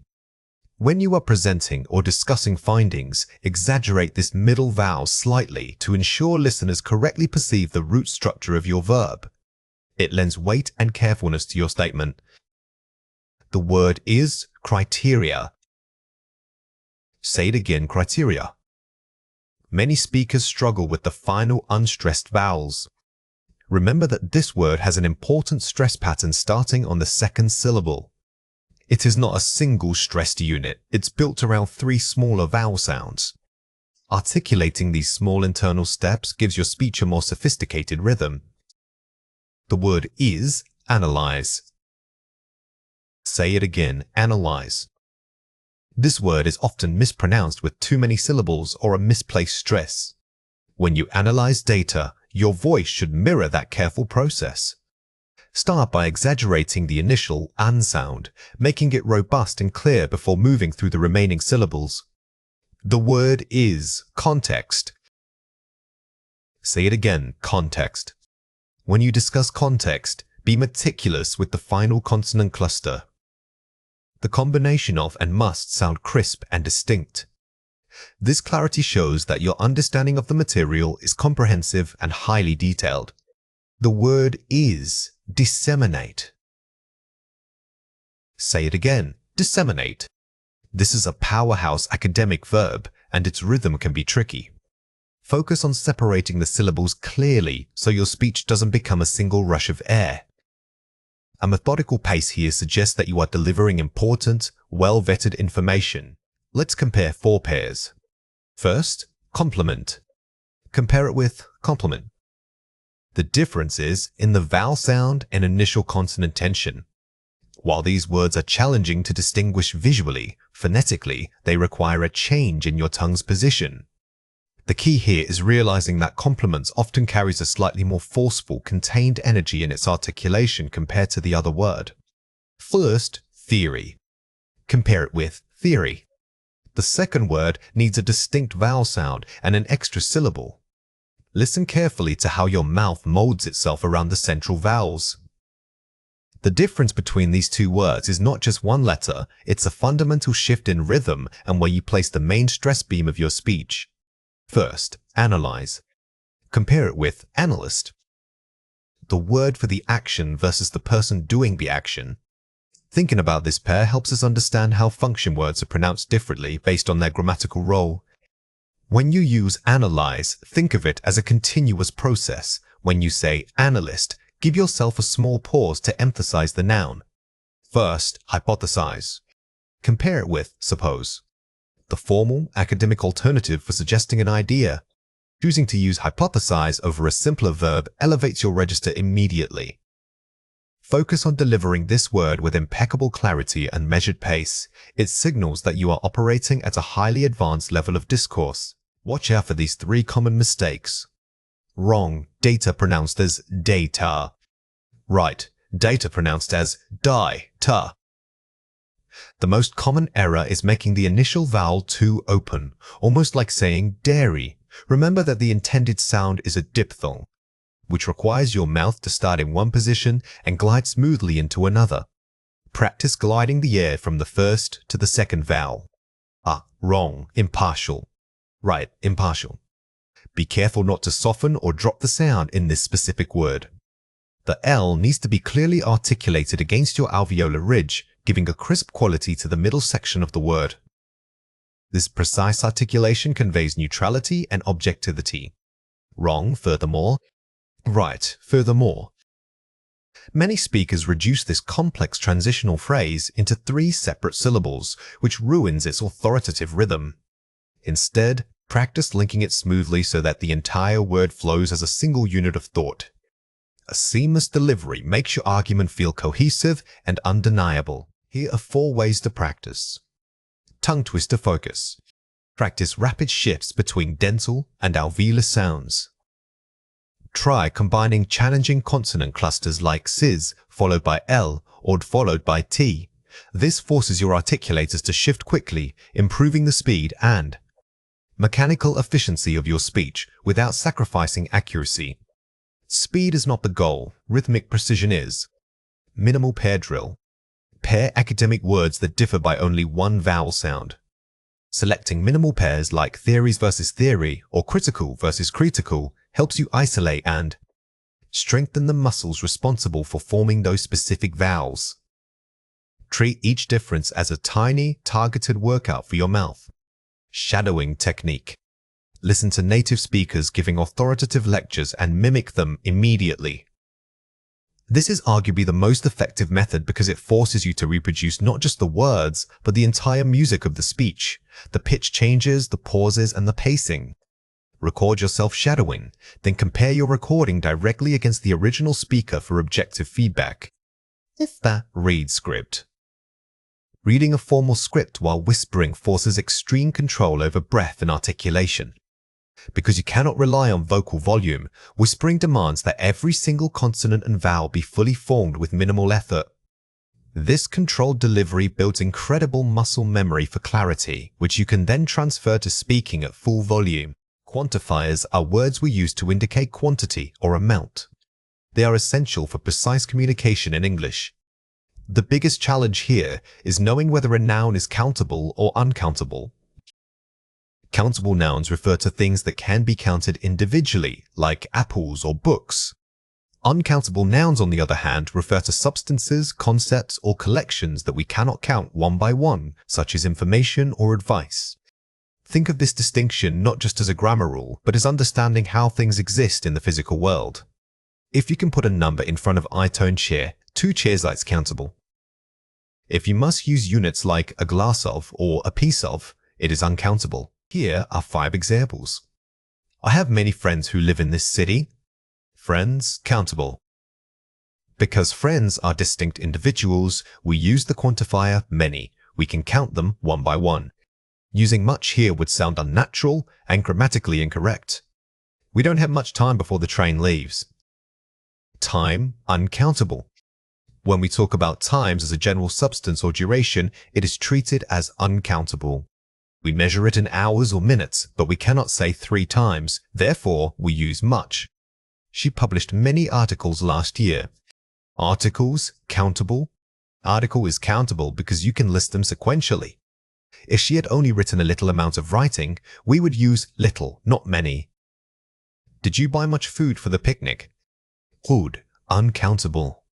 While food is made up of countable items like sandwiches and apples, when we refer to food as a general category or bulk quantity, it functions as an uncountable noun. This requires much. They spent too little money on the trip. Money, uncountable. Although we use dollars or pounds to count amounts of money, the word money itself is always uncountable. We say a lot of money, not many monies. Here are 3 reasons why this matters. Units of measure versus items. Some nouns require a unit to be counted. This is the deepest layer of understanding. When we talk about concepts like information, we aren't counting discrete units. We are dealing with a conceptual mass that requires measurement, not individual enumeration. The role of abstract nouns. Concepts like happiness or advice are always uncountable. Abstract nouns represent ideas and feelings. They cannot be physically tallied. Think about happiness. You can feel a lot of it, but you cannot count 10 instances of it. Why we use partitive phrases. We use phrases like a cup of or a piece of to make uncountable nouns countable. This technique, called using partitives, is incredibly useful because it allows us to talk about large amorphous quantities in specific measurable chunks. It bridges the gap between count and non-count. Watch out for these 3 common mistakes. Don't say, I need many advice for my career. Say, I need much advice for my career. Remember that advice, even though it is so useful, operates as an uncountable noun. It is a mass concept, so you must pair it with much. Using many suggests you are counting discrete pieces of advice. Incorrect. How much people came to the concert? Correct. How many people came to the concert? Since people are individual beings, they are always countable. The error here is treating a clearly plural and count-based noun as an uncountable mass. Don't say, I have few patience for this situation. Say, I have little patience for this situation. This is a tricky one because patience feels like an abstract countable thing. But grammatically, it functions as an uncountable noun requiring the quantifier little. Focus on the concept of duration or emotional state. Here are 4 ways to practice. The can I count it test. Quickly ask yourself if you can assign a specific number to the noun. If yes, use countable quantifiers. If no, use uncountable ones.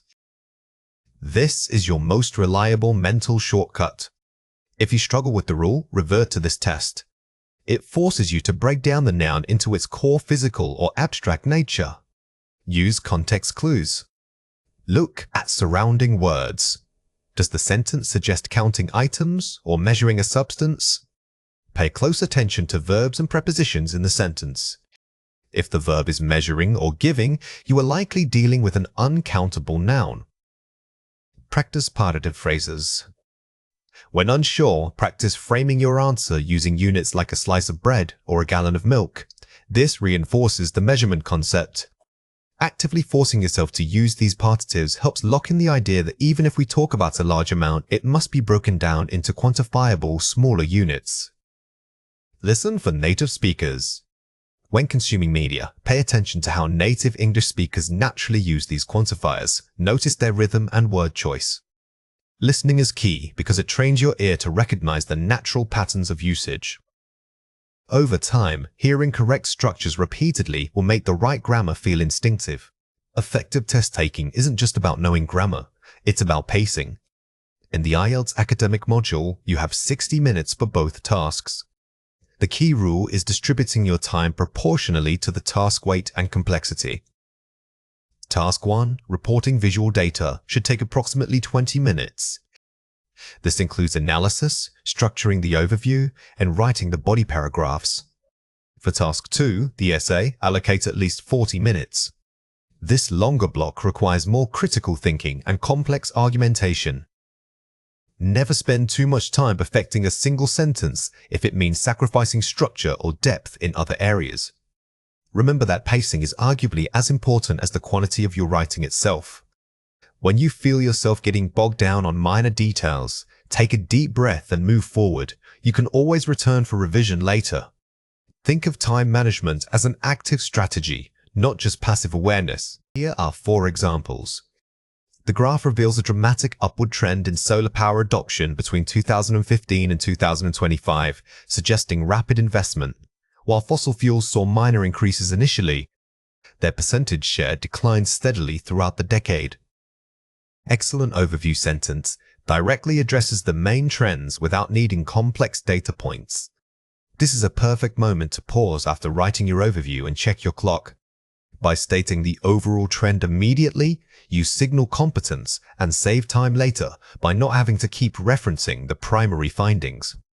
Furthermore, proponents argue that remote work significantly boosts employee morale and local community engagement by reducing daily commutes. Uses strong linking phrases, furthermore, and presents a balanced argument point efficiently. When writing arguments, grouping ideas under clear thematic transitions is vital.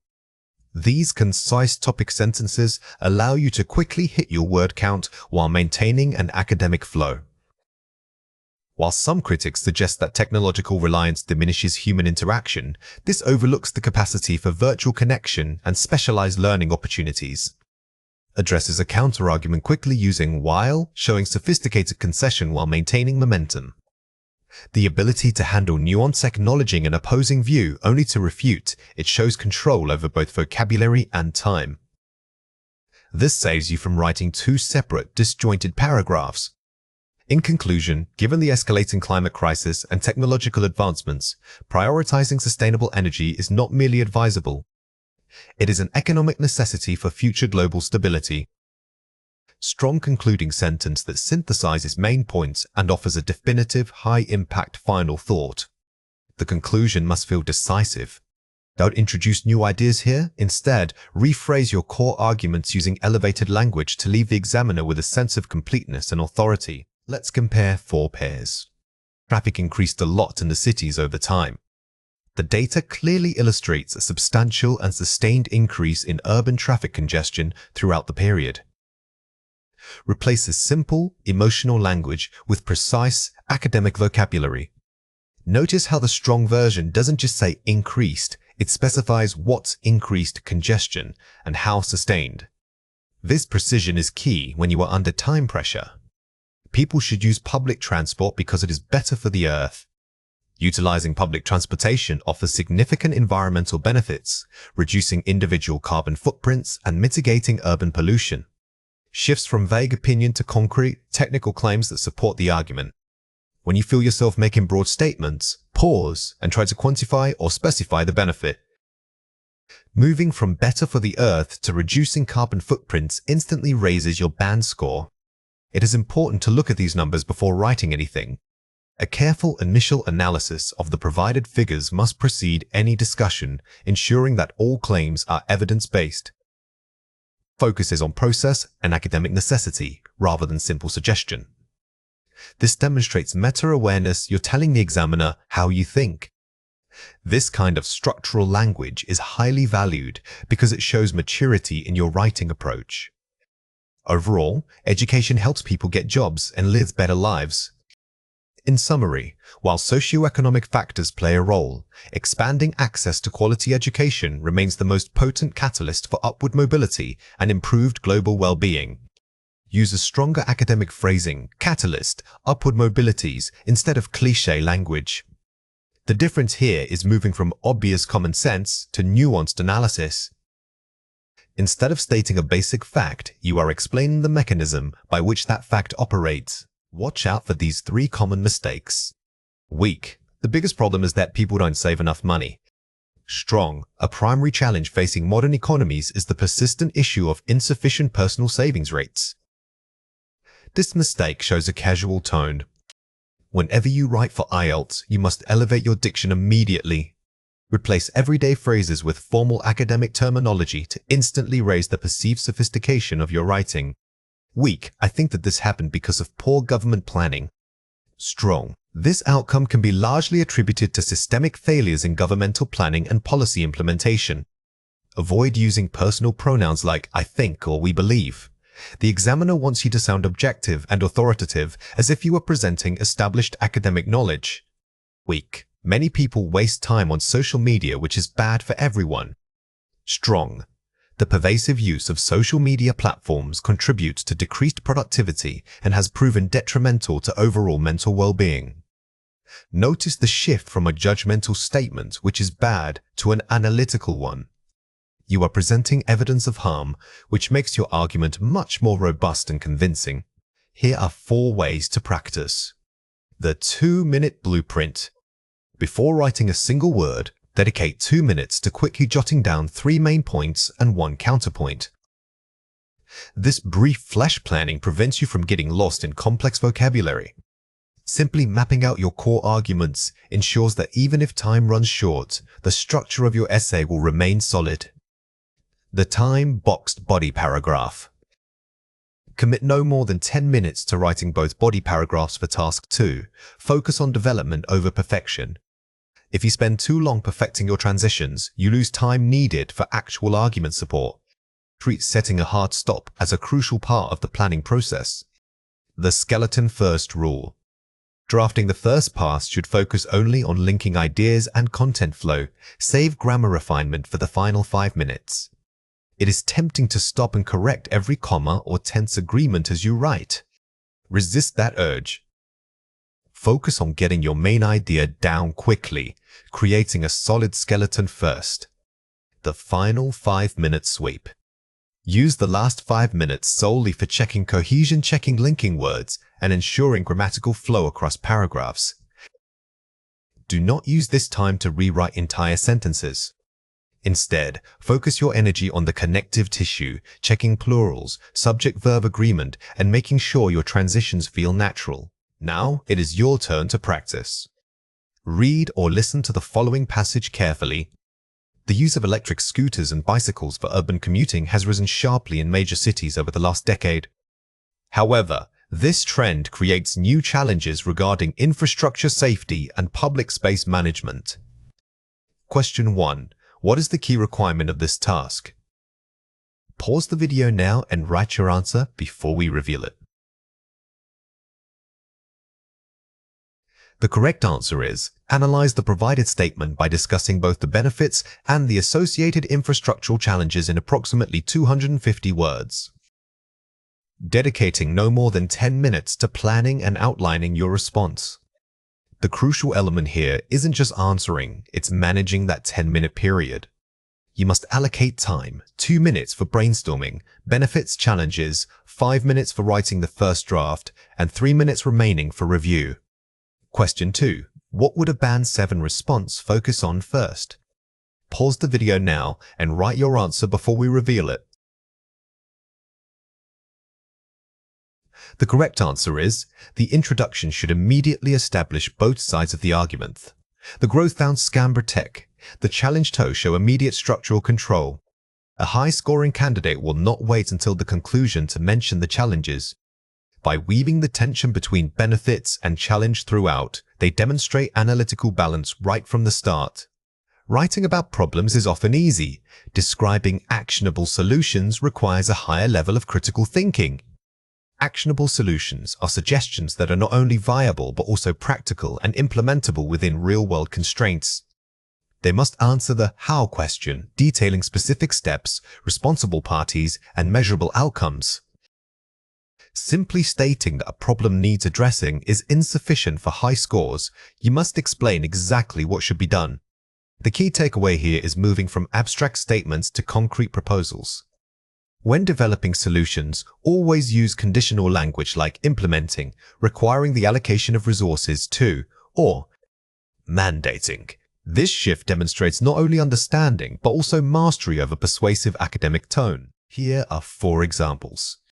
To mitigate urban smog, municipal authorities should mandate the creation of low-emission zones in city centers. Furthermore, subsidies must be offered to encourage residents to switch from private gasoline vehicles to public electric transport options.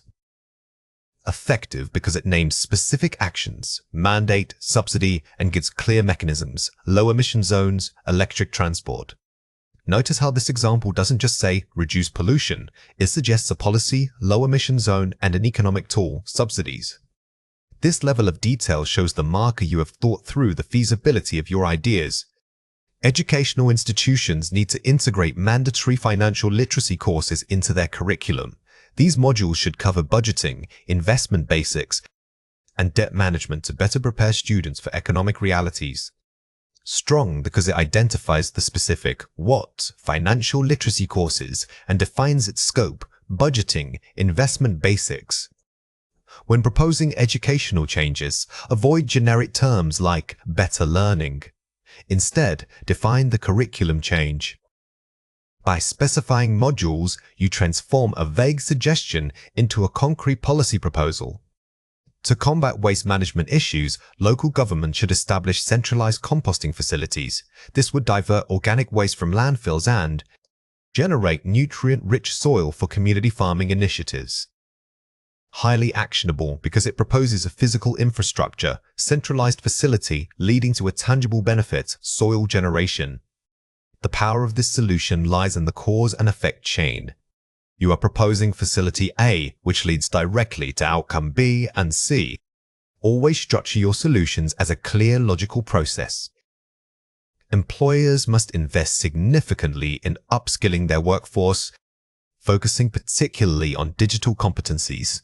Government grants could incentivize small businesses to adopt remote work infrastructure, maximizing both flexibility and talent access. Very strong because it addresses two different stakeholders, employers and government, with specific interventions, grants, adopting infrastructure.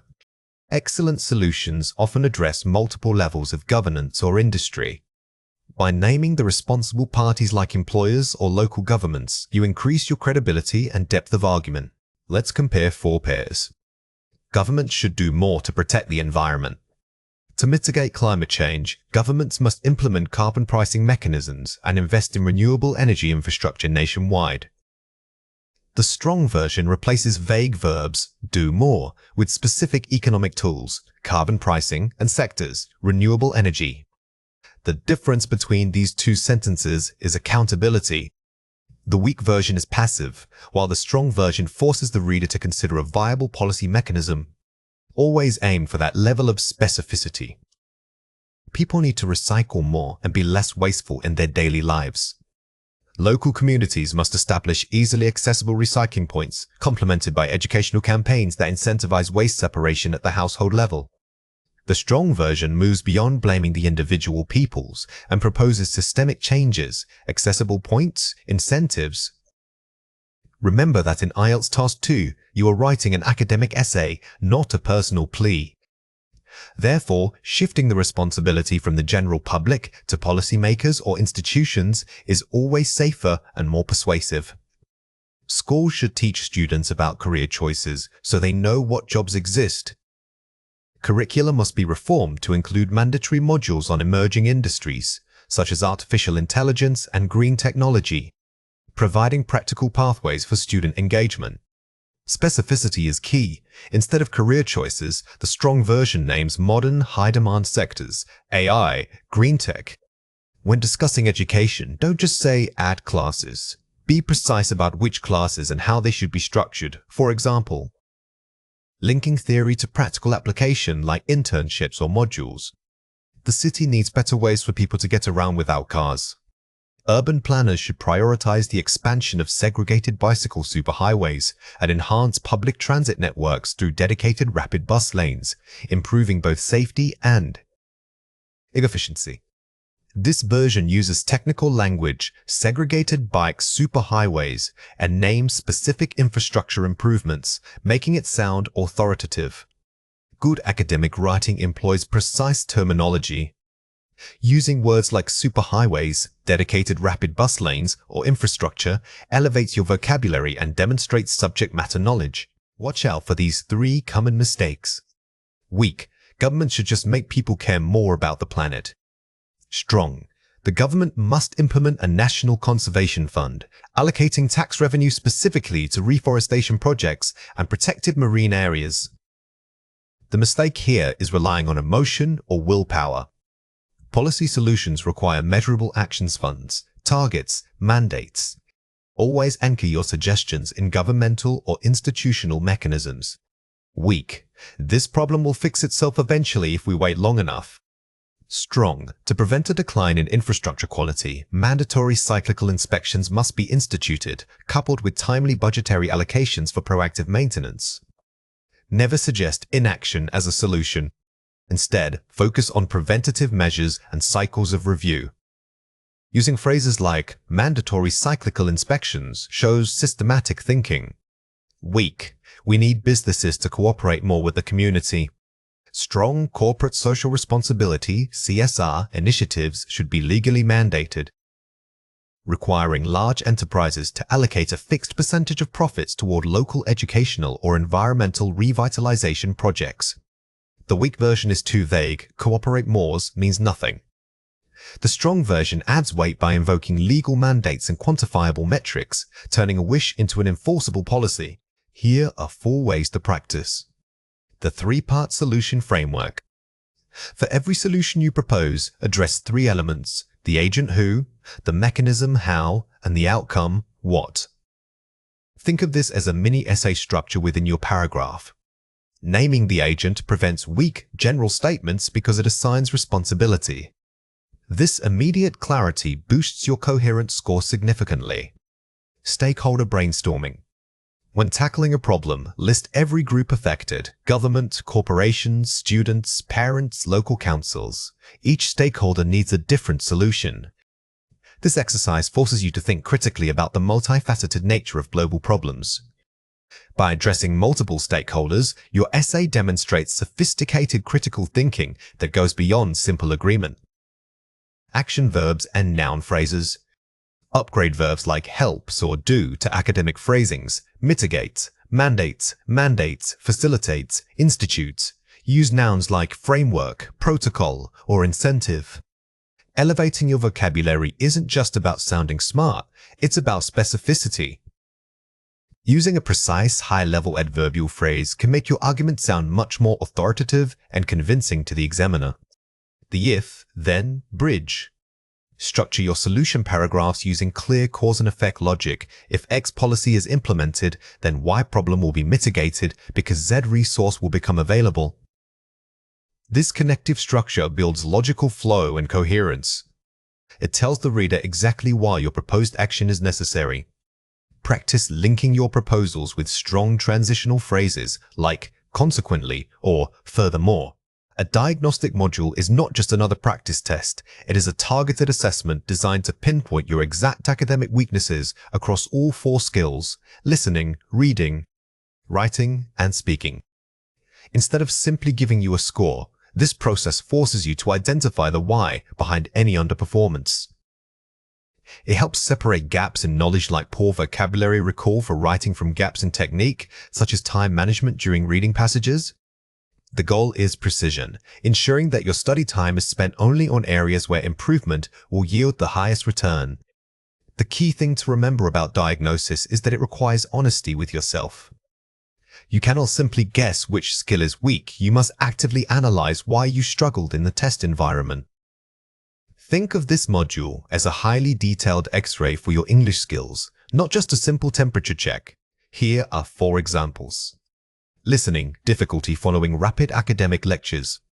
Focus, note-taking speed, complexity. The diagnostic confirms you catch details but lose the main thread when speech is dense. This isn't a listening comprehension issue, it's a processing speed issue under pressure.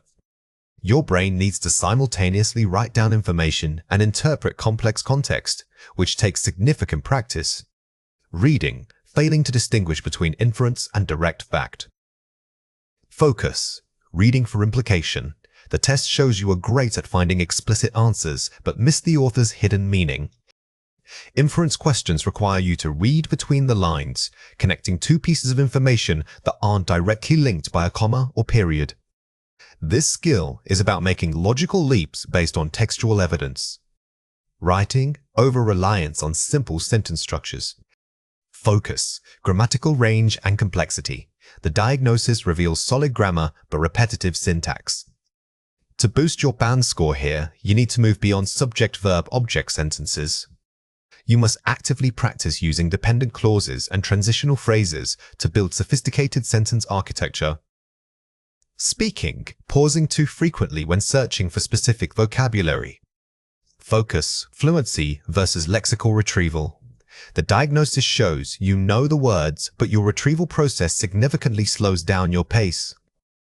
Fluency isn't just about speaking fast, it's about minimizing those noticeable pauses where you are mentally scrambling for a word. This is often fixed through structured, timed conversation practice. Here are 3 reasons why this matters. Efficiency and time management. You stop wasting time on topics you already understand. Since your study hours are limited, targeting weak spots is the most efficient use of energy. It prevents burnout from reviewing material that is already solid. Build in confidence. Knowing your exact limitations reduces general test anxiety.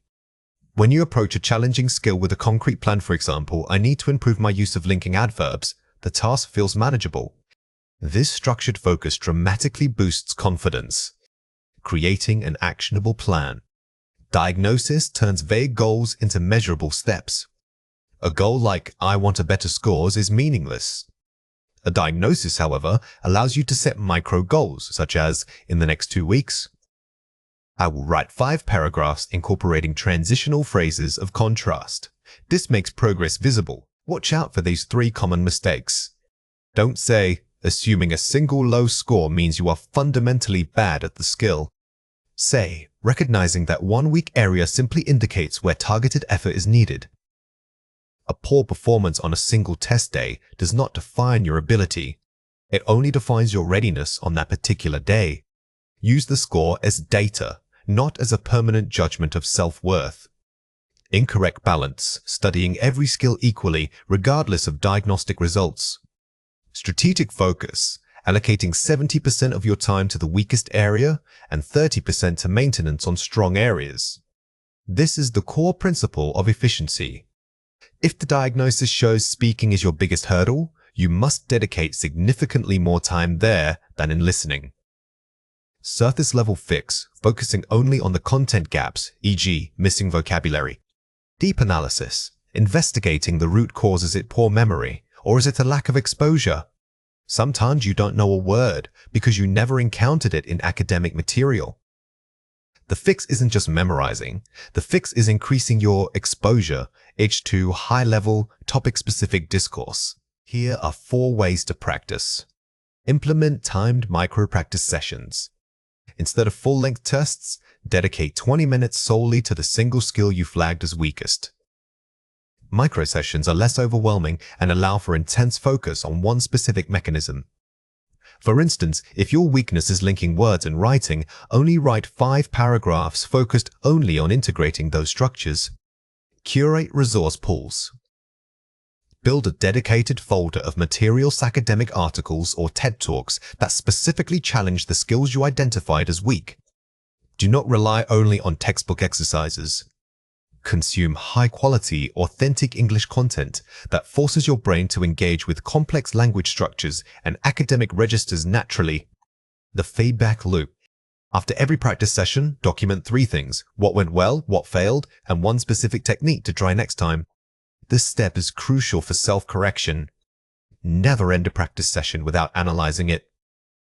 You must be your own most critical coach by noting exactly where you deviated from the optimal strategy. Integrate revision into daily life. Use targeted vocabulary and grammatical structures in your everyday English conversation or writing, even if it's just a journal entry. The ultimate goal is integration. If you diagnose a weakness in using conditional tenses, don't just practice them on paper. Try to use them actively when speaking with friends or family. Testing resilience isn't about eliminating stress. It's about building the ability to function effectively despite high levels of pressure. It means recognizing that anxiety is a normal physiological response, not necessarily a prediction of failure. Instead of fighting the feeling, we learn to use controlled breathing and refocusing techniques to manage it. Think of resilience as mental muscle strength. The more you practice these coping mechanisms in low-stakes environments, the stronger they become when it really matters.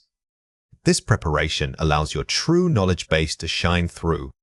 It's vital for students to understand that anxiety is a perceived threat, not an objective reality. When we reframe stress as excitement or focused energy, our bodies react differently, which can trick us into performing better. Remember that psychological preparation is just as critical as academic study time. Here are 4 examples. Instead of, "I hope I do well," try, "I am prepared to give my best effort." Shifting focus from outcome to process. Notice how the first phrase is passive and uncertain. The second statement puts you in an active role, which gives you a feeling of agency. This subtle shift changes your brain's internal conversation from worry to action. When stuck on a question, move on and come back later. Tactical self-regulation. The core mistake high achievers make is getting trapped by one difficult question. This technique teaches you to accept imperfection in the moment and prioritize moving forward, maintaining momentum. Visualizing success. Imagine walking out of the exam feeling calm and confident. Positive mental rehearsal. Visualization is a powerful tool because it primes your brain for the expected experience. Don't just picture getting an A, picture the feeling of finishing and being proud of your effort. Preemptive breathing, taking 3 slow breaths before starting any module. Physiological reset. This isn't just a nice tip, it physically impacts your nervous system. Deep, controlled exhalation activates the parasympathetic nervous system, which is responsible for calming you down. Here are 3 reasons why this matters.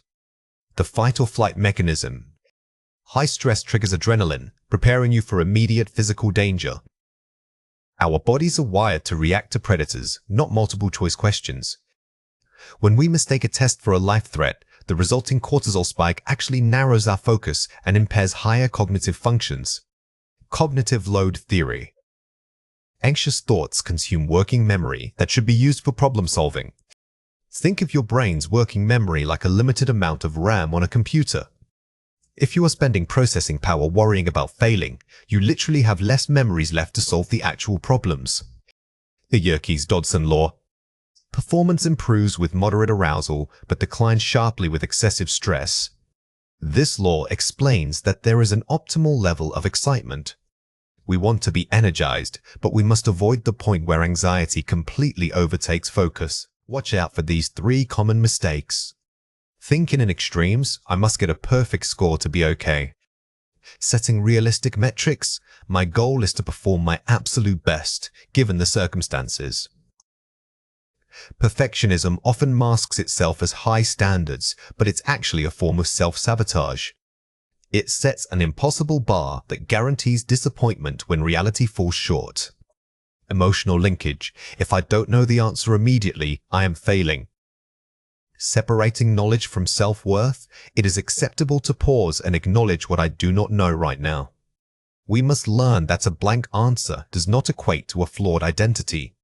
Our value as individuals is entirely separate from our performance on any single test. Catastrophizing, I need this score to define my entire future. Perspective taking, this score is just one data point in the incredibly complex picture of my life. When we catastrophize, our minds jump to the worst possible outcome. By forcing ourselves to see this test as just one data point, we regain perspective and reduce the emotional stakes. Here are 4 ways to practice. Simulate stressful conditions. Take practice tests in timed, uncomfortable settings to normalize the pressure. Don't just do a practice test, make it feel like the real thing. Sit somewhere you usually study, use limited breaks, and simulate the time constraints. This desensitization is key. Establish a pre-game routine. A consistent routine like light exercise or meditation the night before helps calm the nervous system. Routines are anchors for our minds. By performing the same calming actions consistently, you signal to your brain that even on test day, a predictable sense of safety is available. The 5-minute wind down. Before bed and before the test, avoid intense study sessions. Focus instead on relaxation. Your brain needs time to consolidate memories, which happens during rest. Cramming right up until bedtime often leads to burnout rather than retention. Post-test self-compassion. After the exam, regardless of how you think you did, acknowledge your effort and give yourself a reward. The recovery phase is often overlooked. By showing self-compassion immediately after, you teach your mind that even if performance was imperfect, it was safe and acceptable. Reaching a Band 5 generally means you can communicate your meaning effectively enough for the task. You are understood, even if the language is simple or hesitant. However, Band 7 and above require something more than just clarity. They demand sophistication. It's about depth of thought, structural complexity, and natural fluency. Essentially, we are moving from merely communicating an idea to building a compelling argument. It's critical to understand that the examiner isn't looking for perfect grammar in every single sentence. Instead, they are evaluating your ability to manage complex ideas under timed pressure. Think of it less as a test of vocabulary and more as a demonstration of intellectual maturity. Here are 5 examples. It is important to remember that Band 5 transition phrase. This phrasing works, but it's very common and repetitive. To elevate this, try using a more sophisticated connective phrase that shows contrast or addition. Furthermore, data suggests that Band 7 plus transition phrase. Using academic signal phrases like this immediately raises your register. It shows you are integrating formal research or evidence into your argument flow. This problem is bad because simplistic causal link. Avoid overly simple causal language. Instead of saying something is bad, explain why it presents a detriment or obstacle to progress. A key factor contributing to this is advanced causal link. This phrase allows you to introduce complex causality. It signals that the underlying cause is multifaceted and worth detailed discussion. Consequently, policymakers should consider reforms. Strong conclusion recommendation. A Band 7 plus response doesn't just summarize, it offers concrete, actionable recommendations. Using consequently links your evidence directly to a proposed solution. Here are 3 reasons why this matters. Conceptual depth. Moving beyond surface-level descriptions to analyzing underlying causes. A Band 5 might list symptoms, but a high-scoring response explains the pathology. You must show that you can handle abstract ideas like globalization or systemic inequality. Cohesive mastery. Using linking words naturally so the text flows seamlessly from one idea to the next.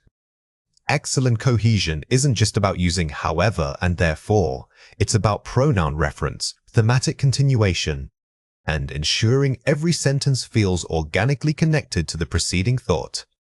Precision in register. Selecting vocabulary that is formal, objective, and appropriate for an academic audience. This means avoiding colloquialisms or overly emotional language.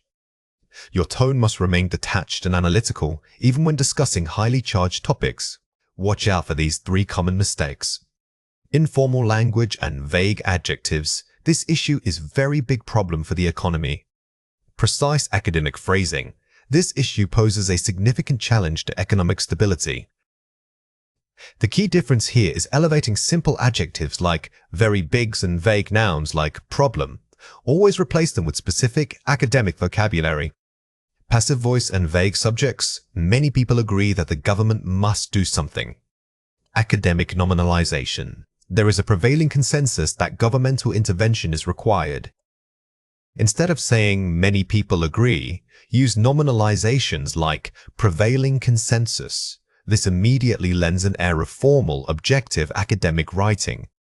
Grammatical redundancy. The reason for this is because money is short. Concise, high-level vocabulary. This stems from a scarcity of capital. Watch out for common grammatical redundancy traps like the reason is because. Always opt for the most concise and sophisticated phrasing possible. Here are 4 ways to practice. The paraphrasing challenge. Take 5 complex sentences from academic articles and rewrite them 3 different ways without losing the core meaning. This exercise forces you to manipulate syntax and vocabulary simultaneously. It builds flexibility, which is crucial for high-scoring writing. Model analysis reading. Read Band 8+ essays or reports and actively highlight every transition phrase and advanced linking structure they use. Don't just read for content, read like a linguist. When you see a perfect link, analyze why it works as a contrast. Consequence? Addition. Topic: specific vocabulary banking. Instead of learning random words, build themed lists, e.g., environmental degradation, economic policy. Focusing vocabulary into thematic units ensures that when you write about a topic, your language sounds cohesive and highly specialized. The outline method. Before writing any piece, create a detailed outline focusing only on the logical connections between paragraphs and ideas. A strong outline guarantees structural coherence. If your argument flows logically from point A to B, the examiner will reward you with a higher score in organization. The IELTS test is a marathon, not a sprint. Effective time management means knowing exactly how much time to allocate to each of the 4 skills. For example, in the listening section, you must balance careful note-taking with anticipating potential distractions. In reading, don't spend too long on one difficult passage, move on and come back if necessary. The writing module requires pacing, enough time for planning, writing the body, and crucially, reviewing your grammar and cohesion. Even speaking needs timing. You must fill the allotted minutes without rambling or falling silent. By treating time as a resource you are actively managing, you greatly reduce stress and improve performance across all sections. Many students approach the test reactively, letting one difficult section dictate their pace for the rest of the exam. Think of timing not just as speed, but as strategic allocation. Learning to move efficiently between skills is key to maintaining cognitive energy throughout the full test duration. Here are 5 examples. Listening, active prediction. When the audio plays a gap-fill question, immediately predict the word type and length. Instead of just writing down what you hear, pause mentally and categorize the missing information, e.g., it's a measurement or a proper noun. Prediction is your superpower here. It forces your brain to listen for specific sounds rather than just processing general speech. If you know it needs a date format, your ear will be primed for numbers and slashes. Reading, skimming the main ideas. Spend the first 2 minutes skimming all passages to determine topic flow and structure. Do not get bogged down in details initially. Your goal is mapping the article's overall argument before tackling specific questions. Skimming helps you build a mental roadmap of the material. When you encounter a question, you know exactly where to look because you've already mapped out the text geography. Writing Task 1. Time boxing data analysis. Dedicate no more than 5 minutes to analyzing graphs and charts. Focus only on the highest highs and lowest lows. Do not list every single data point presented. Task achievement relies on selection, not exhaustive reporting. High scorers select only the most impactful trends and comparisons to keep their report concise and analytical. Writing Task 2. The outline rule. Spend exactly 10 minutes planning your essay structure before writing a single sentence. Your outline should detail topic sentences for every body paragraph and the conclusion's key takeaway.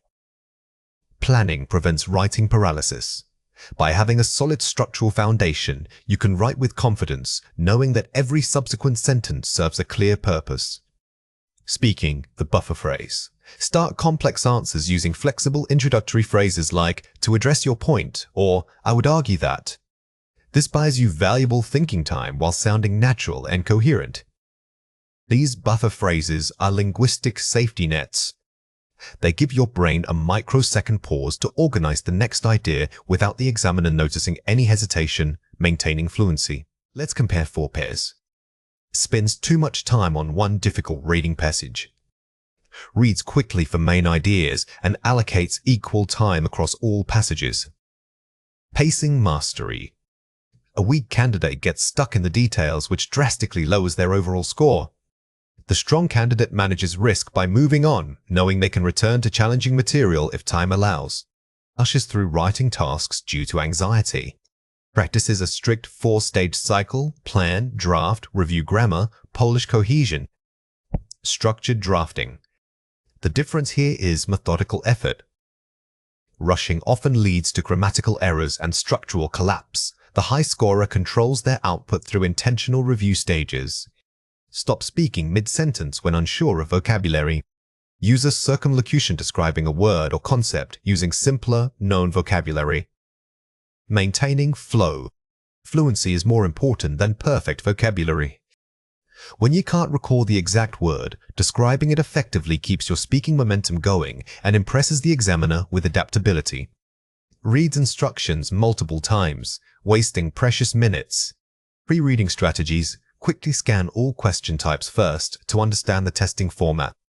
Or active preparation. Don't waste time figuring out how you are going to be tested. Before starting any section, quickly reviewing the instructions helps your brain switch into test mode, conserving valuable seconds. Here are 3 reasons why this matters. Reduces cognitive load. When you manage time well, your brain doesn't waste energy worrying about running out of time. Worrying distracts you from the actual task.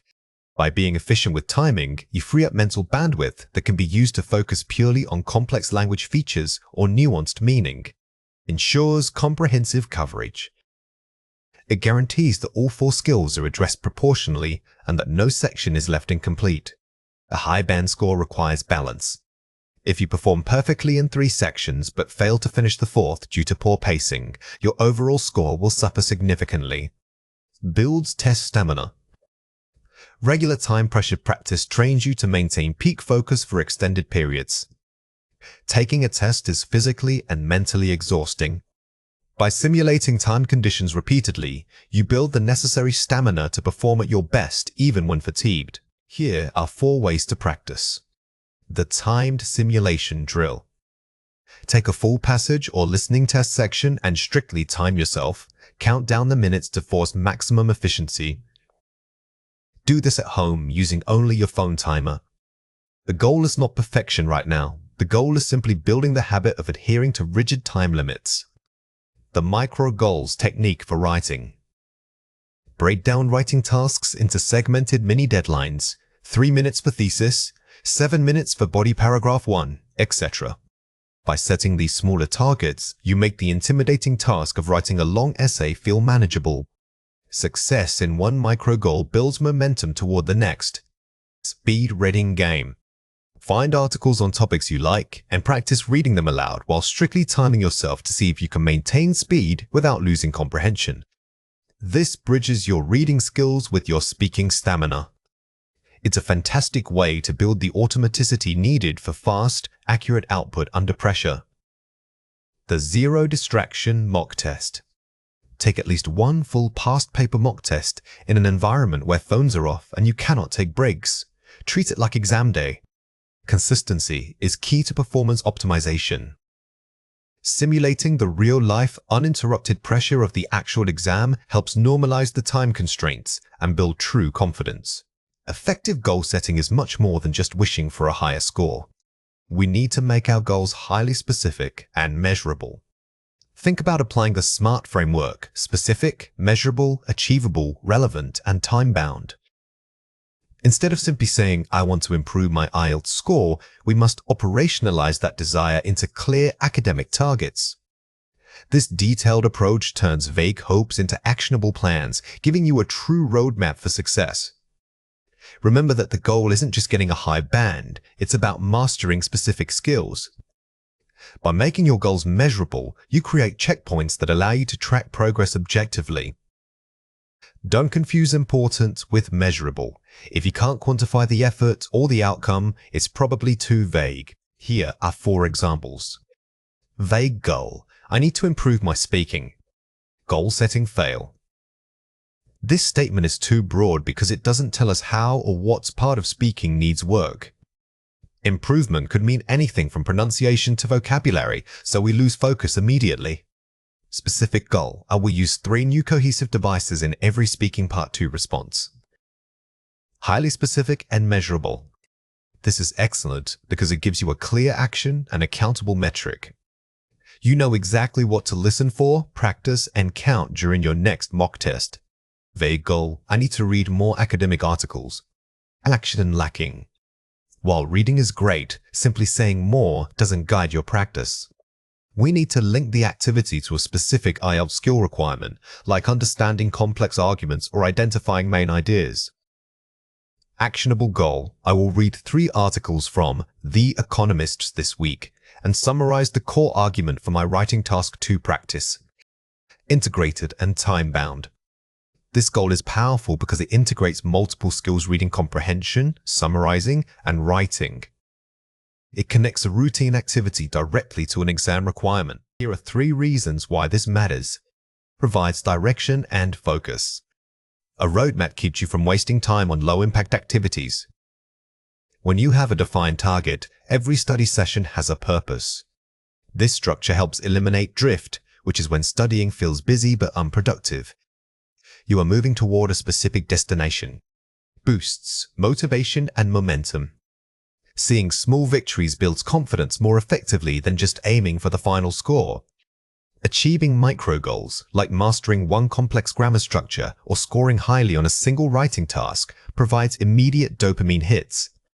This positive reinforcement is what sustains your motivation over months of study.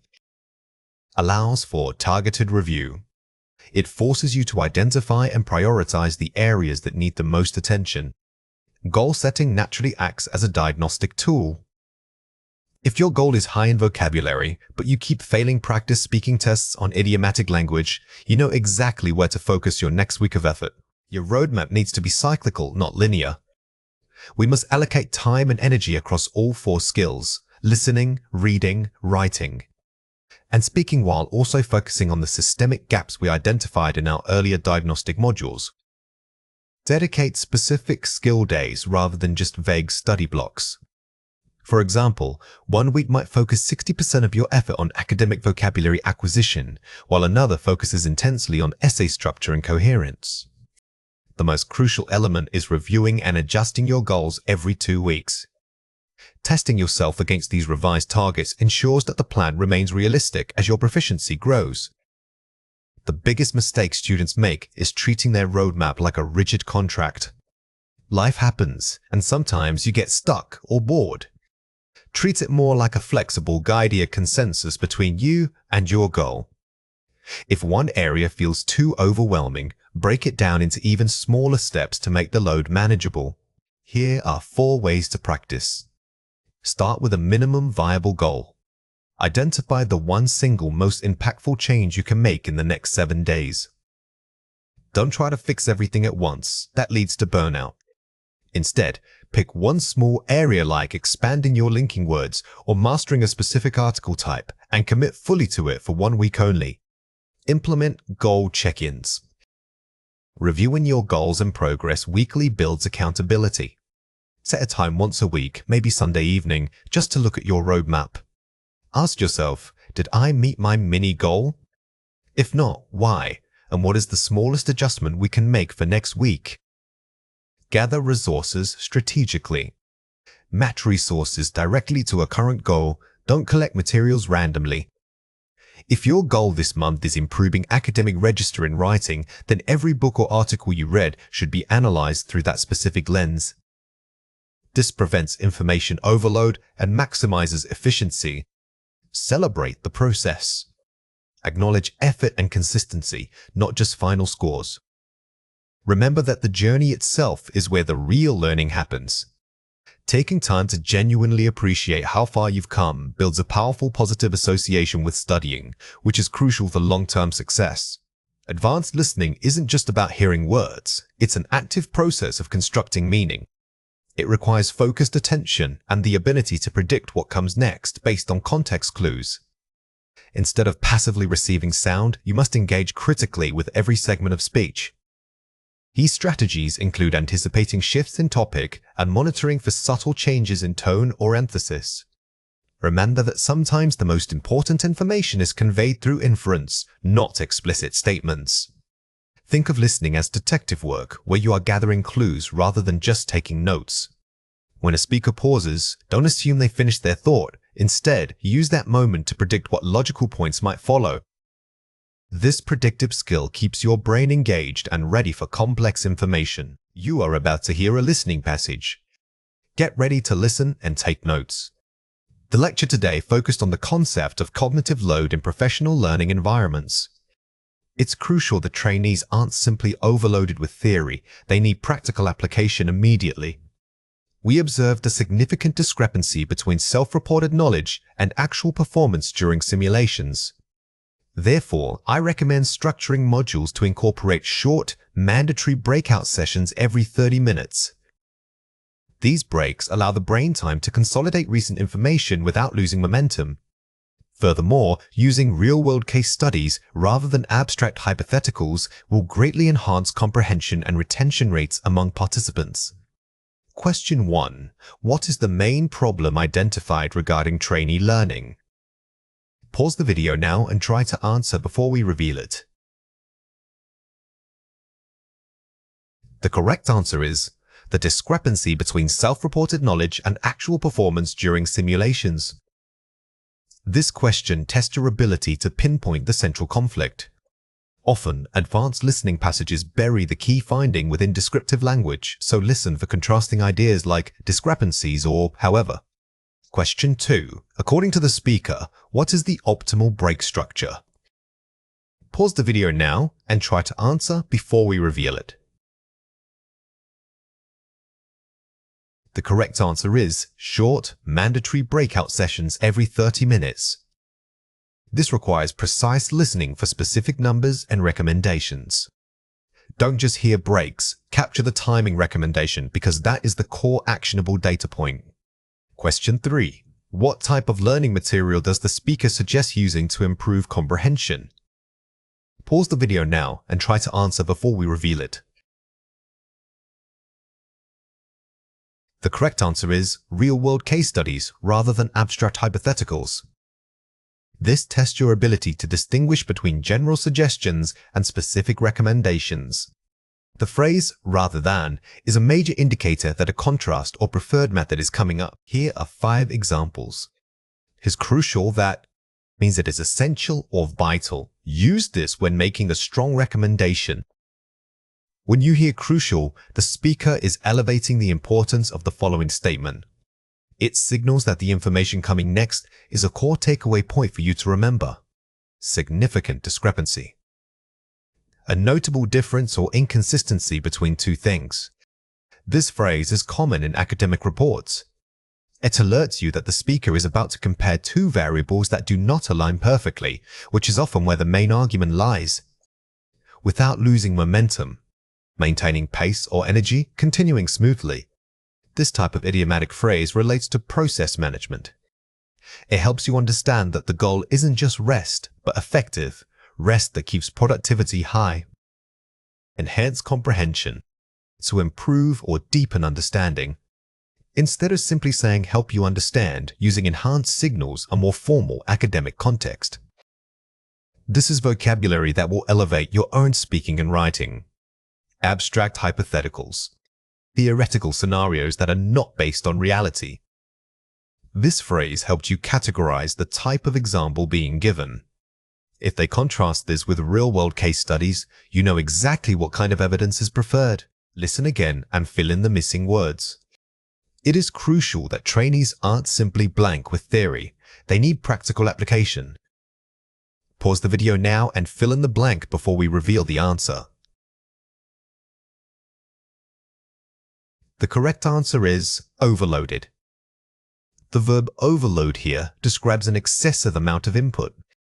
When you hear a warning about too much information, training your ear to catch the root word will help you grasp the meaning quickly. A significant blank was observed between self-reported knowledge and actual performance. Pause the video now and fill in the blank before we reveal the answer. The correct answer is discrepancy. This noun is used for inconsistencies. If a passage mentions two things that don't match, pay close attention to nouns like gap, variance, or discrepancy. These breaks allow the brain time to blank recent information without losing momentum. Pause the video now and fill in the blank before we reveal the answer. The correct answer is consolidate. Consolidating means making something stronger or more stable. In learning, it refers to the process of moving short-term memories into longer-term storage. Using real-world case studies will greatly blank comprehension and retention rates. Pause the video now and fill in the blank before we reveal the answer. The correct answer is enhance. To enhance means to improve quality or value. This word is key for describing how a method improves the learning outcome, making it perfect for summarizing findings. Here are 4 ways to practice. Shadowing technique. Immediately repeat what you hear, mimicking pronunciation and rhythm. Shadowing is highly effective because it forces your mouth muscles to keep up with native speed. It bridges the gap between understanding speech and physically producing it. Targeted dictation. Listen for specific phrases or vocabulary, writing them down word for word. This technique builds auditory accuracy. Instead of transcribing everything, pick a challenging phrase like cognitive load and drill that one until it feels automatic. Pre-reading prediction. Skim the topic or article title before listening to guess key vocabulary. Never listen with zero context. By predicting the general theme, you prime your brain for related vocabulary and structures, making the actual input much easier to process. Summarizing in your head. After a paragraph, pause and internally summarize the main idea before moving on. This is pure active listening. It prevents mental drift where you hear words but don't connect them logically. You are constantly self-testing your comprehension. Now it is your turn to practice. Read or listen to the following passage carefully. Effective communication in a professional setting requires more than just grammatical correctness. It demands clarity and conciseness. When drafting emails or presenting data, always assume your audience is time-poor and highly intelligent. Therefore, the opening lines must immediately state the purpose of your message. Avoid unnecessary jargon unless you are certain everyone understands it. Furthermore, structure complex ideas using bullet points and clear headings to guide the reader's eye. Remember that brevity does not equal simplicity. True professionalism means conveying depth in the fewest possible words. Question 1. What is emphasized as being required for professional communication? Pause the video now and write your answer before we reveal it. The correct answer is clarity and conciseness, beyond just grammatical correctness. This question helps you shift focus from a single skill, like grammar, to the overall quality of the interaction. Listen for contrast words like more than or beyond. Question 2. What is the most important action when starting an email or presentation? Pause the video now and write your answer before we reveal it. The correct answer is immediately stating the purpose of the message. This tests your ability to identify a crucial, actionable piece of advice. The phrase must immediately state signals this non-negotiable requirement for professional writing. Academic lectures are designed not just to test your comprehension, but also your critical thinking. A distractor is any piece of information presented in the lecture that sounds plausible or even true on its own, but which ultimately contradicts or fails to fully address the core question being asked. Identifying these false answers requires you to listen for implication rather than simply listening for key words. You must determine if the speaker's full intent supports the initial idea you picked up on. This process moves beyond simple note-taking and into active cognitive filtering. Think of a distractor as an excellent decoy. It looks real, but it's designed to throw you off course. Your goal isn't just to capture every word. Your objective is to track the main argument thread. Always keep asking yourself, is this the most important point the speaker wants me to remember? Here are 5 examples. Listen for keyword overload, the too specifics trap. If a speaker uses highly technical or very specific vocabulary to describe an example, take caution. Sometimes they use excessive detail simply to make the point sound authoritative, even if that detail is irrelevant to the main academic conclusion. The generality of the concept usually outweighs the specificity of the supporting fact. Track speaker pivots and transitions. The change point. Speakers rarely stick to one idea. Pay close attention to transitional phrases like however, on the other hand, or what is more important. These markers signal that the speaker is explicitly correcting or refining a previous, possibly misleading, statement. Watch for qualifiers and caveats. The limitation clause. A qualifier limits the scope of an idea. Phrases such as, in most cases, under certain conditions, or generally speaking, are massive clues. They tell you that what was just said is not a universal academic truth, but rather an exception. Identify negation and correction. Direct reversal. The clearest signal of a distractor is direct negation. If the speaker says something and then immediately follows it up with no, wait, or actually, that's incorrect, you must treat the second statement as the definitive answer. Filter for main idea versus supporting detail. Focus priority. Every lecture has a central thesis or core message. When you hear supporting details like names, dates, or secondary examples, mentally assign them a lower priority unless they are explicitly stated as crucial evidence for the main point. The highest level of listening comprehension involves tracking context shifts. This means recognizing when a speaker changes their frame of reference, moving from discussing history to methodology or from causality to consequence. When you detect this shift, mentally pause and reevaluate the premises they just established. A common distractor is the historical anecdote. While interesting, it might only serve as an illustration of a concept, not the core academic principle itself. Therefore, always ask, does this specific example change the general rule being discussed? If the answer is no, treat that detail as secondary information. Successful listeners don't just follow the path, they map the entire intellectual landscape the speaker draws for them.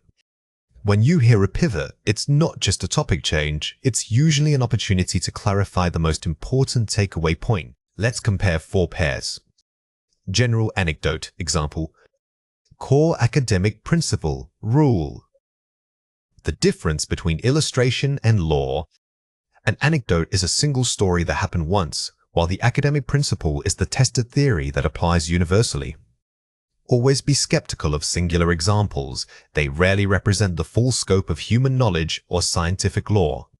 Immediate description, what? Underlying implication, why? Focusing on cause versus effect. Sometimes a lecturer describes what happened, but the core answer you need relates to why it happened or how it impacts a broader system. Always listen for the causal relationship that links the action to the academic theory. Strong assertions, declarative. Qualified statements, hypothetical. The certainty level. When a speaker uses definitive language, they are making a strong claim. However, the most accurate academic answers often come from qualified statements that acknowledge complexity or multiple variables at play. High-frequency vocabulary. Content relevance idea.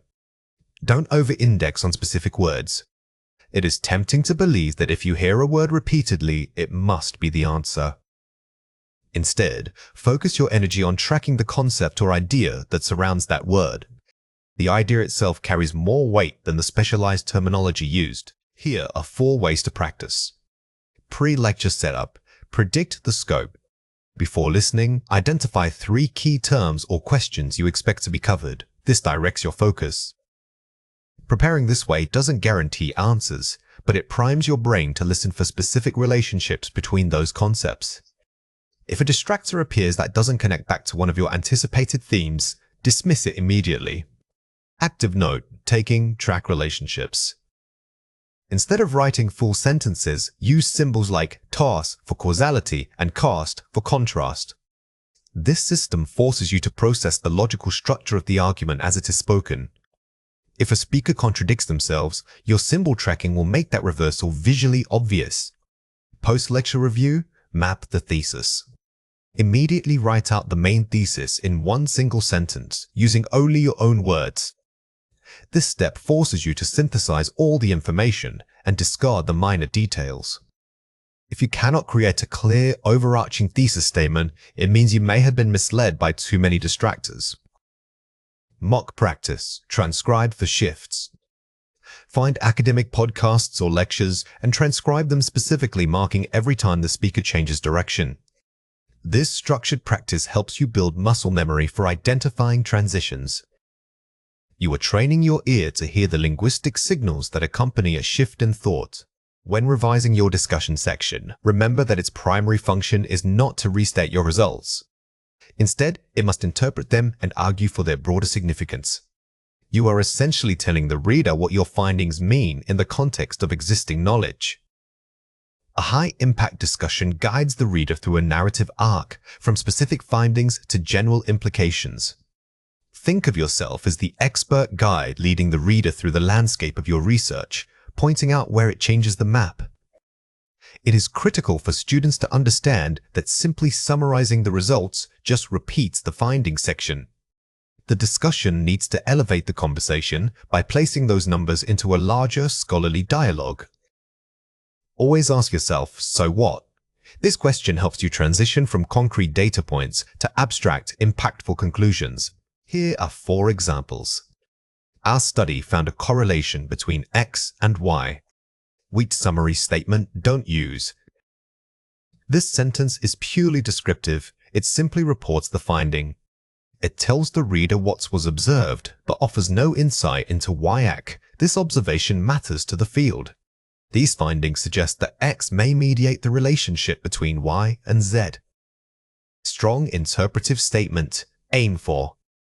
This revised phrasing is much stronger because it moves immediately into interpretation. It doesn't just report, it proposes a mechanism or hypothesis, inviting further scholarly debate. The discrepancy between our results and Smith et al.'s work might be due to different sample sizes. Acknowledging limitations, differences. Don't just point out a difference, offer a plausible explanation. By suggesting methodological variance, you demonstrate critical thinking and preemptively address potential counterarguments. Future research should therefore focus on longitudinal designs incorporating genetic markers. Actionable future direction. Generic statements about future work are weak.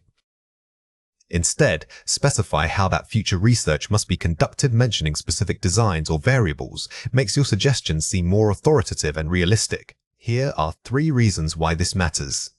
Establishes novelty and significance. The discussion must clearly articulate how your work fills a gap. A journal editor is looking for the "so what" factor.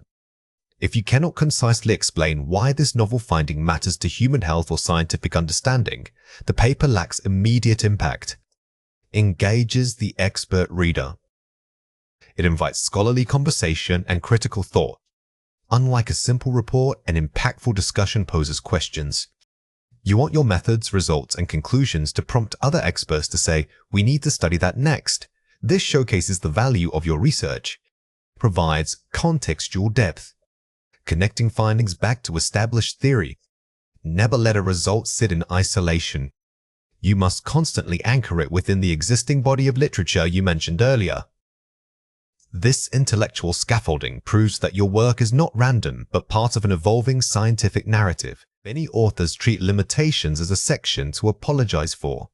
Instead, you must reframe them as guidance for the field.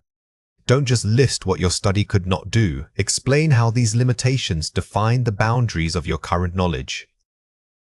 For example, if your sample size was small, don't just say that. Argue that this suggests a need for geographically diverse follow-up studies. This transforms a weakness into an opportunity for further research. This is one of the most advanced revision skills. We are moving from defensive writing to strategically persuasive writing. By acknowledging limitations in such a way that only your study can guide future efforts, you solidify your paper's place as foundational. Here are 4 ways to practice. Identify the single main takeaway. Can you summarize your entire discussion in one powerful sentence? Before revising, draft this single core message. Every paragraph that follows must support or elaborate on this central claim. If a paragraph doesn't connect to it, cut it. The 3-point test. Does your discussion cover 1 interpretation, 2 implications, and 3 future work? Use this structure as a checklist. Dedicate space to each element, ensuring they aren't mixed together vaguely. Structure provides clarity, which leads directly to perceived impact. Strengthen transitions, the bridge effect. Use strong transitional phrases like consequently or this suggests that between ideas. Smooth transitions are the glue of a professional paper. They prevent your discussion from feeling like a list of disconnected thoughts and instead create a logical, seamless flow for the reader. Target your audience. Write one paragraph specifically addressing the journal's primary readership.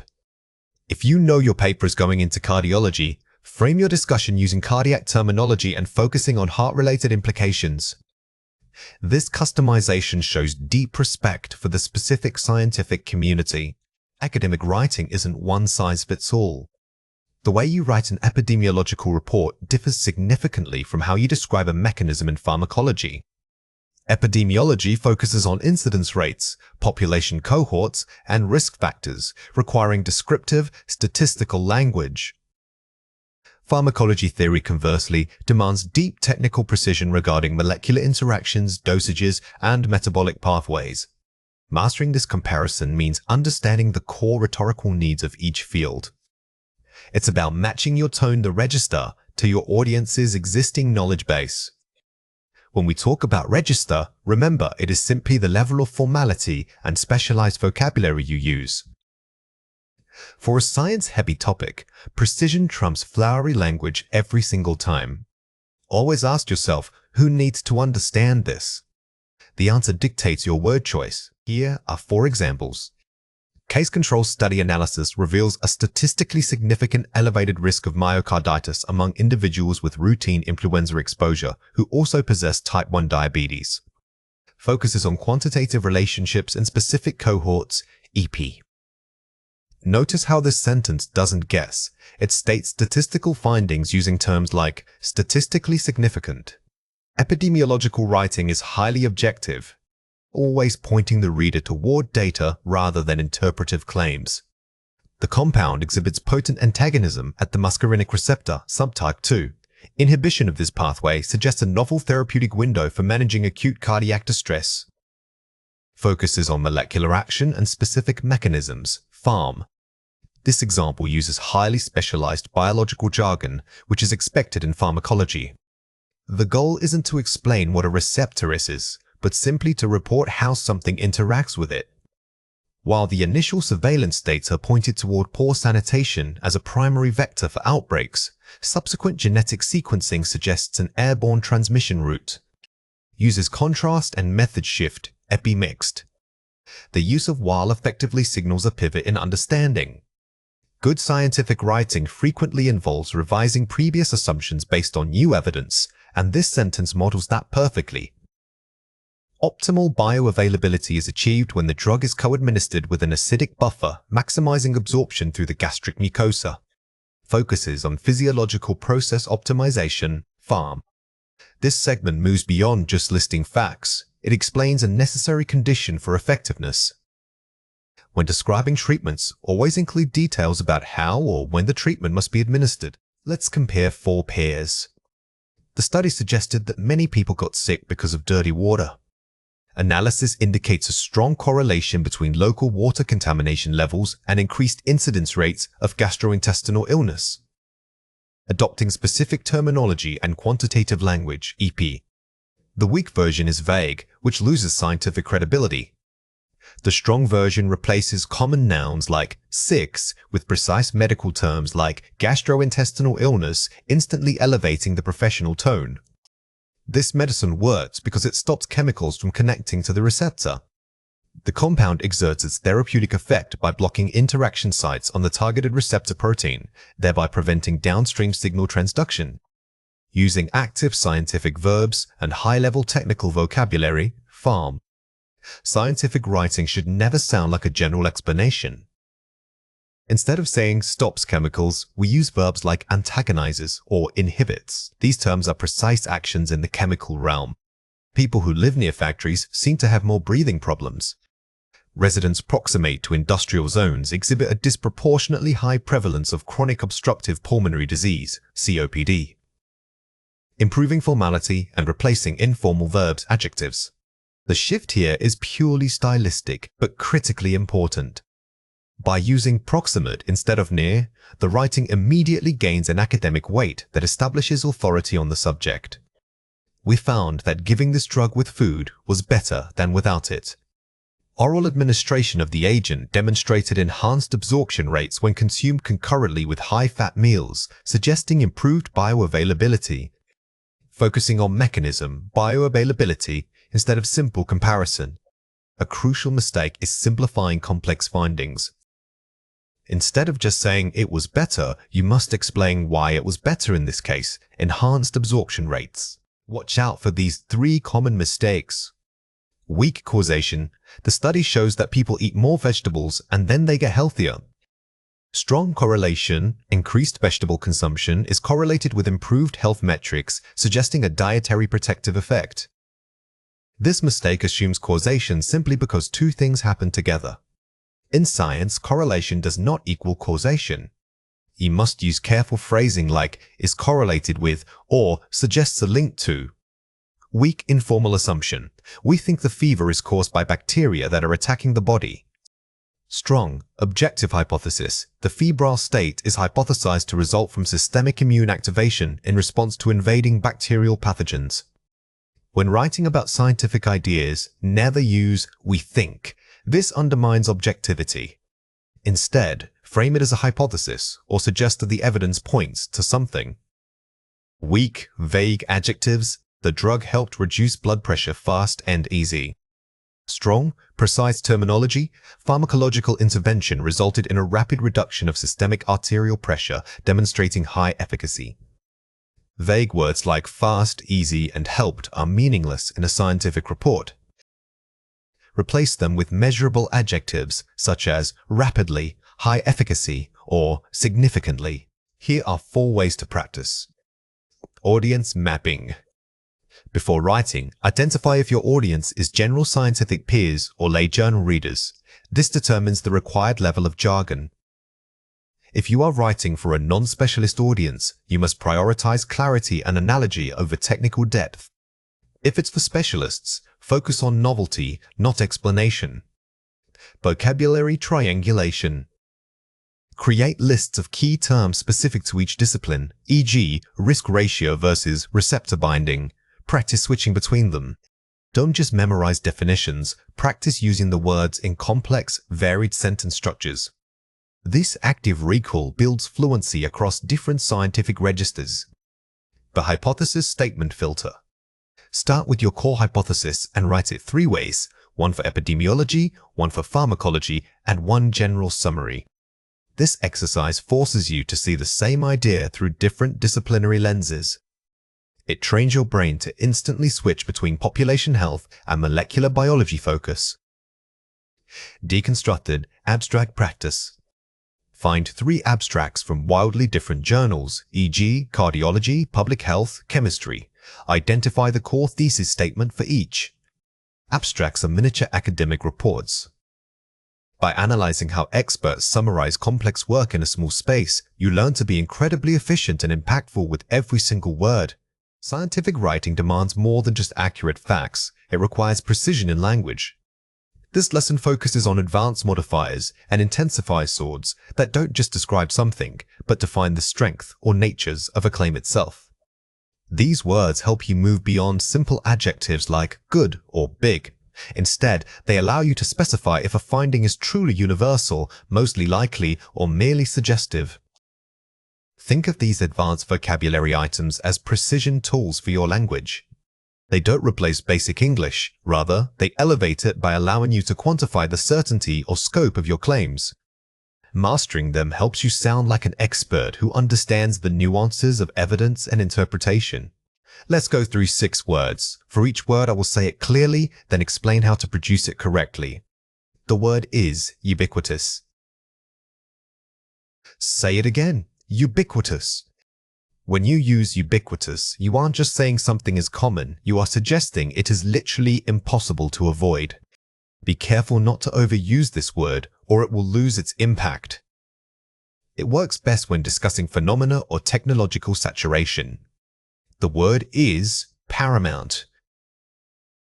Say it again, paramount. Paramount suggests that something is above all else, making it the highest priority. It is much stronger than simply saying important. If you are discussing ethical guidelines or core principles, this word adds significant weight to your statement. The word is ostensibly.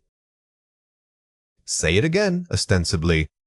This is a powerful word for academic writing because it signals skepticism or qualification. Whenever you use ostensibly, you are signaling that what follows might be different from what appears on the surface. It's crucial when discussing potential biases or hidden agendas in research. The word is corroborating. Say it again, corroborating. Corroborating is ideal for the discussion section of a paper. It implies that multiple, separate pieces of data point in the same direction. You are not just finding related facts, you are confirming them through redundancy. The word is invariably. Say it again, invariably.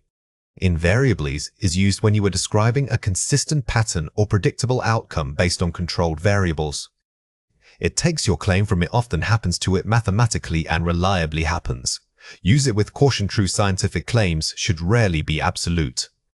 The word is tenuous. Say it again, tenuous. When you use tenuous, you are gently guiding the reader to understand that a connection is not robust. It suggests a potential hypothesis that requires much stronger evidence before it can be accepted as fact.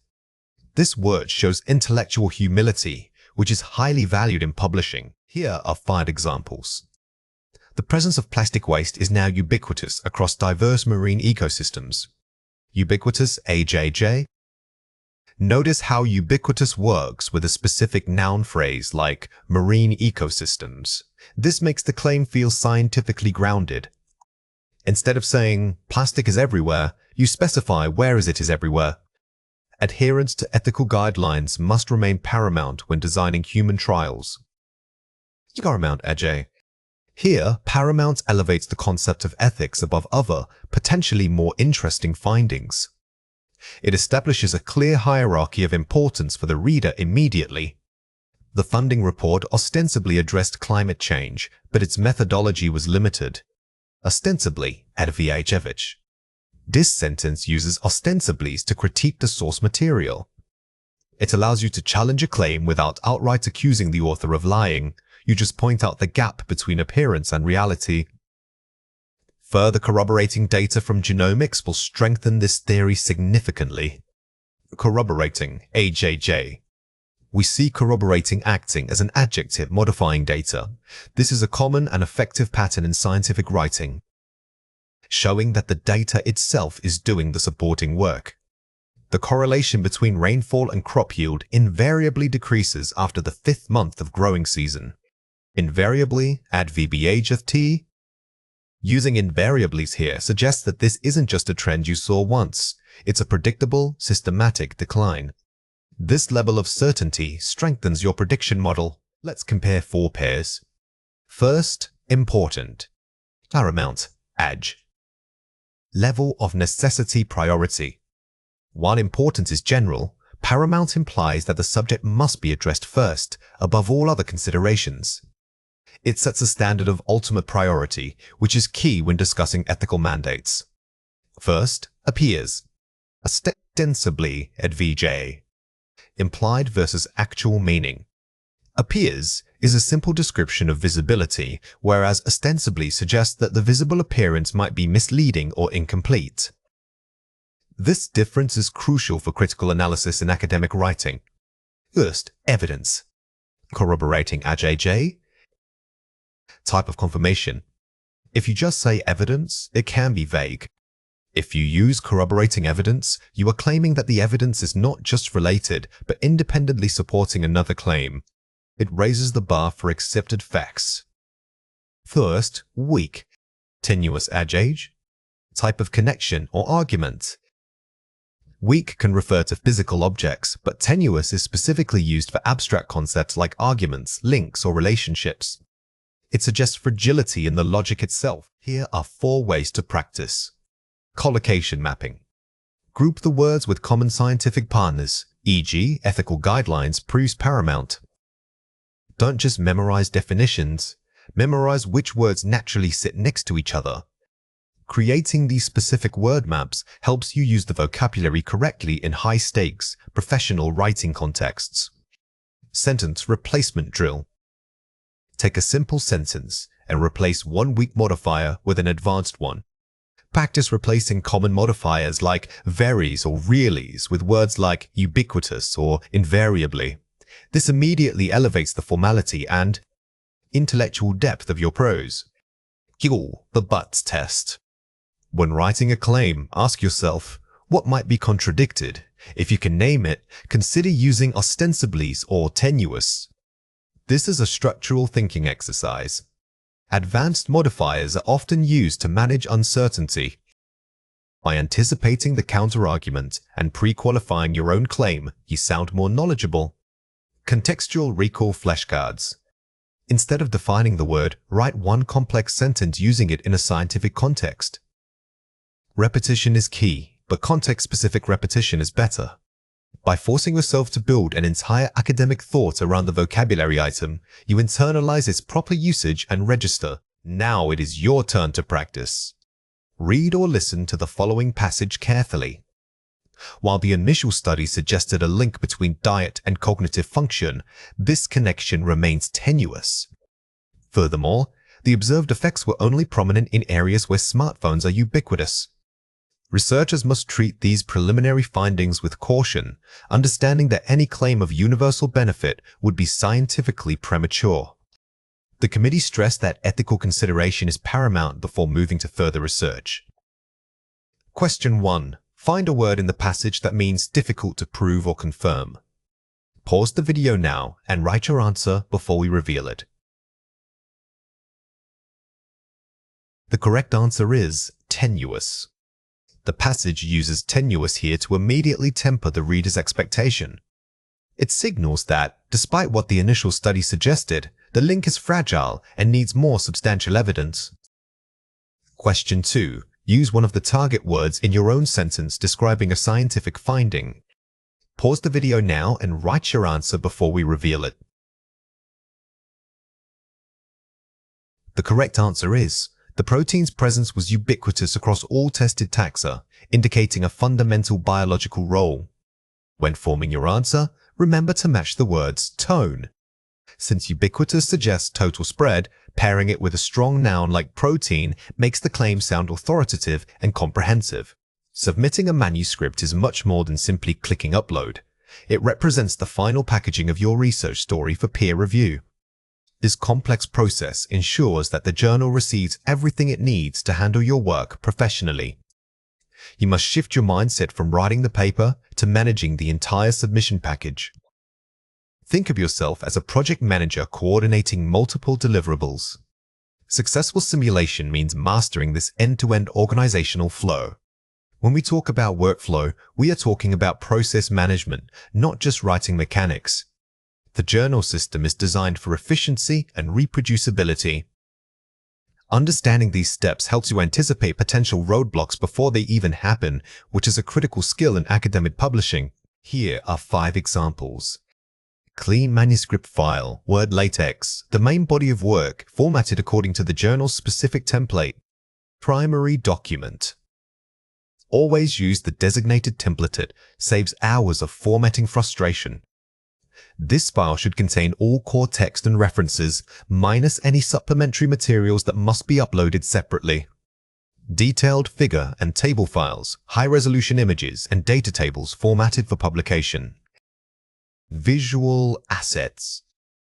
Do not embed your figures directly into the main manuscript if the system allows separate uploads. This ensures they scale correctly across different platforms and maintain high resolution. The cover letter, a brief, persuasive summary addressed to the editor-in-chief. Letter of intent. This is your single chance to sell your paper immediately. It needs to state the novelty, its importance, and why this specific journal is the perfect home for it. Data availability statement, a clear declaration of where underlying data can be accessed. Transparency requirement. Modern journals mandate this to promote reproducibility. If your data is in a repository like GEO or Figshare, provide the direct link here. Conflict of interest statements, formal disclosure regarding financial or personal ties, ethical disclosure. This is a non-negotiable ethical requirement. Every author must sign off on these statements to maintain the journal's integrity and your credibility. Here are 3 reasons why this matters. Maintaining journal efficiency. A complete package allows the editorial office to minimize back-and-forth communications. Journals process hundreds of submissions. Every time you send a file that is missing or incorrectly labeled, you introduce friction into their already complex system. Adherence shows professionalism and respect for their time. Ensuring ethical vetting. Completing all required disclosure forms protects the integrity of your research claims. By proactively filling out conflict of interest sections, you are safeguarding yourself and your co-authors. It demonstrates that you take ethical research practices equally seriously. Streamlining reviewer assignment. Providing accurate keywords and potential reviewers helps the editor match your work to experts. The editor relies heavily on these metadata fields. If they are vague, the editor might assign a reviewer who isn't specialized enough, slowing down the entire review process. Watch out for these 3 common mistakes. Don't say, writing the cover letter to the journal itself. Say, addressing the letter directly to an editor-in-chief or designated associate editor. The editor is a specific person, not just a title. Personalizing your salutation makes it feel less generic and more targeted to their expertise. Incorrect. Submitting the manuscript with placeholder text for ethics statements. Correct. Finding the journal's dedicated form or section and completing all ethical declarations up front. Never assume you can fill in required fields later. If there is a mandatory declaration, it must be completed at the time of submission to avoid rejection. Don't say, attaching all files into one large zip archive. Say, uploading each component, MSR, figures, tables separately through the journal's online system. Waste. Modern submission systems are designed to handle individual components. Combining files can confuse the indexing or formatting software they use. Here are 4 ways to practice. Create a comprehensive checklist. Build an itemized checklist that includes every document type and required metadata field. Use it before every submission attempt. This checklist should become your habit. It's the safety net for all your work. Reviewing this list forces you to check not just if you have something, but if it meets the specific formatting rules. Peer review your package. Ask a colleague or mentor to act as an editor and review your entire submission package and not just the text. They should check the coherence of all files. Having someone else look at the package helps you spot inconsistencies, like when the figure resolution doesn't match the required standard, even if you think it looks fine. Time block for submission logistics. Do not submit your manuscript on the same day you finish the final draft. Allocate a separate 2-hour block just for formatting and uploading.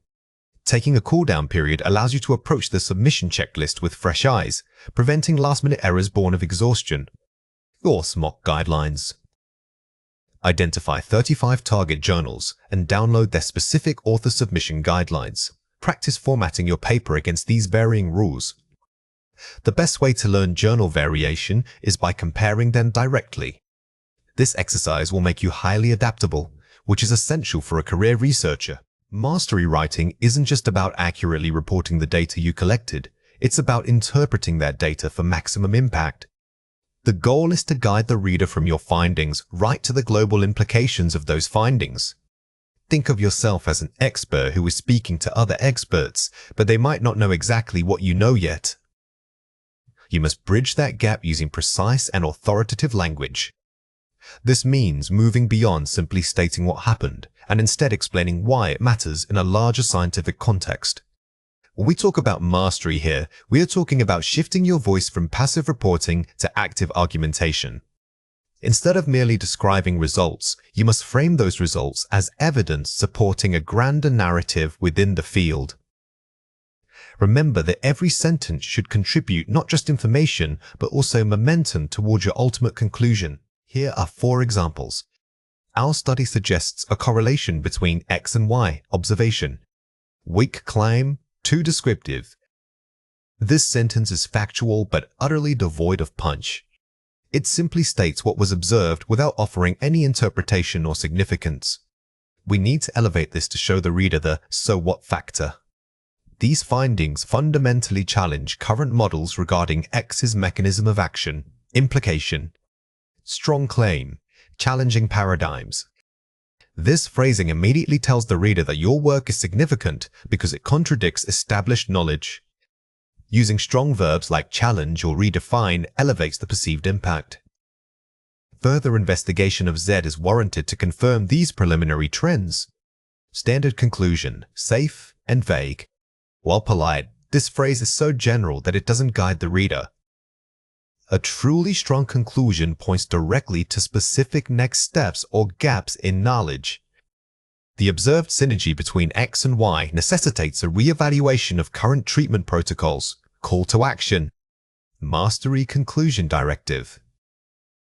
This is the pinnacle of argumentative writing because it doesn't just suggest future work, it demands institutional change or policy alteration based on your evidence. Here are 3 reasons why this matters. Audience awareness. Knowing who will read your paper dictates how much background information you need to provide. You must always write with the reader's knowledge level in mind. If you are writing for specialists, use precise jargon. If you are writing for a broad medical journal, define that jargon immediately. Concision and precision. Every word must carry weight. Eliminating filler phrases is key to maintaining momentum. Overly long sentences can dilute your main point, making the argument feel rambling or uncertain. Short, declarative statements often possess more authority than complex, meandering prose. The "so what" test. After every major section, ask yourself, what is the immediate global significance of this information? If you cannot answer that question simply and definitively after writing a paragraph, it means the argument is incomplete. Always tie your data back to its real-world or theoretical consequence. Let's explore the topic of Phase 4B, review, consolidation, and mastery. This is an important concept to understand for learning English effectively. This is a foundational concept when learning English. Understanding Phase 4B, review, consolidation, and mastery deeply will unlock many other areas of the language. Think about how often you encounter this in real life and try to notice it in the English you hear every day. The more you engage with this idea, the more natural it will feel. Here are 4 ways to practice. The flow check macro level, read the paper aloud, or use text-to-speech software. Listen specifically for any abrupt shifts in tone or topic. Reading it out loud is incredibly helpful because your ear will catch awkward transitions that your eye might skip over when reading silently. Ensure every paragraph logically builds on the one before it. The jargon audit micro level. Highlight every piece of specialized jargon and ask, is this term absolutely necessary for understanding? Sometimes we use complex words simply because they sound academic. If a plain English alternative conveys the exact same meaning with less effort, choose clarity over complexity. Counter-argument testing. Pretend you are your harshest critic and write down 3 questions that challenge your paper's central claim. Anticipating critiques is the hallmark of a master writer. By preemptively addressing these counter-arguments in the discussion, you build credibility and preempt potential reviewer comments. The impact statement review. Ensure your introduction's last paragraph and your conclusion's first paragraph mirror each other perfectly in their ultimate goal. Your introduction sets the promise, and your conclusion must deliver on that promise. If you promised to solve X problem, the final words must confirm how you approached solving X. Today, we are focusing on distinguishing between 2 common vowel sounds. The first sound is the short I, represented by a quick, relaxed mouth position. For this sound, your jaw should remain relatively loose and unspread when you speak. The second sound is the long E. To make this sound, you must stretch your lips into a wide smile and keep that tension throughout the syllable. Think of it like holding 2 different mouth shapes. For the short vowel, imagine quickly naming something simple, almost like a clipped word. When you transition to the long vowel, actively pull the corners of your mouth outward and hold that stretch for an extra beat. This physical difference is key to improving clarity in academic speech. Let's go through 6 words. For each word, I will say it clearly, then explain how to produce it correctly. The word is fill. Say it again, fill. Say it quickly. Focus on the sudden release of air at the end. Remember that short sound is clipped, it doesn't linger. The word is feel. Say it again, feel. When you say feel, consciously exaggerate the length of that E sound. It should feel like a sustained note coming from your throat. The word is skill. Say it again, skill. Notice how the tension in your face decreases when you transition to this short I sound. It requires very little effort from the mouth muscles. The word is still. Say it again, still. The movement should be smooth and consistent. Don't let your jaw drop too much. Keep the central focus on that quick, neutral vowel. The word is lipid. Say it again, lipid. The key here is maintaining consistency throughout all 3 short vowels. Practice linking the sounds together as if they were one continuous, rapid thought. The word is leeway. Say it again, leeway. When you hit that long E sound in leeway, ensure your lips are fully spread. This sustained tension helps differentiate it from the short vowel. Let's compare 4 pairs. First, brief. Compare it with brief. The mouth must open wider for the long sound. It involves more forehead muscle movement. Many learners struggle with this pair because they naturally want to stretch all sounds. Remember that brief is quick and contained, while brief requires a distinct expansion of the jaw. First, system. Compare it with seam. Focus on reducing mouth tension when pronouncing the short vowel sound. In medical contexts, these words are common. When you say system, keep your lips relaxed and slightly neutral. Don't let them pout or widen unnecessarily. First, patient. Compare it with peasant. The initial vowel sound must be clearly defined. Do not rush the start of the word. Listen closely to the initial vowel in both words. The difference dictates a slight shift in your tongue's placement and jaw movement at the very beginning. First, signal. Compare it with seal. The final consonant sounds are often muffled. Keep your articulation crisp and clear. This pair tests both the vowel length and the ending sound. Make sure you pronounce that at the end of seal distinctly rather than letting it trail off. Watch out for these 3 common mistakes. Wrong, missed, right, mished. A common error is pronouncing the short I sound too softly. When you say mished, ensure that the vowel has enough projection and clarity to be heard clearly. Wrong, facility. Right, facility. When speaking academic English, it is easy to rush the middle syllables. Take a micropause between the stressed syllable and any unstressed ones to maintain rhythmic clarity. Wrong, detail. Right, detail. Many speakers incorrectly substitute a long vowel sound here. Remember that the correct pronunciation requires keeping that first syllable quick and unextended. Here are 4 ways to practice. Minimal pair repetition. Repeat words like pitch and peach, focusing only on the vowel difference. This drill isolates one single contrast. The goal isn't speed, it is maximum discrimination between the 2 sounds, forcing your mouth muscles to make the necessary change each time. Shadowing an expert. Listen to a native speaker presenting complex medical data and repeat immediately after them. Shadowing is fantastic for intonation as well as pronunciation.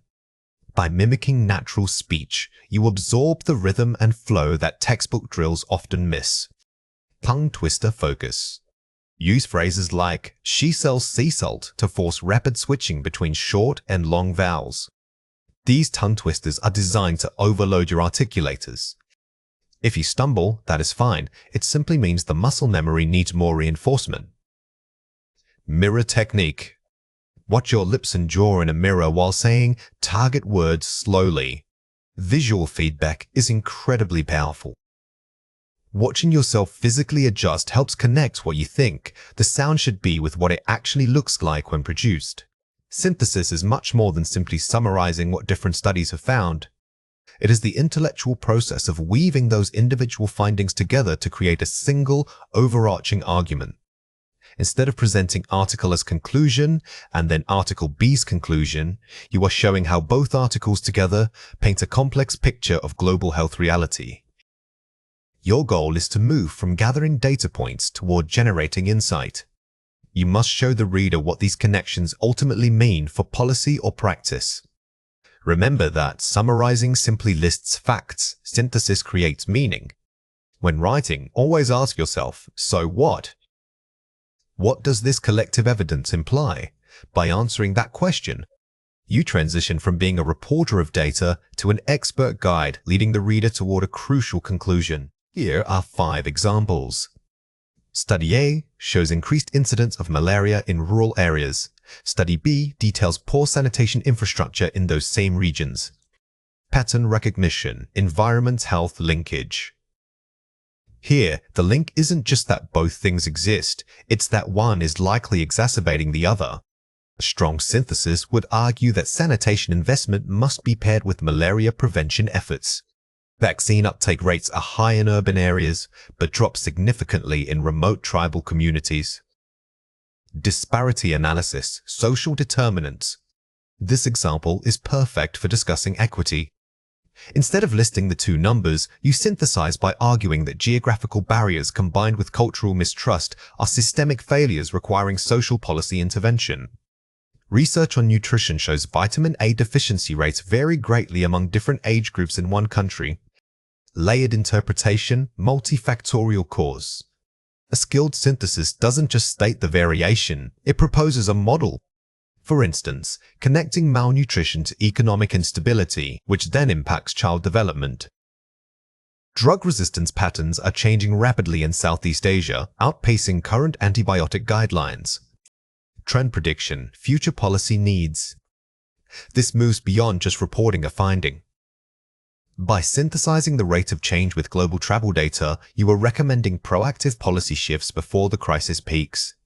Climate models predict increased extreme weather events, which correlate with outbreaks of waterborne diseases. Causality mapping, broad system impact. This type of synthesis forces you to look at complex systems. You are demonstrating that the problem isn't just disease, but rather the environmental instability creating conditions for disease. Here are 3 reasons why this matters. It translates data into actionable policy. Policymakers need a clear narrative that points to solutions, not just problems. Raw statistics are passive, synthesized arguments are active.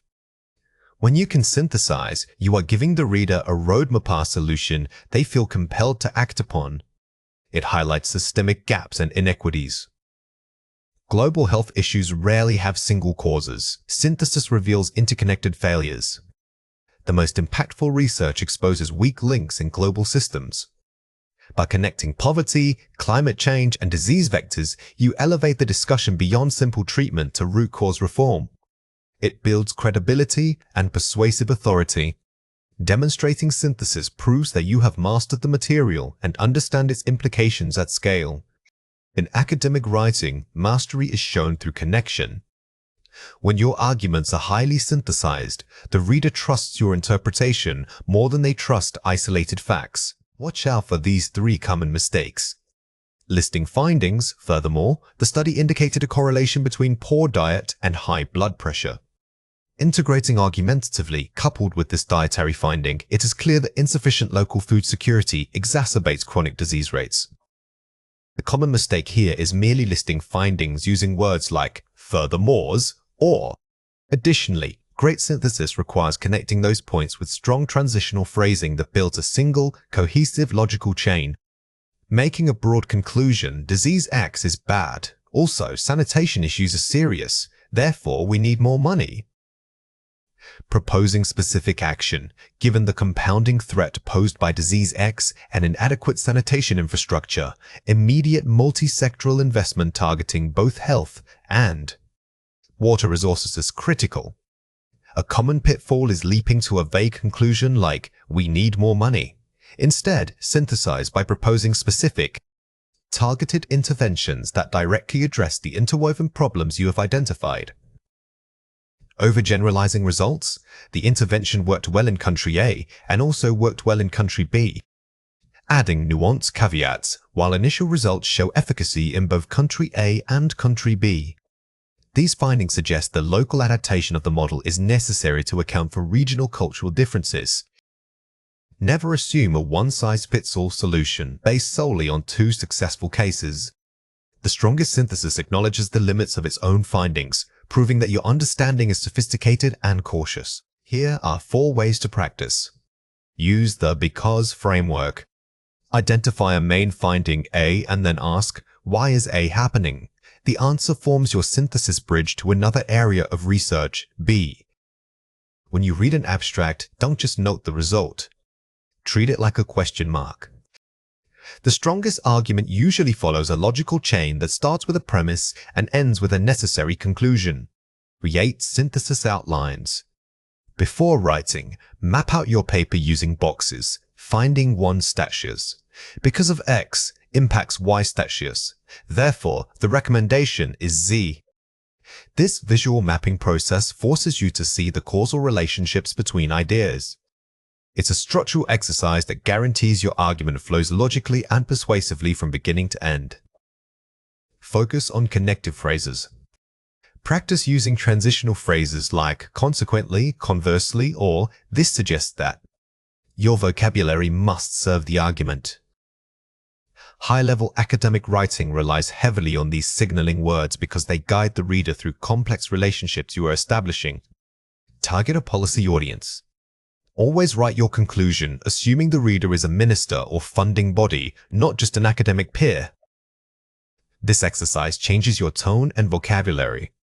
You must shift from discussing literature gaps to advocating for concrete funding streams or legislative changes.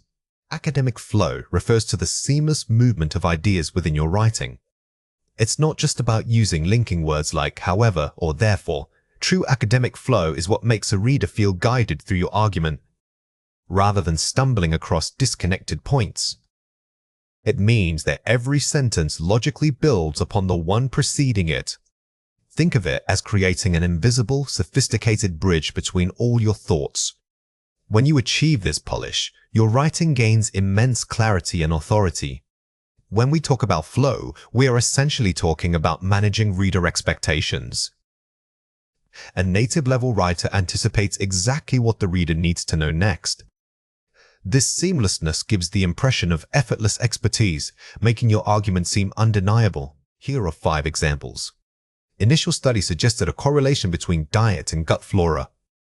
Topic sentence setup. Notice how this sentence establishes the core subject matter. It grounds the reader immediately in the area of research before you even present your counterargument or supporting data. However, recent epidemiological data suggests that lifestyle factors play an equally dominant role. Contrast and pivot. The key here is the immediate pivot. Instead of just saying but, we use a sophisticated transition to show a shift in focus or perspective, deepening the complexity of the argument.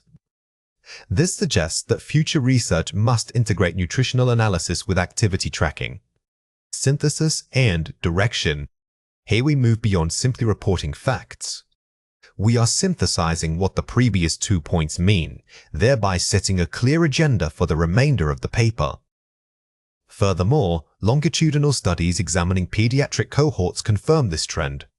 Reinforcement and scope expansion. Using furthermore signals that you are adding weight to the same general idea. It confirms previous points while expanding the scope of evidence. Consequently, a multidisciplinary approach is required to understand these complex interactions. Conclusion sentence. This final sentence wraps up the paragraph beautifully.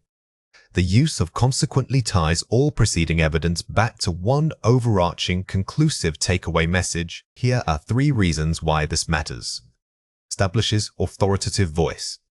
Writing that flows smoothly signals mastery of the subject. The reader subconsciously equates smooth, polished writing with brilliant thinking. If your transitions are choppy, the reader might question whether your ideas themselves are fully connected. Reduces cognitive load. A clear path minimizes the mental effort required for the reader to follow complicated concepts. Academic arguments are inherently dense. By guiding the reader with strong flow, you reduce their cognitive load, allowing them to focus on your brilliant ideas rather than struggling with your sentence structure. Enhances persuasive impact. Flow builds a logical momentum that drives the reader toward your conclusion. Persuasion is not merely presenting evidence, it's building an airtight case. By maintaining relentless flow, you create a cumulative effect, making the final conclusion feel inevitable and unassailable. Rhetorical signposting is the art of telling your reader exactly where you are going and what you have just finished. It's more sophisticated than a simple transition word. Use phrases that signal structural shifts, such as "in contrast to this finding" or "building upon Smith's model." This technique acts like internal signposts on a highway, giving the reader momentary reassurance about their mental location within your argument. Mastering this elevates your writing from merely descriptive to architecturally sound. When you use explicit signage like indicating that you are now moving into methodology or counter-arguments, you give yourself and your reader permission to take a slight detour in thought without getting lost. It's an act of intellectual generosity. Here are 4 ways to practice. Read aloud for rhythm breaks. Reading your draft out loud forces you to detect awkward syntax or abrupt shifts in rhythm. Our ears are excellent detectors of unnatural transitions. If you stumble, pause, or feel a noticeable dip in momentum while reading it aloud, that spot is where your flow needs the most work.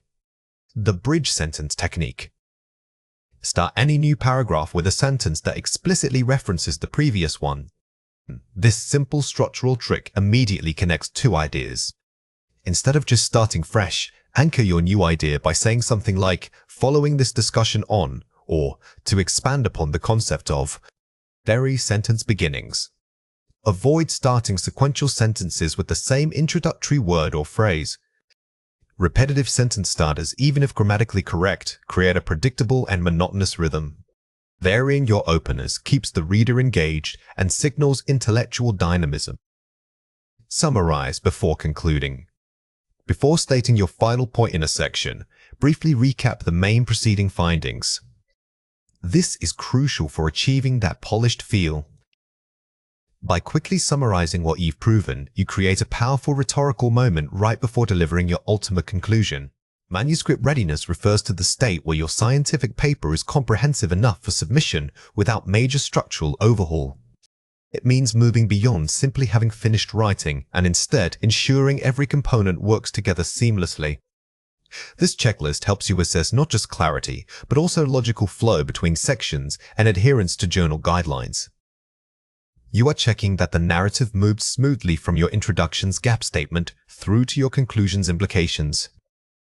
Think of it as a final system check before turning the key and starting the engine.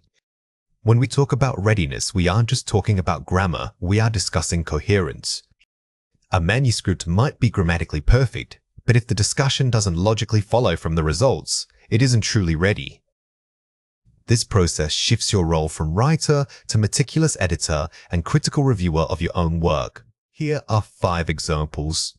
Introduction. Does the paper clearly state the knowledge gap and your hypothesis? Clarity of purpose. This is your academic elevator pitch. If a reader doesn't know exactly what problem you are solving within the first few paragraphs, they will lose interest quickly. Ensure that the transition from broad context to narrow focus is perfectly smooth. Methods. Are all materials and statistical analyses detailed enough for replication? Reproducibility standard. The methods section must be a recipe that another scientist could follow exactly. This goes beyond simple listing. You need to specify versions, exact protocols, and the justification for every analytical choice made. Results. Is data presented objectively without interpretation or discussion? Objectivity check. The primary goal of the results section is pure reporting. Resist the urge to explain why something happened here. Save that critical analysis for your dedicated discussion section. Discussion. Does every finding in the results link back to a specific hypothesis or gap? Narrative linkage. The discussion is where you argue your contribution. Every major point must be explicitly tied back to what was missing in the literature, thereby strengthening your unique value proposition. Abstract. Does it follow a mini IM-RAID format? Intro, methods, results, discussion? Structure compliance. Many researchers write abstracts that are merely summaries. A strong abstract is a tiny version of the entire paper and must hit all those key structural points: the what, the how, the find, and the so what. Here are 3 reasons why this matters. Saves time and resources. Prevents multiple rounds of major revisions from reviewers. Major structural flaws caught late in the process are extremely difficult, time-consuming, and expensive to fix.